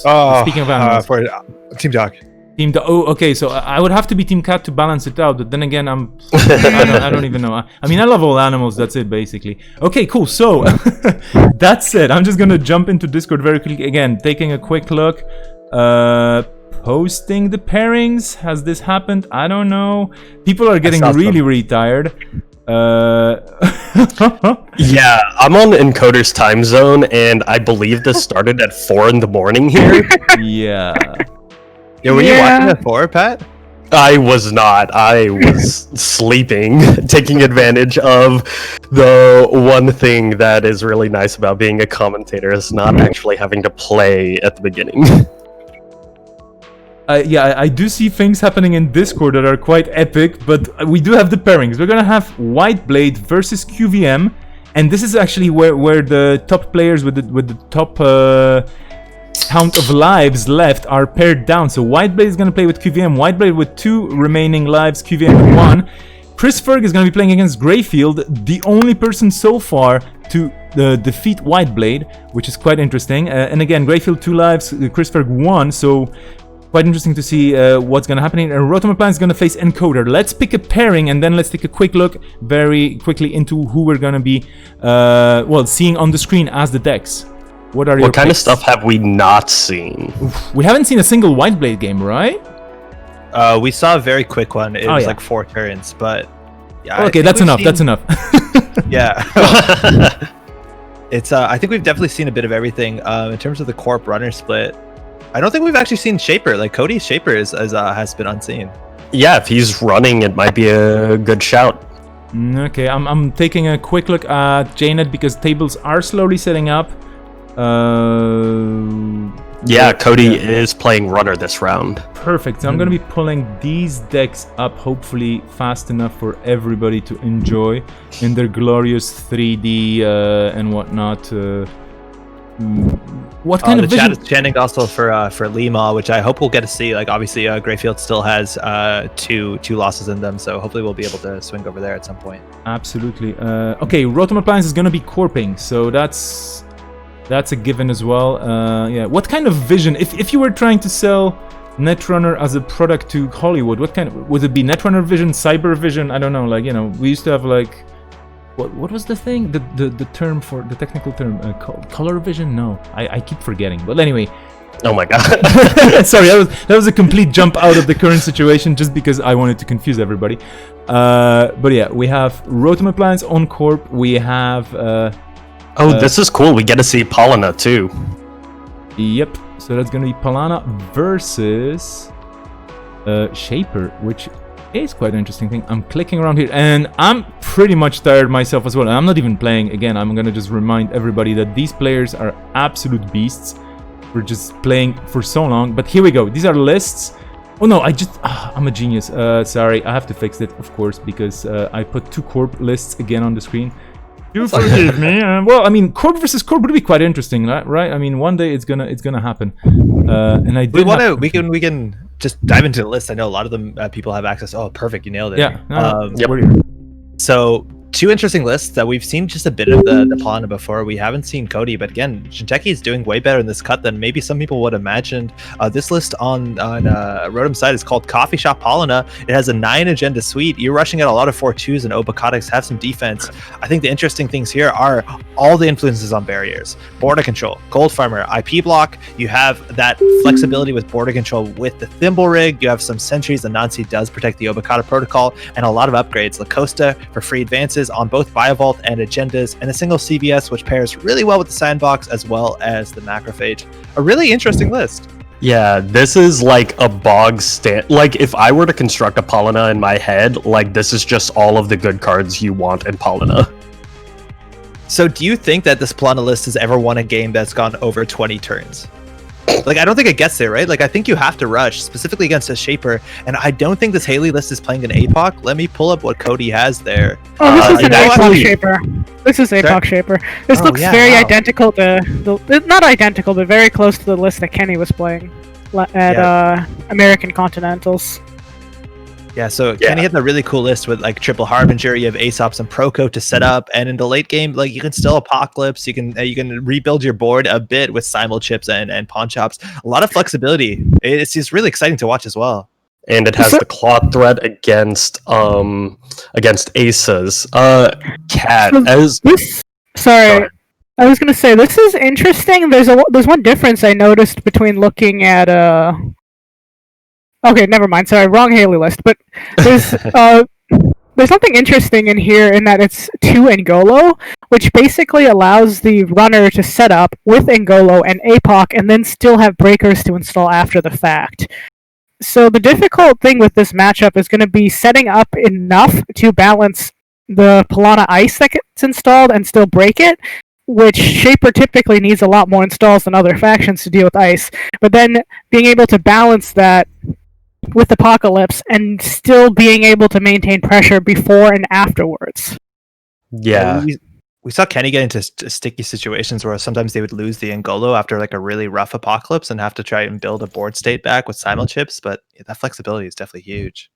Yeah, one of the things about Rotom's list is that he has no Chrysiums. He, of course, has 3 Nisei Mark IIs and 3 border controls.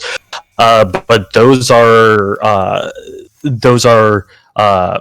expendable resources, and you want to leverage those into scoring windows. So that's going to be his main APOC defense. I would like to note that he also has 3 Biovaults, which is going to be pretty vital to stopping APOC. Yeah, I feel like there's a lot of defense there, and even you can commit. Like you can go ahead and commit some of your border controls for your scoring remote as long as you find. I know it's a one of, but if you do find that Thimble Rig and get it on a central server, you can really surprise and end the run coming out of nowhere.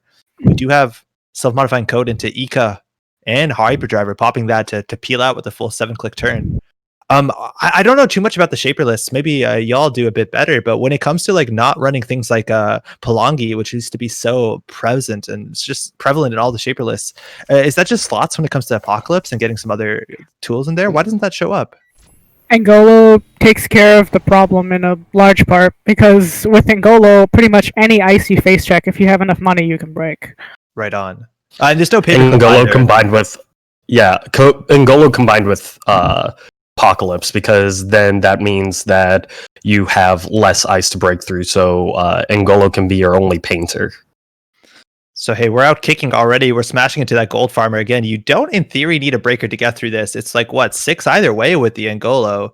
But server 1 double advanced card, I think there's not too many options here. Biovault, Agenda, let me pull up Rotom's list. Oh, NGO Friend is still obviously a possibility. Yep. If that is a Biovault, you have no money to trash it, which is, I'm not sure it's the best decision to pay 6 through this. Yeah.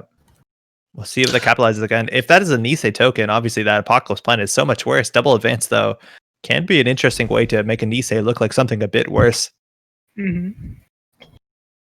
Kat, what are you thinking from the runner perspective going against this Paladin deck with APOC list? I think it's going to be a careful balancing act between how much they can commit to the remote and how much they can commit to centrals. Because, for example, right now, assuming the runner has enough money would be a really good time to APOC. Right. The BioVault would stuff that because you can use, assuming that is a BioVault, right? It's. I mean, it has to be a BioVault. Yeah. It's an illegal deck. Right. The ice here is also thin enough that they might just have to might have to burn the BioVault just to prevent you from APOCing. Like, you could bluff by running all the centrals and force them to use it. It's... Oh yeah, the bluff game is a really smart play. You can cause them to use all of their Nisei counters, BioVaults, their end the runs that they want to keep for their scoring remote, while not actually having to APOC, because they got to stop one of those runs. I feel at this point, even with 4 ice committed, that APOC it's pretty hard to come back from, right? Like, again, you do have the BioVault. You could use it here and you'll still be able to score an agenda, I'm assuming. Maybe you have a click left to charge the remote. Rotom only on 7, and again, R&D ice. Not too much you're scared of when it comes to Angolo. You do have a tag, though. That's very interesting. I'm surprised he let the Trace Fire, or Trace Fire successfully. Yeah, boosted all the way up to 7, so at least that'll do it. this turn. Angolo does not kick too well through the IP block, right? It's 2, 4, 5 to get through. The Trace alone would have been 7. Yeah, it made it more expensive than kicking through it, right? Yep. Yeah. Did I do that math right? No, totally. Given that, I am fairly sure that's a Nisei in server 1. Oh, Stimhack. Yeah. Again, BioVault could just be popped here before you get any credits, but those credits are not going to go too far. It's not like we're self-modifying coding or getting anything else on the table. So we'll see what the res is. Again, 7 means Anansi is out of the question, but mostly here we got a lot of barriers. Macrophage doesn't do too much. Oh, Enigma's also, yeah, sure, but Angolo is ready to kick.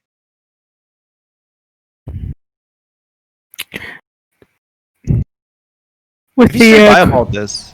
Ooh, there you go. Border control. Depleting those end-to-run resources, those are finite. Rotom does have a lot of them, but getting those out, I'm sure Cody is kind of okay with this getting BioVaulted or border controlled or something.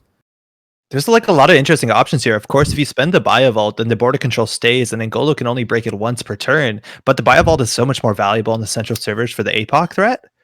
So, not actually sure what gets fired here. I'm assuming it's probably the BioVault, just so that the remote is harder to get through once again. Gold Farmer, we're going to pay 6 again. We did have to paint through that border control to threaten this remote. That's 6 credits. 5 of it is Stimhack. Yeah, so 1 real credit. So their Rotom is definitely going to trigger one of the end-to-run pieces on this. Just see which one it is here. Now, they're only down to 3 credits, so even if they do want to score that Nisei, they're going to be scraping through. Again, if Cody draws, it's a different situation. You probably trigger the BioVault on this, because then you can force them to run through again. Yep, you save the border control. Yeah, at least now that Apocalypse pressure definitely is a lot stronger without the BioVault. That border control is committed to server 1. And if you score the Nisei here, sure, you do have that. That is going to be very good for the future. If it is also worth noting that Apocalypse got hit by the Stimhack brain damage. Whoa, yeah. Yeah, that's important. Those don't come back. Nope. Oh no, there is a therapy, right? Isn't there? There is an AR Harmony therapy. And there's also another APOC somewhere in the deck, but it's pretty safe to bet that he doesn't have the second one. And Geofront off the top. Just a sandbox. So again, APOC is in theory, like, of course, they need to have it with 3 cards at hand and still get through that IP block. Actually, never mind Purge for 4. You could maybe throw in a res here in R&D, but again, there's nothing on the centrals that will specifically say you can't APOC. And in this deck, there's so many options for that to be the case. That was not the 4-2 that Rotom wanted to score here. Definitely not. He's very vulnerable to APOC right now. If, of course, Cody draws the only other one in the deck. Sure, but the bluff is still there. Absolutely, for sure. So and honestly, oh, go ahead. No, I was just going to say that the remote server is not threatening too much, right? Like a single Gauss gets through that. It's still kind of expensive, 6 credits, and then you have to run it twice. Lacosta, probably what this looks like on top of a Rashida, I reckon. Even a CBS at this point is converted into a hedge fund. I'm assuming Rotom has just one Cyberdex. Hmm.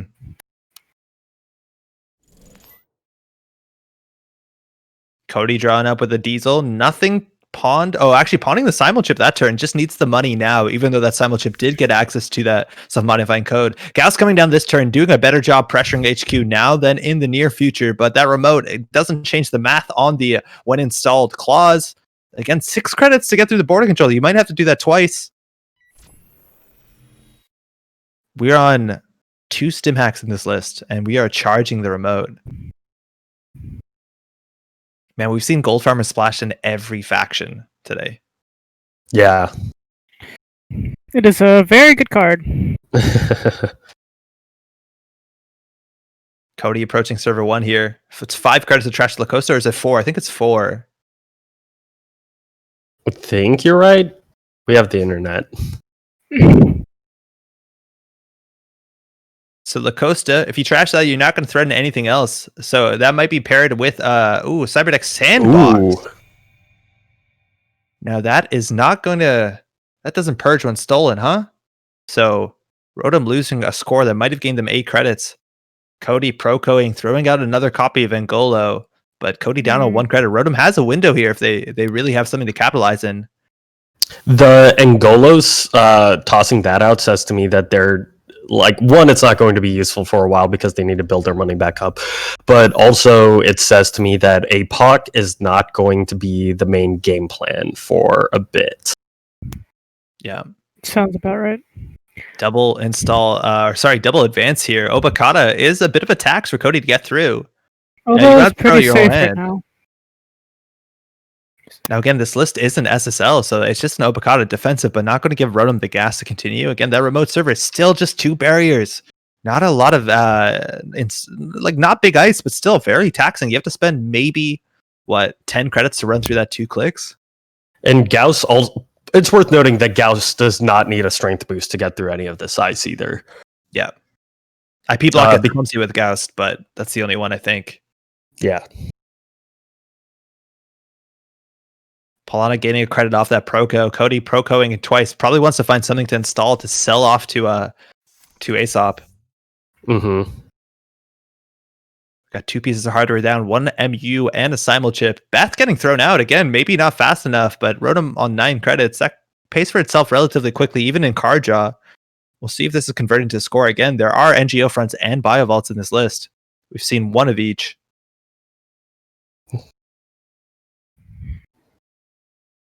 Yeah, guessing since that... here we go. Here's the score. Rotom on game point. Cody is not going to have that pleasure of setting up the long way that Shaper loves to get value. Yeah, this is not the order that Rotom wanted to score these agendas in. Sometimes you got to play with what you're dealt, but this game would be much different if that Cyberdeck Sandbox were a Nisei. Yeah. Admittedly, though, that's been a lot of money for the last couple turns outside of the Polana draw, right? Like, that's the only econ card. Maybe we played 1 hedge fund? Yeah. Hedge fund, Rashida, IPO. Your that's Shaper cool. having Proco is very good for Polana. This is going to be a great tempo turn. Yeah, a really cool install. So trashing the Ika to get in, if I'm not mistaken, from the heap, the Harbinger to install the Hyperdriver from hand with Haley. So now we're on 4 clicks. Harbinger AR therapy, maybe just pulling back here. I imagine the APOC comes back. Yeah, that seems like a solid threat right now. I think you'll need Simulchip as well, just to ensure, because you have 2 Golos that would be out of the game. So it's APOC, Diesel, Ica, Simulchip, Stimhack. Cody, knowing that if they can keep down all the centrals, again, this is not a Polana Glacier deck. It's very rushy, like all the Jintekis we've seen today.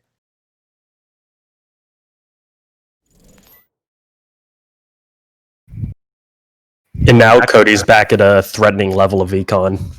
Yep. Now, can Rotom find the border control they need on R&D? Can Rotom find a Bio Vault to be able to threaten the APOC? Again, there's now 2 within 24 cards between Cody's grip and stack. Still needs to find it. So, Kat, as Rotom, what are you thinking right now? What's your scoring path?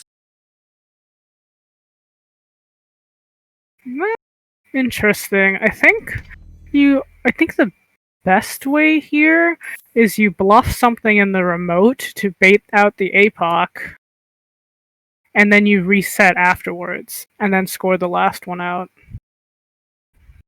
Because there's very little you can do here to stop the runner from APOCing you. Right. Yeah, you can't spend time preventing that, right? Like, you need a push. Do you go after this card in server 1? Oh, it's rough. No, I don't think you do. I think you go for the APOC. If you have it. What if you don't have APOC? Oh, if you don't have APOC, that's... I feel like if they therapied last turn, that means that they don't have APOC. That's fair. Oh, well, we might Maybe, find out real oh. soon. Again, this is probably a trace. I think 5 on Gauss is a pretty penny. Rotom can't spend too much on this. Fire all. We're going to get a trace 3 for the tag, which will convert it to end the run. Border control on R&D is the nightmare here, right? Yeah, but it also means that you're out of scoring. If Rotom reses that, then that means he doesn't score next turn, and so you have one more turn to deal with whatever is going on. So multi-axis in this deck, right? Like with Apocalypse, I don't think you want to set up heavily with the R&D interfaces. It's just a single Stargate. Yes, which we've seen just a single Stargate be pretty destructive before. So, also in Shaper, who has the tools Macrophage. Oh, that's not going to do it, is it? Now, they are not threatening a score out unless that is a 4-2. So the trace that matters is the trace 1. I don't think there's any viruses in this deck besides a Clot. That's not showing up anywhere. So 3 of those traces can probably be skipped. It's just trace 1 and the run.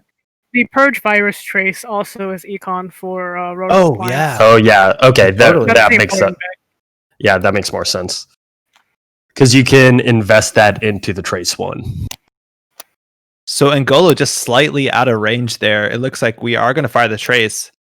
Cody realizes, I'm actually going to break if you don't mind, realizing that the sandbox will trigger off that first trace 4, which is a big trace. So Angolo kicks twice. That's like what? You spend 2, 4, 5, 6 credits to get through this? That doesn't leave you enough money to Apocalypse. He doesn't have to break all of the subroutines. Right. I think it's just first and last, right?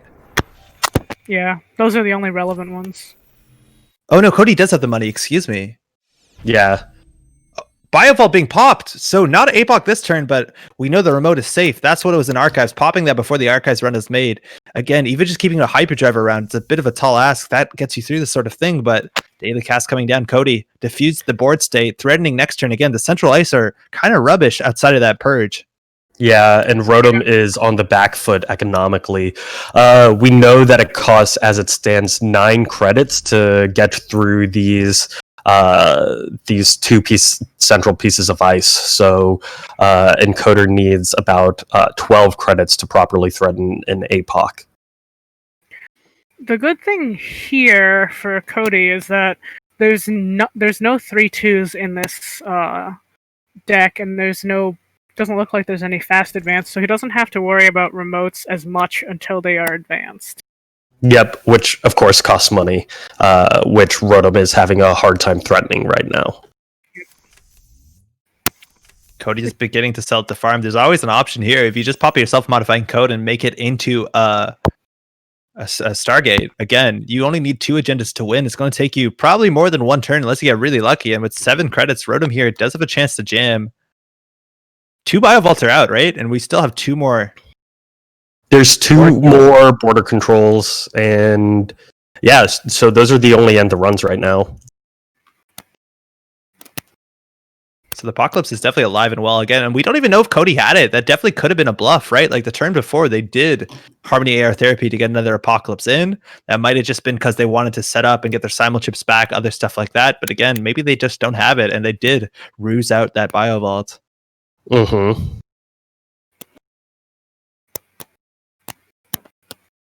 Before credits coming off the beginning of turn with casts.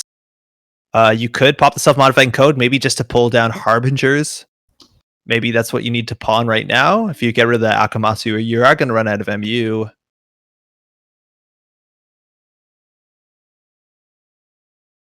Does the daily cast in some extent show you that this apocalypse is not going to happen too soon? Because they've invested 3 in that? No, it's just necessarily. Yeah, it's just future. It's just future econ. I don't think if you have the opportunity to APOC, you APOC regardless of whether or not you have daily cast down or not.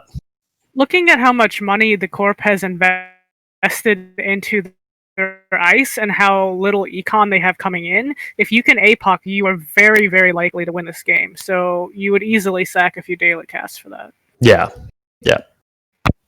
So on the corp side, like in terms of the economy, we are sitting on 2 more NGO fronts, 2 IPOs, a hedge fund, and 2 celebrity gifts, which we haven't seen just yet. An easy way to recover from low costs. And ICE, they're on HQ. I think the upper range on that is 8 for Nancy, which is very expensive at this point for Rotom.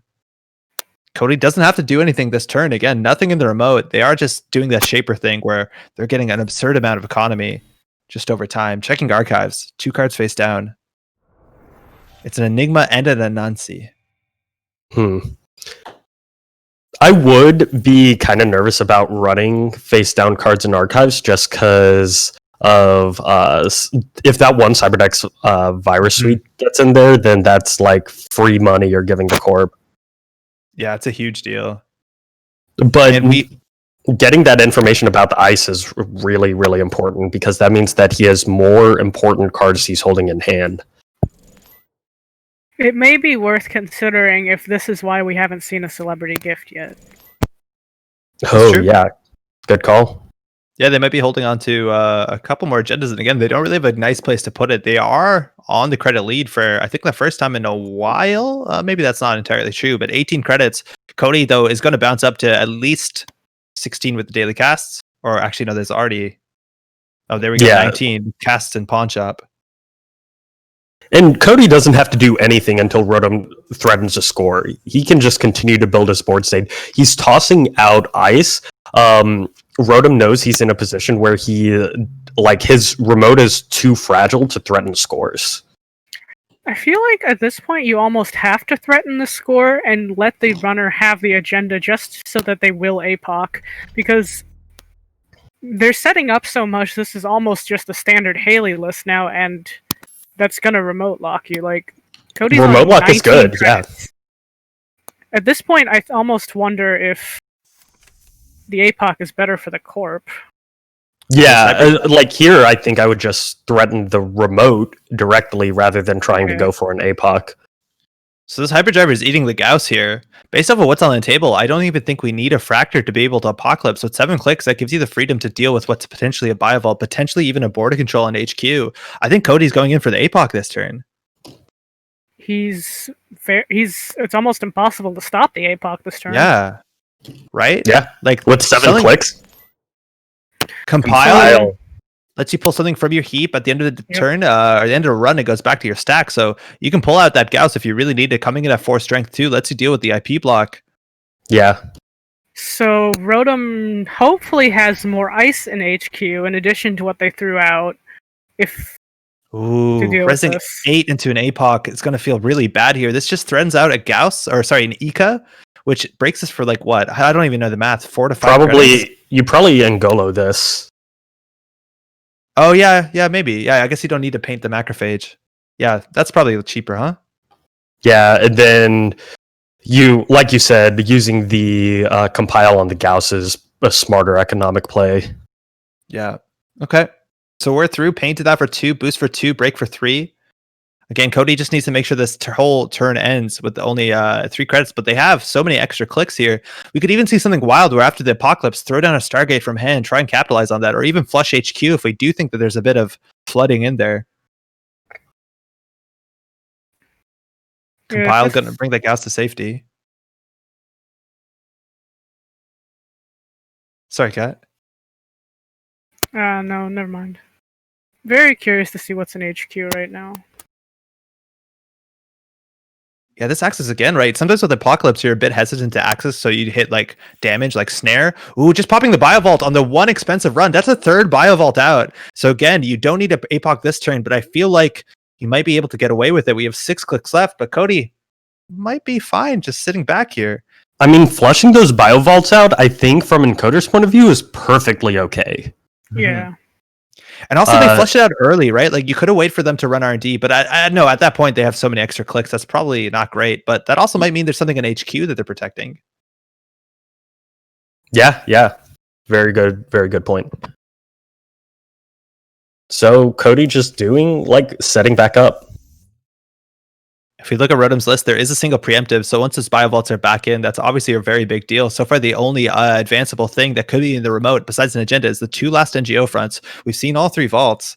Misdirection coming down just to be pawned. Tags won't matter in this matchup, outside of IP block single. Yeah, discarding Stim Hack at the end of your turn. That is interesting.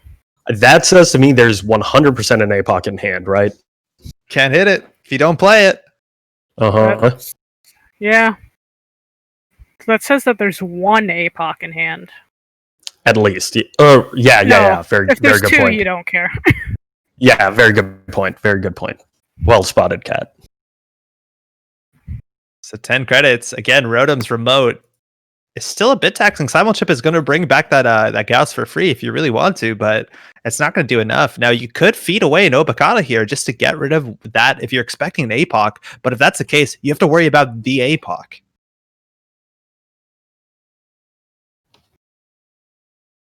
Do you ever wait? Like, what's the play here, do you think? Do you APOC now while the board is a bit weak, or do you wait for them to jam and then hope they don't get a border control in R&D? Or something like that? I think you're fine with the border controls like firing. You want them to, because you want them to expend their end the run resources, because that's also how they threaten a score. You're not going to keep this Haley out by building a taxing remote.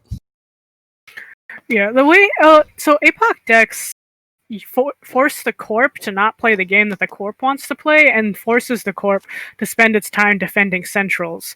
You can't just stack all of your ice on the remote like you normally would do in a deck like this and just hope to outpace the runner, because that's going to be punished heavily by APOC. Yeah, we've seen that so often. We've seen so many games we'll walk into Sunny or, I don't know, even some criminals will just be 3 ice remotes, single centrals, and you can jam from there. The Jinteki specifically have been doing that. Single ice and R&D again. Rotom. Ice also, a card installed in server 1. I think Rashida or Lacosta is probably what this looks like. Again, yeah, as you said, Kat, no Philotic, so you don't have to run anything that doesn't have advancements if you don't want to.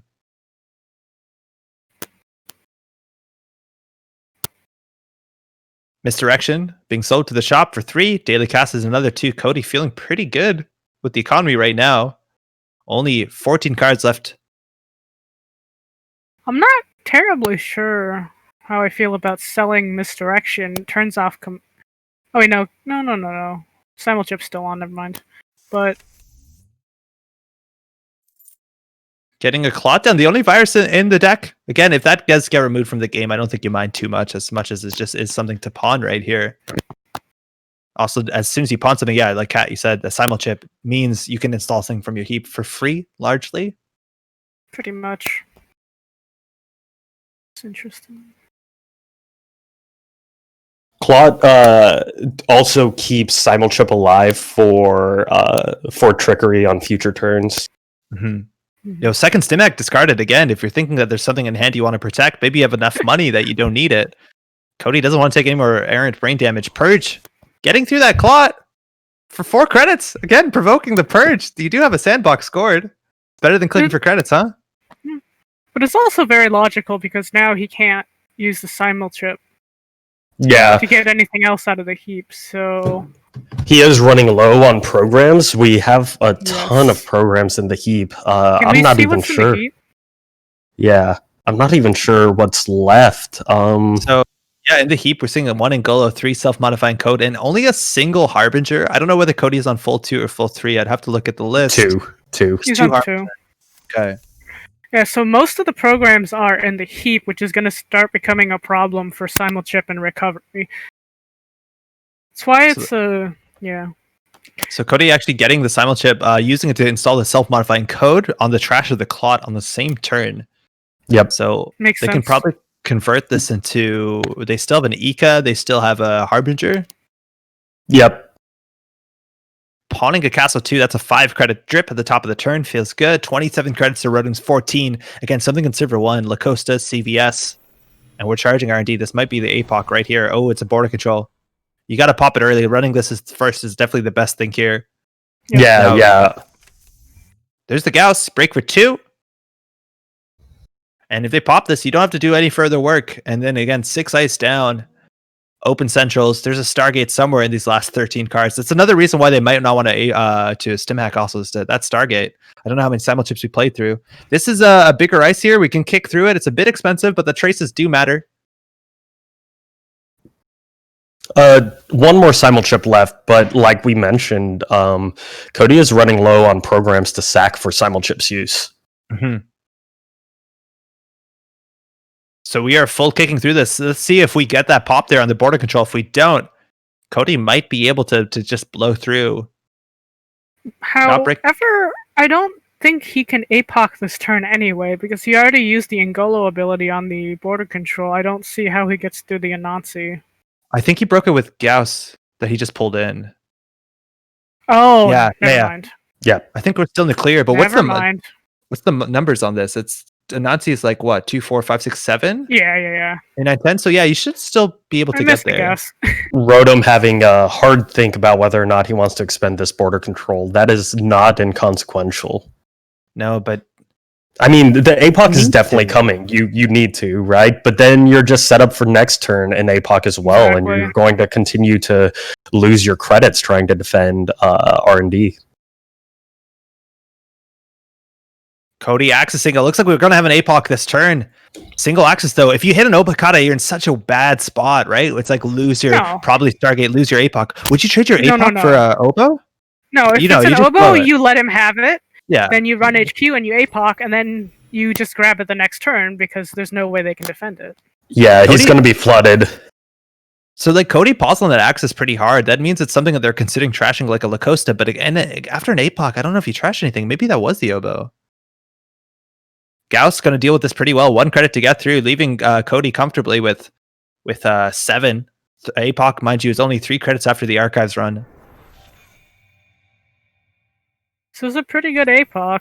It's gonna be what? It's like 20 plus credits worth of ice.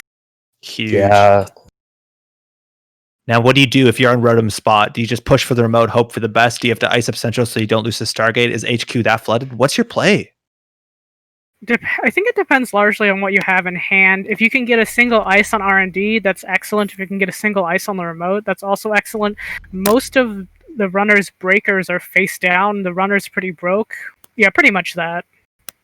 Ooh, yeah, threaten to score now.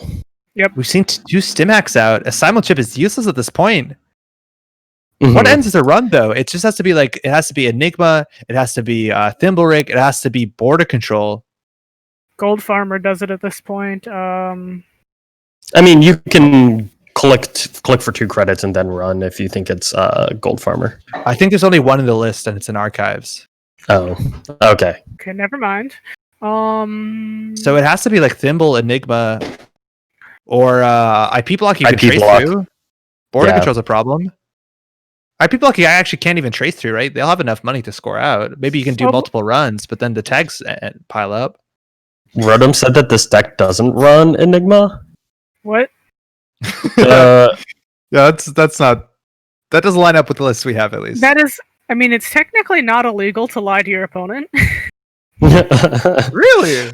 Also, there's an Enigma in the bin, so there's definitely Enigmas in this list. Yeah, like Rodham Appliance is well within his rights to try to bluff that. Yo, Cody smashed down a Stargate for a second, undid a click, now checking HQ again. Cyberdeck Sandbox. Now that Stargate could be converted into a win here, but it has to be not the Oboe. You don't have enough clicks to steal. You could click draw and then it's another is he APOC APOCing again? Oh, that's fun. huge! Oh my gosh. They That had is the it. way to do it. Yeah, that works. So there's that one preemptive still in the mix, but again, that's another ice down, another advanced card. Could have been an NGO front, but Rotom would have popped it, right? If they expected it. Yes. Yeah. So that has to be the looks- Anise. And we know that Cody has a Stargate in hand, but it is a couple credits short. They did accidentally show it. Rotom building it up again. If you don't advance this card, there's no threat. Oh, Yeah. no. What is that? Rashida into CVS? That doesn't make sense. That's interesting. Yeah. Double Rashida? Running archives again. We're seeing that was actually an Enigma perfectly into a Nisei Mark II. Cody needs to draw a couple cards that they want to deal with. Again, this agenda, there's only what? 2 more Niseis, 2 Obokatas left. You need 4 cards in hand. 1 stranded in HQ. And you might just be the Obokata that maybe Cody saw on the top of the deck. Just getting on the table behind something that does net damage is good enough. Even if Cody doesn't have cards in hand. So Cody needs to get down one of his 2 remaining Aesops. I'm not Single access, that's nothing. An odd R&D run. Yeah, with 2 cards, right?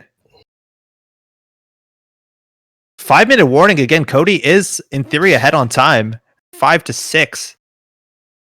I imagine server 3, like 4, maybe Rashida. Server 3, probably the Obo. That would be my guess. I do think he needs to check server 4. If it's Celebrity a Rashida, if server 4 is a Rashida, then that gets Rotom back into the game. The way around, Rashida on the inside. Yeah.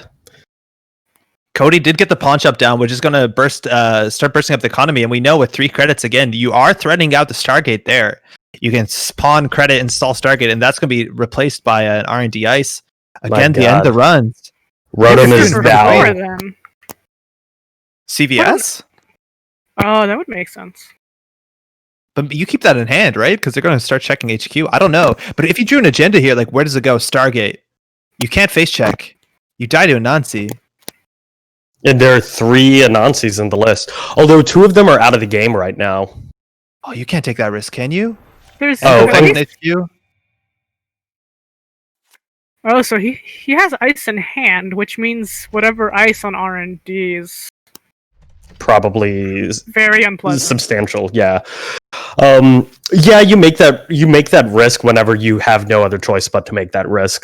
Cody is not in that position yet. So it looks like Cody installed the Stargate, not so much for the pressure, but because it gives him the simul chip target? Oh, never mind. We're going into it. Again, 3 cards is all you need for that Anansi, because you can pay 2 to draw up and survive. Now, the problem is here is if you hit an Obokata... But you're not going to hit anything on the you're Stargate totally right. because you just arrange it. Yeah, look at top 5 rearranged. So Anansi was the worst case scenario here. I think Engram Flush you'd get through, obviously. So that's obviously really bad. Going to give Rotom even the chance to draw a card here and see what the next cards are, whether they need to continue to protect. Trashing a simul chip due to net damage. That is and an Ika. That's I wouldn't say death sentence, but that seems like a problem. That's a problem. We don't have any breakers anymore. 1 compile, 3 simul chips out. Cody has to win with just a Stargate. And he doesn't have enough cards in stack to steal an Obo. Oh, that's so rough. The only way you're going to be able to Stargate through a Nancy is if you hit all 3 agendas, which seems unlikely. Yeah, 3 of the 5 have to be agendas, right? Yeah. And none of those 5 have to be Obokata, which... I think is impossible at this point. Yeah, I think that's impossible. There's only 4 agendas left again. Obokata's totally safe, so Cody just needs to slash into a Nisei. Obokata HQ! Oh, it feels bad. That hurts. Oh. That hurts. Brutal, says Cody in chat. Yeah, and now he's threatening the score. That's Oba on Lacoste or not. It doesn't matter. Cody needs to figure out where that Nisei is, and if we saw it in R&D, it is still 4 cards down, totally safe. I don't think of an out here besides Smash HQ, don't you? You hope it's in HQ or you hope it's server 4? Yeah, because you can't even check. You can't even check R&D because you can't draw a card. Yeah. Assuming you don't have it, but yeah. Server 4 is worth checking at this point. Actually, no. Do you just it's HQ? worth checking. Yeah, it's not a CVS because we saw it in the Stargate run. What Here, is it? it's not CVS. Such a wild play. So that's sort of like, I don't know, that Dave Hoyland Worlds install where you just put an agenda out there and hope they never check it for the whole game. I mean, at this point, you spend a click checking it. You have no reason not to. You got no outs here. Like, even if it's the snare they didn't include in their deck list, like, whatever, you're losing the game. Yeah, you pretty much have. The other option, I guess, you run server 3 and hope they spend more than however many credits it's rezzing the ice. Okay, But never you mind. can't That steal plan's it, not going right? to work anymore. Like, it's an oboe. It's totally Oh safe. yeah, they're unless not it's a even bluff. going to bother rezzing it. Never mind. Yeah, all right, we saw preemptive. We saw Thimble Rig. Again, one click left for Cody. Needs to find specifically one of the two Niseis left in this, 14-esque cards. You got. I feel like you have to check server 4. I want him to because my curiosity is so strong. I wonder if Cody's thinking it'd be like, nah, why? But imagine losing this game if server 4 wasn't agenda. Oh, you'll remember that game for a long time. Yeah. This is one of those, like, you want to check. Okay, Yes! thank goodness. Ugh. NGO, okay. That makes sense. Fair. Time is called. Rotom is going to be able to score that out. Cody going for so long in the lower bracket. Rotom just recently being introduced to that environment. But it looks like an Obokata in server 3. Cody ending with only 3 cards in the deck. That'll do it. Well played. What a game. Yeah, that was wild. A lot of back and forth. Absolutely so exciting. Again, a double Apocalypse. You know, keeping that second one in hand does have the easiest time to Apocalypse again is after you Apocalypse, so why not? But Cody losing that damage out of Nancy face check again, it could have been so much better than that. Engram Flush, maybe you lose Simulchip, maybe if they call hardware, but you can probably still get in there. And Nancy was that one of ice in the rest of the deck that could punish that face check that hard. And unfortunately, Cody did connect with it in a pretty meaningful way. Yeah. So Swiss standings now, everyone is on 1 life remaining. We've got Whiteblade, Greyfield, Rotom, Chris Ferg, and QVM all still in. So 2 everybody, UK, 1 Swiss, 1 USA, 1 Canada. Everybody punched upwards from the lower bracket, right? Like all the 1 pins. Wow, what a round! What a meaningful round. Picking wins off of both Greyfield and Whiteblade. Super impressive. Do we know who else left us? It was just Encoder leaving, and now we're gonna probably have a bye because we have 5 players in the field, but we can only have 2 games going unless we go for, I don't know, like a 3-player free-for-all. That would be interesting. I mean, this is the day for experimental formats. Exactly. There was a suggestion in the chat at some point that everybody should play Whiteblade at the same time, but since that time we already had Whiteblade brought down a bit. And there is a lot of pressure. I mean, let's be honest. All these players have been playing for 8 hours almost, with some breaks, but still. And this is, I think, this format. I don't know. I mean, it is also quite challenging and quite taxing, I would say, especially since all these players are quite good at this game. So you know, it's not easy to play here with those 24 or 23 opponents. Now, of course, down to 5. Exciting, but this game. How much do you think these 5 players are all praying, hoping, wishing to whatever deity they believe in that they get the bye? Yes. Like, there's actually a big chance. I know, for instance, QVM and Chris have already got the bye. Greyfield, White, and Rotom are newer to the lower bracket, so it's obviously very important where it goes, but it's 1 and 3. Yeah, this is gonna be quite wild. And this game, I don't know, like seeing Cody here versus Rotom Appliance versus Patrick, it was just both played really well. But we had people in the chat saying, okay, like there was this moment where Cody probably went a bit much into the Stargate play and just trying to get the cards out there. But then that and Nancy really just buried all hopes. And yeah, I think like 8 hours of gameplay, like a fresh Cody would have probably been wary of the Anansi. It's like a calculated risk, though, right? That's the only ice I think that just goofs all over you. But it was like 1 in, I think, maybe 7 at that point. Yeah, that's very true. There was only 1 Anansi left. So other interesting things about the remaining players is whenever I first jumped on, I was shocked that Whiteblade is the only Anarch, and he was dominating the Swiss for a really long time. The rest of the Anarch is hanging out near the bottom. The other 4 players in this top 5 are all Leela, which did not do very well during North American Continentals.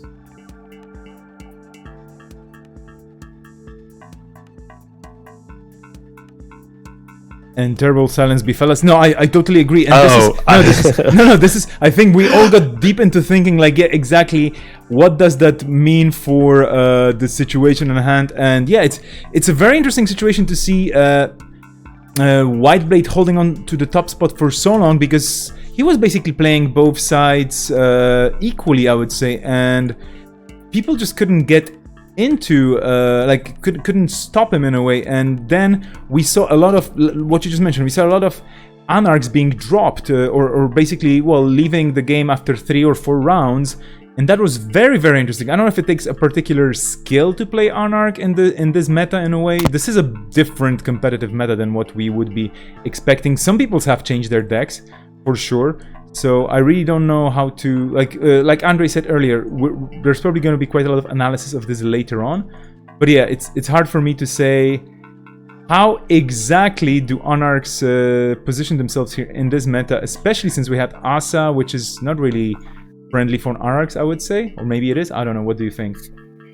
So I mean, Cat has a really good analysis of this. Like, it's hard to run every faction right now, but yeah, sorry, I'll pass it over to you, Kat. So something that's interesting about the list that Whiteblade is running is that it's almost a blend of the APOC Shaper list and a Reg Anarch list. It runs Aesops, it runs APOC. Yep. Whoa. Oh, I did not realize it ran Aesops. Right, so that's cool. So it takes all the money, the econ, the setup ability of Reg Anarch that allows it to deal with Glacier decks like the GameNet, but it also has the strength of APOC to deal with Asa decks.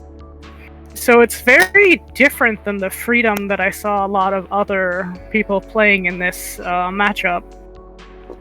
Freedom struggles against Glaciers, I think, in a way that this Hoshiko deck does not. Right, Paulina, GameNet, Ag Infusion, all in the top 5. The other 2 are Asas, of course. Yo, what do you pawn in this list? All the face-down cards you just APOC'd. So it's especially your breakers. Okay. You don't install your Aesops. breakers for the APOC, you install Aesops, they all go back in the bin, then you can install them again. Right on. Yeah, super great. So you don't install Aesops until you Apocalypse in this list? Depends on how the game's going. I mean, I guess you could just continuously Aesops your MK Ultra for 1 credit, but Daily Cast can help a little bit. Yeah, daily cast a little bit. Extra zeros, I guess. Yeah, just the clicks to install. I don't know if that's gonna be worth it. It's like clicking for 2, but yeah, it looks like mostly it's just here for the post APOC.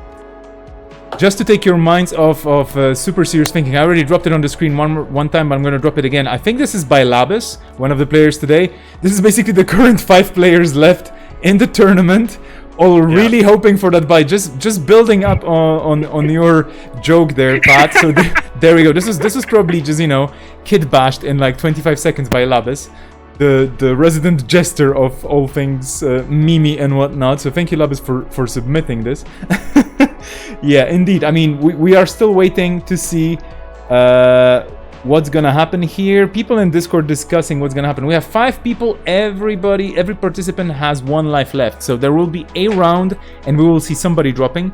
Then there will be another round, and we will see 2 people dropping, and then another round to see another person drop and another buy, and then the final round. So we still have 3 more rounds, which is quite serious. Yeah, still a lot of Netrunner to go, and these are the higher stakes. We got 2 people dropping. There's gonna be buys every round for a while, though. Yep. Unless something goes really wild, for example, and we will have a draw, and then both people drop, which would be quite unusual.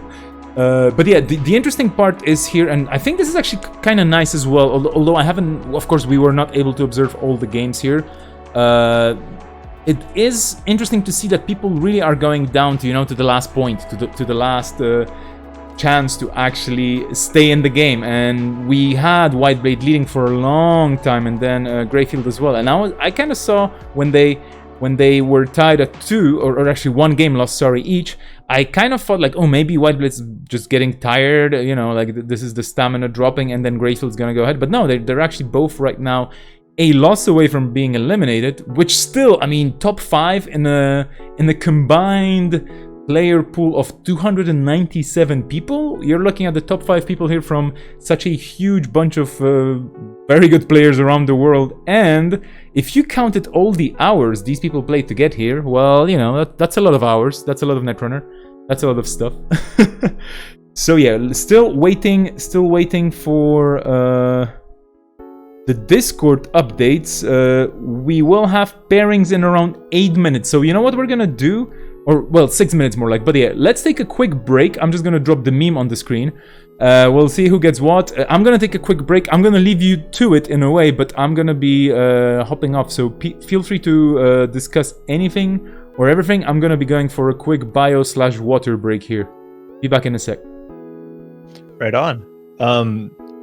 Yeah, I'll be really interested to hear your opinions on the asset group list that Eric is playing. It's the same one that I think we might have saw Beckett play earlier, but like the Ice Wall Boom list. Maybe Kat, this is Kenny's, similar to Kenny's list, right? Yeah, well, that's what I wanted to compare. Like we saw Kenny's list last weekend, and I actually like Kenny's list a fair bit more, I think, than this one. I think the false leads are really mean, and they definitely help a lot. I feel like also the distribution of punishment cards is a bit higher. I think Kenny might have had more archive memories. I don't know how much that matters, but how do y'all feel about this? Like this, to me, when I first saw it, seemed a bit more like what I call Swiss cheese than like a real big tournament contender. I'm obviously being proved wrong as every round continues.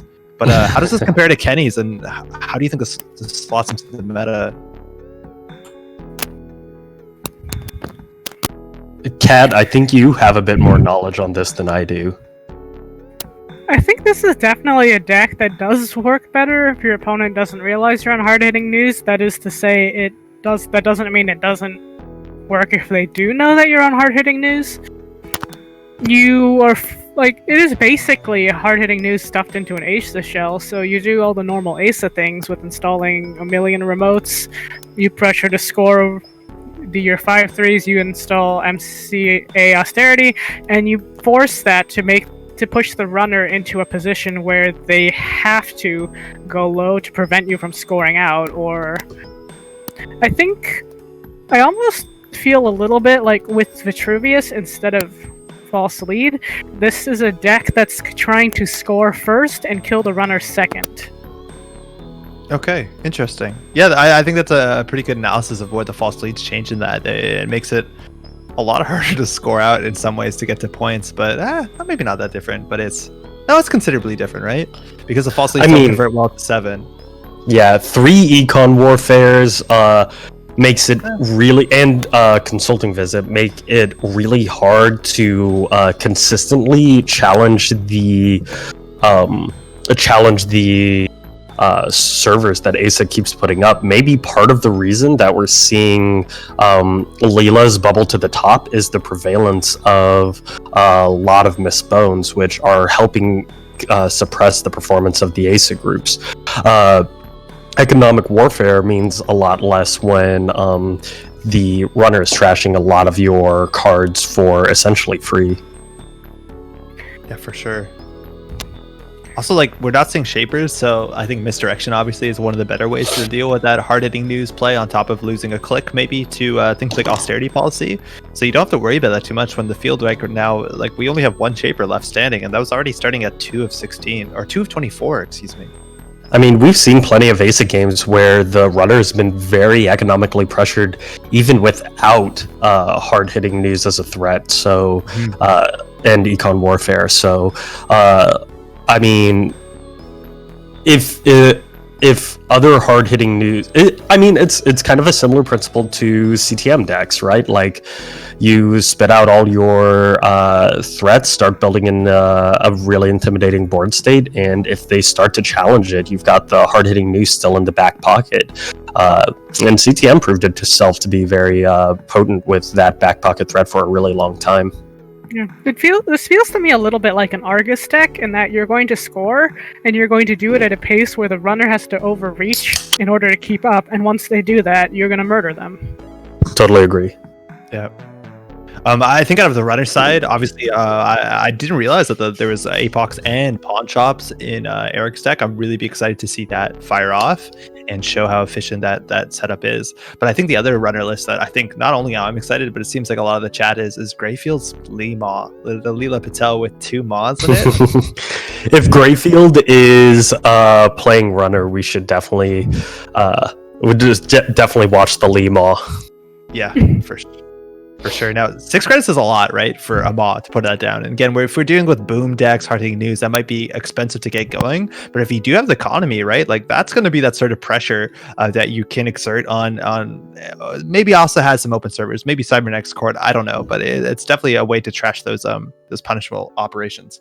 Yeah, Greyfield's Leela deck is really interesting because besides the Maw, he's also running 2 Amina and Paperclip, so all of the expensive breakers.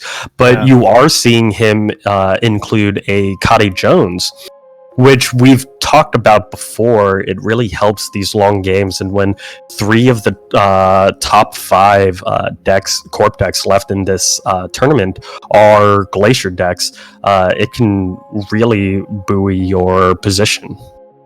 It's also on Triple Rizeki, which is pretty good. Double Tapworm as well with the pad taps. But Triple Rizeki is taking the place of what might be the slots that you get Miss Bones in. It's the only list I think we see that's still around. It doesn't have Miss Bones in for 2 or 3, even sometimes for slots. So we'll see. Obviously, that Rizeki 3 of, you can ensure that you get a turn 1. And against some of the longer matchups, that will pay off better than Miss Bones.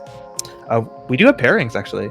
Yep, I was going to just jump in and give you the pairings. White Blade earns bye-bye. So we have Chris versus Rodham Appliance and QVM versus Greyfield. The choice is yours, my dear co-commentators.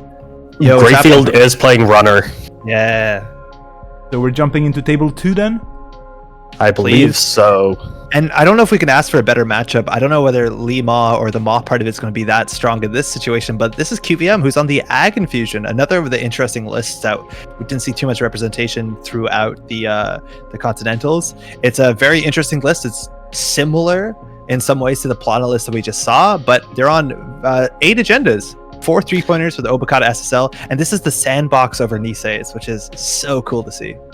So this Leela is kind of teched for Glacier, right? We were talking about how Leela has a hard time with Glacier, but between the Regikis and the Tapeworms and the Cotty Jones, I feel like Greyfield is going to do fine economically.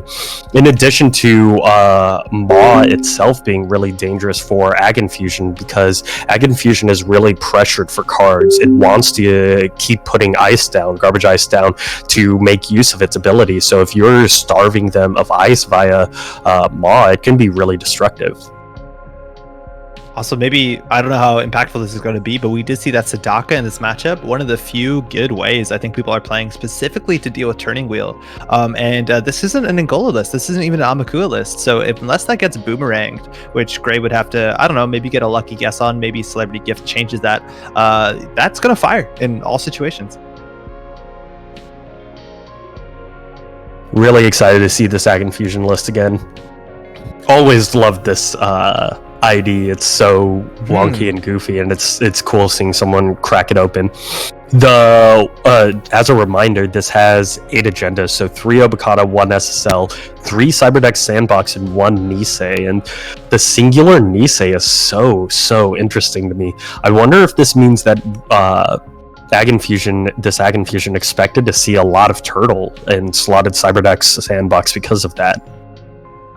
It's also like Sandbox obviously is a good econ card. We do have the Cyberdeck Fire Suite. We do have Lacosta to help you score that on advance. But at the end of the day, right, like we're not Paulina. We're going to lose out on those credits that Paulina can build up. So maybe just the Sandboxes help you get and refund that money that you need to continue yourself going. It's a pretty good tempo agenda. But yeah, Amakua does get hosed. Same with those Tapworms.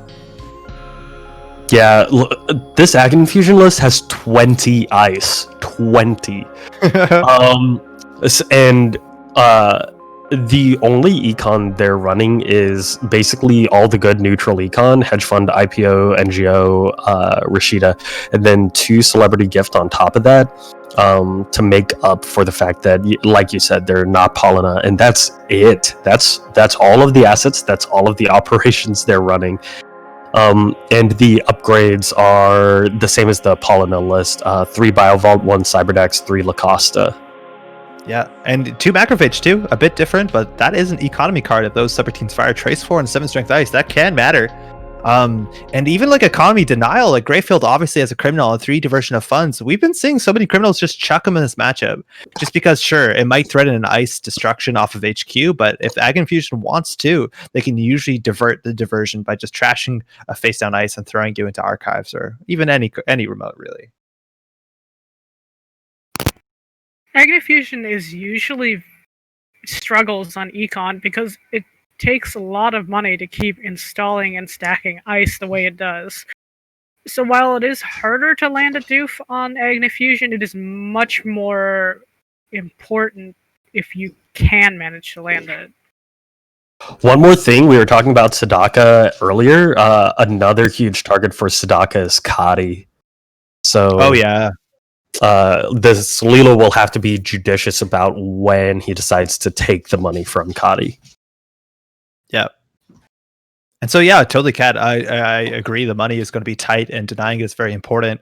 There's like this big jump in ice cost of this deck. Anansi represents the higher range of this deck by a big margin.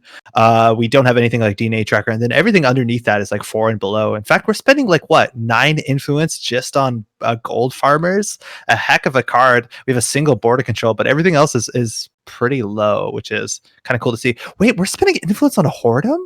That's 2 influence for an end to run? Cool. That says to me that they did not expect a lot of Anarch to do super well. Yeah, it's always rough. I don't think you're going to end up advancing that. There's no slot machines. Oh, there are slot machines. Maybe you get that value, but we'll see how that ends up. That's asking for a lot for sure. Oh, we're not timed on the rounds. That's worth noting. Maybe the game nets are rejoicing here, but we still have 3 rounds to get through, I believe. Greyfield is the game net also. Ooh, nice. I'm personally a fan of timed rounds. Wow, after all of the Asa Anarch dominance last week, seeing 3 Glacier decks make it to the top 5 is pretty surprising to me. That's really amazing. I don't know. Based off of what I saw, you see people pivoting to deal with that Asa matchup. We're seeing more things like Miss Bones, but we're also seeing more people play things like Caddy Jones, which is indispensable in the Glacier matchup. But I feel like people did flex more towards that Acid matchup than they did towards Glacier. Now, Apocalypse, kind of the best of both worlds, so we'll see how far that goes. And we still have a couple Apocalypses here in the top 5. We have we've had 5 major tournaments since this ban list was first implemented, and to me, it's just really, really interesting how unsettled the meta still is. Yo, we're hitting a Angram Flesh here, calling program. Obviously, that can be disastrous. Trashing an Amina from hand, throwing an inside job, legworker, class act. I think if you want to see the most, there's a chance you call it just to hit diversion, stuff like that. But just trashing an Amina, a really big deal for Gray. How many Aminas are they on? 2. He is on 2. He's on 2. Right. But he is not on any special order, so he's going to have to find the last Amina in the rest of that 38 card stack. Also, not even on labor rights. So when it comes to end the run code gates, again, we talked about that Whoredom. We kind of laughed at it, but it is an end the run. It will eat a border control pretty well. Or sorry, a boomerang. Macrophage in theory ends the run, but that's kind of it. Outside of a Thimble Rig, which imagine having to still install your Amina just to get through Thimble Rigs. There are 3 in this deck. Yeah. Of course, once that Amina does finally go down, that Thimble Rig's liability. Just put him at the back, right? Yeah. Rashida popping off, QBM starting with 6 cards, 6 credits, 3 full clicks to jam here. And again, Leela has some tricks here. Inside job, always a threat. Boomerang a threat. Sometimes you don't feel too good jamming early. Even central pressure can be a problem.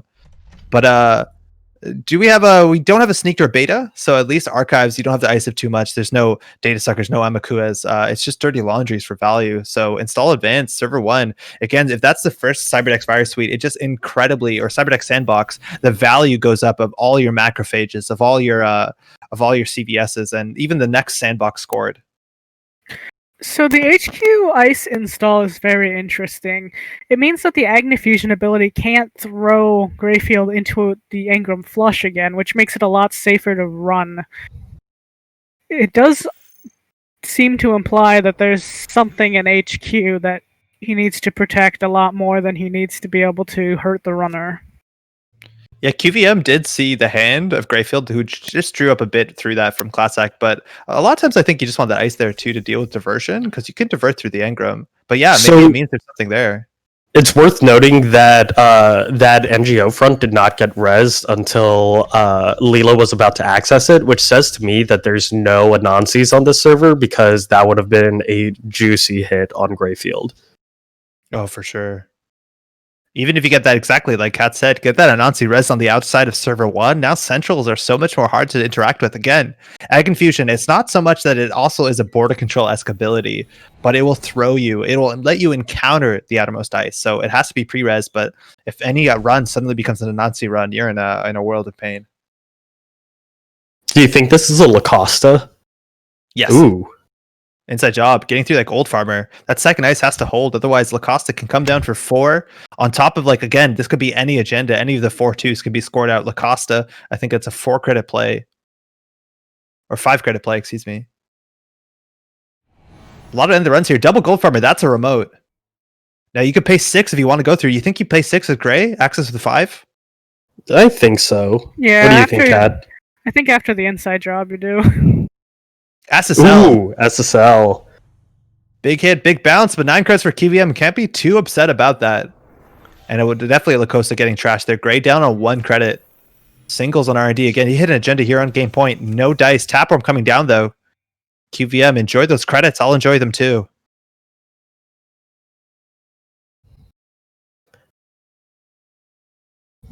Double Gold Farmer, right? Outside of Inside Job, outside of Boomerang, that's 12 credits without a breaker. I think we're on a single paperclip. Again, did you say no special order?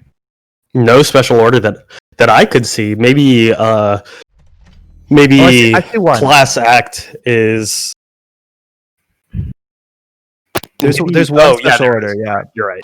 But there's still, again, 3 Boomerangs, 1 more Inside Job left. Class Act is going to help a lot.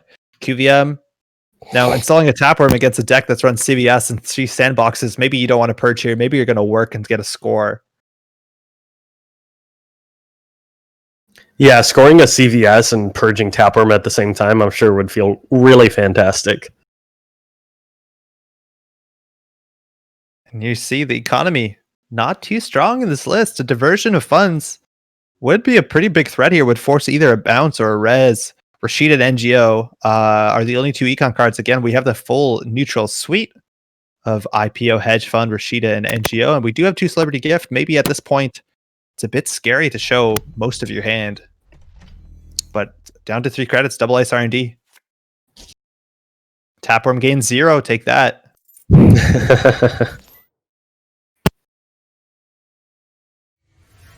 Purging.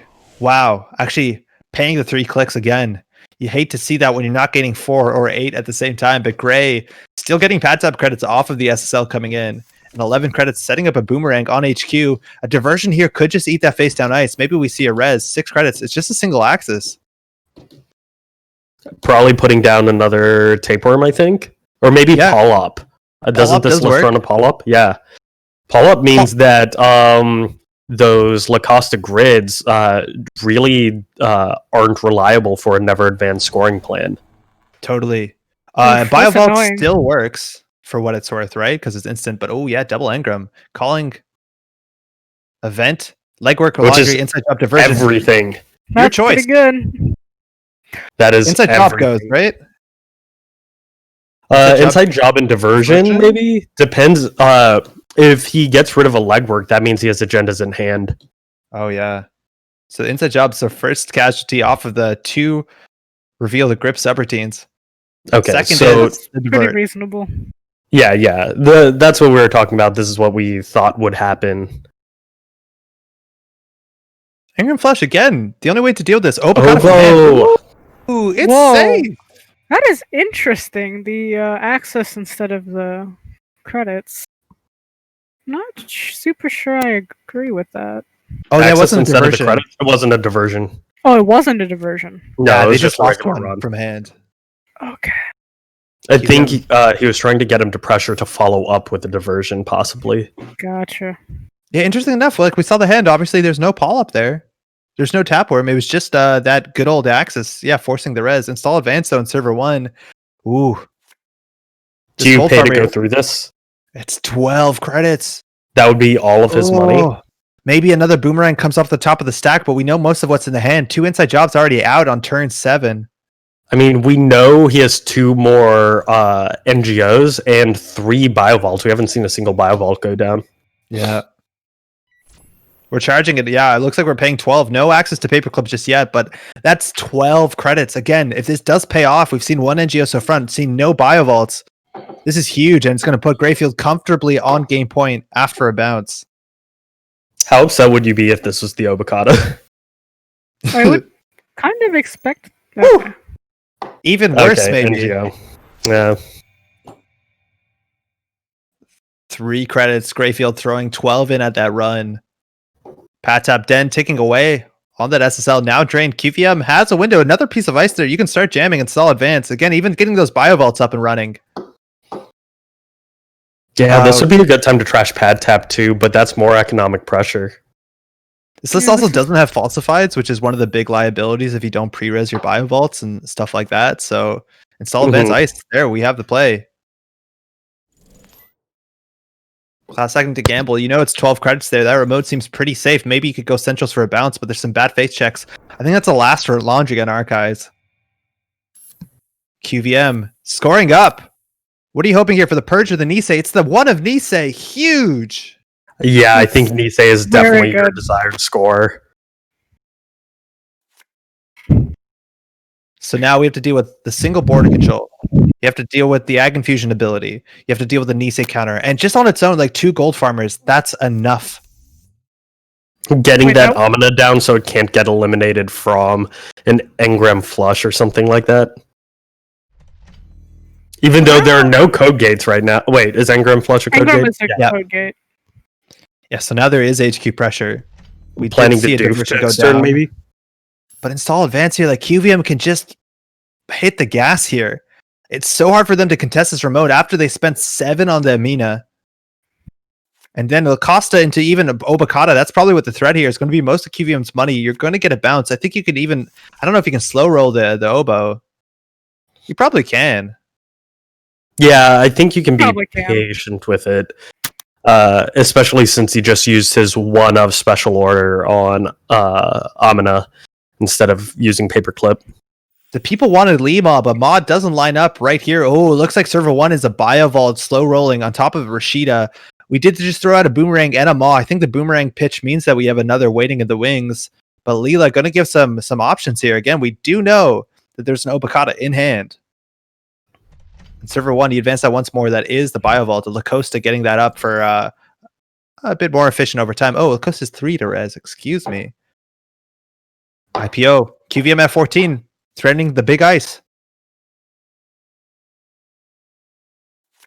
We haven't seen a single Ag Infusion trigger this turn, or this game, have we?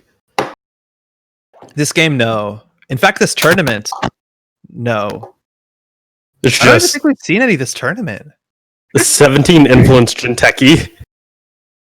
Like, they would if they needed to, but it's been all right so far. Double Rozeki. Throwing out another boomerang. Whoa. That's very interesting. So Boomerang doesn't care that the run was successful on the server you launched it on, just any server, right? So it's not like Agon can goof with Boomerang? Right. That's interesting. We have 2 double advances here. So that looks has like Obokata on Biovault. Yeah. Or NGO, or it could be a second Biovault. We know there's an Obo in hand, and we've seen 2 NGOs. Yeah, it seems pretty reliable that it's a Obokata. Taproom's coming down, even if this is a purge off of a something else. Resing the Biovault, honestly. Oh, there you go. You get the purge. Taproom's gone. Now that is going to fire Pad Tap, though. That is a corp ability. You're going to get a bounce of the Atomos on server 1. So I don't know if you res the Biovault here, right? Oh, I guess you do for the bounce. Excuse me. Yeah, you don't want to bounce. Yeah, for sure. 100%. I was just thinking this is a bit worse now if you have to worry about Paul Up because you don't get the instant speed anymore. But yeah, totally. You do protect the 2 tokens for Leela.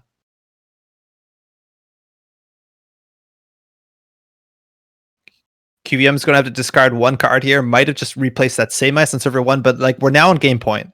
We know there's an Obokata in hand. Greyfield has to get through 2 gold farmers. Deal with Ag Infusion. Deal with Nisei counter. Deal with Biovault. Grey needs to get that Obo out of hand this turn, or get really lucky on centrals going forward. And I don't think this list, considering we're seeing Moz, is running anything burst like a Maker's Eye. I mean, Greyfield's still holding the legwork. Yeah. Oh, that's true. Yeah, that didn't get trashed. Book altar. Just setting up. Poking R&D again. They need that pressure. Yeah, and you want to get that turning wheel down before you legwork because there's a high chance that they just Nisei stuff it, right? Yeah, or Biovault. They have so many options. So at least you have a you're still gaining something out of that run. That gets rezzed. The big old Anansi now is going to eat 5 credits altogether to the book altar, but QVM is no longer threatening the money score anytime soon. Yeah. Well, install advance. Yeah, I guess with it's not a Lacosta, so yeah, you definitely need more money than this. Second ice. You'd love to see a macrophage here. Oh yeah. Macrophage's best case scenario also would have been a snap res. So I think it's safe to say that's not a macrophage. No dice. Turning wheel, though, is spinning up. Class Act drawing a card. Greyfield, 4 credits, only 3 cards in hand. And we know there's an Obo in play here. I know QVM doesn't have the credits, but if you install Slow Roll Hedge Fund back in the game in terms of money, Greyfield needs to contest that Obo next turn. You need to keep cards in hand. You need to be able to deal with those. It's not even that much cheaper to get your Fractor down, right? Like Gold Farmer 6. So Greyfield telling us top card was Obokata. So there are 2 Obokatas in hand right now. Oh, that's rough, but at least you can pressure 1 in HQ if the other one goes into the remote server. Now you can always use a Nisei or Biovault on either server. You still have Ag Infusion on 1. We're going to jam here no matter what. If you steal 1, the other one just goes back in the next turn while you have no cards at hand. Yeah, that's a good plan. Grey up on 9. Can Greyfield afford to get through that many gold farmers enough times? You need to run it like what, 4 times? 3 times? I guess the Ag Infusion ability is just click. Yeah. The Ag Infusion ability, though, you have to fire sooner in the run, so they don't have to pay, but they have to run through it a lot. I don't think there's any chance here.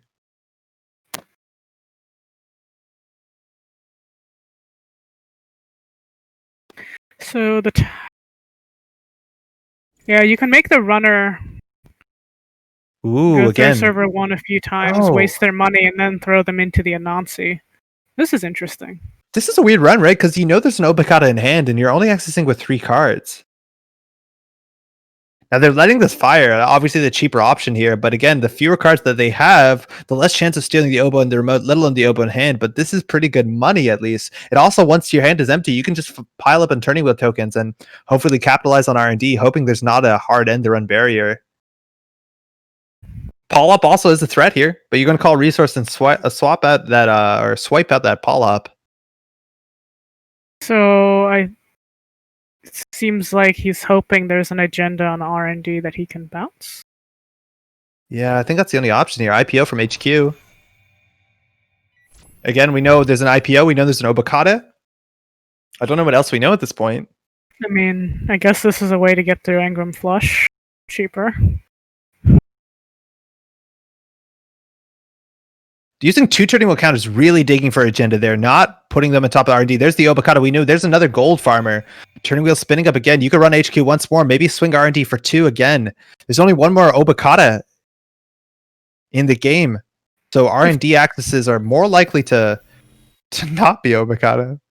If that's an Obokata in server 1, they have it. Concede. Is 2 oboe in hand. Oh, wow. 1 in the remote. Greyfield, no cards. Actually, if they did break all of those Engram flushes after drawing a card, they had a chance to bounce and stay in the game. But of course, as soon as they steal 1 Obokata, the next one is even scarier. Yeah.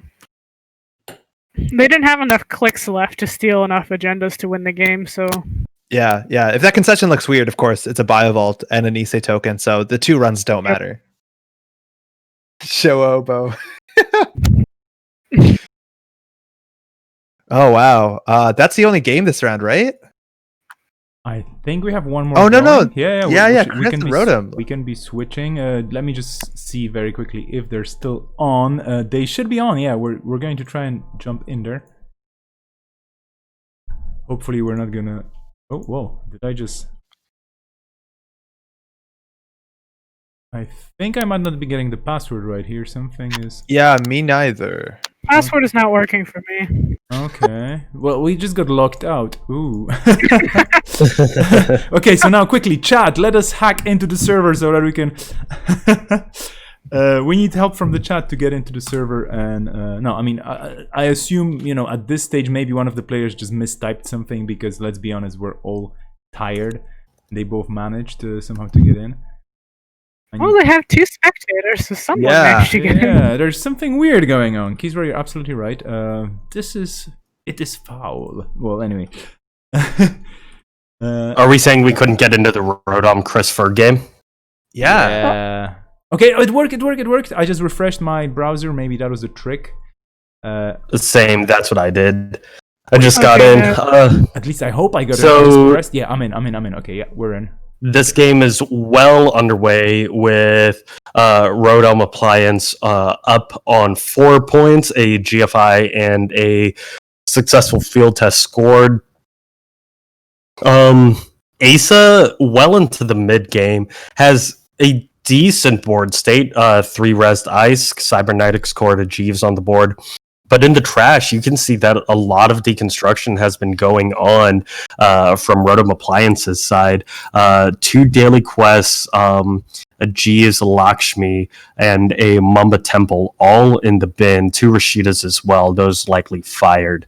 And the missed bones on Rodom Appliance's side is down to 2 credits, meaning that he has gotten a lot of use out of it. 1 also in the trash, so likely has been seeing good use of Miss Bones the entire game. So obviously Chris has a lot more work to do than Rodom. A diversion coming in out of the top. Access to all breakers here for Rodom. What do you do for Chris? What do you have to do to dig out of this? Yeah, get economically viable, get another Lakshmi down, and start scoring out as fast as possible. It's still not a great proposition versus this pressure. Grim. Yeah. 14 cards in R&D is rough. Yeah. We haven't seen what do you yet. think, Kat? What do you think, Kat? What's Chris Ferg's path to victory here? Pretty much what you just said. Econ, Lakshmi out. It's a rough spot to be in. The Leela can put a lot of pressure on you.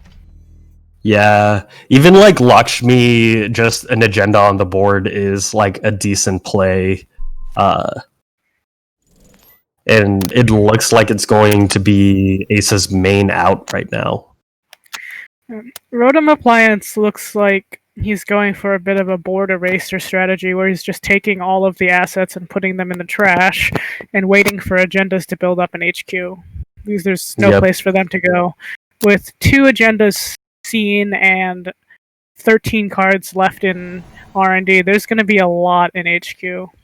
Ooh, huge res. Chris's economy again. We have 3 fully ops out of the game. How do you recover from a Fairchild res?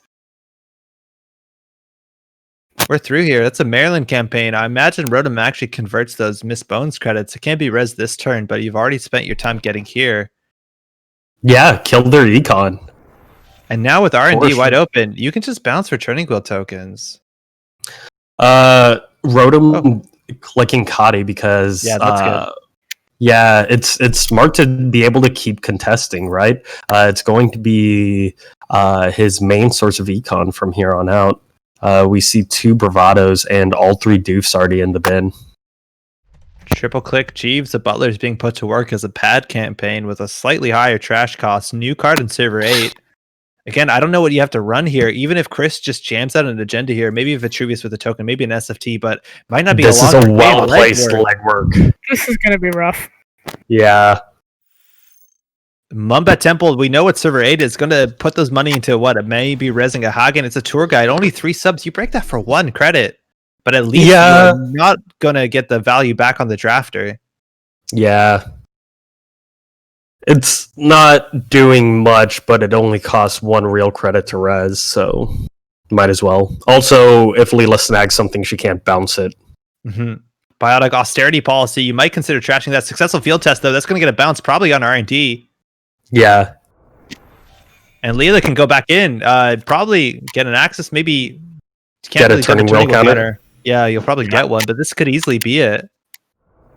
Nothing. Turning wheel spinning up. And again, 2 SFTs are out, so the Lakshmi line getting thinner and thinner. But again, only 11 cards left in R&D, and we only have 3 agendas so far. 9 in hand. Chris, again, triple click for Jeeves, just getting that pad tap-esque value. It's going to have maybe a click to return something to R&D, res it cheaply with the Mumba Temple. Now, I think the only thing that's taxing here for Rotom, if they don't have a Boomerang, is like installing their paperclip to get through a Hagen. Even Hagen, yeah. Hagen, you can install. You do have paperclip in the trash right now. Mm-hmm. So once you do get over the hump of getting paperclip out, Hagen isn't that big a deal. It's 2 credits to get through. Yeah, and credits, we found it. Paragon also coming down. We did do a falsified on the Cyberdex Fire Suite. The only upgrade in the deck, let alone obviously an upgrade. So pretty safe bet here. Mm-hmm. So it's going to cost 6 credits to get through this with paperclip, and now all of the Hagens are pretty much non-threats for the rest of the game. Come on, R&D, let me go get a beer. Paragon trigger turning wheel. We're going to see 2 here. Pretty big chance that this will be it. 2 Exorcists, and there's a Vitruvius. Chris Ferg getting to what I think is like 5th place, 4th place, and Rotom's still kicking. Good game to both. Yeah, very well done. So that leaves us with 3 more players. Whiteblade, who got the bye, Rotom, who we just saw win, and QVM, who knocked out Greyfield. No USA left. We've got 1 UK, 1 Switzerland, and 1 Canada. So if I'm not mistaken, if I'm not mistaken, if Rotom hasn't had the buy, I think Rotom is guaranteed the buy here because QVM has taken a buy. Yeah, so it looks like that's going to be the matchup. QVM versus Whiteblade again. QVM has that interesting core. Whiteblade also, we haven't seen their Anarch perform just yet, and perform it definitely can. But we have only 2 more rounds to this whole tournament. Yeah, one interesting thing about QVM. So there's this tracking going on. Akira's running there as well in the background.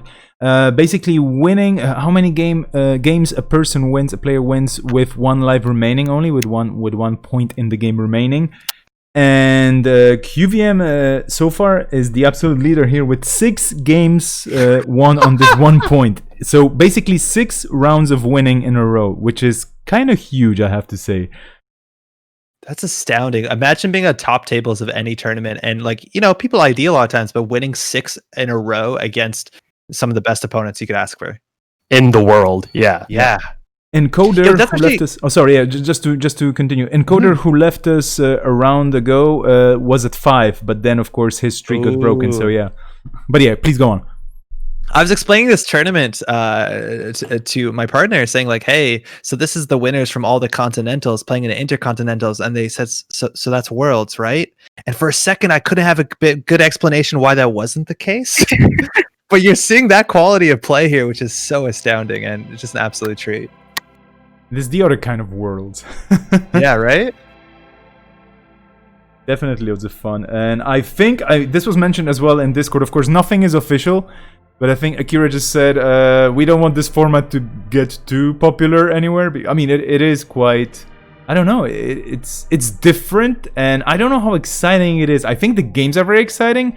Chad, do let us know how much you like this format in general, where people actually stay on at least for 3 rounds, but then they might be dropped very fast, or they might go on and on and on and on. What do you think, Chad? Do let us know. And we will be, of course, gathering, as Nisei, feedback about the whole thing, the whole event, the whole series. Absolutely, later on. About basically everything. About my glitches, about different things happening with the commentary as well. I mean, no, I'm kidding. But like, yeah, we're going to be opening our ears and eyes to whatever you have to say about this. Because there's a lot of technical... there's a lot of technical components of this. There's a lot of organizational components, representational components, the graphics and all that stuff. You know, I mean, the music, all the things, basically, all the things that make up a stream. We will be interested in learning more about what you think. Anyway, Dirko commentator. So we will have Whitebait versus QVM, the scary beast from the Canadian East. No, I'm kidding. Canadian West, right? But the ultimate champion to beat, I guess. Of course, no. This is just me kidding here. But Hoshiko and Asa group versus Leela and Agin Fusion. So 4 different colors here. Depending on the pairing. So if Hoshiko faces Agin Fusion, which we've just seen on the screen, who do you think would win? And Leela versus Asa group, what's your take on that? Real quick, I did want to just comment on the format. Yeah, please. I'm not sure how well this works for like a GNK or anything like that, but for a showcase tournament where you can control the number of players that go into it, I think it's really cool and really exciting for the viewers, having watched been just a spectator for the first couple rounds of the game. It's a really cool showcase style format, and I'm really enjoying it in that manner. That's a very good point. Thank you, Patrick. Yeah, definitely you can see a lot of cool stuff, and with such caliber of plays and such caliber of players, absolutely agreed.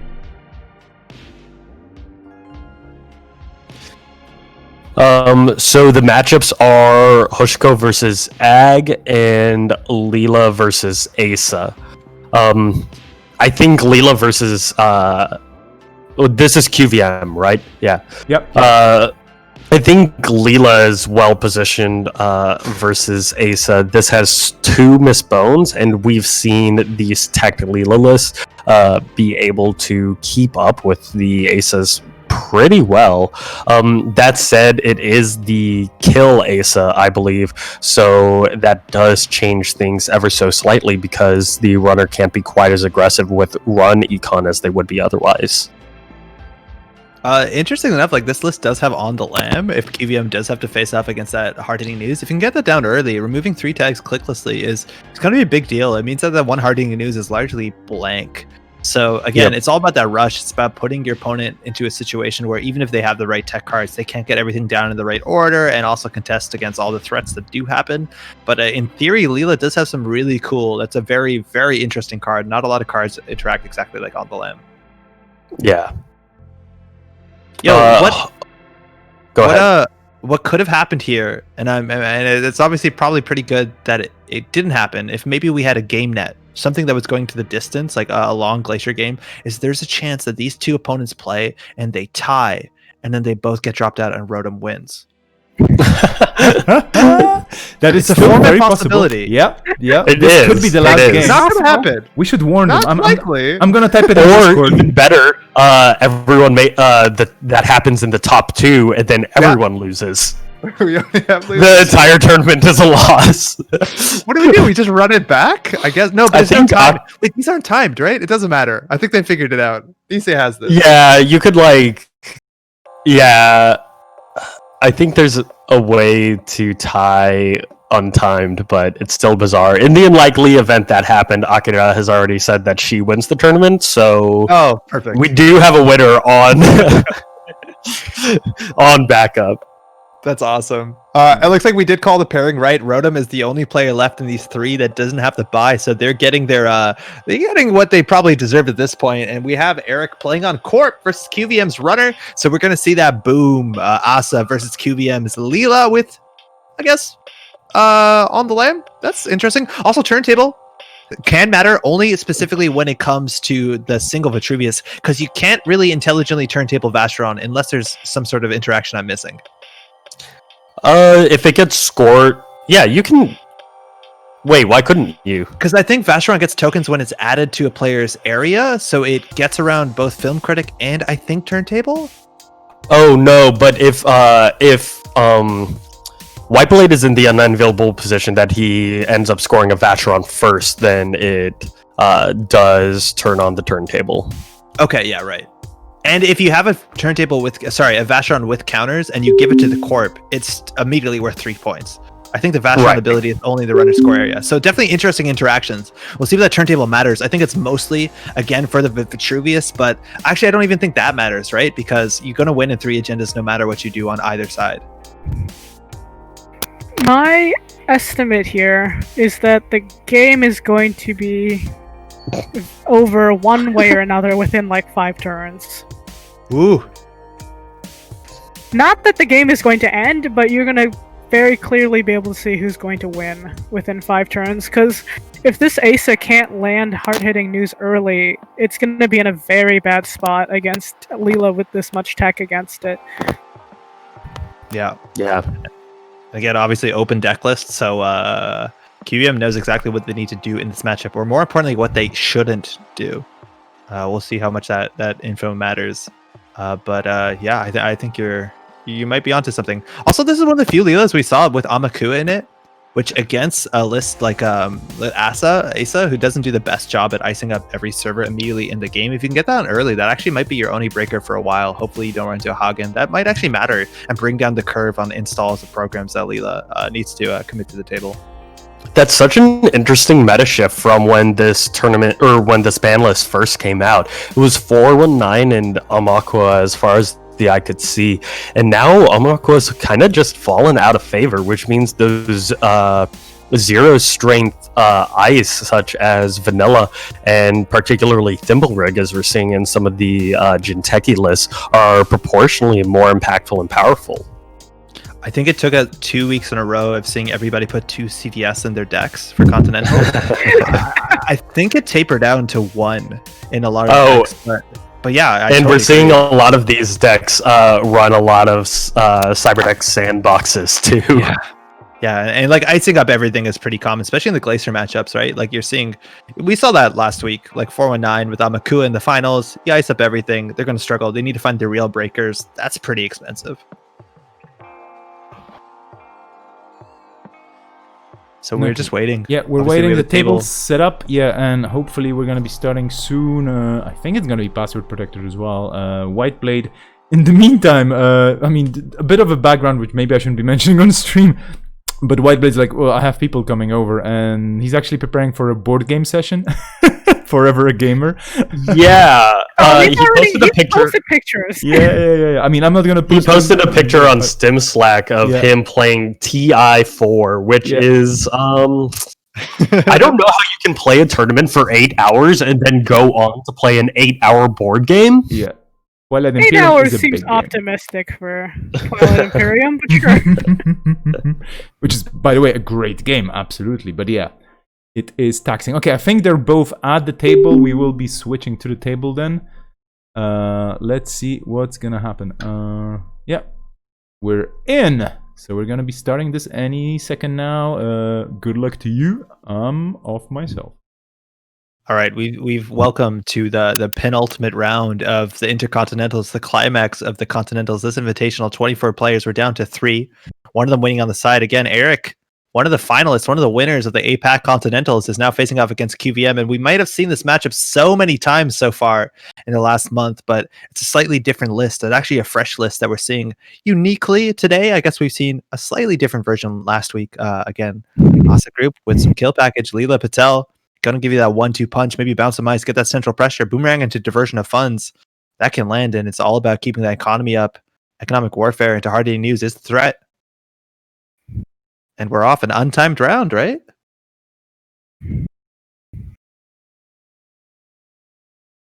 That's good That luck. is Have fun correct. in the chat.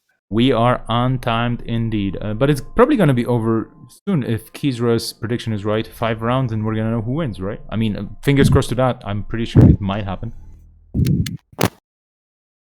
So we got that start. You see so much in Asa. Ooh, even better, a Leela version of it. 3 ice, 1 card in server 1. So that, I think, what's the best case scenario here is Rashida to get that pop off. We have falsified credentials, guessing asset. We're seeing the Rashida, so everything is lining up exactly the way that you want it. Now KVM can pressure, just running archives. That's going to be a tapeworm coming down. So if you want to pop that Rashida, you could still purge here. You're going to have to throw out 1 card, but that'll slow you down a fair bit considering that how many turns, well, how quick the corp needs to go here. Economic warfare for value. Into hard-hitting news? Whoa. Trace 6. Now that's going to slow KVM down. You can clear the tags though. Credit clear 3. You're going to end up on 1 tag, but you're going to have no more money. Sure, gamble makes that a bit better. Ooh, what's that trade mean? Like, this deck only has 2 hard-hitting newses. Spending 1 already and so much money. Can Eric dig out of that? Yeah, I think he can. He knows he has to get an advantage early. Archives for Rashida. Wow, that's the 1 recursion card. Building a new server with it as well. Yep. And also with Asa, you always have that fully op potential in your back pocket to dig yourself out of a bad spot. And wow, just going up again. That's another gamble from hand out of like what? We haven't drawn that many cards so far. QBM at a 9, keeping that 1 tag. Not a lot of 1 tag punishment outside of resources. Eric might be able to go a bit faster here. But again, we know 1 economic warfare down, 1 archive memories down. So you can easily count the amount of threat cards here. There's 2 more economic warfare, 1 more hard-hitting news, and a consulting visit. That's it. We have an austerity policy, though, ticking around. And Whiteblade, going to put something else into server 2 as well. Not caring about that tapeworm, giving 1 back to Q. Something interesting to keep in mind is Vitruvius counters also gets you things back if he manages to score that. Yeah, it makes these hard-hitting news more potent. And MCA austerity policy, of course, allows you to score a 4-2 or a Vitruvius with a counter if it ticks over next turn. Now, this list doesn't have 4-2s, but the issue is, like, as opposed to the other asset, it only has 1 Vitruvius. So It's actually pretty rare. That being said, Whiteblade 5-3s. Eric could pop off here. Maybe hold on for 1 more turn, and maybe QVM's going to hold off for 1 more turn. Maybe this is the turn, but it looks like Purge means that austerity is not going to click up to 3, the scary point, but that tapeworm is gone. And right when they're prepping for the austerity policy, that's when you slam down the boomerang. That's when you go in for the legwork, the inside job, any sort of pressure here. Checking archives, I think we're going to have a second worm showing up. Yeah, I think so too. It's also, if you look at the list, this isn't a sneak door beta list. So that HQ pressure has to come from the front. Trading purges. Let's go. You spend 2 clicks, I spend 3. Works out a bit better for the runner, I'd guess. He has to keep the runner's econ low. Yeah. If he's going to threaten hard-hitting news, you're absolutely right. I feel like that window might have closed a bit. Again, that's 3 gambles in the top, 10 cards plus minus. We're still looking on dirty laundries and bravados, I believe, but Eric is threading out that austerity this turn. But this is the turn where Boomerang tries to get some disruption. 1 piece of disruption spirals into 2. If you get into HQ, steal an agenda, you bounce the ice on server 3, bring down the austerity. Now there are 2 unknown cards, server 1 and 2. 1 at least has been there for a bit. 2 now just showed up. What do you think 1 is? It could be, I don't know, another austerity. This list doesn't have Lakshmi. Maybe it's a Cyberdex. And there you go, on the lamb. It can go on any resource, prevent 3 tags. The second hard-hitting news might not land. Maybe that's why Eric pushed it out early. But QVM in a pretty good spot. Eric is going to have to score out real agendas, and this list is not too well equipped to do that. Fast advance is also very minimal. Consulting visit, though. Whoa. Into economic warfare, into hard-hitting news. You can avoid 3 of those tags. This doesn't do anything. It keeps the runner poor, which might be enough right now.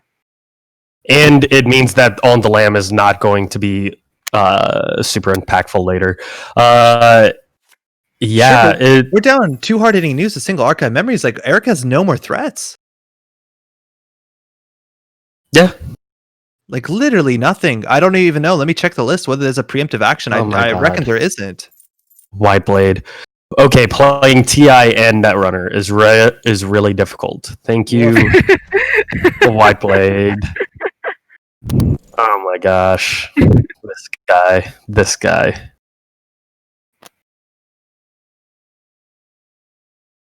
Yeah, I feel like QVM can easily stay in this. Now, Whiteblade's just going to be jamming into remotes. Again, single ice means the boomerang and inside job. The criminal's tricks are going to connect through.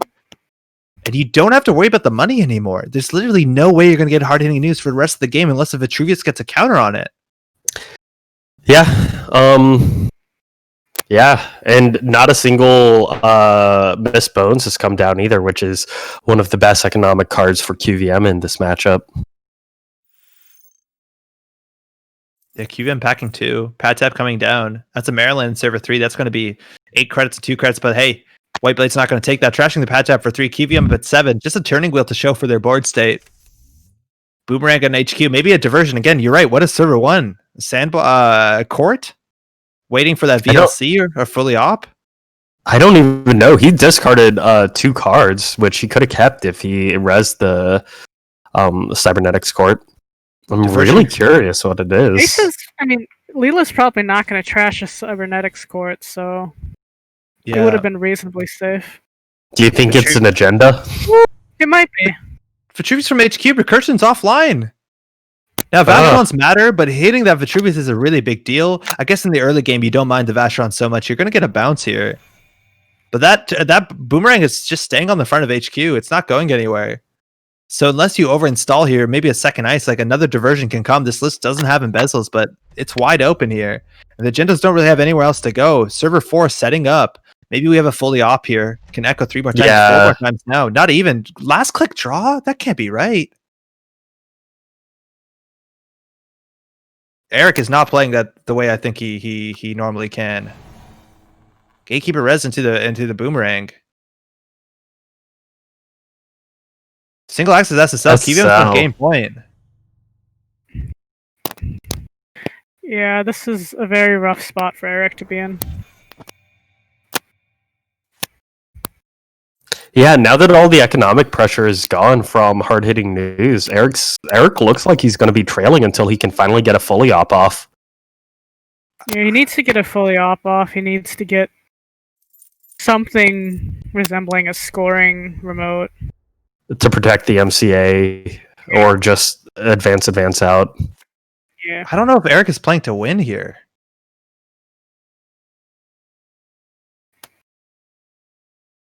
Two Maryland's taking on something in server 4 again. Single ice on every remote. We don't have anything close to scoring out here. This list doesn't run tour guide, right? The influence is spent on all the other Wayland stuff. Yeah, the kill package type thing. Yeah. Miss Bones finally showing up. Server 4 again. You don't have anything to run. Anything that has to be advanced to be scored outside of the austerity policies. We've seen one so far, but Eric is just going to keep jamming until we find a fully op. So go ahead. QVM does have to be a little careful here, because if he hits a drafter, which I think Eric still has in his deck, then he has a huge problem. Yeah, drafter is the version. And also QVM doesn't have any breakers down, so while it does appear that he has a credit lead right now, that evaporates quickly as soon as he starts installing those breakers. Whiteblade now up on a nice 20, has some options after that Rashid has gone through. Again, all these options outside of, again, that drafter fire require him to either hold an austerity on the board for multiple turns, hold an agenda in hand, or jam into remote. And again, the ice in this deck doesn't scale well. We have ice walls. But again, QVM doesn't have breakers. There's austerity. Might eat another Boomerang, maybe eats an inside job. You can leave that for a couple turns, but the longer it is there, the bigger chance of it being double ice. Server 3 as well. Maybe a Maryland coming back. Diesel. QVM digging for breakers, I'm assuming. Daily cast isn't it. Maybe we'll see a paperclip being thrown off from... We've already seen a paperclip in the bin. Yeah. Very good. So that deals with the Hagen and the ice wall. Right.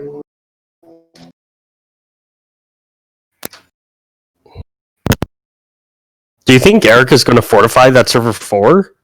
I don't know. This is strange Eric play. It's just like draw last click, I think is never correct. So I think he might be shaken. Obviously, he's trying to balance a couple things going on right now, it seems. Second Rashida. SSL into Maryland. He's doing well economically now. Yeah, but no way to use it, right? Like the Ice Suite tops off at 4 credits. We have no hard Yeah. to use. Only if he can trick into a drafter, like you said, Kat. Yeah. Or, I mean, Whiteblade might just be able to leverage his money leading to building a scoring remote. Like, there's some beefy ice in this. There's Fairchild, there's... I don't think... Oh, there is actually Fairchild 3s in this list, excuse me. Yeah, there's 3 Fairchild 3, there's the Gatekeeper. It's not great versus Amina, but... Yeah, the other list I saw, I think, was only on Fairchild 2, so the 3s definitely help a bit. We have Hagens, I'm assuming, in the list.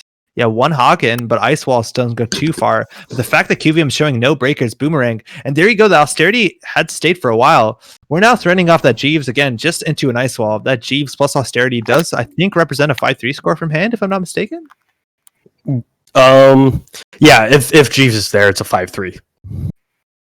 Bravado going to make it a lot easier, especially because we're not spending real credits. Miss Bones is going to do the work. But Austerity Policy, you need to deal with next turn. That's the turn where there's a real threat. We also haven't played a single fully operational. Yeah, I was just about to ask about that. And now the Vastrons are getting scarier and scarier, right? Like QVM, if it steals them, still has to hold on for a couple turns. Now, if you do find that there's 2 more SSLs, if you do steal that, it's such a different game. And easily, even behind server 1, or server 2, you could actually put an agenda. I don't know if you need to with Austerity, but only 5 cards in hand, and you had the Cybernex court. Accessing archives. Another Tapworm. Yeah, that's a pretty good install. Yep, right now for sure. Oh, actually, the Drafters and Archives, is that the only one? Oh, there's 2, excuse me. Austerity Policy firing, we're going to get a score here. Maybe a Jeeves gives a click to repair the Leela damage, but maybe Leela's fine with the damage here. Eric asking for the undo, right? Like, if you don't have the click to repair, you bounce the ice in front of the Gatekeeper, you're still going to need a way to get in, but maybe a legwork seals it. Maybe just this accesses with Turning Wheel. I don't know if we haven't seen a legwork just yet. I'm assuming the deck is running one. QVM does not even have a legwork, so that you're going to get a lot of value off of that Turning Wheel. Oh, you do have a Maker's Eyes, though. And this does duck him under another Tapeworm threshold, that extra install. So we might see a Maker's Eye here. Diesel maybe draws into it. No Class Act just yet as well, so QVM's draws have not been the quality that you expect from a lot of criminals. Dirty Laundry for a single, 14 cards left.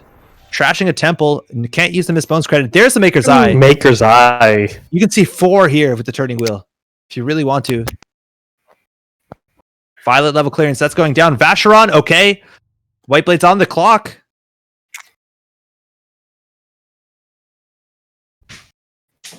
So again, that agenda's worth nothing while it has a power counters on. A second Vacheron. 2 Vacherons. Equally on the clock. And now there's not that many agendas left in the list. There's only 2 more agendas. Eric has to score both of them? Yeah. Yeah. Yeah, Eric has or to kill score him. 2 Vacherons, or... A Vacheron and an SL, or kill, I guess. I don't know if kill's going to land. All the hard-hitting uses are There's no way to tag the runner. There's no way to tag the runner, and if Leela steals 1 more Vacheron, then it's just because there's not 7 points left in the deck. Amina's coming down. Bravado checking the remote here. 14 credits. That's a concession. Yep. Snap concession. Yep. GG. That's the end of a very, very massive run here. QVM, our Swiss players, can continue to fight face off against Rodham for the finals for the Intercontinental title. Wow. Wishing good luck. Oh, indeed. What a game. Oof. Yeah, really? Man, Vacheron's wild, right? Like, you still need to fight for the whole board state. You still need to hold on. But at the end of the day, Eric still needs to score 2 agendas, honestly, in remotes. And that's a tall ask. It'll look like the Mina was enough. Gatekeeper failed shot. Yeah, I get through all of that. I think Eric literally didn't have the turns to score 2 5-3s in the time before the Vacheron stick down. Yeah, it gets close for sure. Especially if it's at the bottom of R&D, like you just don't have a chance. Yeah. All right, we got 2 players left. You see it in the double bin sections. Rotom versus QPMs. This is an entirely European final here. I'm not sure if we know exactly. I don't know if we can sleuth it together what side each player has to play, but again, whoever wins, that's it. This is survival Swiss, so 24 players have showed up. If you lose 3 times, you're out, and they just keep trading one-sided matches. We've gone the distance. We've been streaming now for 9 hours. Yeah, 9 hours. We're gonna have a 10-minute-ish break, so I will definitely suggest everybody takes a break before this exciting final game, and it is going to be a single game. This is not gonna be a match. It's gonna be a single, just a single-sided game. Let's see who's gonna play what. I don't think I have any scoops on that. But we will have the decision of or basically the result of who's playing which side soon. So I will be putting this on the deck list on the screen as soon as I know. But yeah, this is gonna be probably I assume it's gonna be the last game of the evening after 9 hours. Jeez, what a game! In case anybody's wondering about TI, yeah, Twilight Imperium, very good board game. You should play it as well. Maybe don't play it while playing Netrunner, because it is a bit of a brain bender as well. It's quite intense. But kudos to Whiteblade for being able to hold off the excitement of one game for the other. I'm a person that would probably try to play 3 games at the same time. So, well, let's see. Still no news about who's playing what. But there will be a break, so I would say let's take a 5-minute break. See y'all soon. Is that good for everybody?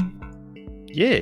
Sweet. So let's take a 5-minute break. I'm gonna put an official timer on the board as well here for everybody, and we'll see you all in 5 minutes.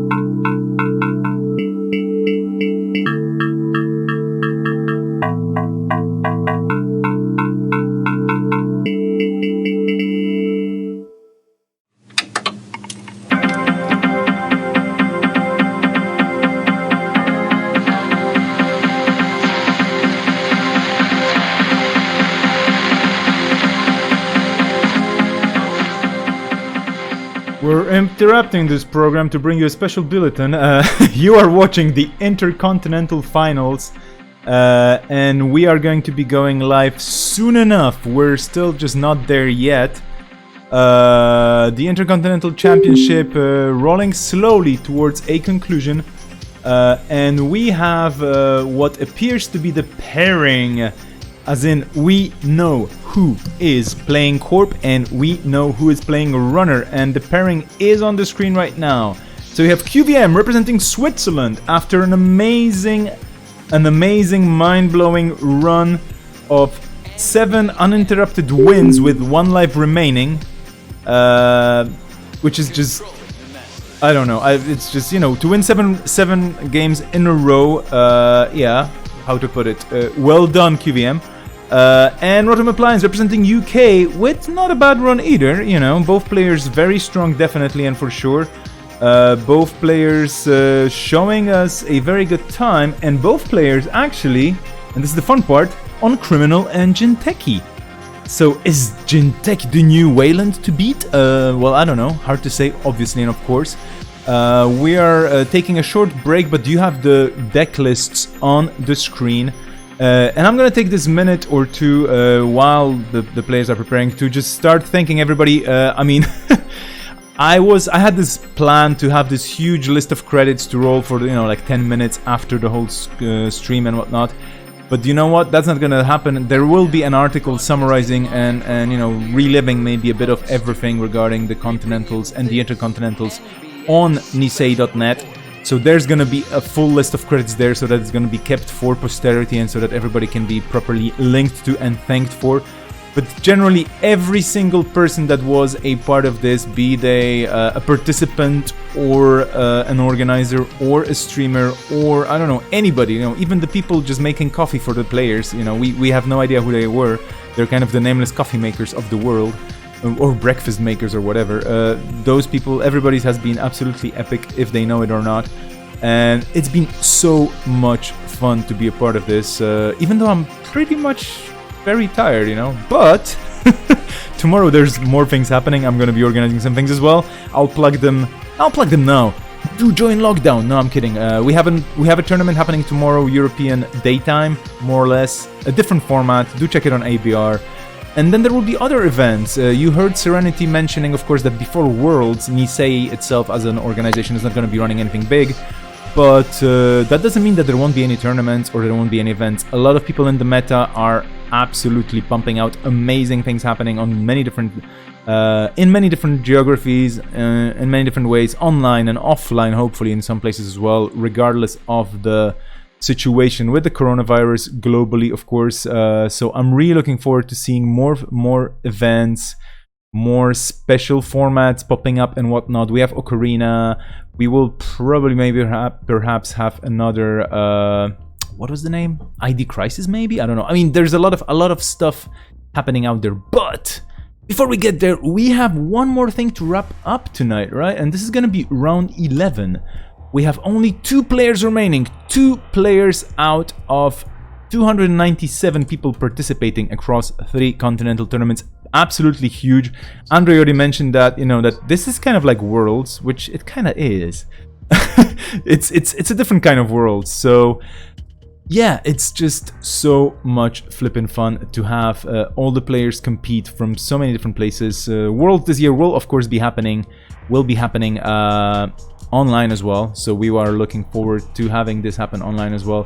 But for now, we have the Continentals, and I think they're quite successful given the breadth of play, given the caliber of players, and given the amazing guests as well that I've had so far. So I'm joined by Andre, I'm joined by Kizra, and I'm joined by Patrick. Welcome back to the stream. We have people rolling slowly into the table zone.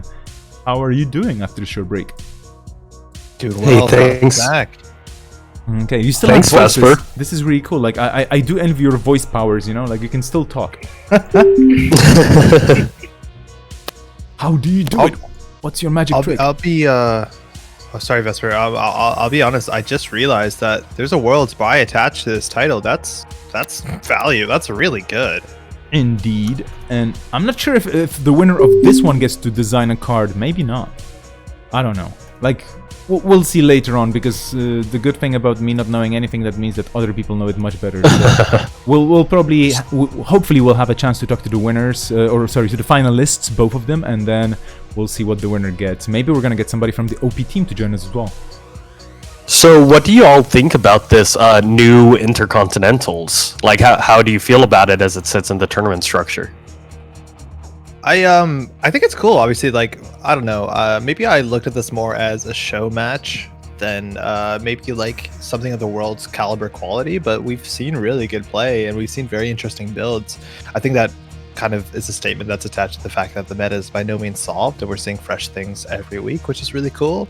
Yeah. I think I'm really stoked most about the shakeup of the format.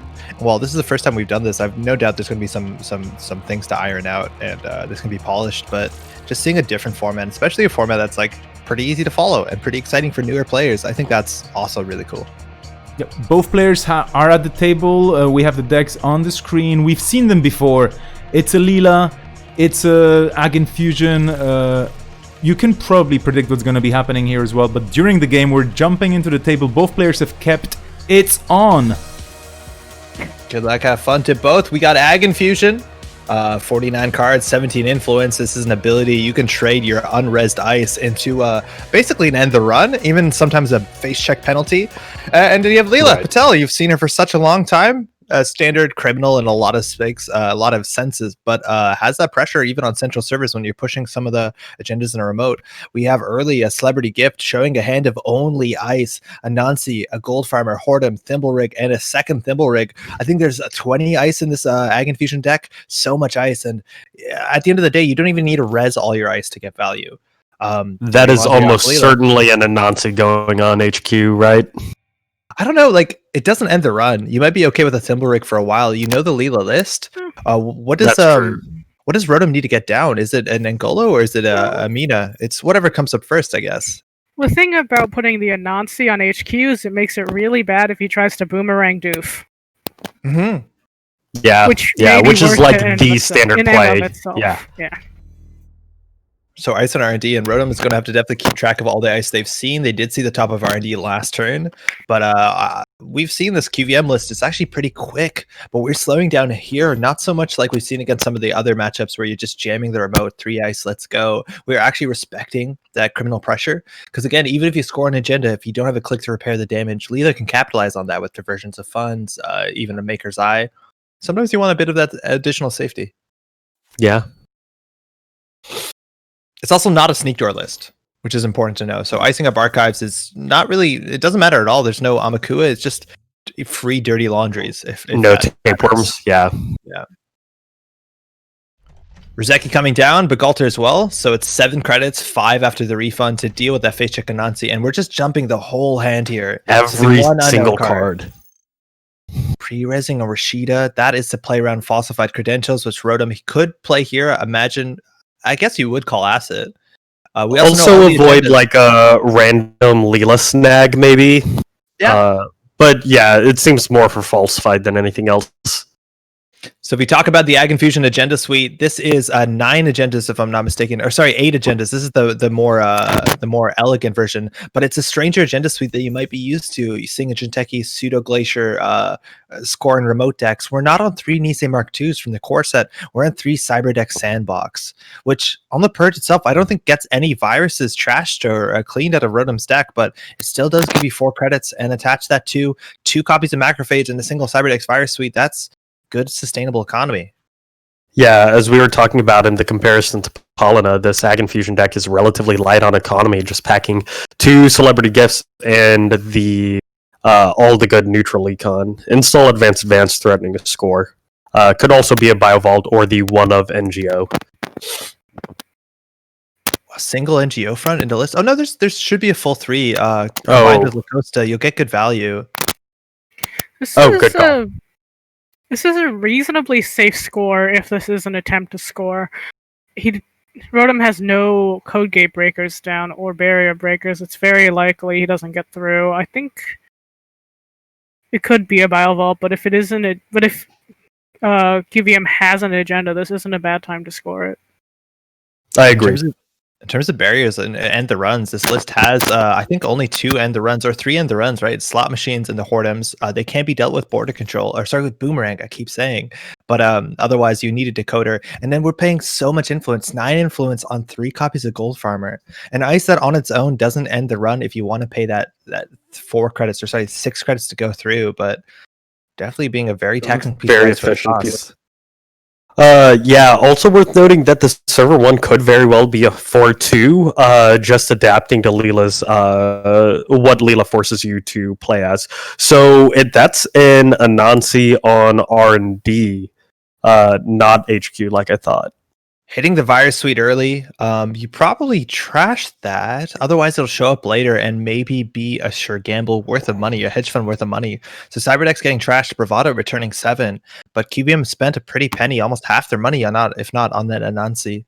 And still, server 1 could in theory be an agenda that you need to spend some money protecting.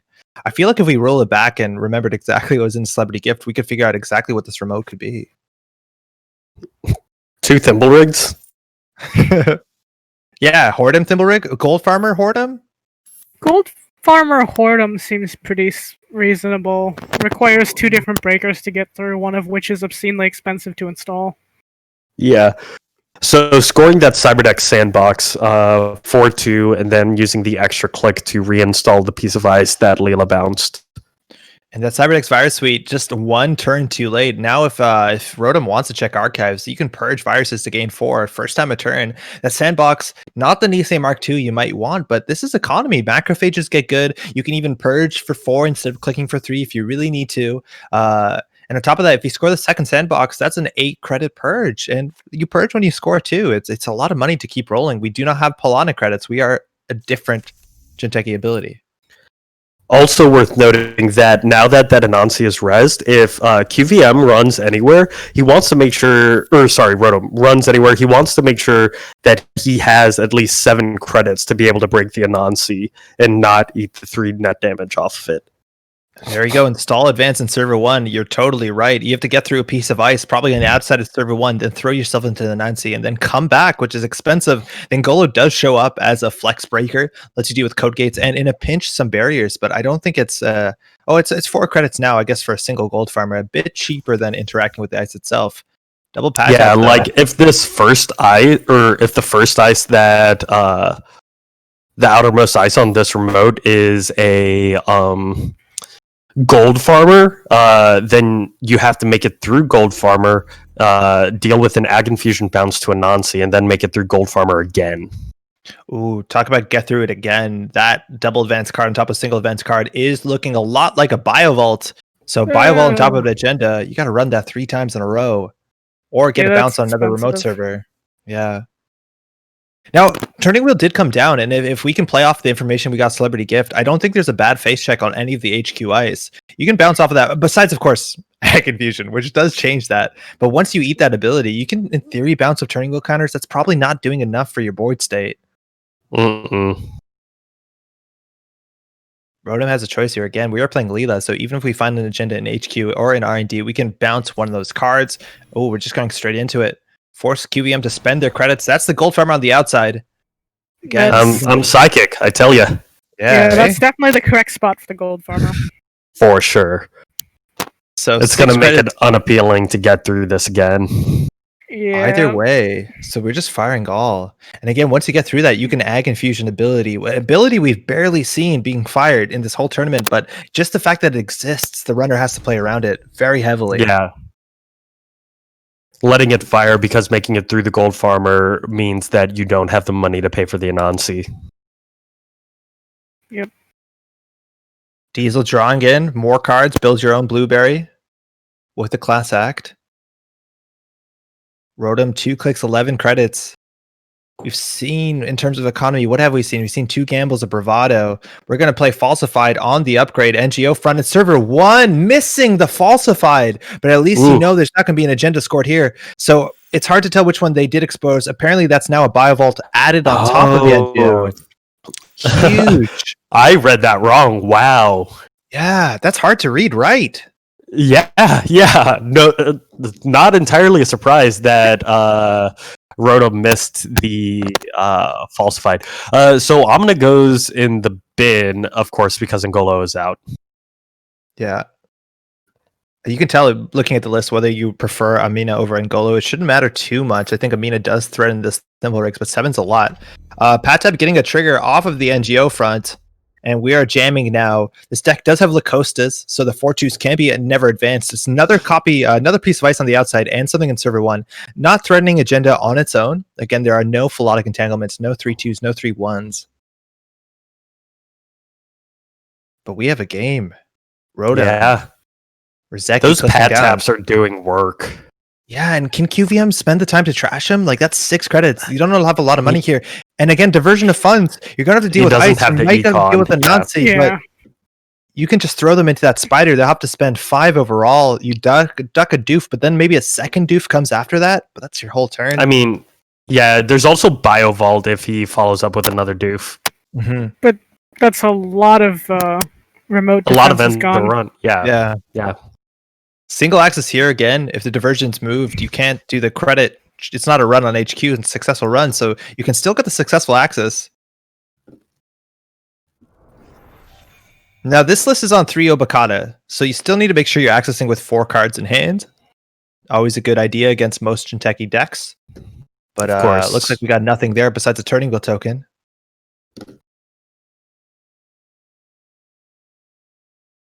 It's also worth noting, you do have the chance there, or the choice there. QVM could have aggoned the first or the second ice.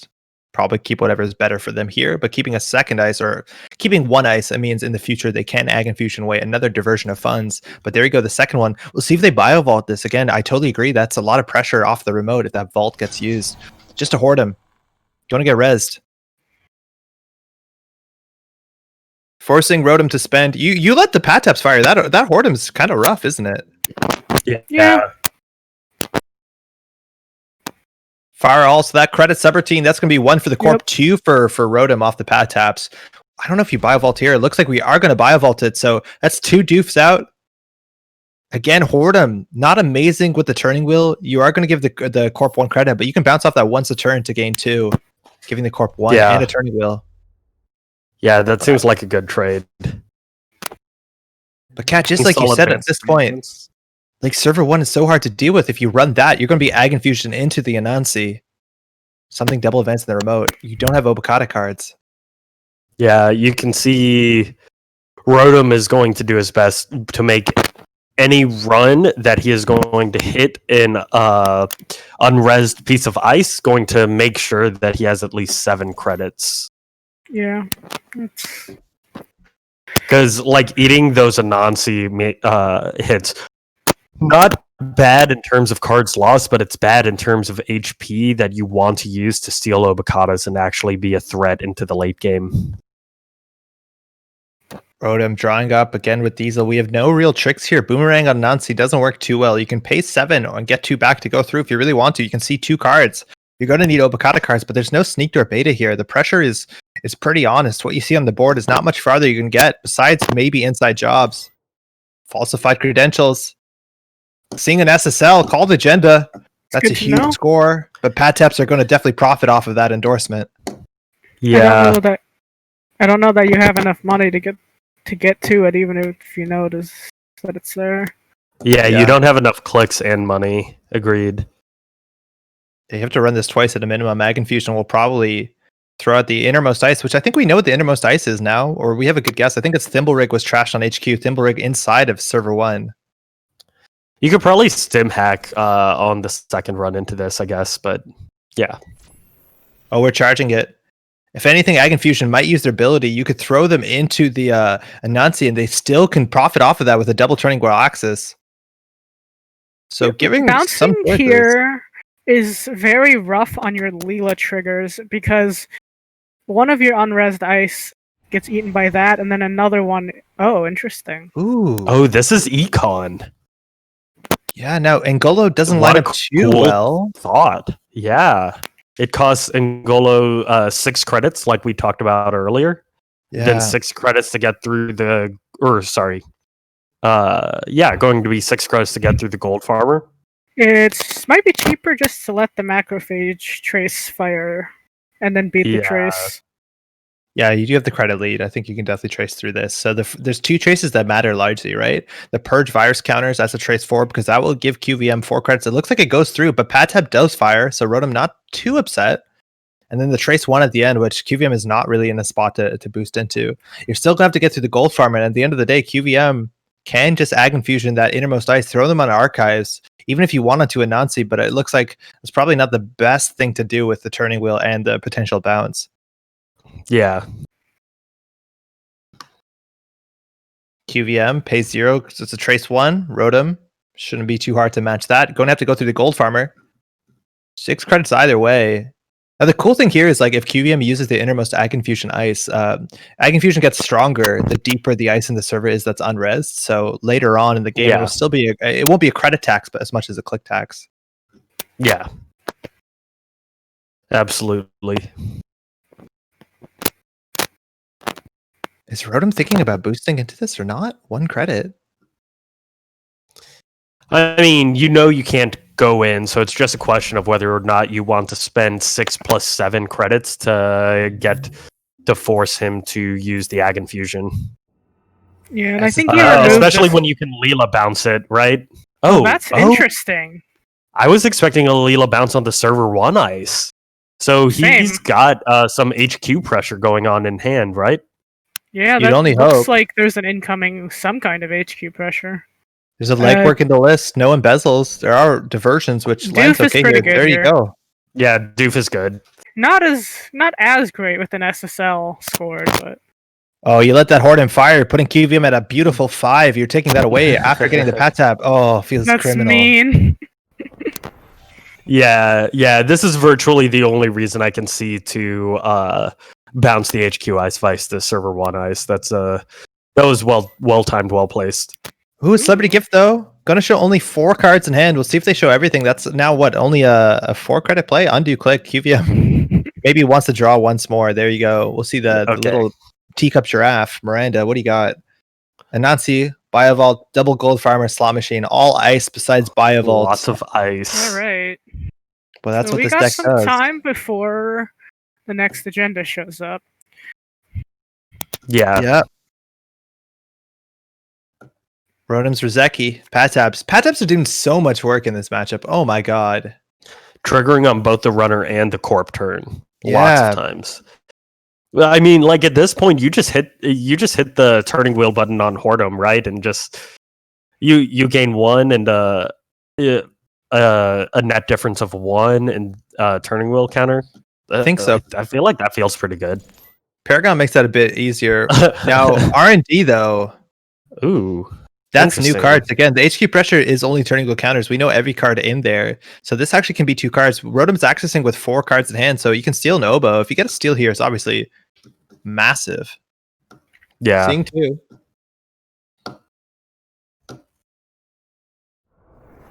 Bravado, trashing an NGO front, building up another turning wheel token. That NGO is gone, and we're going to know the next card that was just drawn here. So QVM just has a Biovault to jam and kills the pad taps. Finally, wow, pretty smart. Yeah, no, for sure. Especially with the SSL ticking down the way it's going to. Yep, and he has a little bit more time to money up before the next agenda. So yeah, if he wasn't planning on playing any econ here, it's a good call. He actually avoided taking the SSL credits, I believe, at that point. Yeah. And server 1 has to be a Biovault, unless it's something Rotom saw and decided not to trash. But Rotom, still a single ice on R&D. You can lock a short lock of sorts, but the Biovault is going to spin up. And again, you have to deal with Biovault plus Ag Infusion ability. I think we know what that remote server, though, is. It's Macrophage into Gold Farmer into Thimble Rig, probably. Thimble Rig, yeah. Which isn't sounding too good on paper, but again, click compression and the click tax is real. Bravado right into the Nazi again. That's going to be 4 credits overall with the Paragon. Probably seeing 2 cards here. There you go. Turning wheel converted into accesses. I mean, this is a like pretty decent line of play because you are catching the agendas before they come into hand. Obokata, so that's going to be a bit of a tempo setback. That does bounce the server 1 ice though. And trashing Rashida. That's huge. That's server 1 ice. Like Yeah. The placement of it favored Ag Infusion so heavily, and now they're going to have to get that bounce earlier on in the run, saving Rotom a lot of credits. So it is interesting that now the Corp has a fresh R&D draw that Rotom Appliance hasn't seen. Yep.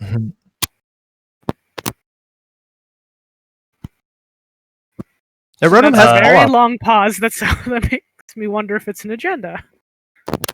Rotom doesn't have Pollup, so it looks like we're advancing up that Biovault pretty slowly. But in theory, if you want to res the Biovault to deal with Leela's single axes, Pollup is a good punishment. But it looks like Rotom, I think, might have taken the Pollup out of the deck for something like a Caldera. Hasn't seen play, I think, this whole tournament. Icing back up, server one advancement on the Biovault. I'm pretty sure that has to be the Biovault, right? We saw everything. Yeah. On the turn he installed it, the only installable he had was Biovault, unless there was a card on top of R&D advanceable one that Rotom let him have, which I think is unlikely. So Rotom has a way to cheaply build up turning wheel tokens. The pad taps changed the math a bit on the Hordem. You're still going to pay 3 to get through if you want to break everything after the Paragon Fire. What's Rotom drawing into? We haven't seen boomerangs this game, have we? We saw one thrown out. Yeah, I think we've seen just the one. And we haven't seen a paperclip just yet, which is a 3 influence spend. You definitely want to get that on the table at some point to deal with gold farmers, and I think there's a single border control in this list. Paperclip seems like a good shout. That's probably what he's digging for. If the paperclip comes down, that remote gets a lot easier. Yeah. Instead of being 6, it becomes 4 to get through. Mm-hmm. Oh, found it. So going into this tournament, we saw so many Leela lists that were actually spending 2 slots on Embezzle, and I feel like embezzling the old Mati decks, embezzling Ag Infusion, you can call Ice and be pretty happy. It's just an econ card at that point, but it does some disruption. Rotom doesn't have that in the list anymore. Double advance, that Biovault is up to speed. IPO up on 13, that can res that. We saw an Anansi in hand, that's the big one. Anansi, of course, being non-unique, which is kind of different from a lot of the other God Ice. Mm-hmm. We are very sure that server 1 is the Biovault, right? Yeah, right? That's a Biovault, right? I think it lines up. Yeah. Rotom drawing with a class act again. The orb has done so much. Just getting down on the turn, an early turn in this game, and just probably paying off 6-7 credits.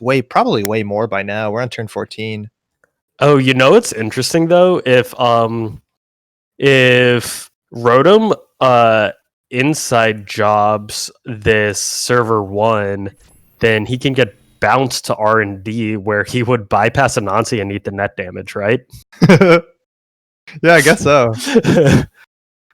Yeah, because inside job's the first encounter, right? Yeah. That's good stuff.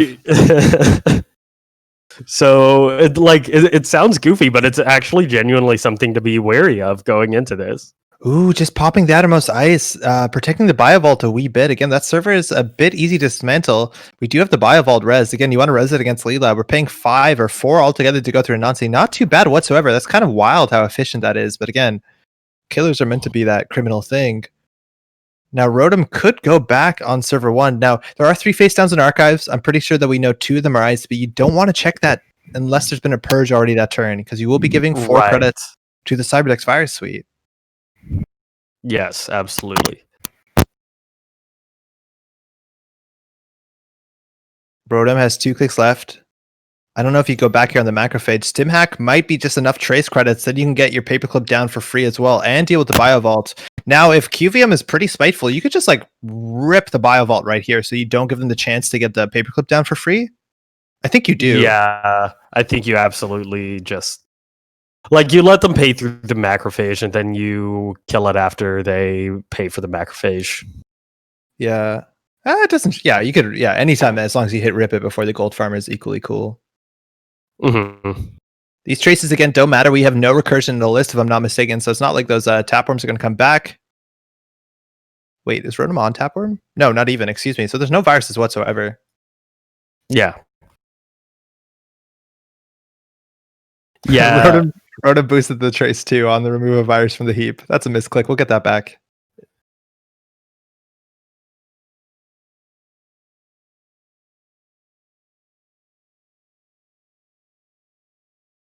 Now, how impactful is the brain damage? Like, what's the worst card to hit here? Like, Inside Job is probably pretty bad. Losing a Boomerang to brain damage would be pretty bad. I don't know what else there is. Maybe a diversion. Have we not seen all three? No, we Paperclip have coming seen all down. three. Why don't you pop the Biovault? Are you, if they trash it, To get do they some actually real spend credit up- drain? Was that real credit drain? 4, 5, 6, 7, 8, 9, 10, 11, 12. Yeah, I guess they spent Little 3 bit. credits. It costs, yeah. But they save more on the Paperclip. Yeah, it's an interesting line of play. Maybe you could consider letting that go through. Yeah, and then forcing him to trash it too. Yeah. So I think they pay 3 more on that run as opposed to getting the Yeah. Paperclip for 4. So I think it's still like it's pretty comparable. Yeah, economically, I think it was about a wash, maybe 1 credit better, just letting him trash it. Undo click there again. Icing up R&D turns off that the teeth that Ag Infusion always threatens by just having 1 big ice on the outermost part of any server. Though Kiwium's going to need more ice on R&D, I reckon.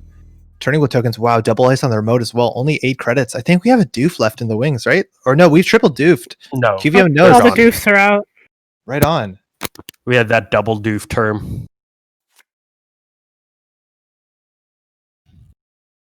Legwork still. Wait, this list has legwork, right?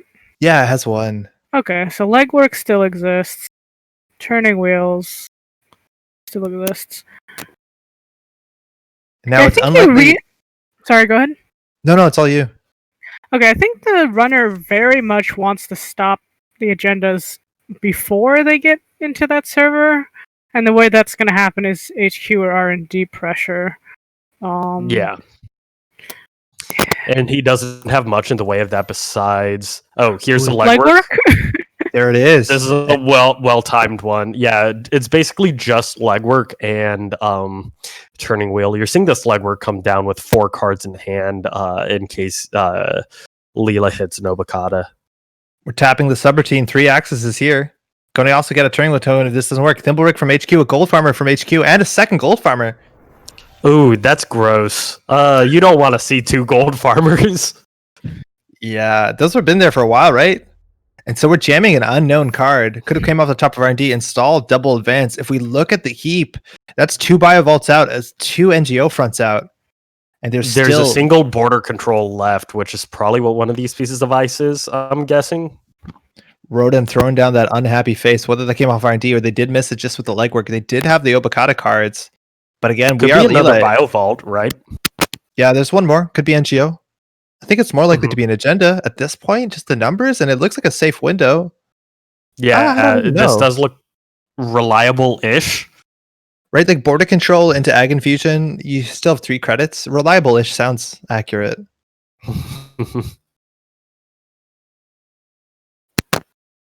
Assuming one of those is a border control, right?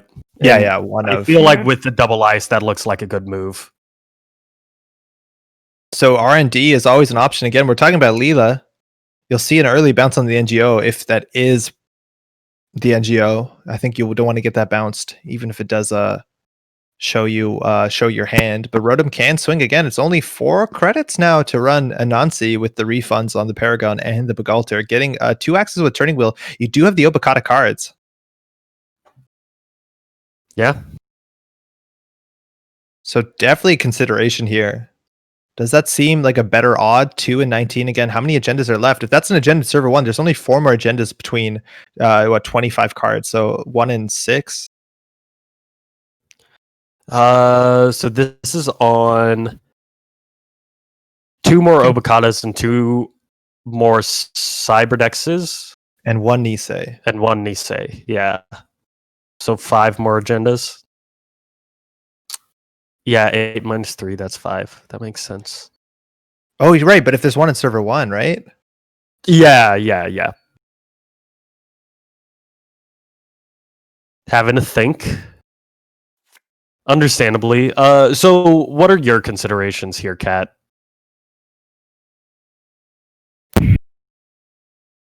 Pretty rough spot for the runner. I mean, regardless of if that's an agenda or a NGO, it's a pretty good move by the Corp. The runner doesn't really have enough turning wheel counters to guarantee the bounce on server 1, and if that is a border control, they still have enough money to score. Oh, they definitely have enough money to score now. Yeah. So I mean, now Rotom has made the pact that he's not going to go after server 1, right? I think so, yes. You might I still don't push think it, assuming you'll get bounced into the Nancy, but it's not like necessarily what's going to happen here. I think Yeah, it looks if like he he's gets- going to go for. Go ahead. If HQ is clean, I think he bounces into HQ, not R&D. Well, the thing with HQ is like we know 4 cards in there. We know Thimblerig, double Gold Farmer, and a Yeah. Slot Machine. It looks like we're going to convert this into a make your own Maker's Eye. Yep. And Nancy So with he's- 3. We'll see 3. We have Obokata cards. He's hoping he gets something to bounce server 1 because he can't get in. Yeah, seems like a good tempo play, honestly. It's the best they got. We're seeing all Oh. 3 here. It could be a buy vault in server 1 that you crack down on those turning wheel counters if you really want to. NGO from. But there you go. Nice. That's the res. No bounce here. That's Well- really good for Rotom. Unseen, Well unseen, bluffed. unseen. Thinking maybe. Long pause? Oboe. Oh. Oh, that's Ugh. huge. Now only 4 Alright. cards He left is- in the stack. He has enough cards in the stack to be able to steal the final oboe. Oh, losing a caddy though. That it can't feel good now. You've played all your operations. I don't know if you have anything more. You have 3 gambles out, 3 dirty laundries, 3 bravados. You're going to be clicking for a lot of credits. That caddy was kind of was your late game choice. That was a hard think. Yeah, for sure. Okay, we know the next 2 on R&D are clear. The next 1 on R&D is clear, and at this point, we're looking at 1 oboe. We're looking at 1 Nisei and 2 more sandboxes. So still 4 agendas within these 24 cards. Rotom can definitely do it. We're both on game point as well, and their credits a bit lower now, and they're not going to get that much faster, that much quicker. When do you think is a good time to start icing up R&D or HQ? I don't know if you need to ice up HQ, right? Like anything you draw, you're Yeah. going to jam.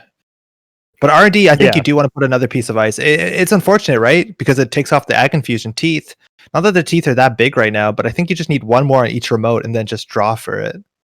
Depending on Rotom's money, of course. Yeah, you can also have one of them be maybe not Thimblerig. Thimblerig can rearrange to put Anansi at the back again, but it's Mhm. pretty much no real point. I guess over the long game you can try to put the unresed ice at the bottom of server 1, but that's quite a few moves. QEM definitely taking their time. This is also the deck that does have a Sadaka, but it's not going to matter too much against Angolo. It is still somewhat expensive. You have to paint and boost and break. New card on server 1. Again, the border control, where it goes is so important here. And Rotom has to draw to 4 if they want to contest the last Obokata. Again, there's only 1 more, so you're going to want to draw anyways. So I think the line for Rotom here is he needs to catch the agenda in R&D before it gets to the remote. The probably best way of doing that is farming counters on HQ and then running into R&D. I don't know how HQ viable. ice. Yeah, I don't know how viable that is economically, especially with the new HQ ice. I think we can put that at like Slot Machine, Thimble Rig, or Gold Farmer. I think Slot Machine is the worst case in terms of like a face check, but Pat Tap sometimes fires off of that. So I do you think think the HQ ice was put there to prevent the turning wheel farmer or turning wheel counter farming? Yes. Yeah, I think so. At the very, I mean, it's hopefully for QVM something like a slot machine. If it's something like Thimble, it's probably getting swapped for something that's a little spikier. Mm-hmm. Yeah, even getting the Macrophage in front of HQ is like I don't know. I guess it's unlimited money. It only fires once a turn. You can hit that trace one. Maybe that's not the best, but yeah, Thimble Rig gets flexible options. Rotom drawing up the whole deck. Only 4 cards in hand. Again, there's no Kakugo anymore. This deck doesn't have Obakatas. Or sorry, wow, snares. It does have one more Obakata. Hedge Fund feeding Rotoms. Patab, it looks like that is one of the cards that was seen on top of R&D. R&D is now fresh open. New cards. We haven't seen a single Lacosta, have we? No, nothing. And the deck is on 3 Lacostas.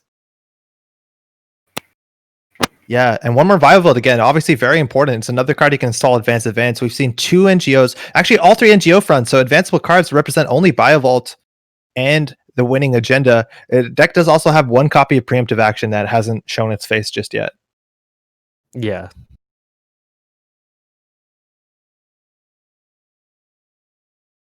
QVM has a click left. Something in server 1, probably the Lacosta again. The real threat with Lacosta is that you don't need to run cards that are advanced. Any 4/2 can get that free extra advancement token. So now things like Rashida start to look like a threat. That being said, I don't even think there's enough stuff to put in this remote anymore. 2 Rashidas are out as well. One Cyberdeck is already out. Another piece of ice. Rotom's Rizeki, the orb of power, gives more credits.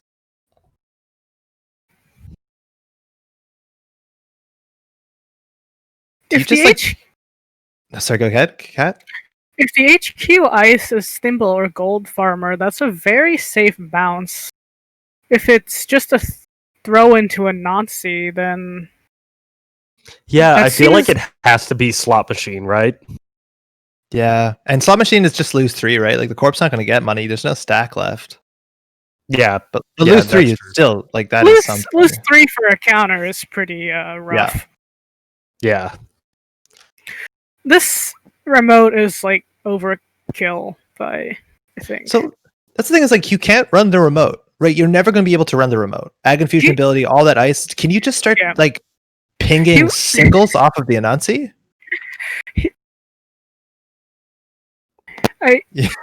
Yeah. Yeah, it looks like we're engaging Luxac mode. We're picking singles. I feel like you at least check the HQ ice, surely, just because if it's a Nazi, you end up on R&D anyway, right? Yeah, maybe, but if they res the Thimble Rig, that gives them flexibility, which you might not want to let them do. I don't know. That's true, but you don't break the Thimble, you get 3 counters off it. It costs 4 net credits to check R&D. Yeah, it's not bad. Like that's like a gold farmer. But only once per turn. Yeah, once per turn. Ooh, so this Rashida is going to be that's so big. Really solid. So now this changes everything, right? Because if there's an agenda in hand, you want to go there. There might not be agendas left in R&D. Probably still is. They probably have something they need to jam. But the interesting thing here is like Lacosta install the Anise or Cyberdex gives them one click to like ice up R&D, which at the end of the day could just be a bounce. Ooh, but install advance. It's either this last Biovault or the winning agenda.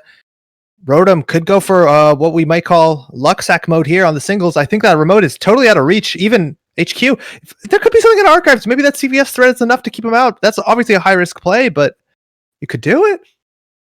QVM would be really salty if the only advanceable thing that he could install here was a Biovault. Yeah, I can only imagine feeling that way. Unless Rotom does something wild, and then they have a window. But yeah, you're totally right. Like, there's so many things that they could be jamming here. There's way less likely. It's fairly unlikely there's something in archives, given how long QVM has spent digging for things to put in his giant remote. So yeah, that's totally true. I don't think it's worth worrying too much about archives, but it is a little odd that he hasn't iced R&D much, despite R&D being where the game is, but that might just be wanting to leave the Anansi exposed. Do you go HQ to try and get turning wheel tokens and then go R&D, or do you just say R&D is enough for me? Because again, Rashida draw, that's 4 cards, one of them in the server. It looks like Rotom answered that question. I think you check HQ, because there's like 4 new cards you haven't seen from the Rashida, including the one that went into the remote. And if you get bounced into the Anansi, then you try for the luck stack on R&D. Ooh, not even a res. Oh, that's interesting. Is that bluff? That means there's maybe nothing in there. Again, this is going to be a turning wheel counter regardless, and you still have that Anansi play. 4 cards in hand is all Rotom needs to steal. Perhaps last, just jacking out, saving their credits. That's free turning wheel counters. Come get them while you can. Now you could run that twice, spend 1 click left on R&D again. It also could be turning wheel into Biovault, but that's seems pretty unlikely. Whoa! Yeah. Whoa! Free counters for everyone. Might be accessing this time. I don't know if he had enough to go through Hordem twice and Anansi, but he should have enough to do 1 Hordem, 1 Anansi. What card is there that you wouldn't res?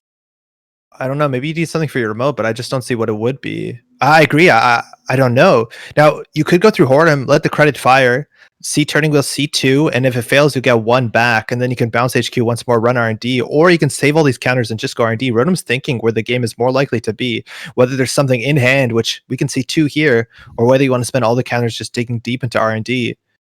I don't know. I feel like the Rashida obviously had to draw 2 agendas for this to be good. Right. At least.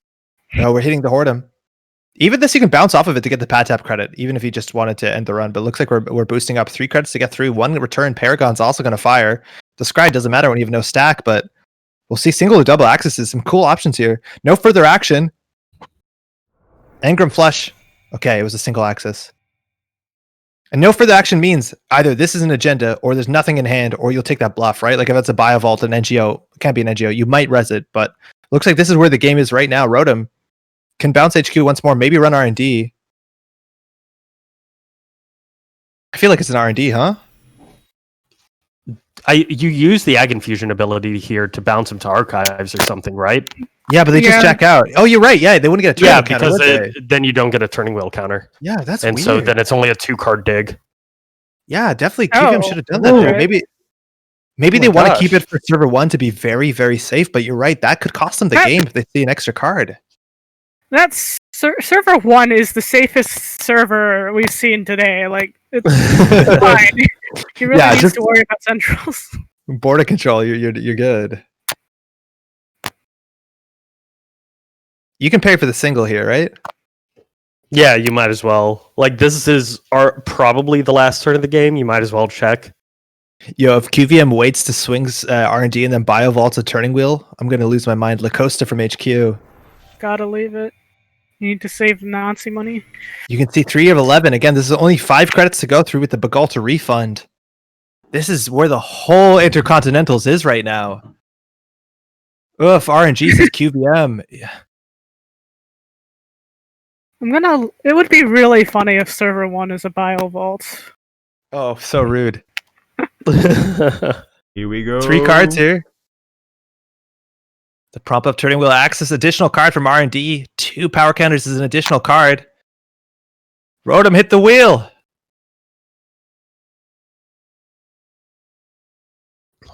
$3 and $11. Asking for Biovault. Listen, it's been used that way already. Yeah. You might as well. I mean, he's gonna wait till... Oh, he's only using the 2 counters. Well, you can wait for them to do nothing and then use the second one if this is a Biovault. It's a Biovault! What's going on? Okay, this is an agenda, right? This has to be it. This has to be it. There's nothing else that's advanceable. Yeah. Front. Well, so now...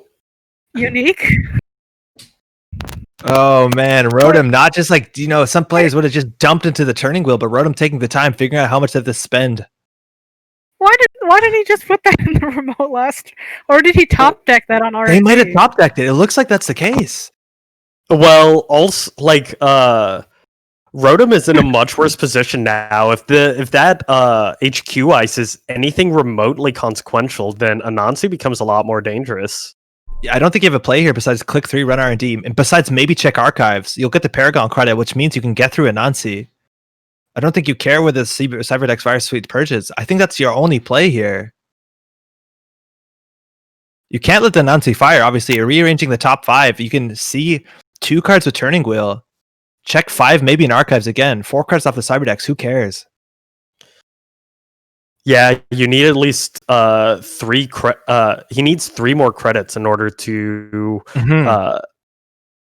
get through R&D. So he could get through and dig 2. Yeah. If you run archives, you get Paragon Trigger. In theory, you don't have to purge with Cyberdex Fire Suite, but if you do, Pat Tap will be another credit. You just need to get up to 7. Yeah. You can see 2 off of 10. Again, if this is an agenda, we're assuming it is. There's only 3 more agendas within 15 cards, so it's a 1 in 5 of a single axis. Or a double axis, excuse me. We do have turning wheel counters.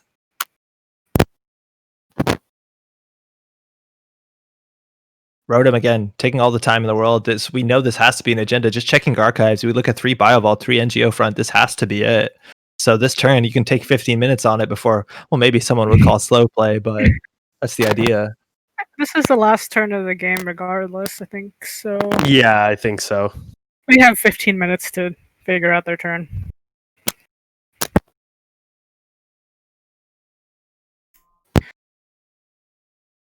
I'm curious what the ice on HQ is that he was so hesitant to res. It makes me think it's something fairly large. Is it just like a Sadaka to maybe cheese out the turning wheel at some point? But Rotom clicking 2. Again, 7, they have it. They're not checking archives this turn. Slamming into R&D, seeing 2 cards here.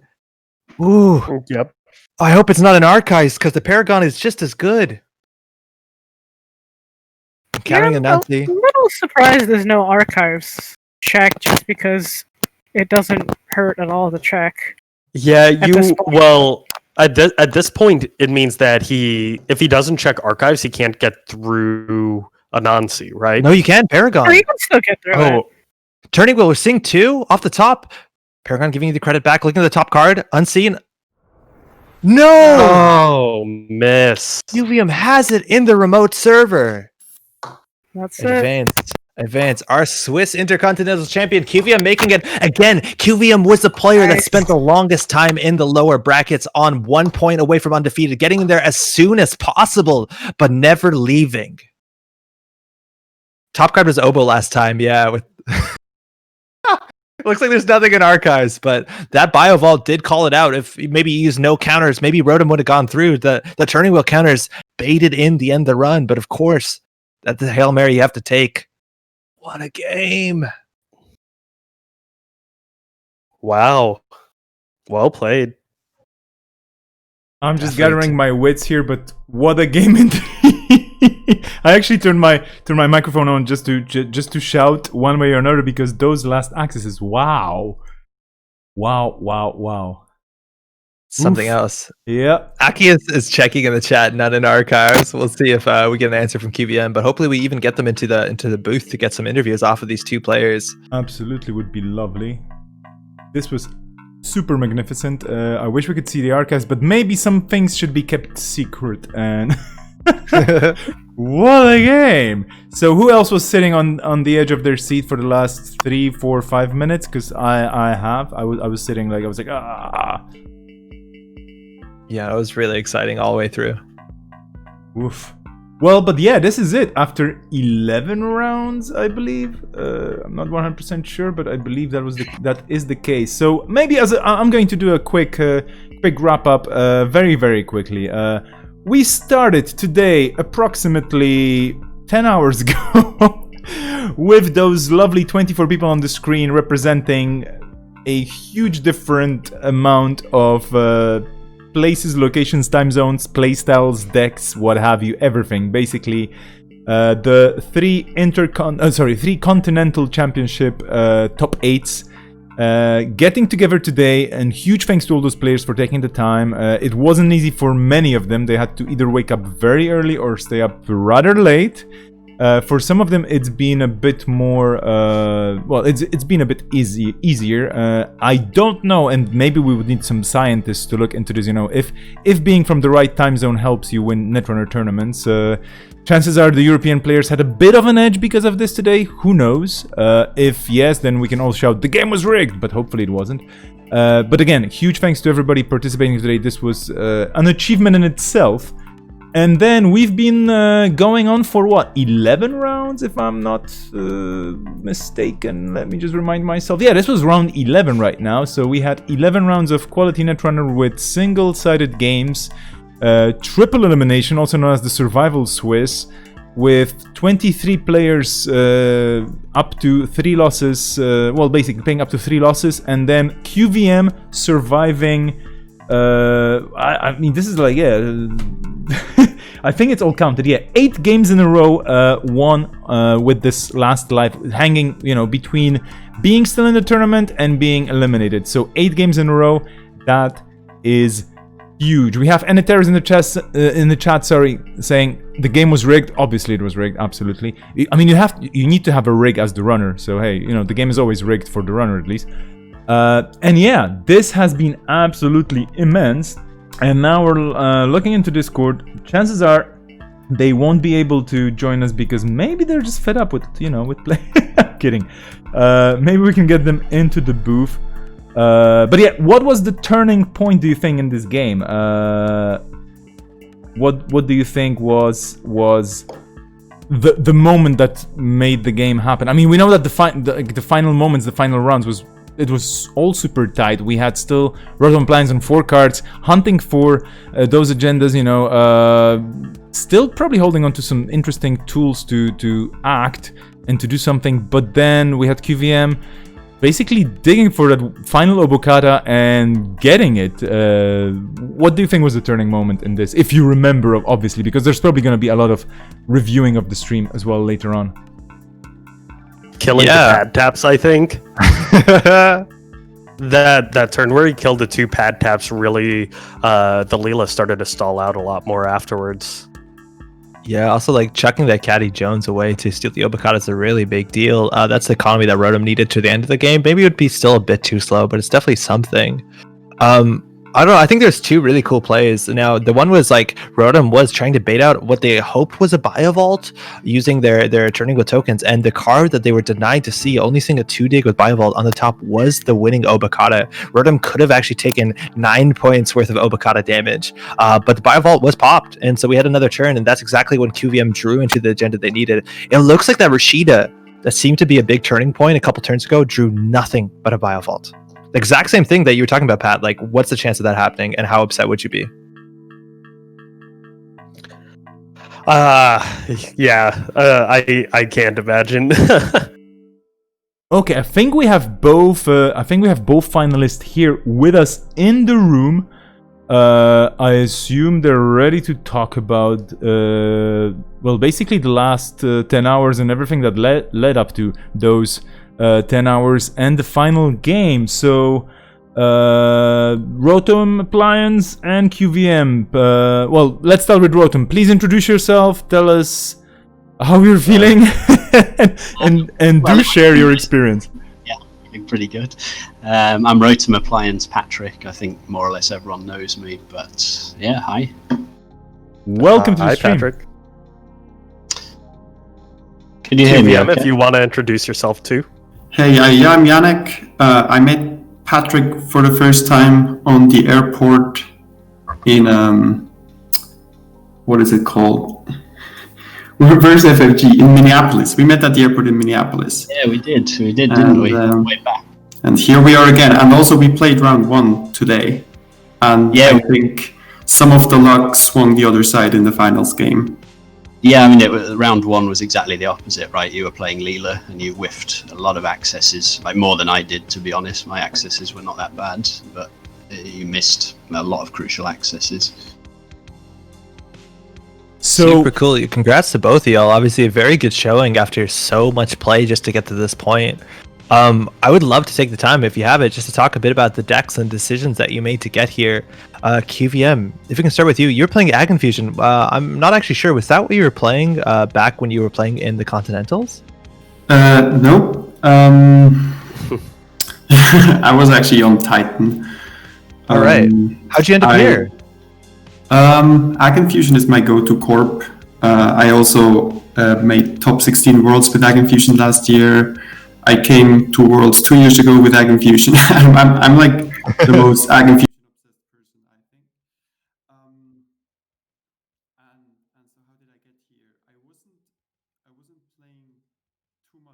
with like the lockdown and everything. But then the Continentals got me really excited, and then in my testing group, shout out NWE.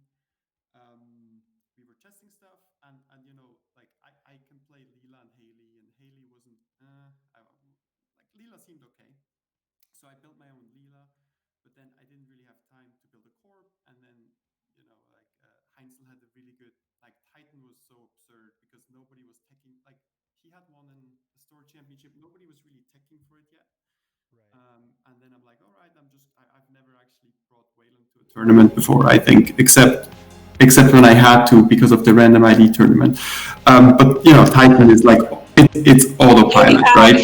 Hello, I'm bothering you, but the sound on stream died. Yeah, we had a very terrible issue here. I don't know. I really, honestly, sorry. Okay, awesome. I'm really sorry that this happened, but for some reason, I just noticed that we have audio issues. So QVM, if you would, and I'm really sorry for this happening, if you would just repeat what you said in the from the beginning, that would be awesome for the stream. Sorry. All right. So I was. It's come back. Yeah, okay. We're fine. Sorry. I was playing Titan because the testing group NWE was really big on it. It was easy to play. There was like no corp that I knew how to play at the moment. My favorite corp AG, without Excalibur, I didn't know it would work. There was actually also Lost Geek who had a Palana at Euros, and then I thought maybe people are a little bit more teched against Titan, and I had a very terrible cut luck last time around, so I switched to AG. I kind of, I thought, well, if Palana works, then AG Infusion works. And now there's all this terrible eyes, like Engram, like I have like triple Engram Plush, triple Gold Farmer, like there's a lot of new value eyes. Rather than play border control, I throw that in and I use the boop. And it kind of worked. And well, the other realization was I'm going triple cyber decks. So, well, back in the days, we always played 3 Nisei and 3 Obos, and then like 1 SSL, one the 2-point Philotic, right? And then at Worlds last year, there was just not enough money, so I switched to 3 SSL, 1 Obo. But now I'm thinking, well, Cyberdex is so good, with La Costa specifically. So I want to switch to 3 Cyberdex. And then there's some people, I think Patrick as well, they were on 3 Nisei, 3 Cyberdex, but I don't like playing 9. So I thought if I play AG, I can actually get away with only 1 Nisei and can play 3 Obos and 1 SSL and kind of invert, usually you'd play the 3 Nisei because I have the boop. And that, funny enough, worked out. AG didn't drop a game, although Patrick for sure was the closest with like super shaky accesses in the end. So congrats, Patrick, for really, really strong showing and also making me sweat like crazy. Wait, you didn't lose a game as AG the entire tournament? Nope. Wow. I had a bye as well, though. Still impressive. I'm pretty sure everyone had a bye by the end. I don't know if we have the number exactly on hand, but if I'm not mistaken, QVM, obviously you were there the longest just because you won, but you were the most undefeated player in the bottom bracket. It's an absurd amount of time you spent there. Yeah, it's good against both Crim and the Bin Breakers, and I mean just Jinteki Glacier in general, and like some lucky early Engram shots to trash Ngolo and stuff like that. It's so cool. But somehow, like, because I'm also a big Leela player, I guess I also I faced a bunch of Leela, and I hope I understand how Leela works. So I think that worked in my favor as well. Super cool. Just to swing over really quickly about your runner list. I'm not also sure if you were playing Leela in the previous Continental, but we're seeing some interesting changes specifically in your list. The diesels are showing up more and more in criminal cards, criminal lists specifically this weekend. We're also seeing cards like Turntable, which is interesting, and On the Lamb. How did all those inclusions work out for you? And I can explain all of these. So actually, I've been whenever I played Leela last year for regionals. I guess when you could play crowdfunding, it was really good. And I always played ever since then, because back in the days you had to spend a lot of influence on breakers and other stuff. And now Blue has a lot of good cards. So I just pad taps and there's so many good events.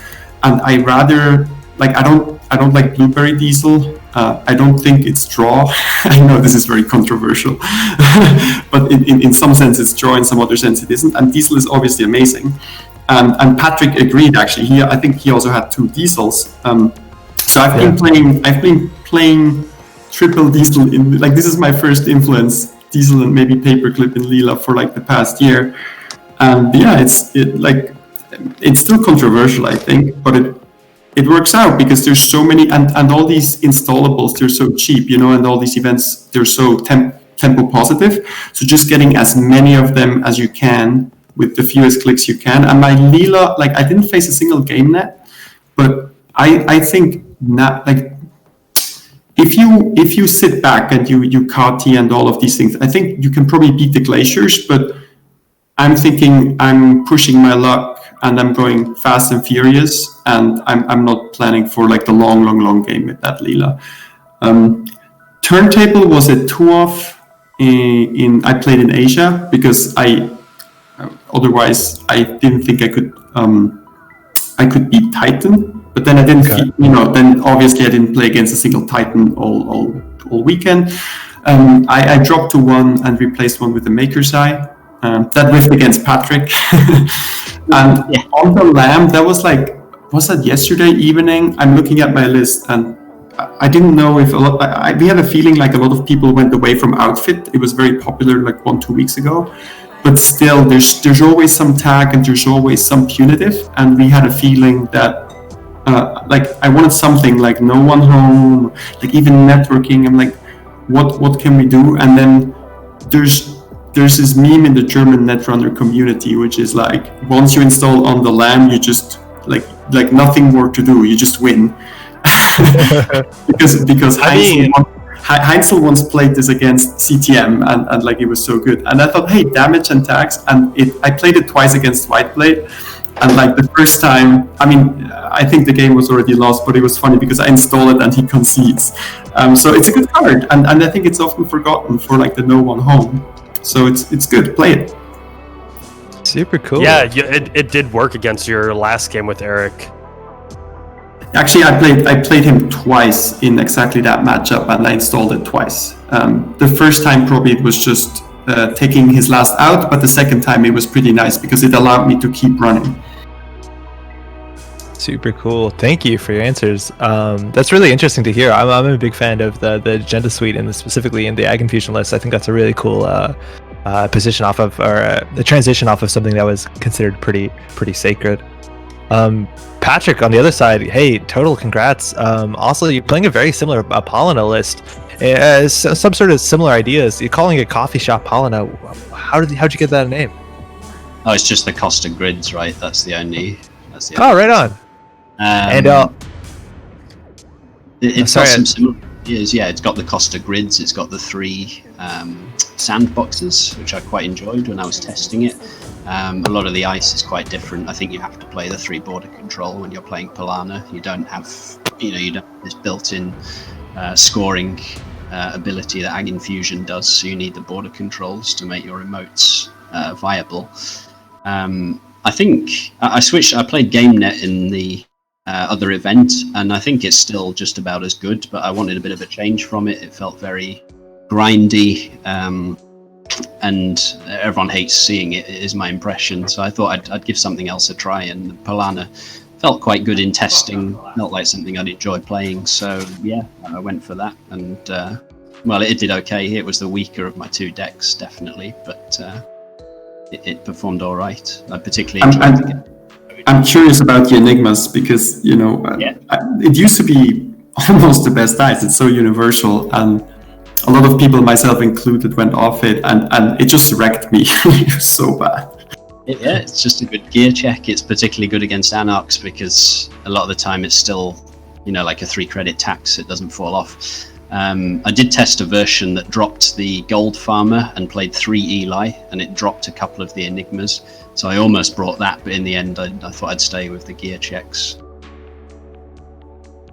Yeah, that's super cool. On the Leela side, it's something that's pretty similar to what we've been seeing over the last couple weeks. A question I want to ask: did you ever install that Caldera this whole tournament? I'm guessing not.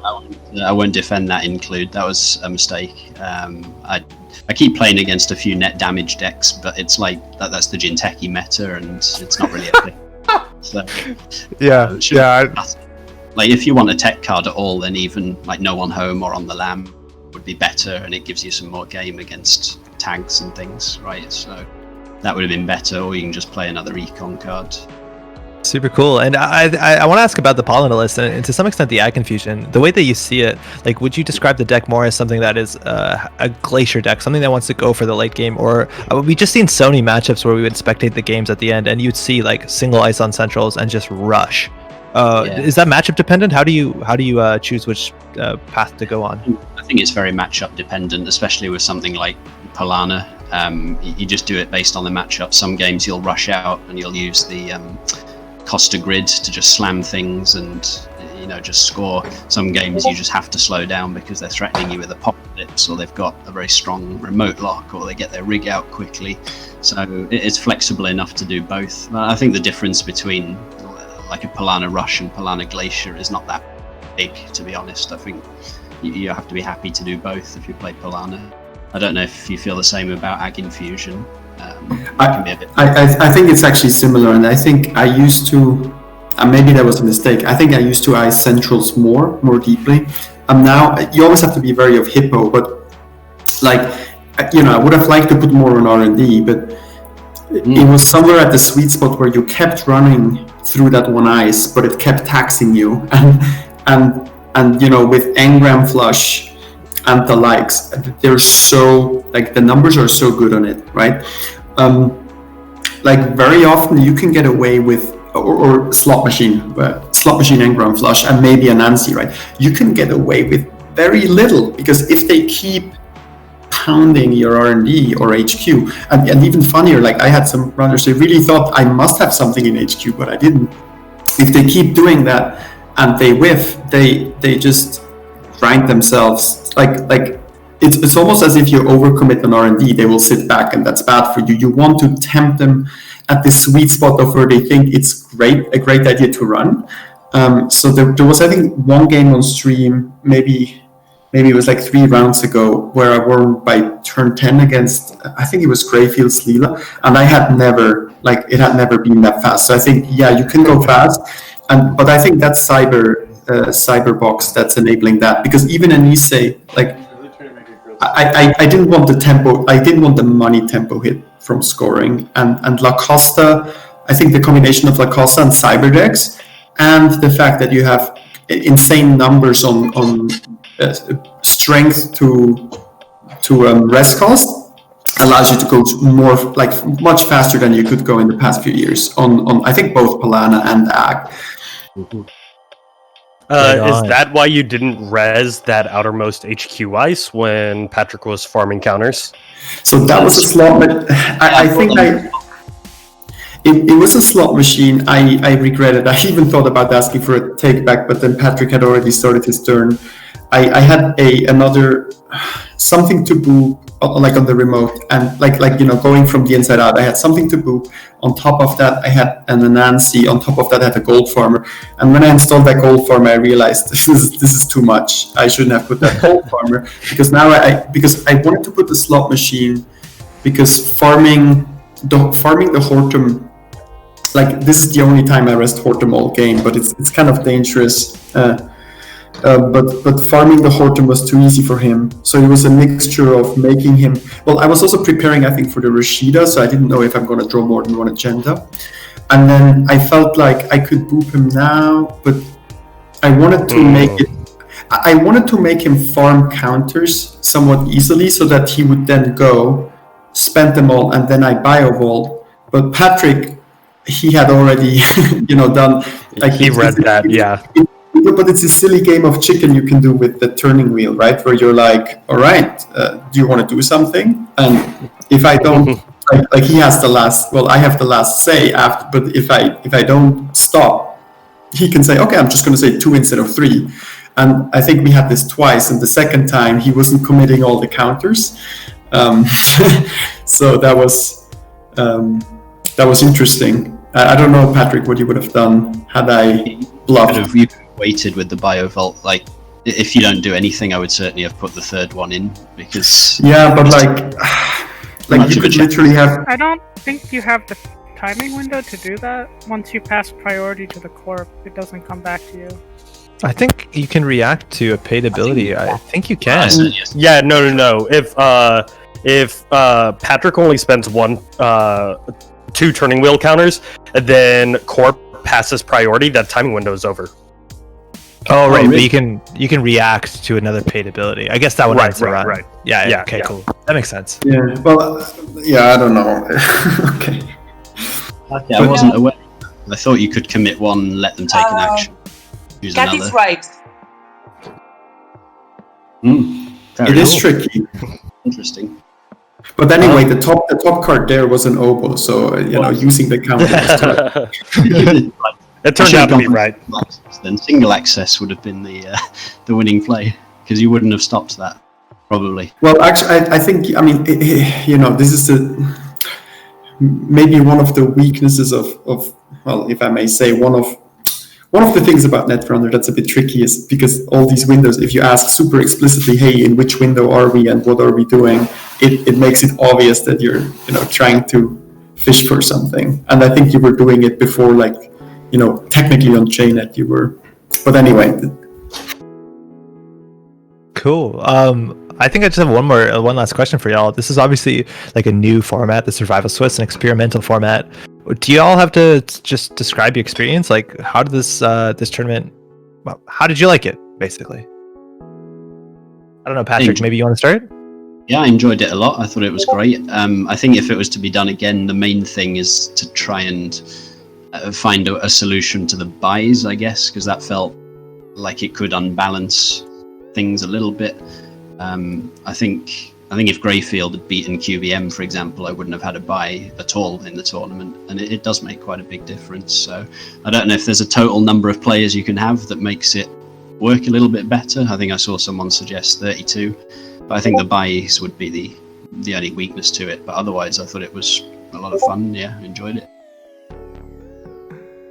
Yeah, I mean, I also, honestly, the first two rounds I had to play runner and I lost, and I spent about an hour tweaking the runner and like half of the week tweaking the corp, and I'm like, am I going to drop out of this without with like barely playing the stuff that I have put the time in? So I think I would have seen it differently had I dropped out much earlier. Having said that, given that this was a specific tournament, like I think for something for a non-invitational, I'm not sure if this is the best, or for something in real life as well, because not everyone can play the same amount of time. But like the way it turned out, it was super nail biting. I didn't have to do these mind games or meta games of 2-for-1s and IDs or like think what I should do. I just had to play, and the moment like every loss counted. So I think this is great. I would actually advocate. I think there's. I actually wrote up some thoughts and I sent them to some Nisei OP people as well, that I think there's a way to make single-sided Swiss, without the dropout work as well. And there's probably a way to do it to improve the balancing of the sides a bit as well. So maybe that's something we should look into, because I think that'd be really cool. Like even if we had a cut on top and just did like single-side Swiss. You get to see more people, no 2-for-1s, no IDs. So I think that's great. That's super cool to hear. Point about IDs and 2-for-1s not happening is a good one. Like that's really refreshing. I think not to have that.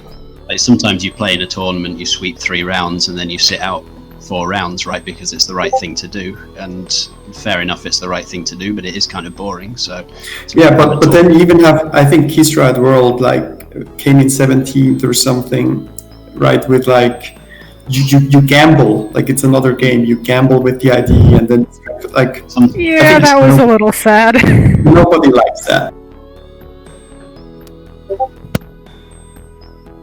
Super cool. Well, hey, congrats to both of you. Obviously, it's such an incredible showing. That last game on its own, it's so exciting. But we've had so many games to get to this point across not only the whole Intercontinentals, but just weeks of Continentals. So definitely huge showing from y'all, everyone participating today, and even, everything that's been happening this last month. Congrats to both of y'all. Yeah, Thank you. for sure. Congrats. Well played. Thank you for streaming and organizing and watching. Yeah, absolutely. That was an excellent stream. I haven't seen all of it, but that was brilliant, and especially across the last 3 weeks as well. It's been great. Thank you so much for the very kind words, and I do hope that you will post amazing write-ups to your absolutely cool decks that brought you all the way up here, and probably are going to fuel the next generation of, or the next meta calls, basically, until Worlds. We'll see how that rolls out, because this is, yeah, I mean, Palana getting in here and Agen Fusion in the finals, quite something. And then Criminals, well, we all know they're dangerous and whatnot. Criminals gonna crimp, but absolutely stunning performance. Thank you so much for playing and representing the game and making it exciting for everybody watching around the world. Chat, quick shout out to the chat folks. I see there's people trying to send lawyers my way and whatnot, of course in jest, but like whatnot. If you have any questions, because we should be releasing our finalists here, so that they get a bit of a break after those 10+ hours of net running, with short breaks. If you have any questions, if you have any comments, if you have any shoutouts, chat, lock finalists away forever. No, we're not gonna do that, sorry. Never gonna happen.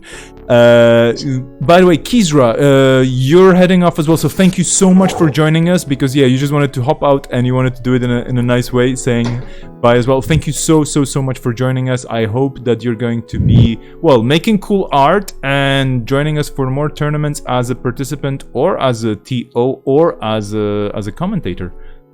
Yeah, thanks for having me on commentary. It was fun. See you around. It was wonderful having you, Kat.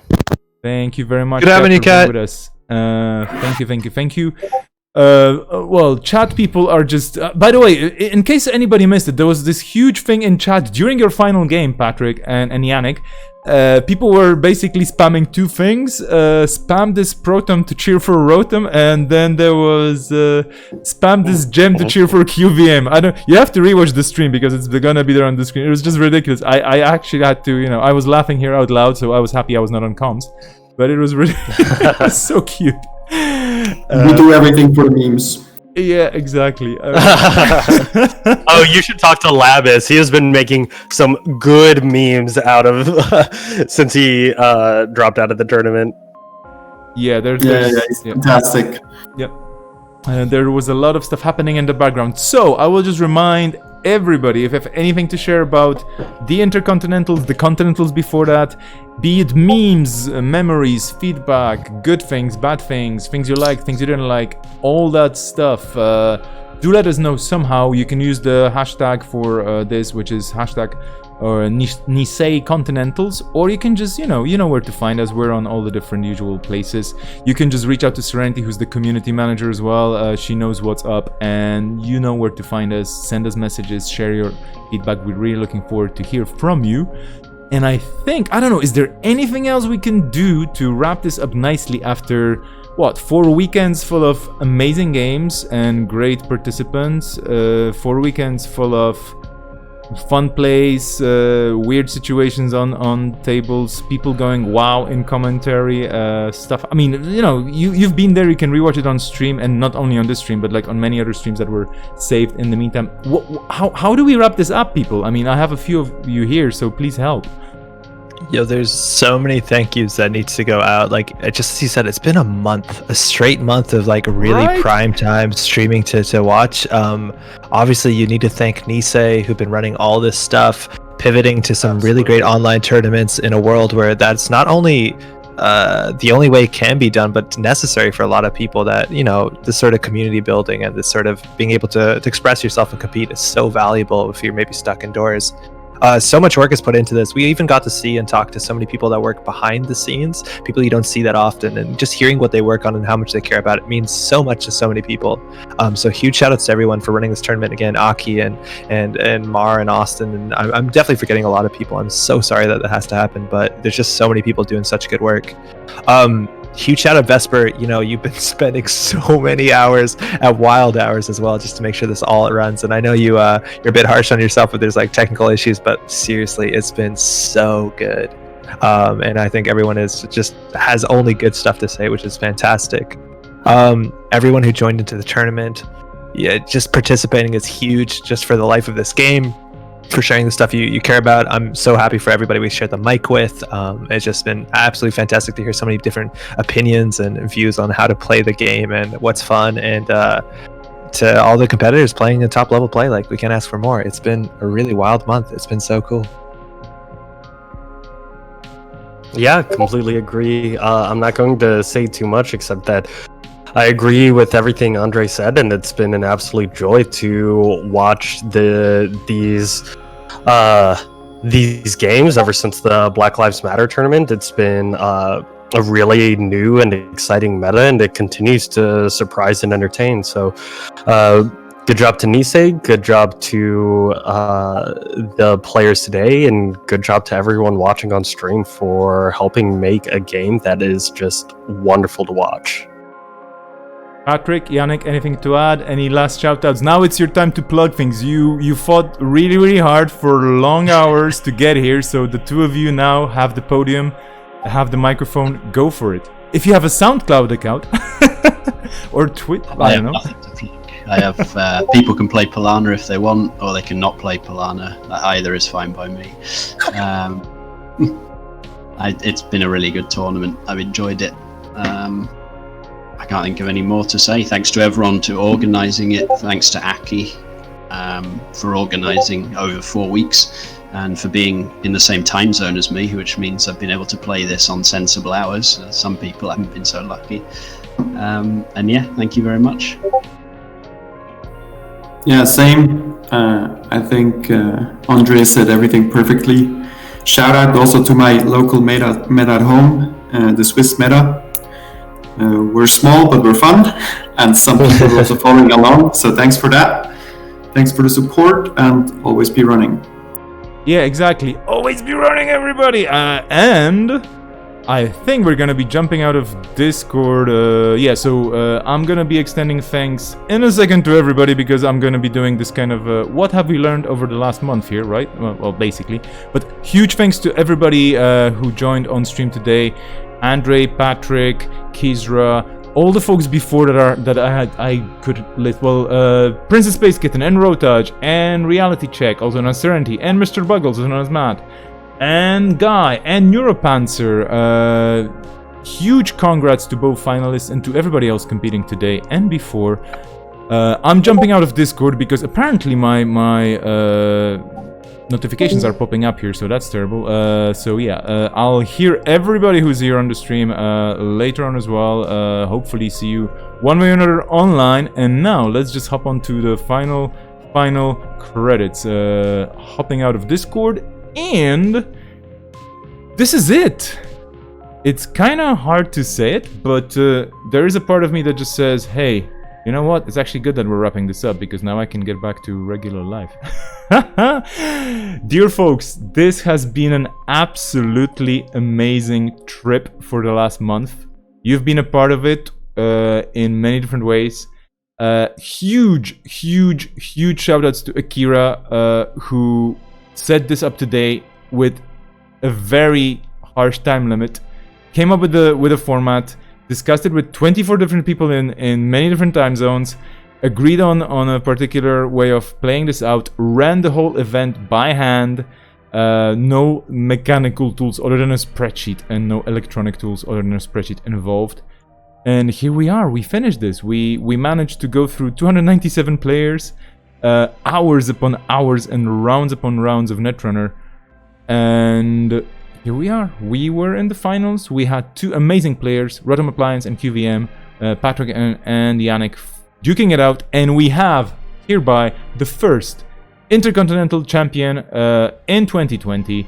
The Nisei Intercontinental Champion QVM, also known as Yannick from Switzerland. Nonetheless, huge success, great plays, amazing performance. Congratulations one more time. I shall be slowly switching off because my voice is slowly giving in as well. And just as a reminder, a final thing. I was going to, again, just to remind you, I was going to have a huge list of credits here, like, you know, a credit roll kind of going, you know, like the Star Wars movies kind of rolling up with all the names, all the people involved, what they did and when and how. And then I just realized it's gonna take forever, and, you know, maybe we're gonna do this as well, like maybe I'm gonna put it together with the team later on, separately. But there will be an article summarizing all this. It's gonna be on Nisei.net sooner or later. We need everybody to take a break and chill because, hey, we deserve to rest, right? This has been quite busy. Which is why I'm inviting you also tomorrow to an event I'm running later on, but you can check it on ABR. Just go to Always Be Running, check it there. It's called Lockdown Number 7. You can totally watch it tomorrow. There's going to be a stream and so on. But the article about the Intercontinental Championship and the 3 events leading up to it will be happening on Nisei.net soon. We want to summarize things. We want to share our experiences. We want to get your experiences as well shared, and we want to share this amazing event, the series of events we managed to pull off together online with so many lovely people involved that, yeah, the list would just be going on and on and on and on. You're all amazing. Thank you so much. No more raffles. Thank you for playing. Thank you for watching. Thank you for making this game happen. Looking forward to having more fun with the game and the community, which is probably, from what I know, and I don't know much, but in my experience is one of the best gaming communities out there for card games, and not only for card games. In general, you all rock. Thank you so much. I'm leaving before we find another thing to raffle off. So take it easy, have fun, peace to you all, and always be running.